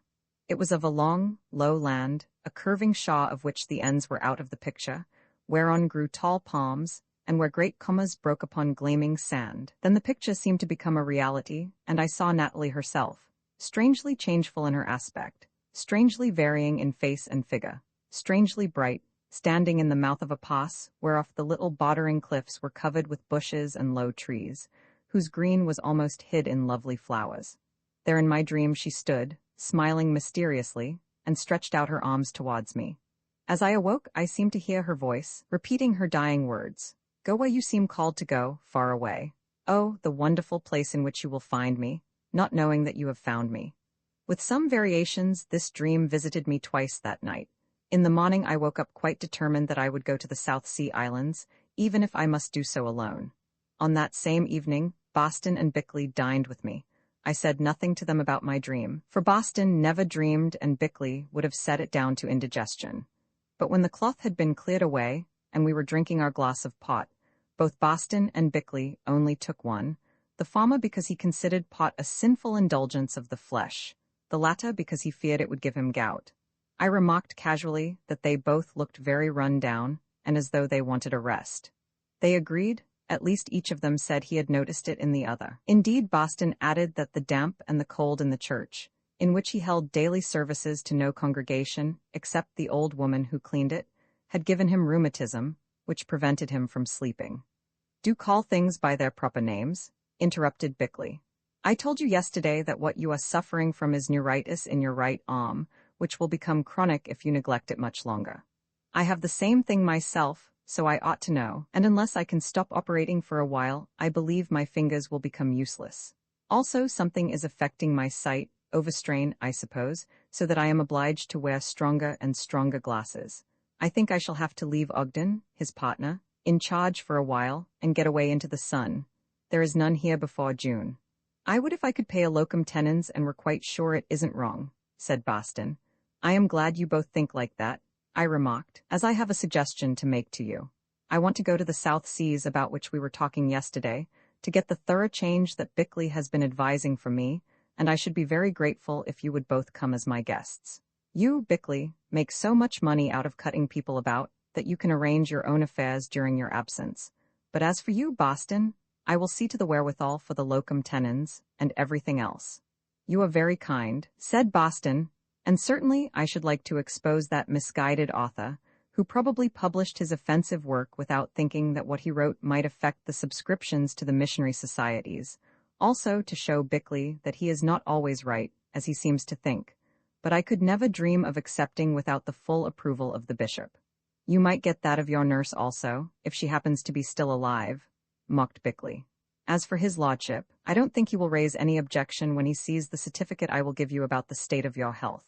He is a great believer in me ever since I took that carbuncle out of his neck which he got because he will not eat enough. As for me, I mean to come if only to show you how continually and persistently you are wrong. But Arbuthnot, how do you mean to go? I don't know. In a mail steamer, I suppose. If you can run to it, a yacht would be much better. That's a good idea, for one could get out of the beaten tracks and see the places that are never, or seldom, visited. I will make some inquiries. And now, to celebrate the occasion, let us all have another glass of port and drink a toast. They hesitated and were lost, Boston murmuring something about doing without his stout next day as a penance. Then they both asked what was the toast, each of them, after thought, suggesting that it should be the utter confusion of the other. I shook my head, whereon, as a result of further cogitation, Boston submitted that the unknown would be suitable. Bickley said that he thought this a foolish idea as everything worth knowing was already known, and what was the good of drinking to the rest? A toast to the truth would be better. A notion came to me. Let us combine them, I said, and drink to the unknown truth. So we did, though Boston grumbled that the performance made him feel like Pilate. We are all Pilates in our way, I replied with a sigh. That is what I think every time I diagnose a case, exclaimed Bickley. As for me, I laughed and for some unknown reason felt happier than I had done for months. Oh, if only the writer of that tourist tale of the South Sea Islands could have guessed what fruit his light-thrown seed would yield to us and to the world. I made my inquiries through a London agency which hired out yachts or sold them to the idle rich. As I expected, there were plenty to be had. At a price, but wealthy as I was, the figure asked of the buyer of any suitable craft staggered me. In the end, however, I chartered one for 6 months certain and at so much per month for as long as I liked afterwards. The owners paid insurance and everything else on condition that they appointed the captain and first mate, also the engineer, for this yacht, which was named Star of the South, could steam at about 10 knots as well as sail. I know nothing about yachts, and therefore shall not attempt to describe her, further than to say that she was of 550 tons burden, very well constructed, and smart to look at, as well she might be, seeing that a deceased millionaire from whose executors I hired her had spent a fortune in building and equipping her in the best possible style. In all, her crew consisted of 32 hands. A peculiarity of the vessel was that owing to some fancy of the late owner, the passenger accommodation, which was splendid, lay forward of the bridge, this with the ship's storerooms, refrigerating chamber, etc., being almost in the bows. It was owing to these arrangements, which were unusual, that the executors found it impossible to sell, and were therefore glad to accept such an offer as mine in order to save expenses. Perhaps they hoped that she might go to the bottom, being heavily insured. If so, the fates did not disappoint them. The captain, named Astley, was a jovial person who held every kind of certificate. He seemed so extraordinarily able at his business that personally I suspected him of having made mistakes in the course of his career, not unconnected with the worship of Bacchus. In this, I believe I was right. Otherwise, a man of such attainments would have been commanding something bigger than a private yacht.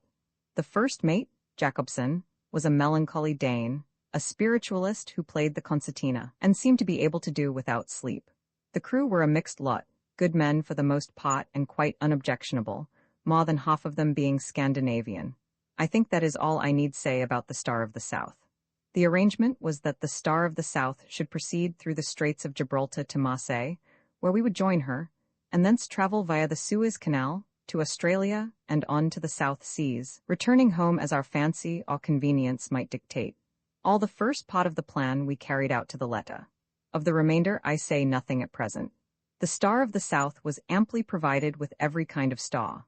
Among them were medicines and surgical instruments, selected by Bickley, and a case of Bibles and other religious works in sundry languages of the South Seas, selected by Boston, whose bishop, when he understood the pious objects of his journey, had rather encouraged than hindered his departure on sick leave, and a large number of novels, books of reference, etc., laid in by myself.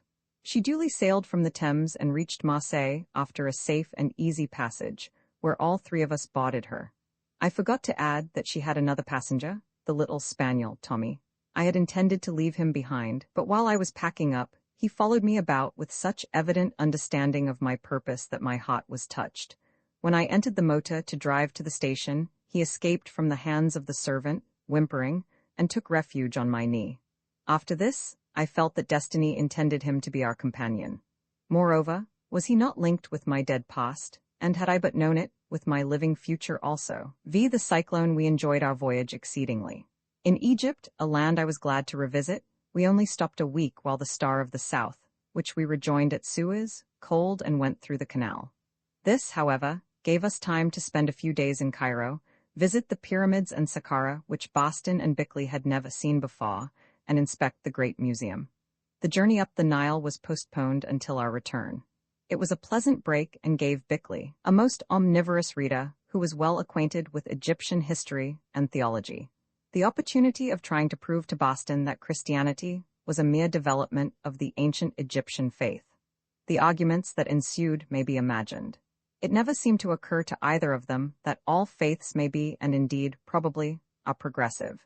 In short, different rays of light thrown from the various facets of the same crystal, as in turn these are shone upon by the sun of truth. Our passage down the Red Sea was cool and agreeable.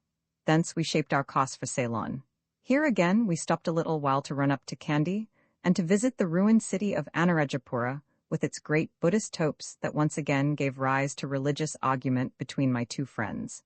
Leaving Ceylon, we struck across the Indian Ocean for Perth in Western Australia. It was a long voyage, since to save our coal we made most of it under canvas. However, we were not dull, as Captain Astley was a good companion, and even out of the melancholy Dane, Jacobson, we had entertainment. He insisted on holding seances in the cabin, at which the usual phenomena occurred. The table twisted about, voices were heard, and Jacobson's accordion wailed out tunes above our heads. These happenings drove Bickley to a kind of madness, for here were events which he could not explain. He was convinced that someone was playing tricks upon him, and devised the most elaborate snares to detect the rogue, entirely without result. First he accused Jacobson, who was very indignant, and then me, who laughed. In the end Jacobson and I left the circle and the cabin, which was locked behind us, only Boston and Bickley remaining there in the dock. Presently we heard sounds of altercation, and Bickley emerged looking very red in the face, followed by Boston, who was saying, "Can I help it if something pulled your nose and snatched off your eyeglasses, which anyhow are quite useless to you when there is no light?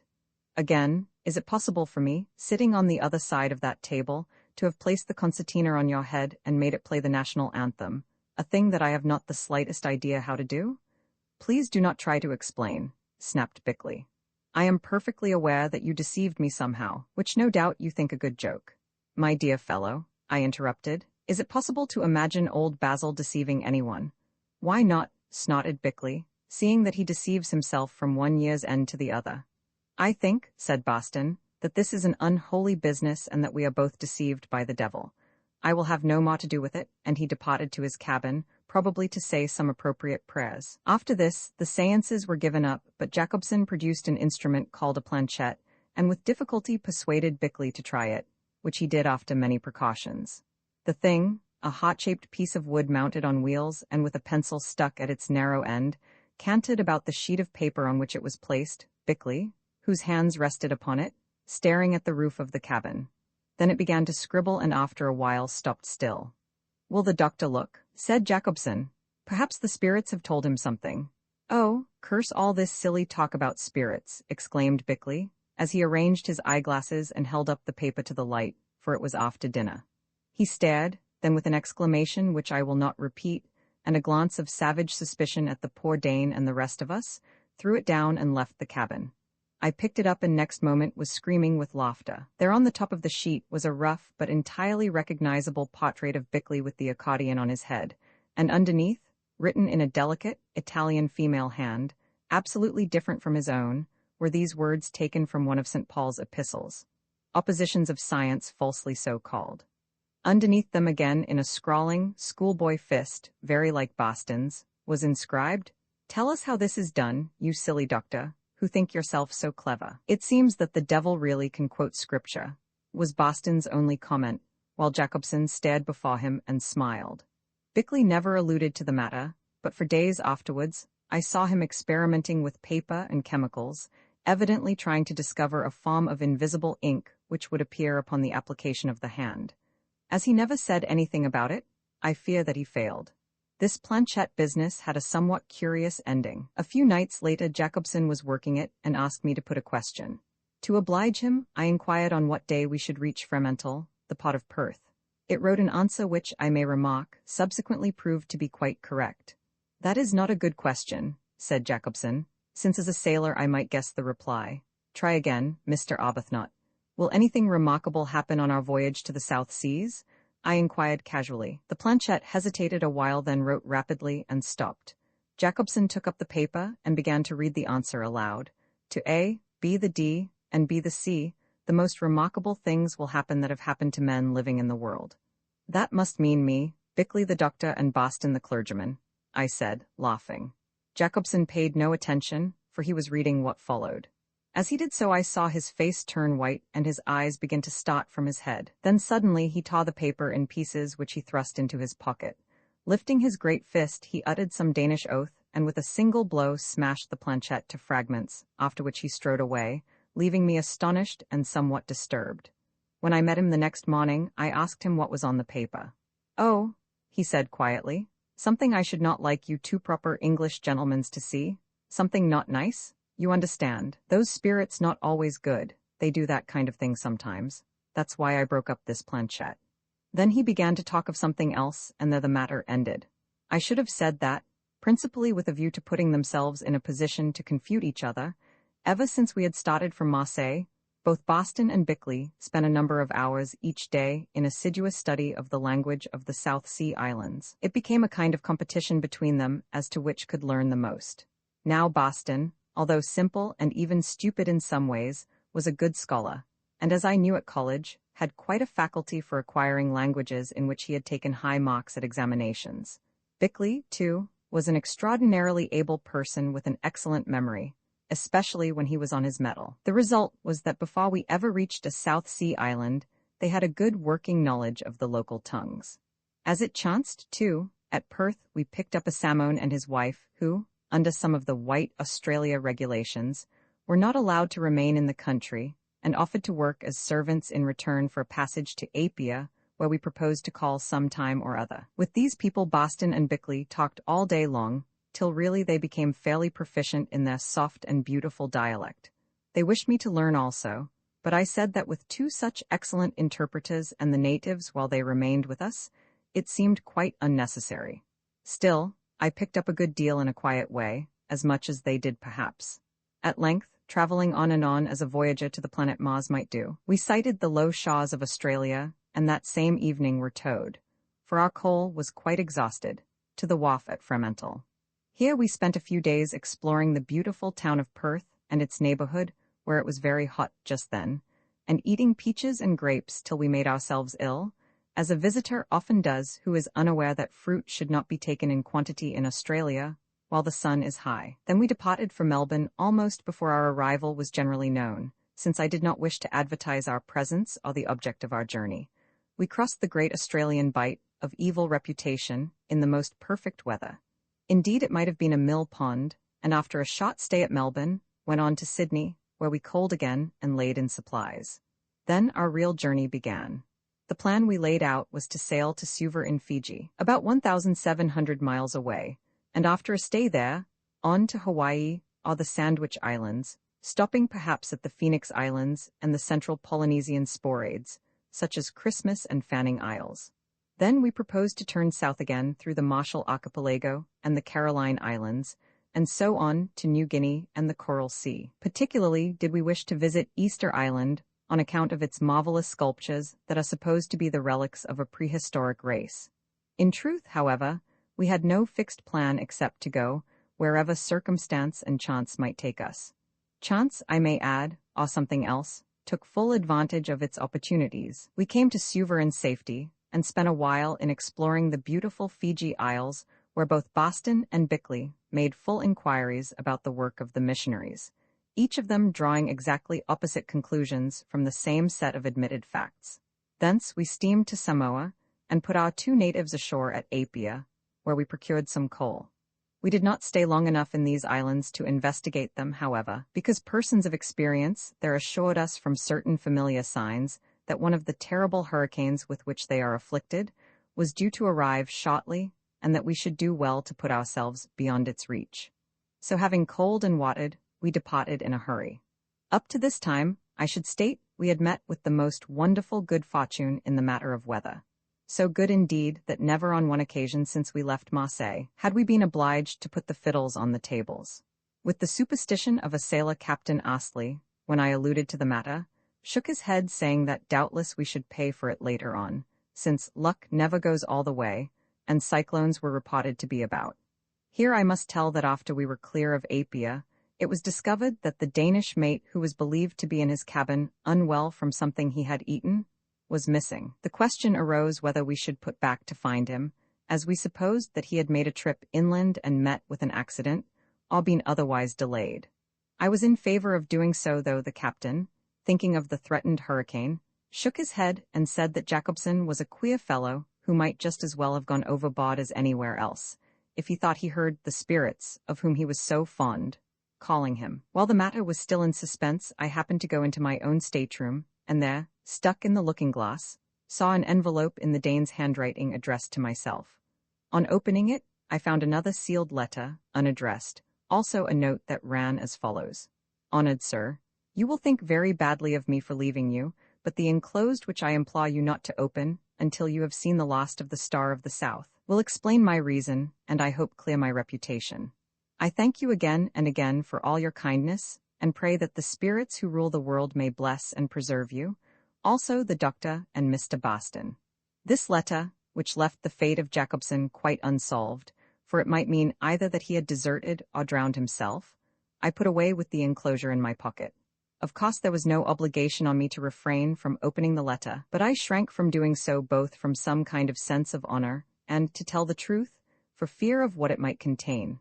I felt that this would be disagreeable. Also, although there was nothing to connect them together, I bethought me of the scene when Jacobson had smashed the planchette. On my return to the deck, I said nothing whatsoever about the discovery of the letter, but only remarked that on reflection I had changed my mind and agreed with the captain that it would be unwise to attempt to return in order to look for Jacobson. So the boatswain, a capable individual who had seen better days, was promoted to take his watches, and we went on as before. How curiously things come about in the world, for nautical reasons that were explained to me, but which I will not trouble to set down, if indeed I could remember them. I believe that if we had returned to Apia, we should have missed the great gale and subsequent cyclone, and with these much else. But it was not so fated.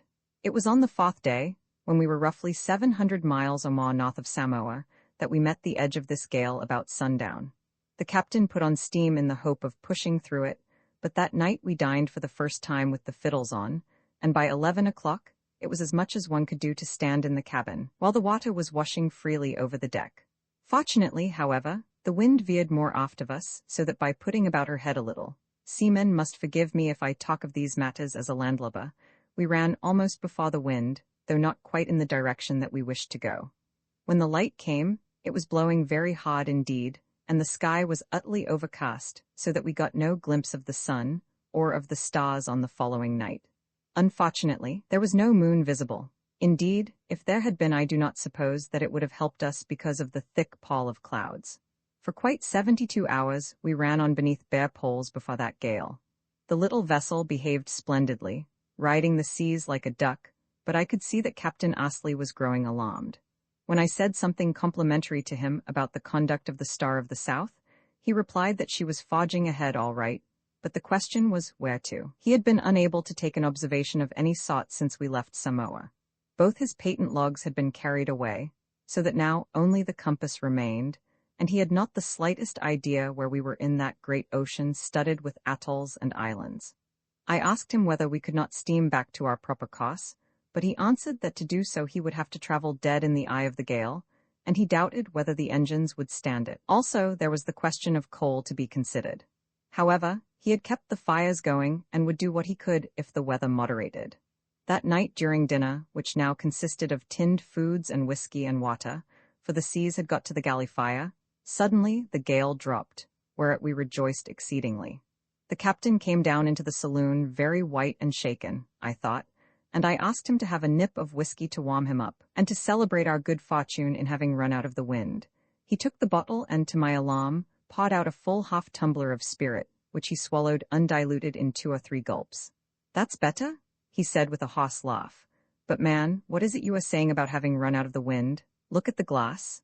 "We have," said Boston, "and it is wonderfully steady. About 29 degrees or a little over, which it has been for the last 3 days. Again Astley laughed in a mirthless fashion as he answered, "Oh, that thing, that's the passenger's glass.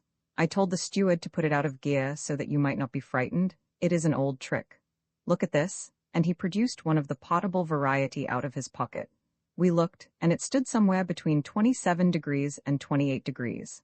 "That's the lowest glass I ever saw in the Polynesian or any other seas during 30 years. It's right, too, for I have tested it by 3 others," he said. "What does it mean?" I asked rather anxiously. "South Sea cyclone of the worst breed," he replied. "That cursed Dane knew it was coming, and that's why he left the ship. Pray as you never prayed before," and again he stretched out his hand towards the whiskey bottle, but I stepped between him and it, shaking my head. Thereon he laughed for the 3rd time and left the cabin. Though I saw him once or twice afterwards, these were really the last words of intelligible conversation that I ever had with Captain Astley. "It seems that we are in some danger," said Boston, in an unmoved kind of way. "I think that was a good idea of the captain's, to put up a petition, I mean, but as Bickley will scarcely care to join in it, I will go into the cabin and do so myself." Bickley snorted, then said, "Confound that captain! Why did he play such a trick upon us about the barometer? Humphrey, I believe he had been drinking." "So do I said, looking at the whiskey bottle. "Otherwise, after taking those precautions to keep us in the dark, he would not have led on like that." "Well," said Bickley, "he can't get to the liquor except through this saloon, as it is locked up forward with the other stores." "That's nothing," I replied. "As doubtless he has a supply of his own, rum, I expect, we must take our chance." Bickley nodded, and suggested that we should go on deck to see what was happening. So we went. Not a breath of wind was stirring, and even the sea seemed to be settling down a little. At least, so we judged from the motion, for we could not see either it or the sky. Everything was as black as pitch. We heard the sailors, however, engaged in rigging guide ropes fore and aft, and battening down the hatches with extra tarpaulins by the light of lanterns. Also they were putting ropes round the boats and doing something to the spars and topmasts. Presently Boston joined us, having, I suppose, finished his devotions. "Really, it is quite pleasant here," he said. "One never knows how disagreeable so much wind is until it stops." I lit my pipe, making no answer, and the match burned quite steadily there in the open air. "What is that?" exclaimed Bickley, staring at something which now I saw for the first time. It looked like a line of white approaching through the gloom. With it came a hissing sound, and although there was still no wind, the rigging began to moan mysteriously like a thing in pain. A big drop of water also fell from the sides into my pipe and put it out. Then one of the sailors cried in a hoarse voice, "Get down below, governors, unless you want to go out to sea." "Why?" inquired Boston. "Why, because the hurricane is coming, that's all. Coming as though the devil had kicked it out of L." Boston seemed inclined to remonstrate at this sort of language, but we pushed him down the companion and followed, propelling the spaniel Tommy in front of us. Next moment, I heard the sailors battening the hatch with hurried blows, and when this was done to their satisfaction, heard their feet also as they ran into shelter. Another instant, and we were all lying in a heap on the cabin floor with poor Tommy on top of us. The cyclone had struck the ship. Above the wash of water and the screaming of the gale we heard other mysterious sounds, which doubtless were caused by the yards hitting the seas, for the yacht was lying on her side. I thought that all was over, but presently there came a rending, crashing noise. The masts, or one of them, had gone, and by degrees we righted. "Near thing?" said Bickley. "Good heavens, what's that?" I listened, for the electric light had temporarily gone out, owing, I suppose, to the dynamo having stopped for a moment. A most unholy and hollow sound was rising from the cabin floor. It might have been caused by a bullock with its windpipe cut, trying to get its breath and groaning. Then the light came on again, and we saw Boston lying at full length on the carpet. "He's broken his neck or something," I said. Bickley crept to him and, having looked, sang out, "It's all right. He's only seasick. I thought it would come to that if he drank so much tea." "Seasick," I said faintly. "Seasick?" That's all, said Bickley. The nerves of the stomach acting on the brain or vice versa, that is, if Boston has a brain, he added sotto voce. Oh, groaned the prostrate clergyman, I wish that I were dead. Don't trouble about that, answered Bickley. I expect you soon will be. Here, drink some whiskey, you donkey. Boston sat up and obeyed out of the bottle, for it was impossible to pour anything into a glass with results too dreadful to narrate. I call that a dirty trick, he said presently, in a feeble voice, glowering at Bickley. I expect I shall have to play you a dirtier before long, for you are a pretty bad case, old fellow. As a matter of fact he had, for once Boston had begun really, we thought that he was going to die. Somehow we got him into his cabin, which opened off the saloon, and as he could drink nothing more, Bickley managed to inject morphia or some other compound into him, which made him insensible for a long while. He must be in a poor way, he said, for the needle went more than 1/4 of an inch into him, and he never cried out or stirred. Couldn't help it in that rolling. But now I could hear the engines working, and I think that the bow of the vessel was got head on to the seas, for instead of rolling we pitched, or rather the ship stood first upon one end and then upon the other. This continued for a while until the first burst of the cyclone had gone by. Then suddenly the engines stopped. I suppose that they had broken down, but I never learned, and we seemed to veer about, nearly sinking in the process, and to run before the hurricane at terrific speed. I wonder where we are going to? I said to Bickley. To the land of sleep, Humphrey, I imagine, he replied in a more gentle voice than I had often heard him use, adding, Goodbye, old boy. We have been real friends, haven't we, notwithstanding my peculiarities? I only wish that I could think that there was anything in Boston's views. But I can't. It's good night for us poor creatures. Vi land at last, the electric light really went out. I had looked at my watch just before this happened and wound it up, which, Bickley remarked, was superfluous and a waste of energy. It then marked 3:20 in the morning. We had wedged Boston, who was now snoring comfortably, into his berth with pillows, and managed to tie a cord over him.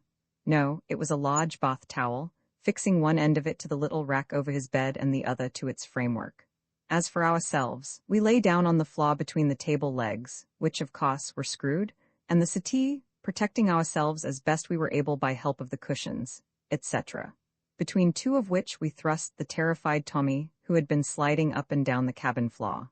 Thus we remained, expecting death every moment till the light of day, a very dim light, struggling through a pothole of which the iron cover had somehow been wrenched off. Or perhaps it was never shut, I do not remember. About this time, there came a lull in the hellish, howling hurricane, the fact being, I suppose, that we had reached the center of the cyclone. I suggested that we should try to go on deck and see what was happening. So we started, only to find the entrance to the companion so faithfully secured that we could not by any means get out. We knocked and shouted, but no one answered. My belief is that at this time, everyone on the yacht except ourselves had been washed away and drowned. Then we returned to the saloon, which, except for a little water trickling about the floor, was marvelously dry, and being hungry, retrieved some bits of food and biscuit from its corners and ate. At this moment, the cyclone began to blow again worse than ever, but it seemed to us, from another direction, and before it sped our poor derelict bark. It blew all day till for my part, I grew utterly weary and even longed for the inevitable end. If my views were not quite those of Boston, certainly they were not those of Bickley. I had believed from my youth up that the individuality of man, the ego, so to speak, does not die when life goes out of his poor body, and this faith did not desert me then. Therefore, I wished to have it over and learn what there might be upon the other side. We could not speak much because of the howling of the wind, but Bickley did manage to shout to me something to the effect that his partners would, in his opinion, make an end of their great practice within 2 years, which, he added, was a pity. I nodded my head, not caring twopence what happened to Bickley's partners or their business, or to my own property, or to anything else. When death is at hand, most of us do not think much of such things, because then we realize how small they are. Indeed, I was wondering whether within a few minutes or hours I should or should not see Natalie again, and if this were the end to which she had seemed to beckon me in that dream. On we sped, and on. About 4 in the afternoon, we heard sounds from Boston's cabin which faintly reminded me of some tune. I crept to the door and listened. Evidently he had awakened and was singing or trying to sing, for music was not one of his strong points, for those in peril on the sea. Devoutly did I wish that it might be heard. Presently it ceased, so I suppose he went to sleep again. The darkness gathered once more. Then of a sudden something fearful happened. There were stupendous noises of a kind I had never heard. There were convulsions. It seemed to us that the ship was flung right up into the air 100 feet or more. "Tidal wave, I expect," shouted Bickley. Almost as he spoke, she came down with the most appalling crash on to something hard and nearly jarred the senses out of us. Next the saloon was whirling round and yet being carried forward, and we felt air blowing upon us. Then our senses left us. As I clasped Tommy to my side, whimpering and licking my face, my last thought was that all was over, and that presently I should learn everything or nothing. I woke up feeling very bruised and sore, and perceived that light was flowing into the saloon. The door was still shut, but it had been wrenched off its hinges, and that was where the light came in. Also some of the teak planks of the decking, jagged and splintered, were sticking up through the carpet. The table had broken from its fastenings and lay upon its side. Everything else was one confusion. I looked at Bickley. Apparently he had not awakened. He was stretched out, still wedged in with his cushions and bleeding from a wound in his head. I crept to him in terror and listened. He was not dead, for his breathing was regular and natural. The whiskey bottle which had been cocked was upon the floor unbroken, and about a third full. I took a good pull at the spirit. To me it tasted like nectar from the gods. Then I tried to force some down Bickley's throat but could not, so I pawed a little upon the cut on his head. The smart of it woke him in a hurry. "Where are we now?" he exclaimed. "You don't mean to tell me that Boston is right after all and that we live again somewhere else? Oh, I could never bear that ignominy." "I don't know about living somewhere else," I said, "although my opinions on that matter differ from yours. But I do know that you and I are still on earth in what remains of the saloon of the Star of the South." "Thank God for that. Let's go and look for old Boston," said Bickley. "I do pray that he is all right also." "It is most illogical of you, Bickley, and indeed wrong," groaned a deep voice from the other side of the cabin door, "to thank a God in whom you do not believe, and to talk of praying for one of the worst and most inefficient of his servants when you have no faith in prayer." "Got you there, my friend," I said. Bickley murmured something about force of habit, and looked smaller than I had ever seen him do before. Somehow we forced that door open. It was not easy because it had jammed. Within the cabin, hanging on either side of the bath towel which had stood the strain nobly, something like a damp garment over a linen line, was Boston, most of whose bunk seemed to have disappeared. Yes, Boston, pale and disheveled and looking shrunk, with his hair tousled and his beard apparently growing all ways, but still Boston alive, if very weak. Bickley ran at him and made a cursory examination with his fingers. "Nothing broken," he said triumphantly. "He's all right. If you had hung over a towel for many hours in most violent weather you would not say that," groaned Boston. "My inside is a pulp, but perhaps you would be kind enough to untie me." "Bosh," said Bickley as he obeyed. "All you want is something to eat. Meanwhile, drink this," and he handed him the remains of the whiskey. Boston swallowed it every drop, murmuring something about taking a little wine for his stomach's sake, one of the pollen injunctions, you know, after which he was much more cheerful. Then we hunted about and found some more of the biscuits and other food with which we filled ourselves after a fashion. "I wonder what has happened," said Boston. "I suppose that, thanks to the skill of the captain, we have after all reached the haven where we would be." Here he stopped, rubbed his eyes, and looked towards the saloon door which, as I have said, had been wrenched off its hinges, but appeared to have opened wider than when I observed it last. Also, Tommy, who was recovering his spirits, uttered a series of low growls. "It is a most curious thing," he went on, "and I suppose I must be suffering from hallucinations, but I could swear that just now I saw looking through that door the same improper young woman clothed in a few flowers and nothing else, whose photograph in that abominable and libelous book was indirectly the cause of our tempestuous voyage." "Indeed," replied Bickley. "Well, so long as she has not got on the broken-down stays, and the Salvation Army bonnet without a crown, which you may remember she wore after she had fallen into the hands of your fraternity, I am sure I do not mind. In fact, I should be delighted to see anything so pleasant." At this moment, a distinct sound of female tittering arose from beyond the door. Tommy balked and Bickley stepped towards it, but I called to him. "Look out! Where there are women there are sure to be men. Let us be ready against accidents." So we armed ourselves with pistols, that is Bickley and I did, Boston being fortified solely with a Bible. Then we advanced, a remarkable and dilapidated trio, and dragged the door wide. Instantly there was a scurry, and we caught sight of women's forms wearing only flowers, and but few of these, running over white sand towards groups of men armed with odd-looking clubs. some of which were fashioned to the shapes of swords and spears. To make an impression, I fired 2 shots with my revolver into the air, whereupon both men and women fled into groves of trees and vanished. "They don't seem to be accustomed to white people," said Bickley. "Is it possible that we have found a shore upon which no missionary has set a foot?" "I hope so," said Boston, "seeing that, unworthy as I am, then the opportunities for me would be very great." We stood still and looked about us. This was what we saw. All the after part of the ship from forward of the bridge had vanished utterly. There was not a trace of it. She had as it were been cut in two.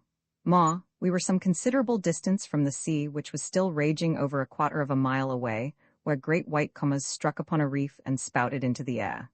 Behind us was a cliff, apparently of rock but covered with earth and vegetation, and against this cliff, in which the prow of the ship was buried, she, all what remained of her, had come to anchor for the last time.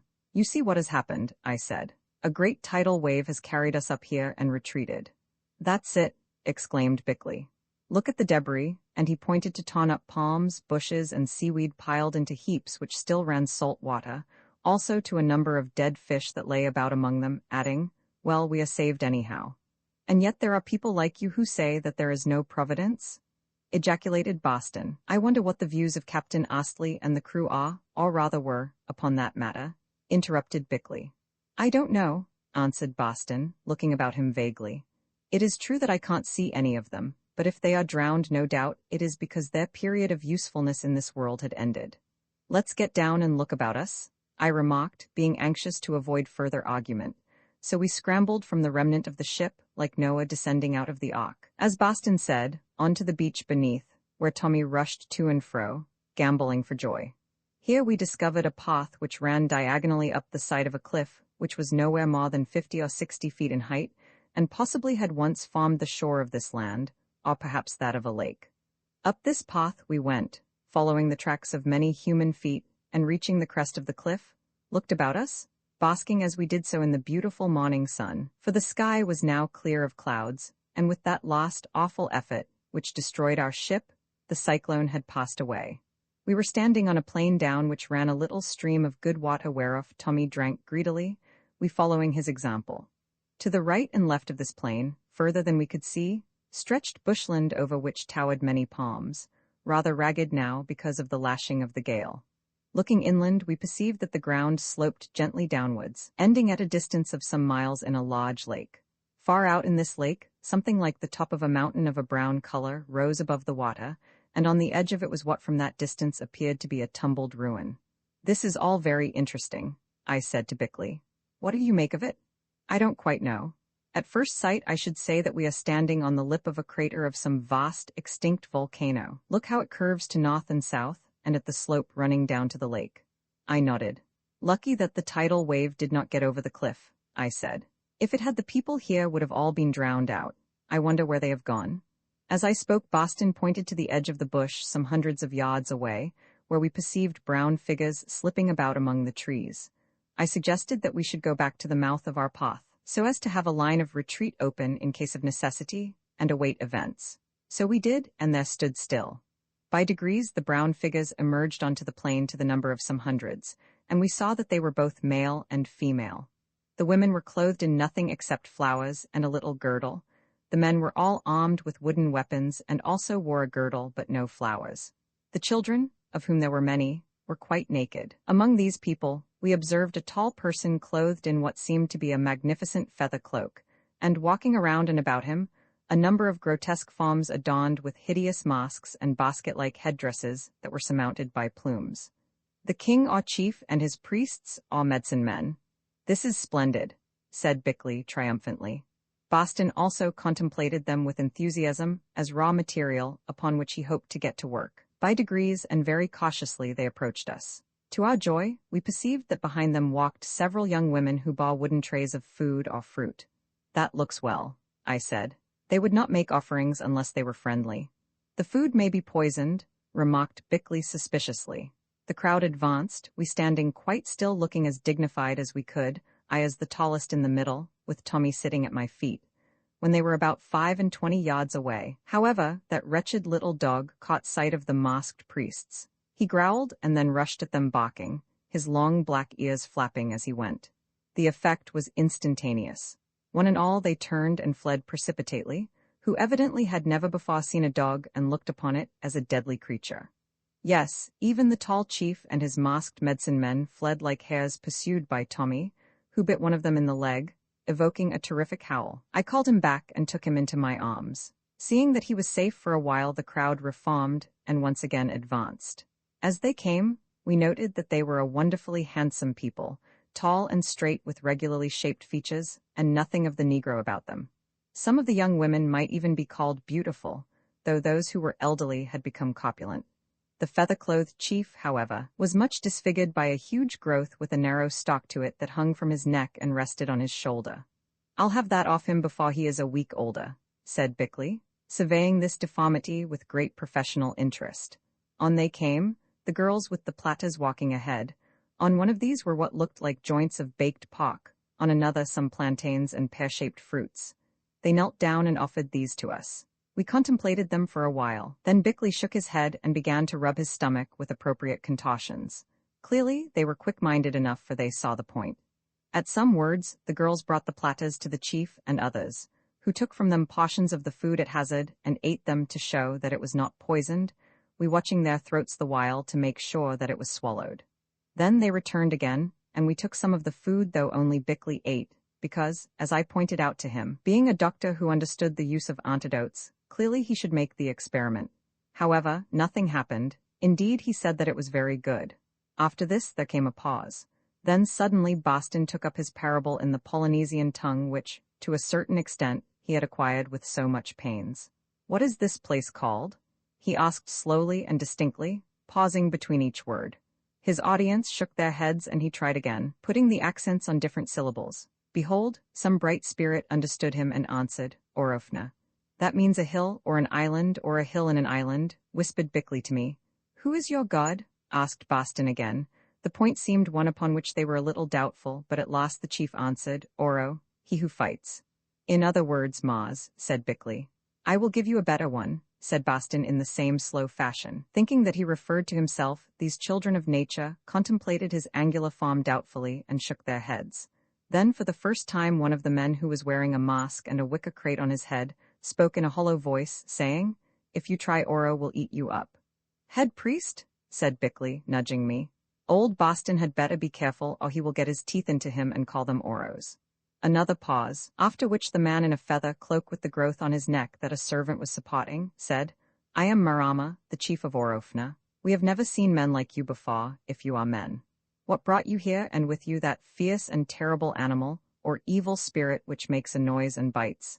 Now Bickley pretended to consult me, who stood brooding and majestic, that is if I can be majestic. I whispered something and he answered, "The gods of the wind and the sea." "What nonsense!" ejaculated Boston. "There are no such things." "Shut up," I said. "We must use similes here," to which he replied, "I don't like similes that tamper with the truth." "Remember Neptune and Aeolus," I suggested, and he lapsed into consideration of the point. "We knew that you were coming," said Marama. "Our doctors told us all about you a moon ago, but we wish that you would come more gently, as you nearly washed away our country." After looking at me, Bickley replied, "How thankful should you be that in our kindness we have spared you." "What are you come to do?" inquired Marama again. After the usual formula of consulting me, Bickley answered, "We come to take that mountain," he meant lump, "off your neck and make you beautiful, also to cure all the sickness among your people." "And I come," broke in Boston, "to give you new hearts." These announcements evidently caused great excitement. After consultation, Marama answered, "We do not want new hearts, as the old ones are good, but we wish to be rid of lumps and sicknesses. If you can do this, we will make you gods and worship you and give you many wives." Here Boston held up his hands in horror. "When will you begin to take away the lumps?" "Tomorrow," said Bickley. "But learn that if you try to harm us, we will bring another wave which will drown all your country." Nobody seemed to doubt our capacities in this direction, but one inquiring spirit in a wicker crate did ask how it came about that if we controlled the ocean we had arrived in half a canoe instead of a whole one. Bickley replied to the effect that it was because the gods always traveled in half canoes to show their higher nature, which seemed to satisfy everyone. Then we announced that we had seen enough of them for that day, and would retire to think. Meanwhile, we should be obliged if they would build us a house and keep us supplied with whatever food they had. "Do the gods eat?" asked the skeptic again. That fellow is a confounded radical, I whispered to Bickley. Tell him that they do when they come to Orofna. He did so, whereon the chief said, Would the gods like a nice young girl cooked? At this point Boston retired down the path, realizing that he had to do with cannibals. We said that we preferred to look at the girls alive, and would meet them again tomorrow morning, when we hoped that the house would be ready. So our first interview with the inhabitants of Orofna came to an end, on which we congratulated ourselves. On reaching the remains of the Star of the South, we set to work to take stock of what was left to us. Fortunately, it proved to be a very great deal. As I think I mentioned, all the passenger part of the yacht lay forward of the bridge, just in front of which the vessel had been broken in two, almost as cleanly as though she were severed by a gigantic knife. Further, our stores were forward, and practically everything else that belonged to us, even down to Bickley's instruments and medicines and Boston's religious works, to say nothing of a great quantity of tinned food and groceries. Lastly, on the deck above the saloon had stood two large lifeboats. Although these were amply secured at the commencement of the gale, one of them, that on the port side, was smashed to smithers. Probably some spar had fallen upon it. The starboard boat, however, remained intact and, so far as we could judge, seaworthy, although the bulwarks were broken by the waves. There's something we can get away in if necessary, I said. Where to? Remarked Boston. We don't know where we are or if there is any other land within 1,000 miles.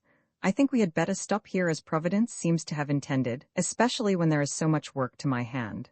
Be careful, answered Bickley, that the work to your hand does not end in the cutting of all our throats. It is an awkward thing interfering with the religion of savages, and I believe that these untutored children of nature sometimes eat missionaries. Yes, I have heard that, said Boston. They bake them first as they do pigs, but I don't know that they would care to eat me, and he glanced at his bony limbs, especially when you are much plumper. Anyhow, one can't stop for a risk of that sort. Deigning no reply, Bickley walked away to fetch some fine fish which had been washed up by the tidal wave, and were still flapping about in a little pool of salt water. Then we took counsel as to how to make the best of our circumstances, and as a result set to work to tidy up the saloon and cabins, which was not difficult as what remained of the ship lay on an even keel. Also, we got out some necessary stores, including paraffin for the swinging lamps with which the ship was fitted in case of accident to the electric light, candles, and the guns we had brought with us, so that they might be handy in the event of attack. This done, by the aid of the tools that were in the storerooms, Bickley, who was an excellent carpenter, repaired the saloon door, all that was necessary to keep us private, as the bulkhead still remained. Now, he said triumphantly when he had finished and got the lock and bolts to work to his satisfaction, we can stand a siege if needed, for as the ship is iron-built, they can't even burn us out, and that teak door would take some fossing. Also, we can shore it up. How about something to eat? I want my tea, said Boston. Then, my reverend friend, replied Bickley, take a couple of the fire buckets and fetch some water from the stream. Also collect driftwood, of which there is plenty about, clean those fish and grill them over the saloon stove. I'll try, said Boston, but I never did any cooking before. No, replied Bickley. On second thoughts I will see to that myself, but you can get the fish ready. So, with due precautions, Boston and I fetched water from the stream, which we found flowed over the edge of the cliff, quite close at hand, into a beautiful coral basin that might have been designed for a bath of the nymphs. Indeed, one at a time, while the other watched, we undressed and plunged into it, and never was a tub more welcome than after our long days of tempest. Then we returned to find that Bickley had already set the table, and was engaged in frying the fish very skillfully on the saloon stove, which proved to be well adapted to the purpose. He was cross, however, when he found that we had bathed, and that it was now too late for him to do likewise. While he was cleaning himself as well as he could in his cabin basin and Boston was boiling water for tea, suddenly I remembered the letter from the Danish mate Jacobsen. Concluding that it might now be opened as we had certainly parted with most of the Star of the South for the last time, I read it. It was as follows. The reason, honored sir, that I am leaving the ship is that on the night I tore up the paper, the spirit controlling the planchette wrote these words.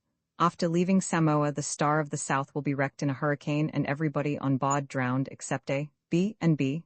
Get out of her? Get out of her? Don't be a fool, Jacob, unless you want to come over here at once. Take our advice and get out of her and you will live to be old. Skull. Sir, I am not a coward, but I know that this will happen. For that spirit which signs itself Skull never tells a lie. I did try to give the captain a hint to stop at Apia, but he had been drinking and openly cursed me and called me a sneaking cheat. So I am going to run away, of which I am very much ashamed. But I do not wish to be drowned yet, as there is a girl whom I want to marry, and my mother I support. You will be safe, and I hope you will not think too badly of me. Jacob Jacobson. P.S. It is an awful thing to know the future. Never try to learn that. I gave this letter to Boston and Bickley to read and ask them what they thought of it. Coincidence, said Bickley. The man is a weak-minded idiot and heard in Samoa that they expected a hurricane. I think, chimed in Boston, that the devil knows how to look after his own at any rate for a little while. I dare say it would have been much better for him to be drowned. At least he is a deserter and failed in his duty. I never wish to hear of him again, I said. As a matter of fact, I never have. But the incident remains quite unexplained either by Bickley or Boston. Romans 7. The Orofnans, to our shame, we had a very pleasant supper that night off the grilled fish, which was excellent, and some tinned meat. I say to our shame, in a sense, for on our companions the sharks were supping, and by rights we should have been sunk in woe. I suppose that the sense of our own escape intoxicated us. Also, notwithstanding his joviality, none of us had cared much for the captain, and his policy had been to keep us somewhat apart from the crew, of whom therefore we knew but little. It is true that Boston held services on Sundays, for such as would attend, and Bickley had doctored a few of them for minor ailments, but there, except for a little casual conversation, our intercourse began and ended. Now the sad fact is that it is hard to be overwhelmed with grief for those with whom we are not intimate. We were very sorry, and that is all that can be said, except that Boston, being high church, announced in a matter-of-fact way that he meant to put up some petitions for the welfare of their souls. To this Bickley retorted that from what he had seen of their bodies, he was sure they needed them. Yes, it was a pleasant supper, not made less so by a bottle of champagne which Bickley and I shared. Boston stuck to his tea, not because he did not like champagne, but because, as he explained, having now come in contact with the heathen, it would never do for him to set them an example in the use of spirituous liquors. However much we may differ, Boston, I respect you for that sentiment, commented Bickley. I don't know why you should, answered Boston, but if so, you might follow my example. That night we slept like logs, trusting to our teak door which we barricaded, and to Tommy, who was a most excellent watchdog, to guard us against surprise. At any rate, we took the risk. As a matter of fact, nothing happened, though before dawn Tommy did growl a good deal, for I heard him, but as he sank into slumber again on my bed, I did not get up. In the morning I found from fresh footprints that 2 or 3 men had been prowling about the ship, though at a little distance. We rose early, and taking the necessary precautions, bathed in the pool. Then we breakfasted, and having filled every available receptacle with water, which took us a long time as these included a large tank that supplied the bath, so that we might have at least a week's supply in case of siege, we went on deck and debated what we should do. In the end, we determined to stop where we were and await events, because, as I pointed out, it was necessary that we should discover whether these natives were hostile or friendly. In the former event, we could hold our own on the ship, whereas away from it, we must be overwhelmed. In the latter, there was always time to move inland. About 10 o'clock, when we were seated on stools smoking, with our guns by our side, for here, owing to the overhanging cliff in which it will be remembered the prow of the ship was buried, we could not be reached by missiles thrown from above. We saw numbers of the islanders advancing upon us along the beach on either side. They were preceded as before by women who bore food on platters and in baskets. These people, all talking excitedly and laughing after their fashion, stopped at a distance, so we took no notice of them. Presently Marama, clad in his feather cloak, and again accompanied by priests or medicine men, appeared walking down the path on the cliff face, and, standing below, made salutations and entered into a conversation with us of which I give the substance, that is, so far as we could understand it. He reproached us for not having come to him as he expected we would do. We replied that we preferred to remain where we were until we were sure of our greeting, and asked him what was the position. He explained that only once before, in the time of his grandfather, had any people reached their shores, also during a great storm as we had done. They were dark-skinned men like themselves, 3 of them, but whence they came was never known, since they were at once seized and sacrificed to the god Oro, which was the right thing to do in such a case. We asked whether he would consider it right to sacrifice us. He replied, certainly, unless we were too strong, being gods ourselves, or unless an arrangement could be concluded. We asked, what arrangement? He replied that we must make them gifts, also that we must do what we had promised and cure him, the chief, of the disease which had tormented him for years. In that event, everything would be at our disposal, and we, with all our belongings, should become taboo, holy, not to be touched. None would attempt to harm us, nothing should be stolen under penalty of death. We asked him to come up on the deck with only one companion that his sickness might be ascertained, and after much hesitation he consented to do so. Bickley made an examination of the growth and announced that he believed it could be removed with perfect safety as the attachment to the neck was very slight, but of course there was always a risk.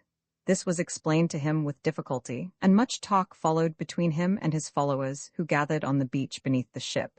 They seemed adverse to the experiment, till Marama grew furious with them and at last burst into tears, saying that he could no longer drag this terrible burden about with him, and he touched the growth.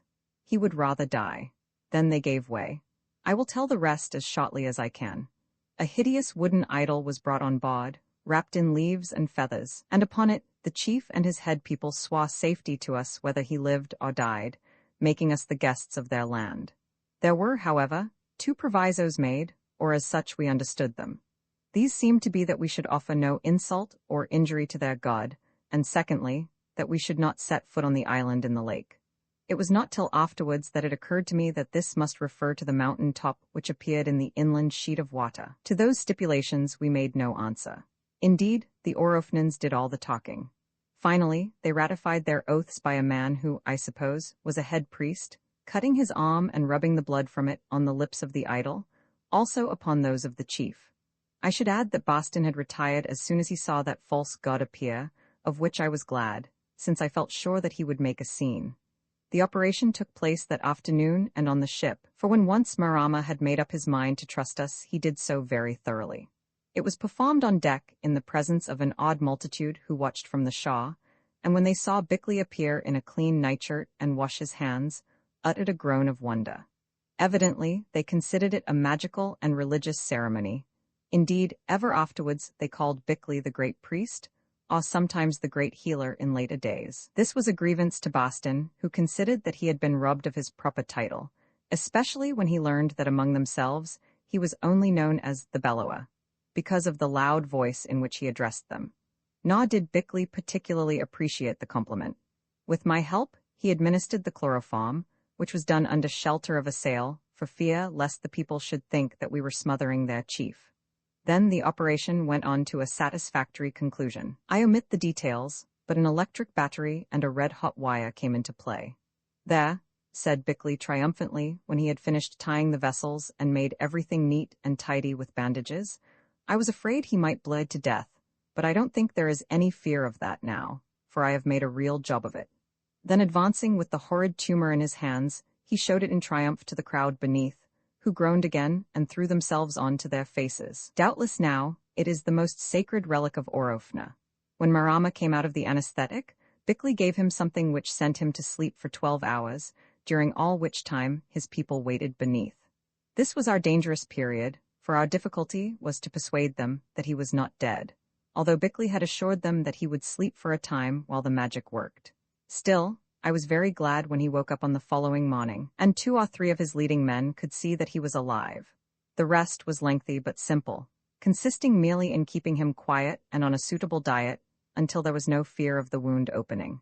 We achieved it somehow with the help of an intelligent native woman who, I suppose, was one of his wives, and 5 days later were enabled to present him healed, though rather tottery, to his affectionate subjects.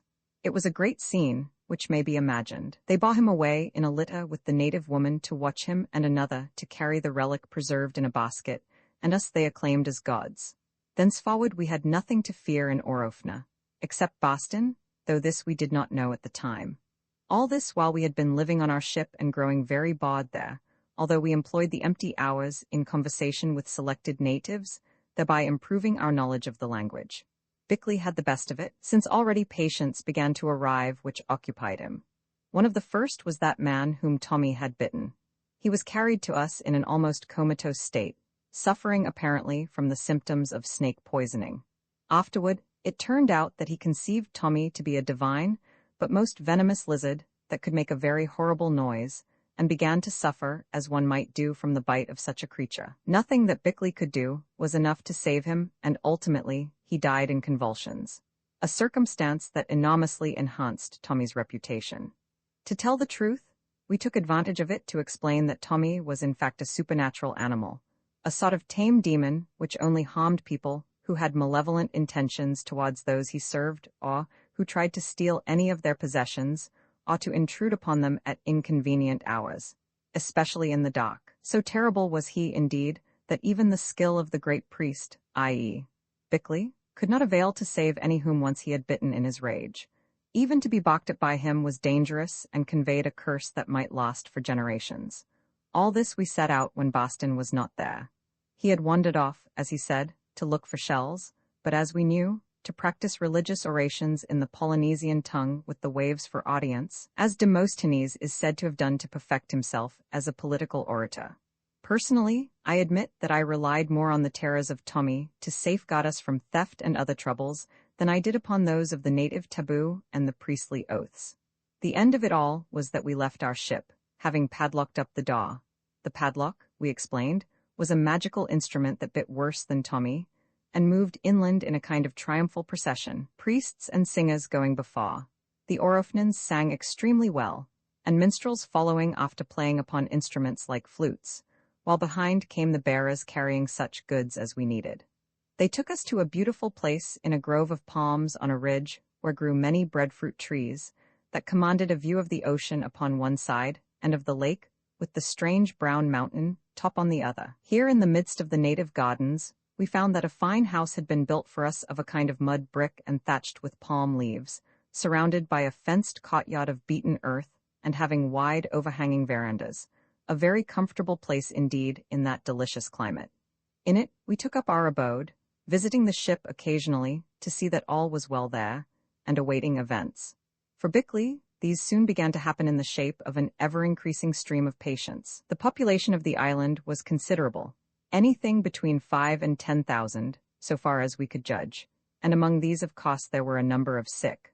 Ophthalmia, for instance, was a prevalent disease, as were the growths such as Marama had suffered from, to say nothing of surgical cases and those resulting from accident or from nervous ailments. With all of these, Bickley was called upon to deal, which he did with remarkable success by help of his books on tropical diseases and his ample supplies of medical necessaries. At first he enjoyed it very much, but when we had been established in the house for about 3 weeks he remarked, after putting in a solid 10 hours of work, that for all the holiday he was getting he might as well be back at his old practice, with the difference that there he was earning several thousands a year. Just then, a poor woman arrived with a baby in convulsions to whose necessities he was obliged to sacrifice his supper, after which came a man who had fallen from a palm tree and broken his leg. Nor did I escape, since having somehow or other established a reputation for wisdom, as soon as I had mastered sufficient of the language, every kind of knotty case was laid before me for decision. In short, I became a sort of chief justice, not an easy office as it involved the acquirement of the native law, which was intricate and peculiar, especially in matrimonial cases. At these oppressive activities, Boston looked on with a gloomy eye. "You fellows seem very busy," he said one evening, "but I can find nothing to do. They don't seem to want me, and merely to set a good example by drinking water or tea while you swallow whiskey and their palm wine, or whatever it is very negative kind of work, especially as I am getting tired of planting things in the garden and playing policeman round the wreck which nobody goes near. Even Tommy is better off, for at least he can bark and hunt rats." "You see," said Bickley, "we are following our trades. Arbuthnot is a lawyer and acts as a judge. I am a surgeon, and I may add a very general, practitioner and work at medicine in an enormous and much neglected practice. Therefore, you, being a clergyman, should go and do likewise. There are some 10,000 people here, but I do not observe that as yet you have converted a single one." Thus spoke Bickley in a light and unguarded moment, with his usual object of what is known as getting a rise out of Boston. Little did he guess what he was doing. Boston thought a while ponderously, then said, "It is very strange from what peculiar sources Providence sometimes sends inspirations. If wisdom flows from babes and sucklings, why should it not do so from the well of agnostics and mockers?" "There is no reason which I can see," scoffed Bickley, "except that as a rule wells do not flow." Your jest is ill-timed and I may add foolish, continued Boston. What I was about to add was that you have given me an idea, as it was no doubt intended that you should do. I will, metaphorically speaking, gird up my loins and try to bear the light into all this heathen blackness.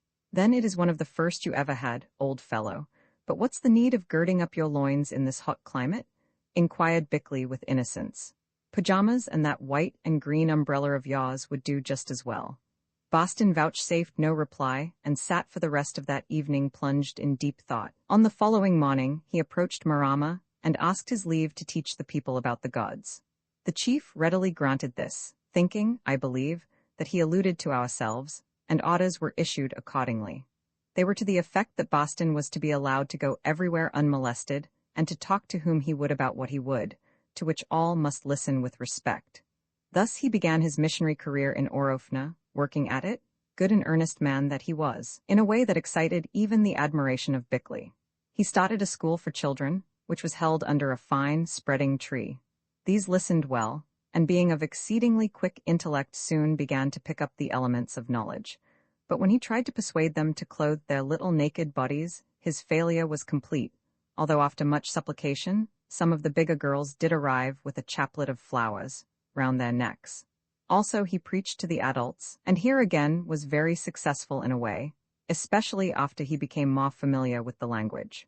They listened. To a certain extent they understood. They argued and put to poor Boston the most awful questions such as the whole bench of bishops could not have answered. Still, he did answer them somehow, and they politely accepted his interpretation of their theological riddles. I observed that he got on best when he was telling them stories out of the Old Testament, such as the account of the creation of the world and of human beings, also of the deluge, etc. Indeed, one of their elders said, yes, this was quite true. They had heard it all before from their fathers, and that once the deluge had taken place round Orofna, swallowing up great countries, but sparing them because they were so good. Boston, surprised, asked them who had caused the deluge. They replied, Oro, which was the name of their god, Oro who dwelt yonder on the mountain in the lake, and whose representation they worshipped in idols. He said that God dwelt in heaven, to which they replied with calm certainty, No, no, he dwells on the mountain in the lake, which was why they never dared to approach that mountain. Indeed, it was only by giving the name Oro to the divinity, and admitting that he might dwell in the mountain as well as everywhere else, that Boston was able to make progress. Having conceded this, not without scruples, however, he did make considerable progress, so much, in fact, that I perceived that the priests of Oro were beginning to grow very jealous of him and of his increasing authority with the people. Boston was naturally triumphant, and even exclaimed exultingly that within a year he would have half of the population baptized. Within a year, my dear fellow, said Bickley, you will have your throat cut as a sacrifice and probably ours also. It is a pity, too, as within that time I should have stamped out ophthalmia and some other diseases in the island. Here, leaving Boston and his good work aside for a while, I will say a little about the country.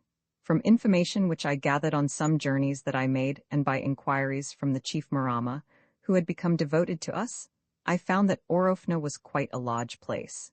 In shape the island was circular, a broad band of territory surrounding the great lake of which I have spoken, that in its turn surrounded a smaller island from which rose the mountain top. No other land was known to be near the shores of Orofna, which had never been visited by anyone except the strangers 100 years ago or so, who were sacrificed and eaten. Most of the island was covered with forest which the inhabitants lacked the energy, and indeed had no tools, to fell. They were an extremely lazy people, and would only cultivate enough bananas and other food to satisfy their immediate needs. In truth, they lived mostly upon breadfruit and other products of the wild trees. Thus it came about that in years of scarcity through drought or climatic causes, which prevented the forest trees from bearing, they suffered very much from hunger. In such years hundreds of them would perish, and the remainder resorted to the dreadful expedient of cannibalism. Sometimes, too, the shoals of fish avoided their shores, reducing them to great misery. Their only domestic animal was the pig, which roamed about half wild and in no great numbers, for they had never taken the trouble to breed it in captivity. Their resources, therefore, were limited, which accounted for the comparative smallness of the population, further reduced as it was by a wicked habit of infanticide practiced in order to lighten the burden of bringing up children. They had no traditions as to how they reached this land, their belief being that they had always been there, but that their forefathers were much greater than they. They were poetical, and sang songs in a language which themselves they could not understand. They said that it was the tongue their forefathers had spoken. Also, they had several strange customs of which they did not know the origin. My own opinion, which Bickley shared, was that they were in fact a shrunken and deteriorated remnant of some high race now coming to its end through age and interbreeding. About them, indeed, notwithstanding their primitive savagery, which in its qualities much resembled that of other Polynesians, there was a very curious air of antiquity. One felt that they had known the older world and its mysteries, though now both were forgotten. Also their language, which in time we came to speak perfectly, was copious, musical, and expressive in its idioms. One circumstance I must mention. In walking about the country, I observed all over it enormous holes, some of them measuring as much as 100 yards across, with a depth of 50 feet or more, and this not on alluvial lands, although there traces of them existed also, but in solid rock. What this rock was I do not know, as none of us were geologists, but it seemed to me to partake of the nature of granite. Certainly it was not coral like that on and about the coast, but of a primeval formation. When I asked Marama what caused these holes, he only shrugged his shoulders and said he did not know, but their fathers had declared that they were made by stones falling from heaven. This, of course, suggested meteorites to my mind. I submitted the idea to Bickley, who, in one of his rare intervals of leisure, came with me to make an examination. If they were meteorites, he said, of which a shower struck the earth in some past geological age, all life must have been destroyed by them, and their remains ought to exist at the bottom of the holes. To me, they look more like the effect of high explosives, but that, of course, is impossible, though I don't know what else could have caused such craters. Then he went back to his work, for nothing that had to do with antiquity interested Bickley very much. The present and its problems were enough for him, he would say, who neither had lived in the past nor expected to have any share in the future.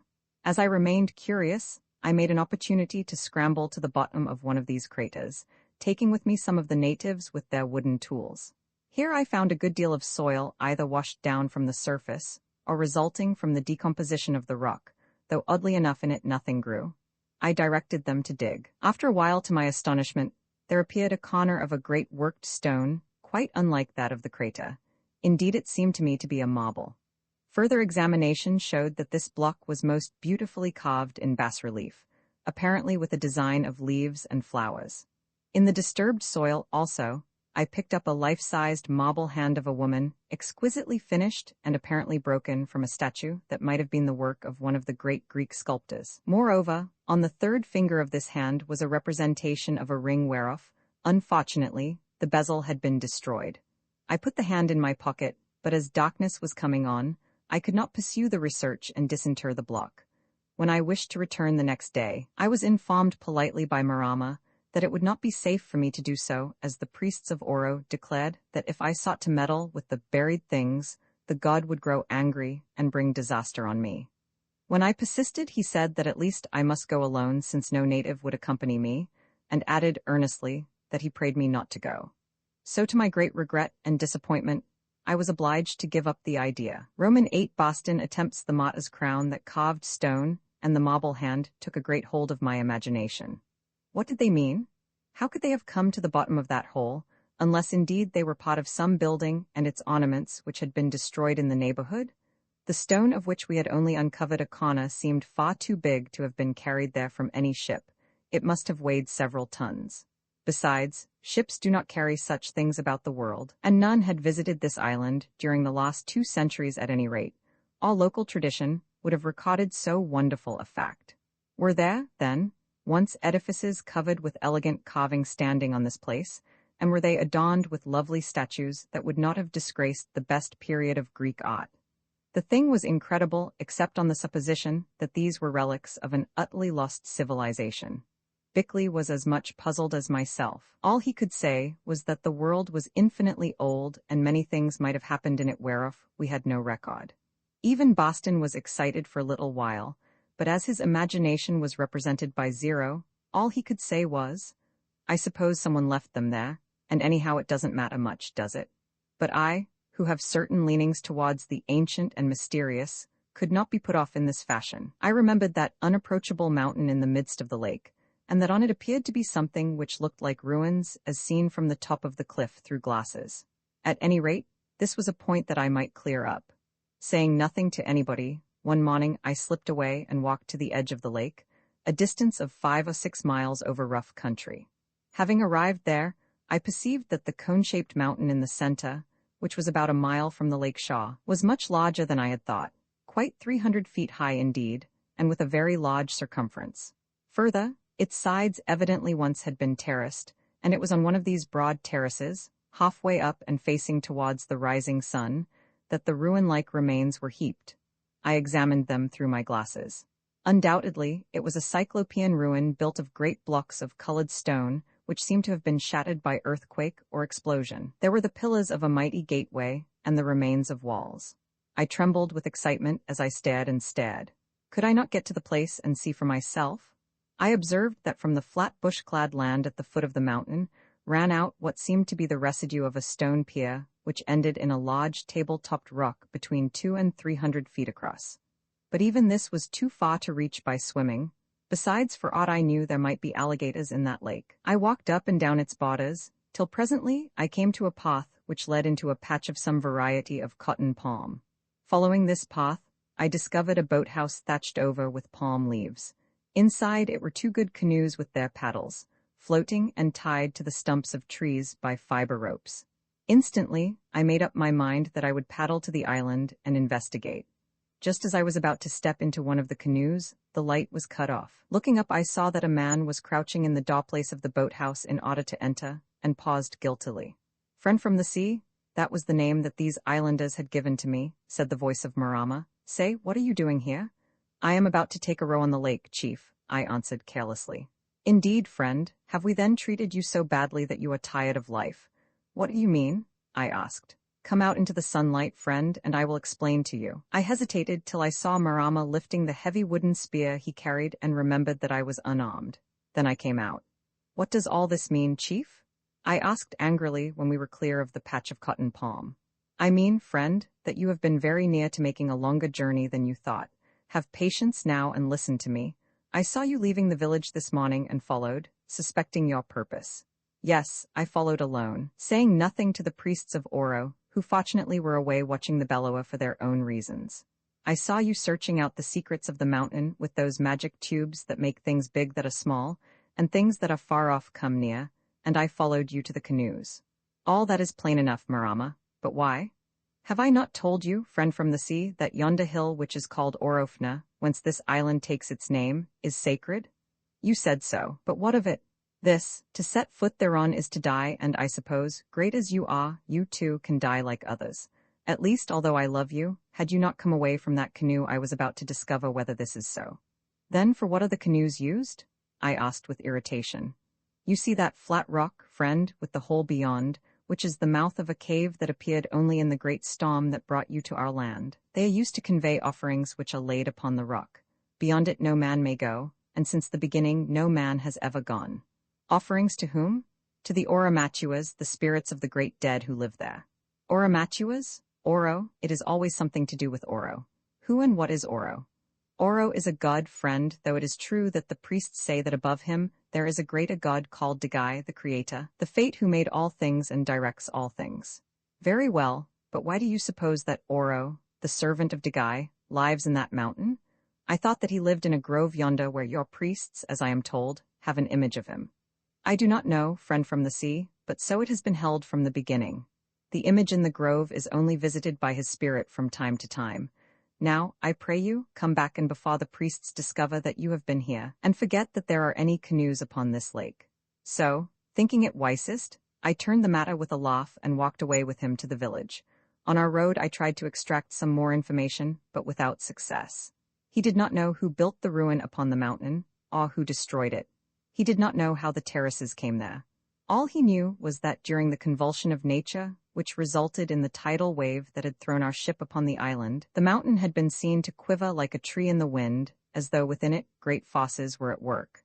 Then it was observed to have risen a good many more feet above the surface of the lake, as might be noted by the water mark upon the shore, and then also the mouth of the cave had appeared. The priests said that all this was because the Auromatuas who dwelt there were stirring, which portended great things. Indeed, great things had happened, for had we not arrived in their land, I thanked him for what he had told me, and, as there was nothing more to be learned, dropped the subject which was never mentioned between us again, at least not for a long while. But in my heart, I determined that I would reach that mountain, even though to do so, I must risk my life. Something seemed to call me to the place. It was as though I were being drawn by a magnet. As it happened, before so very long, I did go to the mountain, not of my own will, but because I was obliged. It came about thus. One night I asked Boston how he was getting on with his missionary work. He replied, "Very well indeed, but there was one great obstacle in his path, the idol in the grove. Were it not for this accursed image, he believed that the whole island would become Christian." I asked him to be more plain. He explained that all his work was thwarted by this idol, since his converts declared that they did not dare to be baptized while it sat there in the grove. If they did, the spirit that was in it would bewitch them, and perhaps steal out at night and murder them. The spirit being our friends the sorcerers, I suggested. That's it, Arbuthnot. Do you know, I believe those devilish men sometimes offer human sacrifices to this satanic fetish when there is a drought or anything of that sort.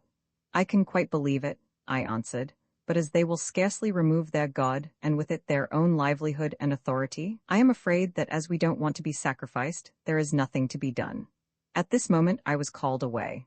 As I went I heard Boston muttering something about martyrs, but paid no attention. Little did I guess what was going on in his pious but obstinate mind. In effect it was this, that if no one else would remove that idol, he was quite ready to do it himself. However, he was very cunning over that business, almost Jesuitical indeed. Not one word did he breathe of his dark plans to me, and still less to Bickley.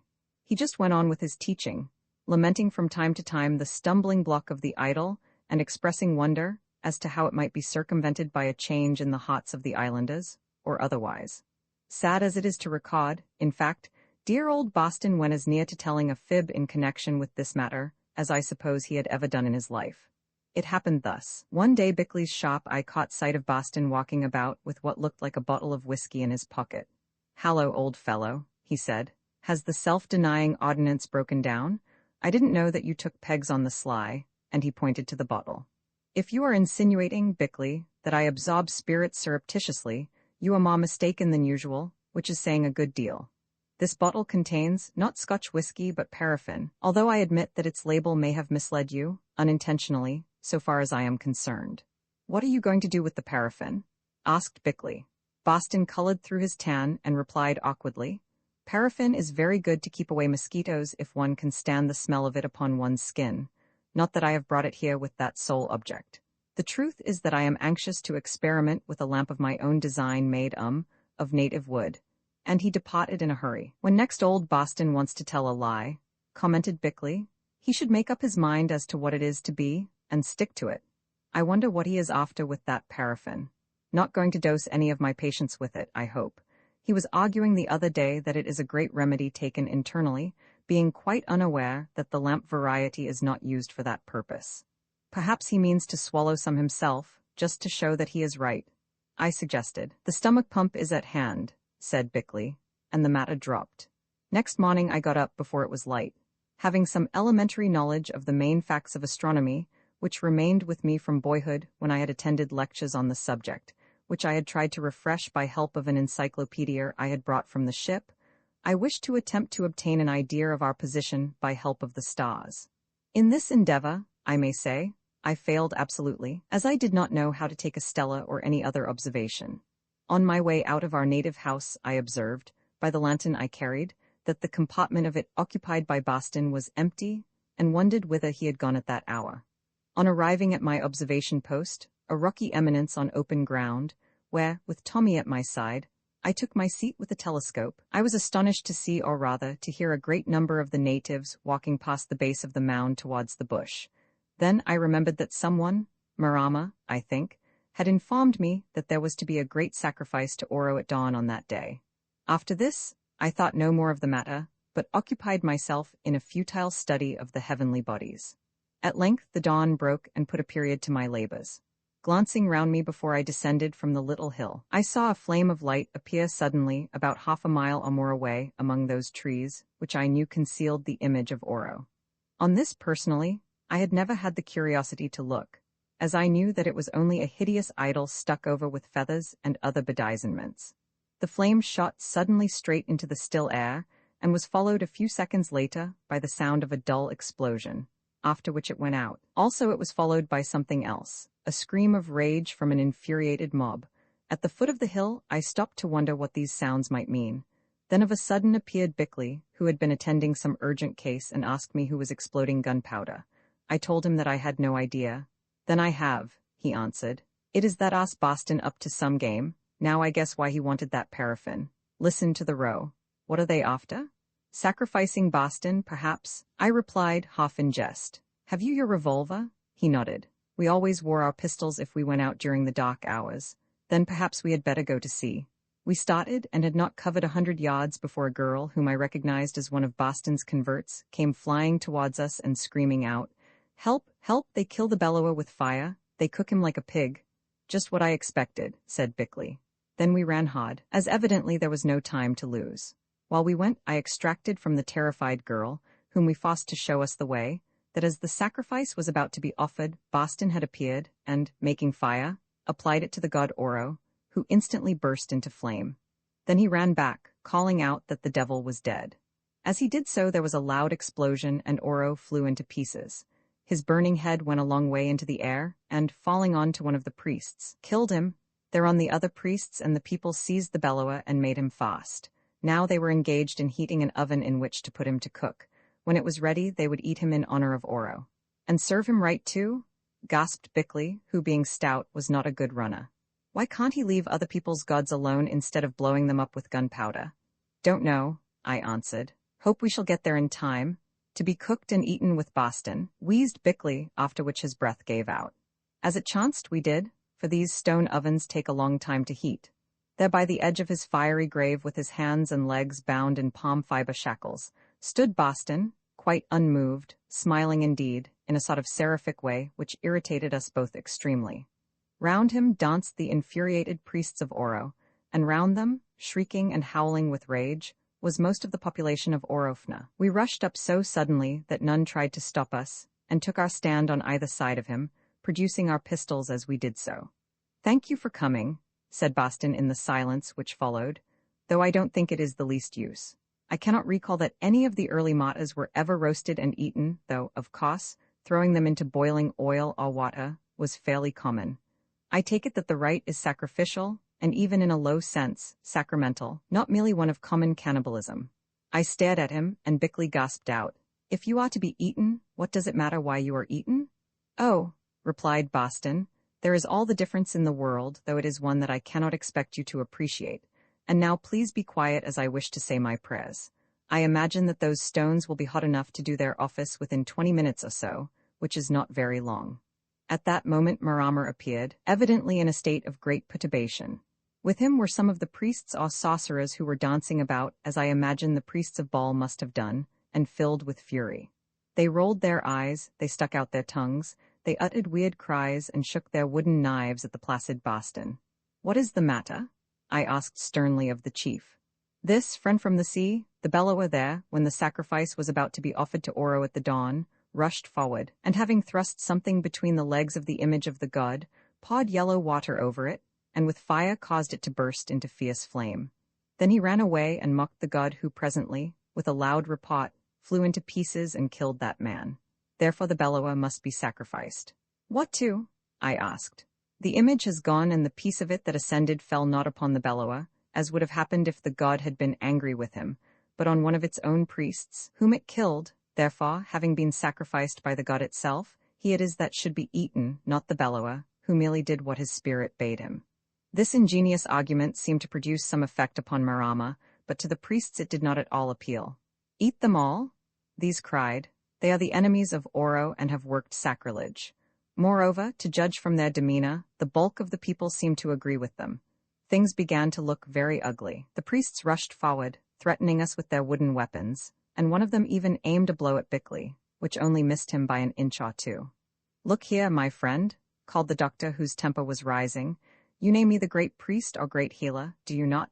Well, be careful, lest I should show you that I can kill as well as heal." Not in the least intimidated by this threat, the man, a great bedizened fellow who literally was foaming at the mouth with rage, rushed forward again, his club raised, apparently with the object of dashing out Bickley's brains. Suddenly Bickley lifted his revolver and fired. The man, shot through the heart, sprang into the air and fell upon his face, stone dead. There was consternation, for these people had never seen us shoot anything before, and were quite unacquainted with the properties of firearms, which they supposed to be merely instruments for making a noise. They stared, they gasped in fear and astonishment, and then they fled, pursued by Tommy, barking, leaving us alone with the two dead men. "It was time to teach them a lesson," said Bickley as he replaced the empty cartridge and, seizing the dead man, rolled him into the burning pit. "Yes," I answered, "but presently when they have got over their fright they will come back to teach us one."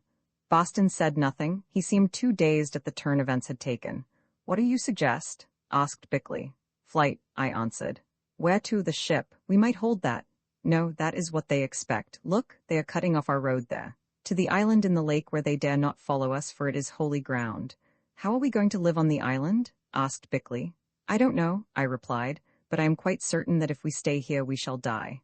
"Very well," he said, "let us try it." While we were speaking I was cutting Boston's bonds. "Thank you," he said. "It is a great relief to stretch one's arms after they have been compressed with cords. But at the same time, I do not know that I am really grateful. The martyr's crown was hanging above me, so to speak, and now it has vanished into the pit, like that man whom Bickley murdered." "Look here," exclaimed the exasperated Bickley. "If you say much more, Boston, I'll chuck you into the pit too, to look for your martyr's crown, for I think you have done enough mischief for one morning. If you are trying to shift the responsibility for that unfortunate man's destruction onto me—" "Oh, shut it and trot," broke in Bickley. "Those infernal savages are coming with your blessed converts leading the van." So we trotted, at no mean pace. As we passed it, Boston stooped down and picked up the head of the image of Oro, much as Atalanta in Academy pictures is represented as doing to the apples, and bore it away in triumph. "I know it is scotched," he ejaculated at intervals, "but they might trim it up and stick it onto a new body as the original false god. Now they can't, for there's nothing left." As a matter of fact, we were never in any real danger, for our pursuit was very half-hearted indeed. To begin with, now that their first rage was over, the Orofnans who were fond of us had no particular wish to do us to death, while the ardor of their sorcerers, who wished this very much, had been greatly cooled by the mysterious annihilation of their idol and the violent deaths of two of their companions, which they thought might be reduplicated in their own persons. So it came about that the chase, if noisy, was neither close nor eager. We reached the edge of the lake, where was the boathouse of which I have spoken already, traveling at little more than a walk. Here we made Boston unfasten the better of the two canoes that by good luck was almost filled with offerings, which doubtless, according to custom, must be made upon the day of this feast to Oro, while we watched against surprise at the boathouse door. When he was ready, we slipped in and took our seats, Tommy jumping in after us, and pushed the canoe, now very heavily laden, out into the lake. Here, at a distance of about 40 paces, which we judged to be beyond wooden spear throw, we rested upon our paddles to see what would happen. All the crowd of islanders had rushed to the lake edge, where they stood staring at us stupidly. Boston, thinking the occasion opportune, lifted the hideous head of the idol which he had carefully washed, and began to preach on the downfall of the god of the grove. This action of his appeared to awake memories or forebodings in the minds of his congregation. Perhaps some ancient prophecy was concerned. I do not know. At any rate, one of the priests shouted something, whereon everybody began to talk at once. Then, stooping down, they threw water from the lake over themselves and rubbed its sand and mud into their hair, all the while making genuflections toward the mountain in the middle, after which they turned and departed. "Don't you think we had better go back?" asked Boston. "Evidently my words have touched them, and their minds are melting beneath the light of truth." "Oh, by all means," replied Bickley with sarcasm, "for then their spears will touch us, and our bodies will soon be melting above the fires of that pit." "Perhaps you are right," said Boston. "At least, I admit that you have made matters very difficult by your unjustifiable homicide of that priest, who I do not think meant to injure you seriously, and really was not at all a bad fellow, though opinionated in some ways. Also, I do not suppose that anybody is expected, as it were, to run his head into the martyr's crown. When it settles there of itself, it is another matter. Like a butterfly? Exclaimed the enraged Bickley. Yes, if you like to put it that way, though the simile seems a very poor one. Like a sunbeam would be better. Here Bickley gave way with his paddle so vigorously that the canoe was as nearly as possible upset into the lake. In due course we reached the flat rock of offerings, which proved to be quite as wide as a double croquet lawn and much longer. What are those? I asked, pointing to certain knobs on the edge of the rock at a spot where a curved projecting point made a little harbor. Bickley examined them and answered. I should say that they are the remains of stone mooring posts worn down by many thousands of years of weather. Yes, look, there is the cut of the cables upon the base of that one, and very big cables they must have been. We stared at one another, that is, Bickley and I did, for Boston was still engaged in contemplating the blackened head of the god which he had overthrown. Roman 9 the island in the lake, we made the canoe fast and landed on the great rock, to perceive that it was really a peninsula. That is to say, it was joined to the main land of the lake island by a broad roadway quite 50 yards across, which appeared to end in the mouth of the cave. On this causeway, we noted a very remarkable thing, namely, 2 grooves separated by an exact distance of 9 feet which ran into the mouth of the cave and vanished there. Explain?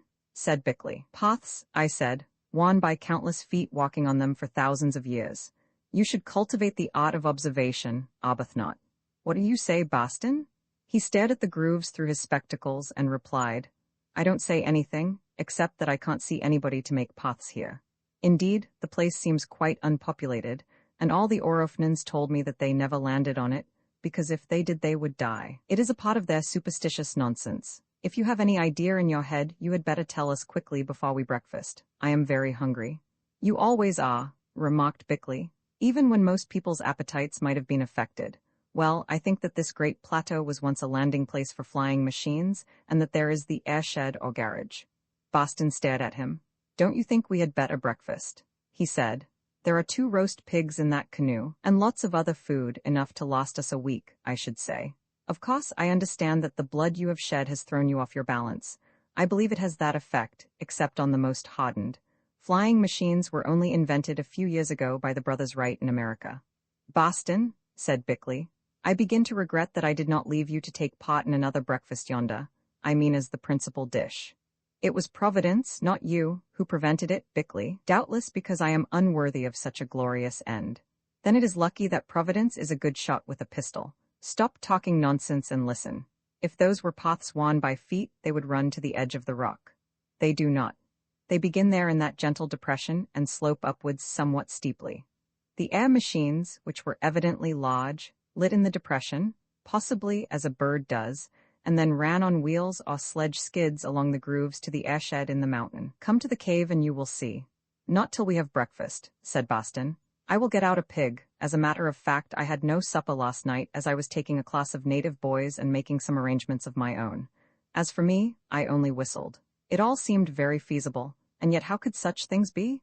We unloaded the canoe and ate. Boston's appetite was splendid. Indeed, I had to ask him to remember that when this supply was done, I did not know where we should find any more. Take no thought for the morrow, he replied. I have no doubt it will come from somewhere, and he helped himself to another chop. Never had I admired him so much. Not a couple of hours before he was about to be cruelly murdered and eaten, but this did not seem to affect him in the least. Boston was the only man I have ever known with a really perfect faith. It is a quality worth having and one that makes for happiness. What a great thing not to care whether you are breakfasted on or breakfast. I see that there is lots of driftwood about here, he remarked, but unfortunately we have no tea, so in this climate it is of little use, unless indeed we can catch some fish and cook them. Stop talking about eating and help us to haul up the canoe, said Bickley. Between the 3 of us we dragged and carried the canoe a long way from the lake, fearing lest the natives should come and bear it off with our provisions. Then, having given Tommy his breakfast off the scraps, we walked to the cave. I glanced at my companions. Bickley's face was alight with scientific eagerness. Here are not dreams or speculations, but facts to be learned, it seemed to say, and I will learn them. The past is going to show me some of its secrets, to tell me how men of long ago lived and died, and how far they had advanced to that point on the road of civilization at which I stand in my little hour of existence. That of Boston was mildly interested, no more. Obviously, with half his mind he was thinking of something else, probably of his converts on the main island, and of the school class fixed for this hour, which circumstances prevented him from attending. Indeed, like Lot's wife, he was casting glances behind him towards the wicked place from which he had been forced to flee. Neither the past nor the future had much real interest for Boston, any more than they had for Bickley, though for different reasons. The farmer was done with, the latter he was quite content to leave in other hands. If he had any clear idea thereof, probably that undiscovered land appeared to him as a big, pleasant place where are no unbelievers or erroneous doctrines, and all sinners will be sternly repressed, in which, clad in a white surplice with all proper ecclesiastical trappings, he would argue eternally with the early fathers and in due course utterly annihilate Bickley, that is in a moral sense. Personally and as a man he was extremely attached to Bickley as a necessary and wrong-headed nuisance to which he had become accustomed. And I? What did I feel? I do not know. I cannot describe. An extraordinary attraction, a semi-spiritual exaltation. I think that cave mouth might have been a magnet drawing my soul. With my body I should have been afraid, as I dare say I was, for our circumstances were sufficiently desperate. Here we were, castaways upon an island, probably uncharted, one of thousands in the recesses of a vast ocean, from which we had little chance of escape. Ma, having offended the religious instincts of the primeval inhabitants of that island, we had been forced to flee to a rocky mountain in the center of a lake, where, after the food we had brought with us by accident was consumed, we should no doubt be forced to choose between death by starvation, or, if we attempted to retreat, at the hands of justly infuriated savages. Yet these facts did not oppress me, for I was being drawn to I knew not what, and if it were to doom, well, no matter. Therefore, none of us cared. Boston because his faith was equal to any emergency, and there was always that wide-robed heaven waiting for him beyond which his imagination did not go. I often wondered whether he pictured Mrs. Boston as also waiting. If so, he never said anything about her. Bickley, because as a child of the present and a servant of knowledge, he feared no future, believing it to be for him non-existent, and was careless as to when his strenuous hour of life should end. And I because I felt that yonder lay my true future. Yes, and my true past, even though to discover them, I must pass through that portal which we know as death. We reached the mouth of the cave. It was a vast place. Perhaps the arch of it was 100 feet high, and I could see that once all this arch had been adorned with sculptures. Protected as these were by the overhanging rock, for the sculptured mouth of the cave was cut deep into the mountain face, they were still so wan that it was impossible to discern their details. Time had eaten them away like an acid. But what length of time? I could not guess, but it must have been stupendous to have worked thus upon that hard and sheltered rock. This came home to me with added force when, from subsequent examination, we learned that the entire mouth of this cave had been sealed up for unnumbered ages. It will be remembered that Marama told me the mountain in the lake had risen much during the frightful cyclone in which we were wrecked, and with it, the cave mouth, which previously had been invisible. From the markings on the mountain side, it was obvious that something of the sort had happened very recently, at any rate on this eastern face. That is, either the flat rock had sunk or the volcano had been thrown upwards. Once in the far past the cave had been as it was when we found it. Then it had gone down in such a way that the table rock entirely sealed the entrance. Now this entrance was once more open, and although of course there was a break in them, the grooves of which I have spoken ran on into the cave, at only a slightly different level from that at which they lay upon the flat rock. And yet, although they had been thus sheltered by a great stone curtain in front of them, still these sculptures were worn away by the tooth of time. Of course, however, this may have happened to them before they were buried in some ancient cataclysm, to be thus resurrected at the hour of our arrival upon the island. Without pausing to make any closer examination of these crumbled carvings, we entered the yawning mouth of that great place, following and indeed walking in the deep grooves that I have mentioned. Presently it seemed to open out as a courtyard might at the end of a passage. Yes, to open on to some vast place whereof in that gloom we could not see the roof or the limits. All we knew was that it must be enormous. The echoes of our voices and footsteps told us as much, for these seemed to come back to us from high, high above and from far, far away. Bickley and I said nothing. We were too overcome. But Boston remarked, "Did you ever go to Olympia? I did once to see a kind of play where the people said nothing, only ran about dressed up. They told me it was religious, the sort of thing a clergyman should study. I didn't think it religious at all, It was all about a nun who had a baby. Well, what of it? Snapped Bickley. Nothing particular except that nuns don't have babies, or if they do the fact should not be advertised. But I wasn't thinking of that. I was thinking that this place is like an underground Olympia. Oh, be quiet, I said, for though Boston's description was not bad, his monotonous, drawling voice jarred on me in that solemnity. Be careful where you walk, whispered Bickley, for even he seemed odd. There may be pits in this flaw. I wish we had a light, I said, halting. If candles are of any use, broke in Boston, as it happens I have a packet in my pocket. I took them with me this morning for a certain purpose. Not unconnected with the paraffin and the burning of the idol, I suppose, said Bickley. Hand them over. Yes, if I had been allowed a little more time I intended. Never mind what you intended. We know what you did and that's enough, said Bickley, as he snatched the packet from Boston's hand and proceeded to undo it, adding, By heaven, I have no matches, nor have you, Arbuthnot. I have a dozen boxes of wax vestas in my other pocket, said Boston. You see, they burn so well when you want to get up a fire on a damp idol. As you may have noticed, the dew is very heavy here. In due course these two were produced. I took possession of them as they were too valuable to be left in the charge of Boston, and, extracting a box from the packet, lit two of the candles, which were of the short, thick variety, like those used in carriage lamps. Presently they burned up, making two faint stars of light which, however, were not strong enough to show us either the roof or the sides of that vast place. By their aid we pursued our path, still following the grooves till suddenly these came to an end. Now all around us was a flat floor of rock which, as we perceived clearly when we pushed aside the dust that had gathered thickly on it in the course of ages, doubtless from the gradual disintegration of the stony walls, had once been polished till it resembled black marble. Indeed, certain cracks in the floor appeared to have been filled in with some dark-colored cement. I stood looking at them while Bickley wandered off to the right and a little forward, and presently called to me. I walked to him, Boston sticking close to me as I had the other candle, as did the little dog, Tommy, who did not like these new surroundings and would not leave my heels. Look, said Bickley, holding up his candle, and tell me, what's that? Before me, faintly shown, was some curious structure of gleaming rods made of yellowish metal, which rods appeared to be connected by wires. The structure might have been 40 feet high and perhaps 100 long. Its bottom part was buried in dust. What is that? Asked Bickley again. I made no answer, for I was thinking. Boston, however, replied, It's difficult to be sure in this light, but I should think that it may be the remains of a cage in which some people who lived here kept monkeys, or perhaps it was an aviary. Look at those little ladders for the monkeys to climb by, or possibly for the birds to sit on. Are you sure it wasn't tame angels? Asked Bickley. What a ridiculous remark. How can you keep an angel in a cage? Aeroplane?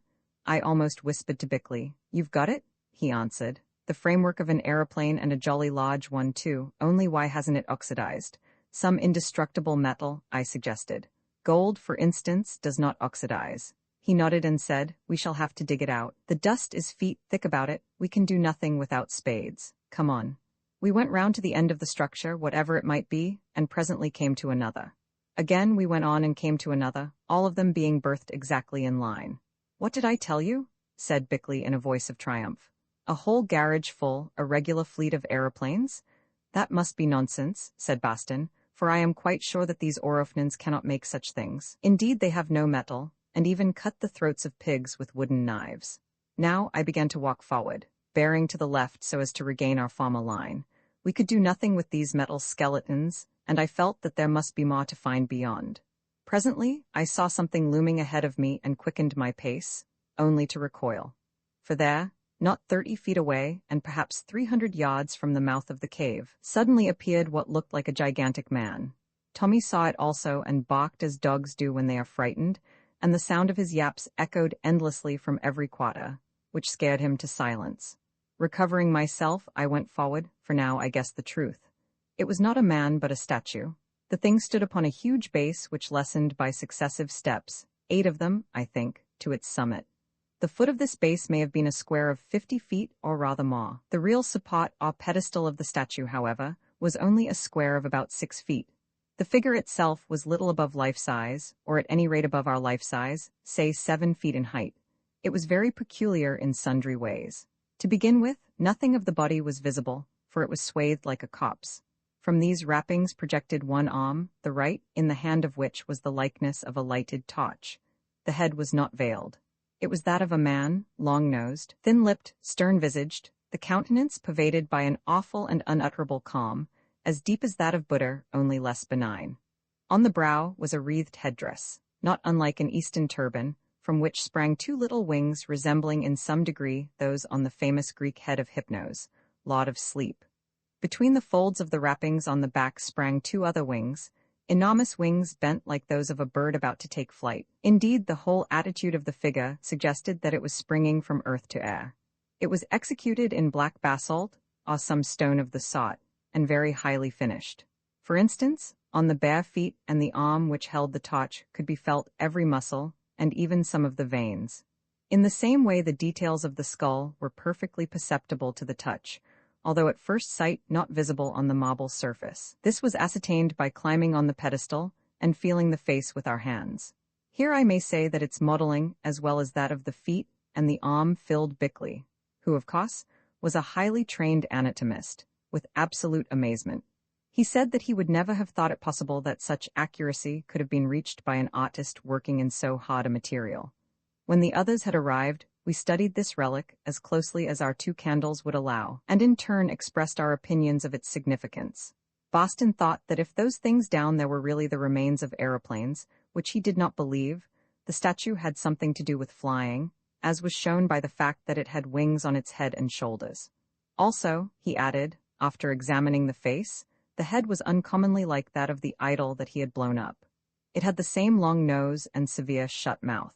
If he was right, this was probably another effigy of Oro, which we should do well to destroy at once before the islanders came to worship it.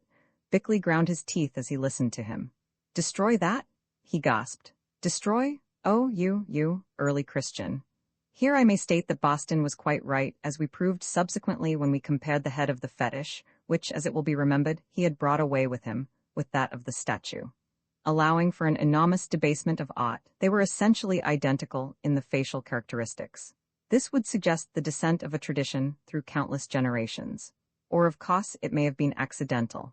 I am sure I do not know, but I think it possible that for unknown centuries other old statues may have existed in Orofna from which the idol was copied.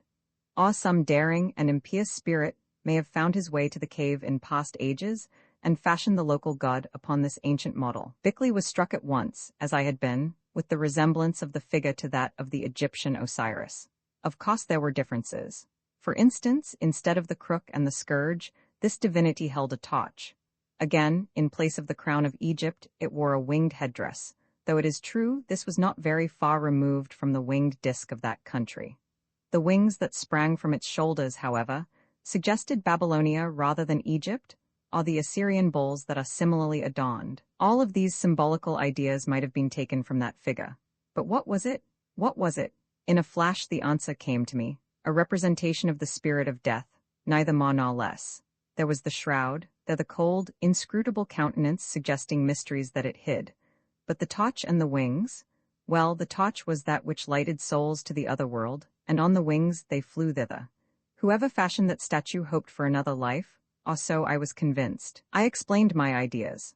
Boston thought them fanciful, and preferred his notion of a flying man, since by constitution he was unable to discover anything spiritual in any religion except his own. Bickley agreed that it was probably an allegorical representation of death, but sniffed at my interpretation of the wings and the torch, since by constitution he could not believe that the folly of a belief in immortality could have developed so early in the world. That is, among a highly civilized people such as must have produced this statue. What we could none of us understand was why this ominous image with its dead, cold face should have been placed in an aerodrome, nor in fact did we ever discover. Possibly it was there long before the cave was put to this use. At first the place may have been a temple and have so remained until circumstances forced the worshippers to change their habits or even their faith. We examined this wondrous work and the pedestal on which it stood as closely as we were able by the dim light of our candles. I was anxious to go further and see what lay beyond it. Indeed, we did walk a few paces, 20 perhaps, onward into the recesses of the cave. Then Bickley discovered something that looked like the mouth of a well down which he nearly tumbled, and Boston began to complain that he was hot and very thirsty, also to point out that he wished for no more caves and idols at present. "Look here, Arbuthnot," said Bickley. "These candles are burning low, and we don't want to use up more if we can prevent it, for we may need what we have got very badly later on. Now, according to my pocket compass, the mouth of this cave points due east. Probably at the beginning, it was orientated to the rising sun for purposes of astronomical observation or of worship at certain periods of the year. From the position of the sun when we landed on the rock this morning, I imagine that just now it rises almost exactly opposite to the mouth of the cave. If this is so, tomorrow at dawn, for a time at least, the light should penetrate as far as the statue, and perhaps further. What I suggest is that we should wait till then to explore." I agreed with him, especially as I was feeling tired, being exhausted by wonder, and wanted time to think. So we turned back. As we did so, I missed Tommy and inquired anxiously where he was, being afraid lest he might have tumbled down the well-like hole. "He's all right," said Boston. "I saw him sniffing at the base of that statue. I expect there is a rat in there, or perhaps a snake." Sure enough, when we reached it, there was Tommy with his black nose pressed against the lowest of the tiers that formed the base of the statue, and sniffing loudly. Also, he was scratching in the dust as a dog does when he has winded a rabbit in a hole.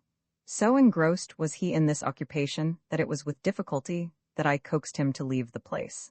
I did not think much of the incident at that time, but afterwards it came back to me, and I determined to investigate those stones at the first opportunity. Passing the wrecks of the machines, we emerged onto the causeway without accident. After we had rested and washed, we set to work to draw our canoe, with its precious burden of food, right into the mouth of the cave, where we hid it as well as we could. This done, we went for a walk round the base of the peak. This proved to be a great deal larger than we had imagined, over 2 miles in circumference indeed. All about it was a belt of fertile land, as I suppose deposited there by the waters of the Great Lake, and resulting from the decay of vegetation. Much of this belt was covered with ancient forest, ending in mud flats that appeared to have been thrown up recently, perhaps at the time of the tidal wave which bore us to Orofna. On the higher part of the belt were many of the extraordinary crater-like holes that I have mentioned as being prevalent on the main island. Indeed, the place had all the appearance of having been subjected to a terrific and continuous bombardment. When we had completed its circuit, we set to work to climb the peak in order to explore the terraces of which I have spoken and the ruins which I had seen through my field glasses. It was quite true. They were terraces cut with infinite labor out of the solid rock, and on them had once stood a city, now pounded into dust and fragments. We struggled over the broken blocks of stone to what we had taken for a temple, which stood near the lip of the crater, for without doubt this mound was an extinct volcano, or rather its crest. All we could make out when we arrived was that here had once stood some great building, for its cots could still be traced. Also, there lay about fragments of steps and pillars. Apparently the latter had once been carved, but the passage of innumerable ages had obliterated the work, and we could not turn these great blocks over to discover if any remained beneath. It was as though the god Thor had broken up the edifice with his hammer, or Jove had shattered it with his thunderbolts. Nothing else would account for that utter wreck, except, as Bickley remarked significantly, the scientific use of high explosives. Following the line of what seemed to have been a road, we came to the edge of the volcano, and found, as we expected, the usual depression out of which fire and lava had once been cast, as from Hecla or Vesuvius. It was now a lake more than 1/4 of a mile across. Indeed, it had been thus in the ancient days when the buildings stood upon the terraces, for we saw the remains of steps leading down to the water. Perhaps it had served as the sacred lake of the temple. We gazed with wonderment and then, wearied out, scrambled back through the ruins, which, by the way, were of a different stone from the lava of the mountain, to the mouth of the great cave.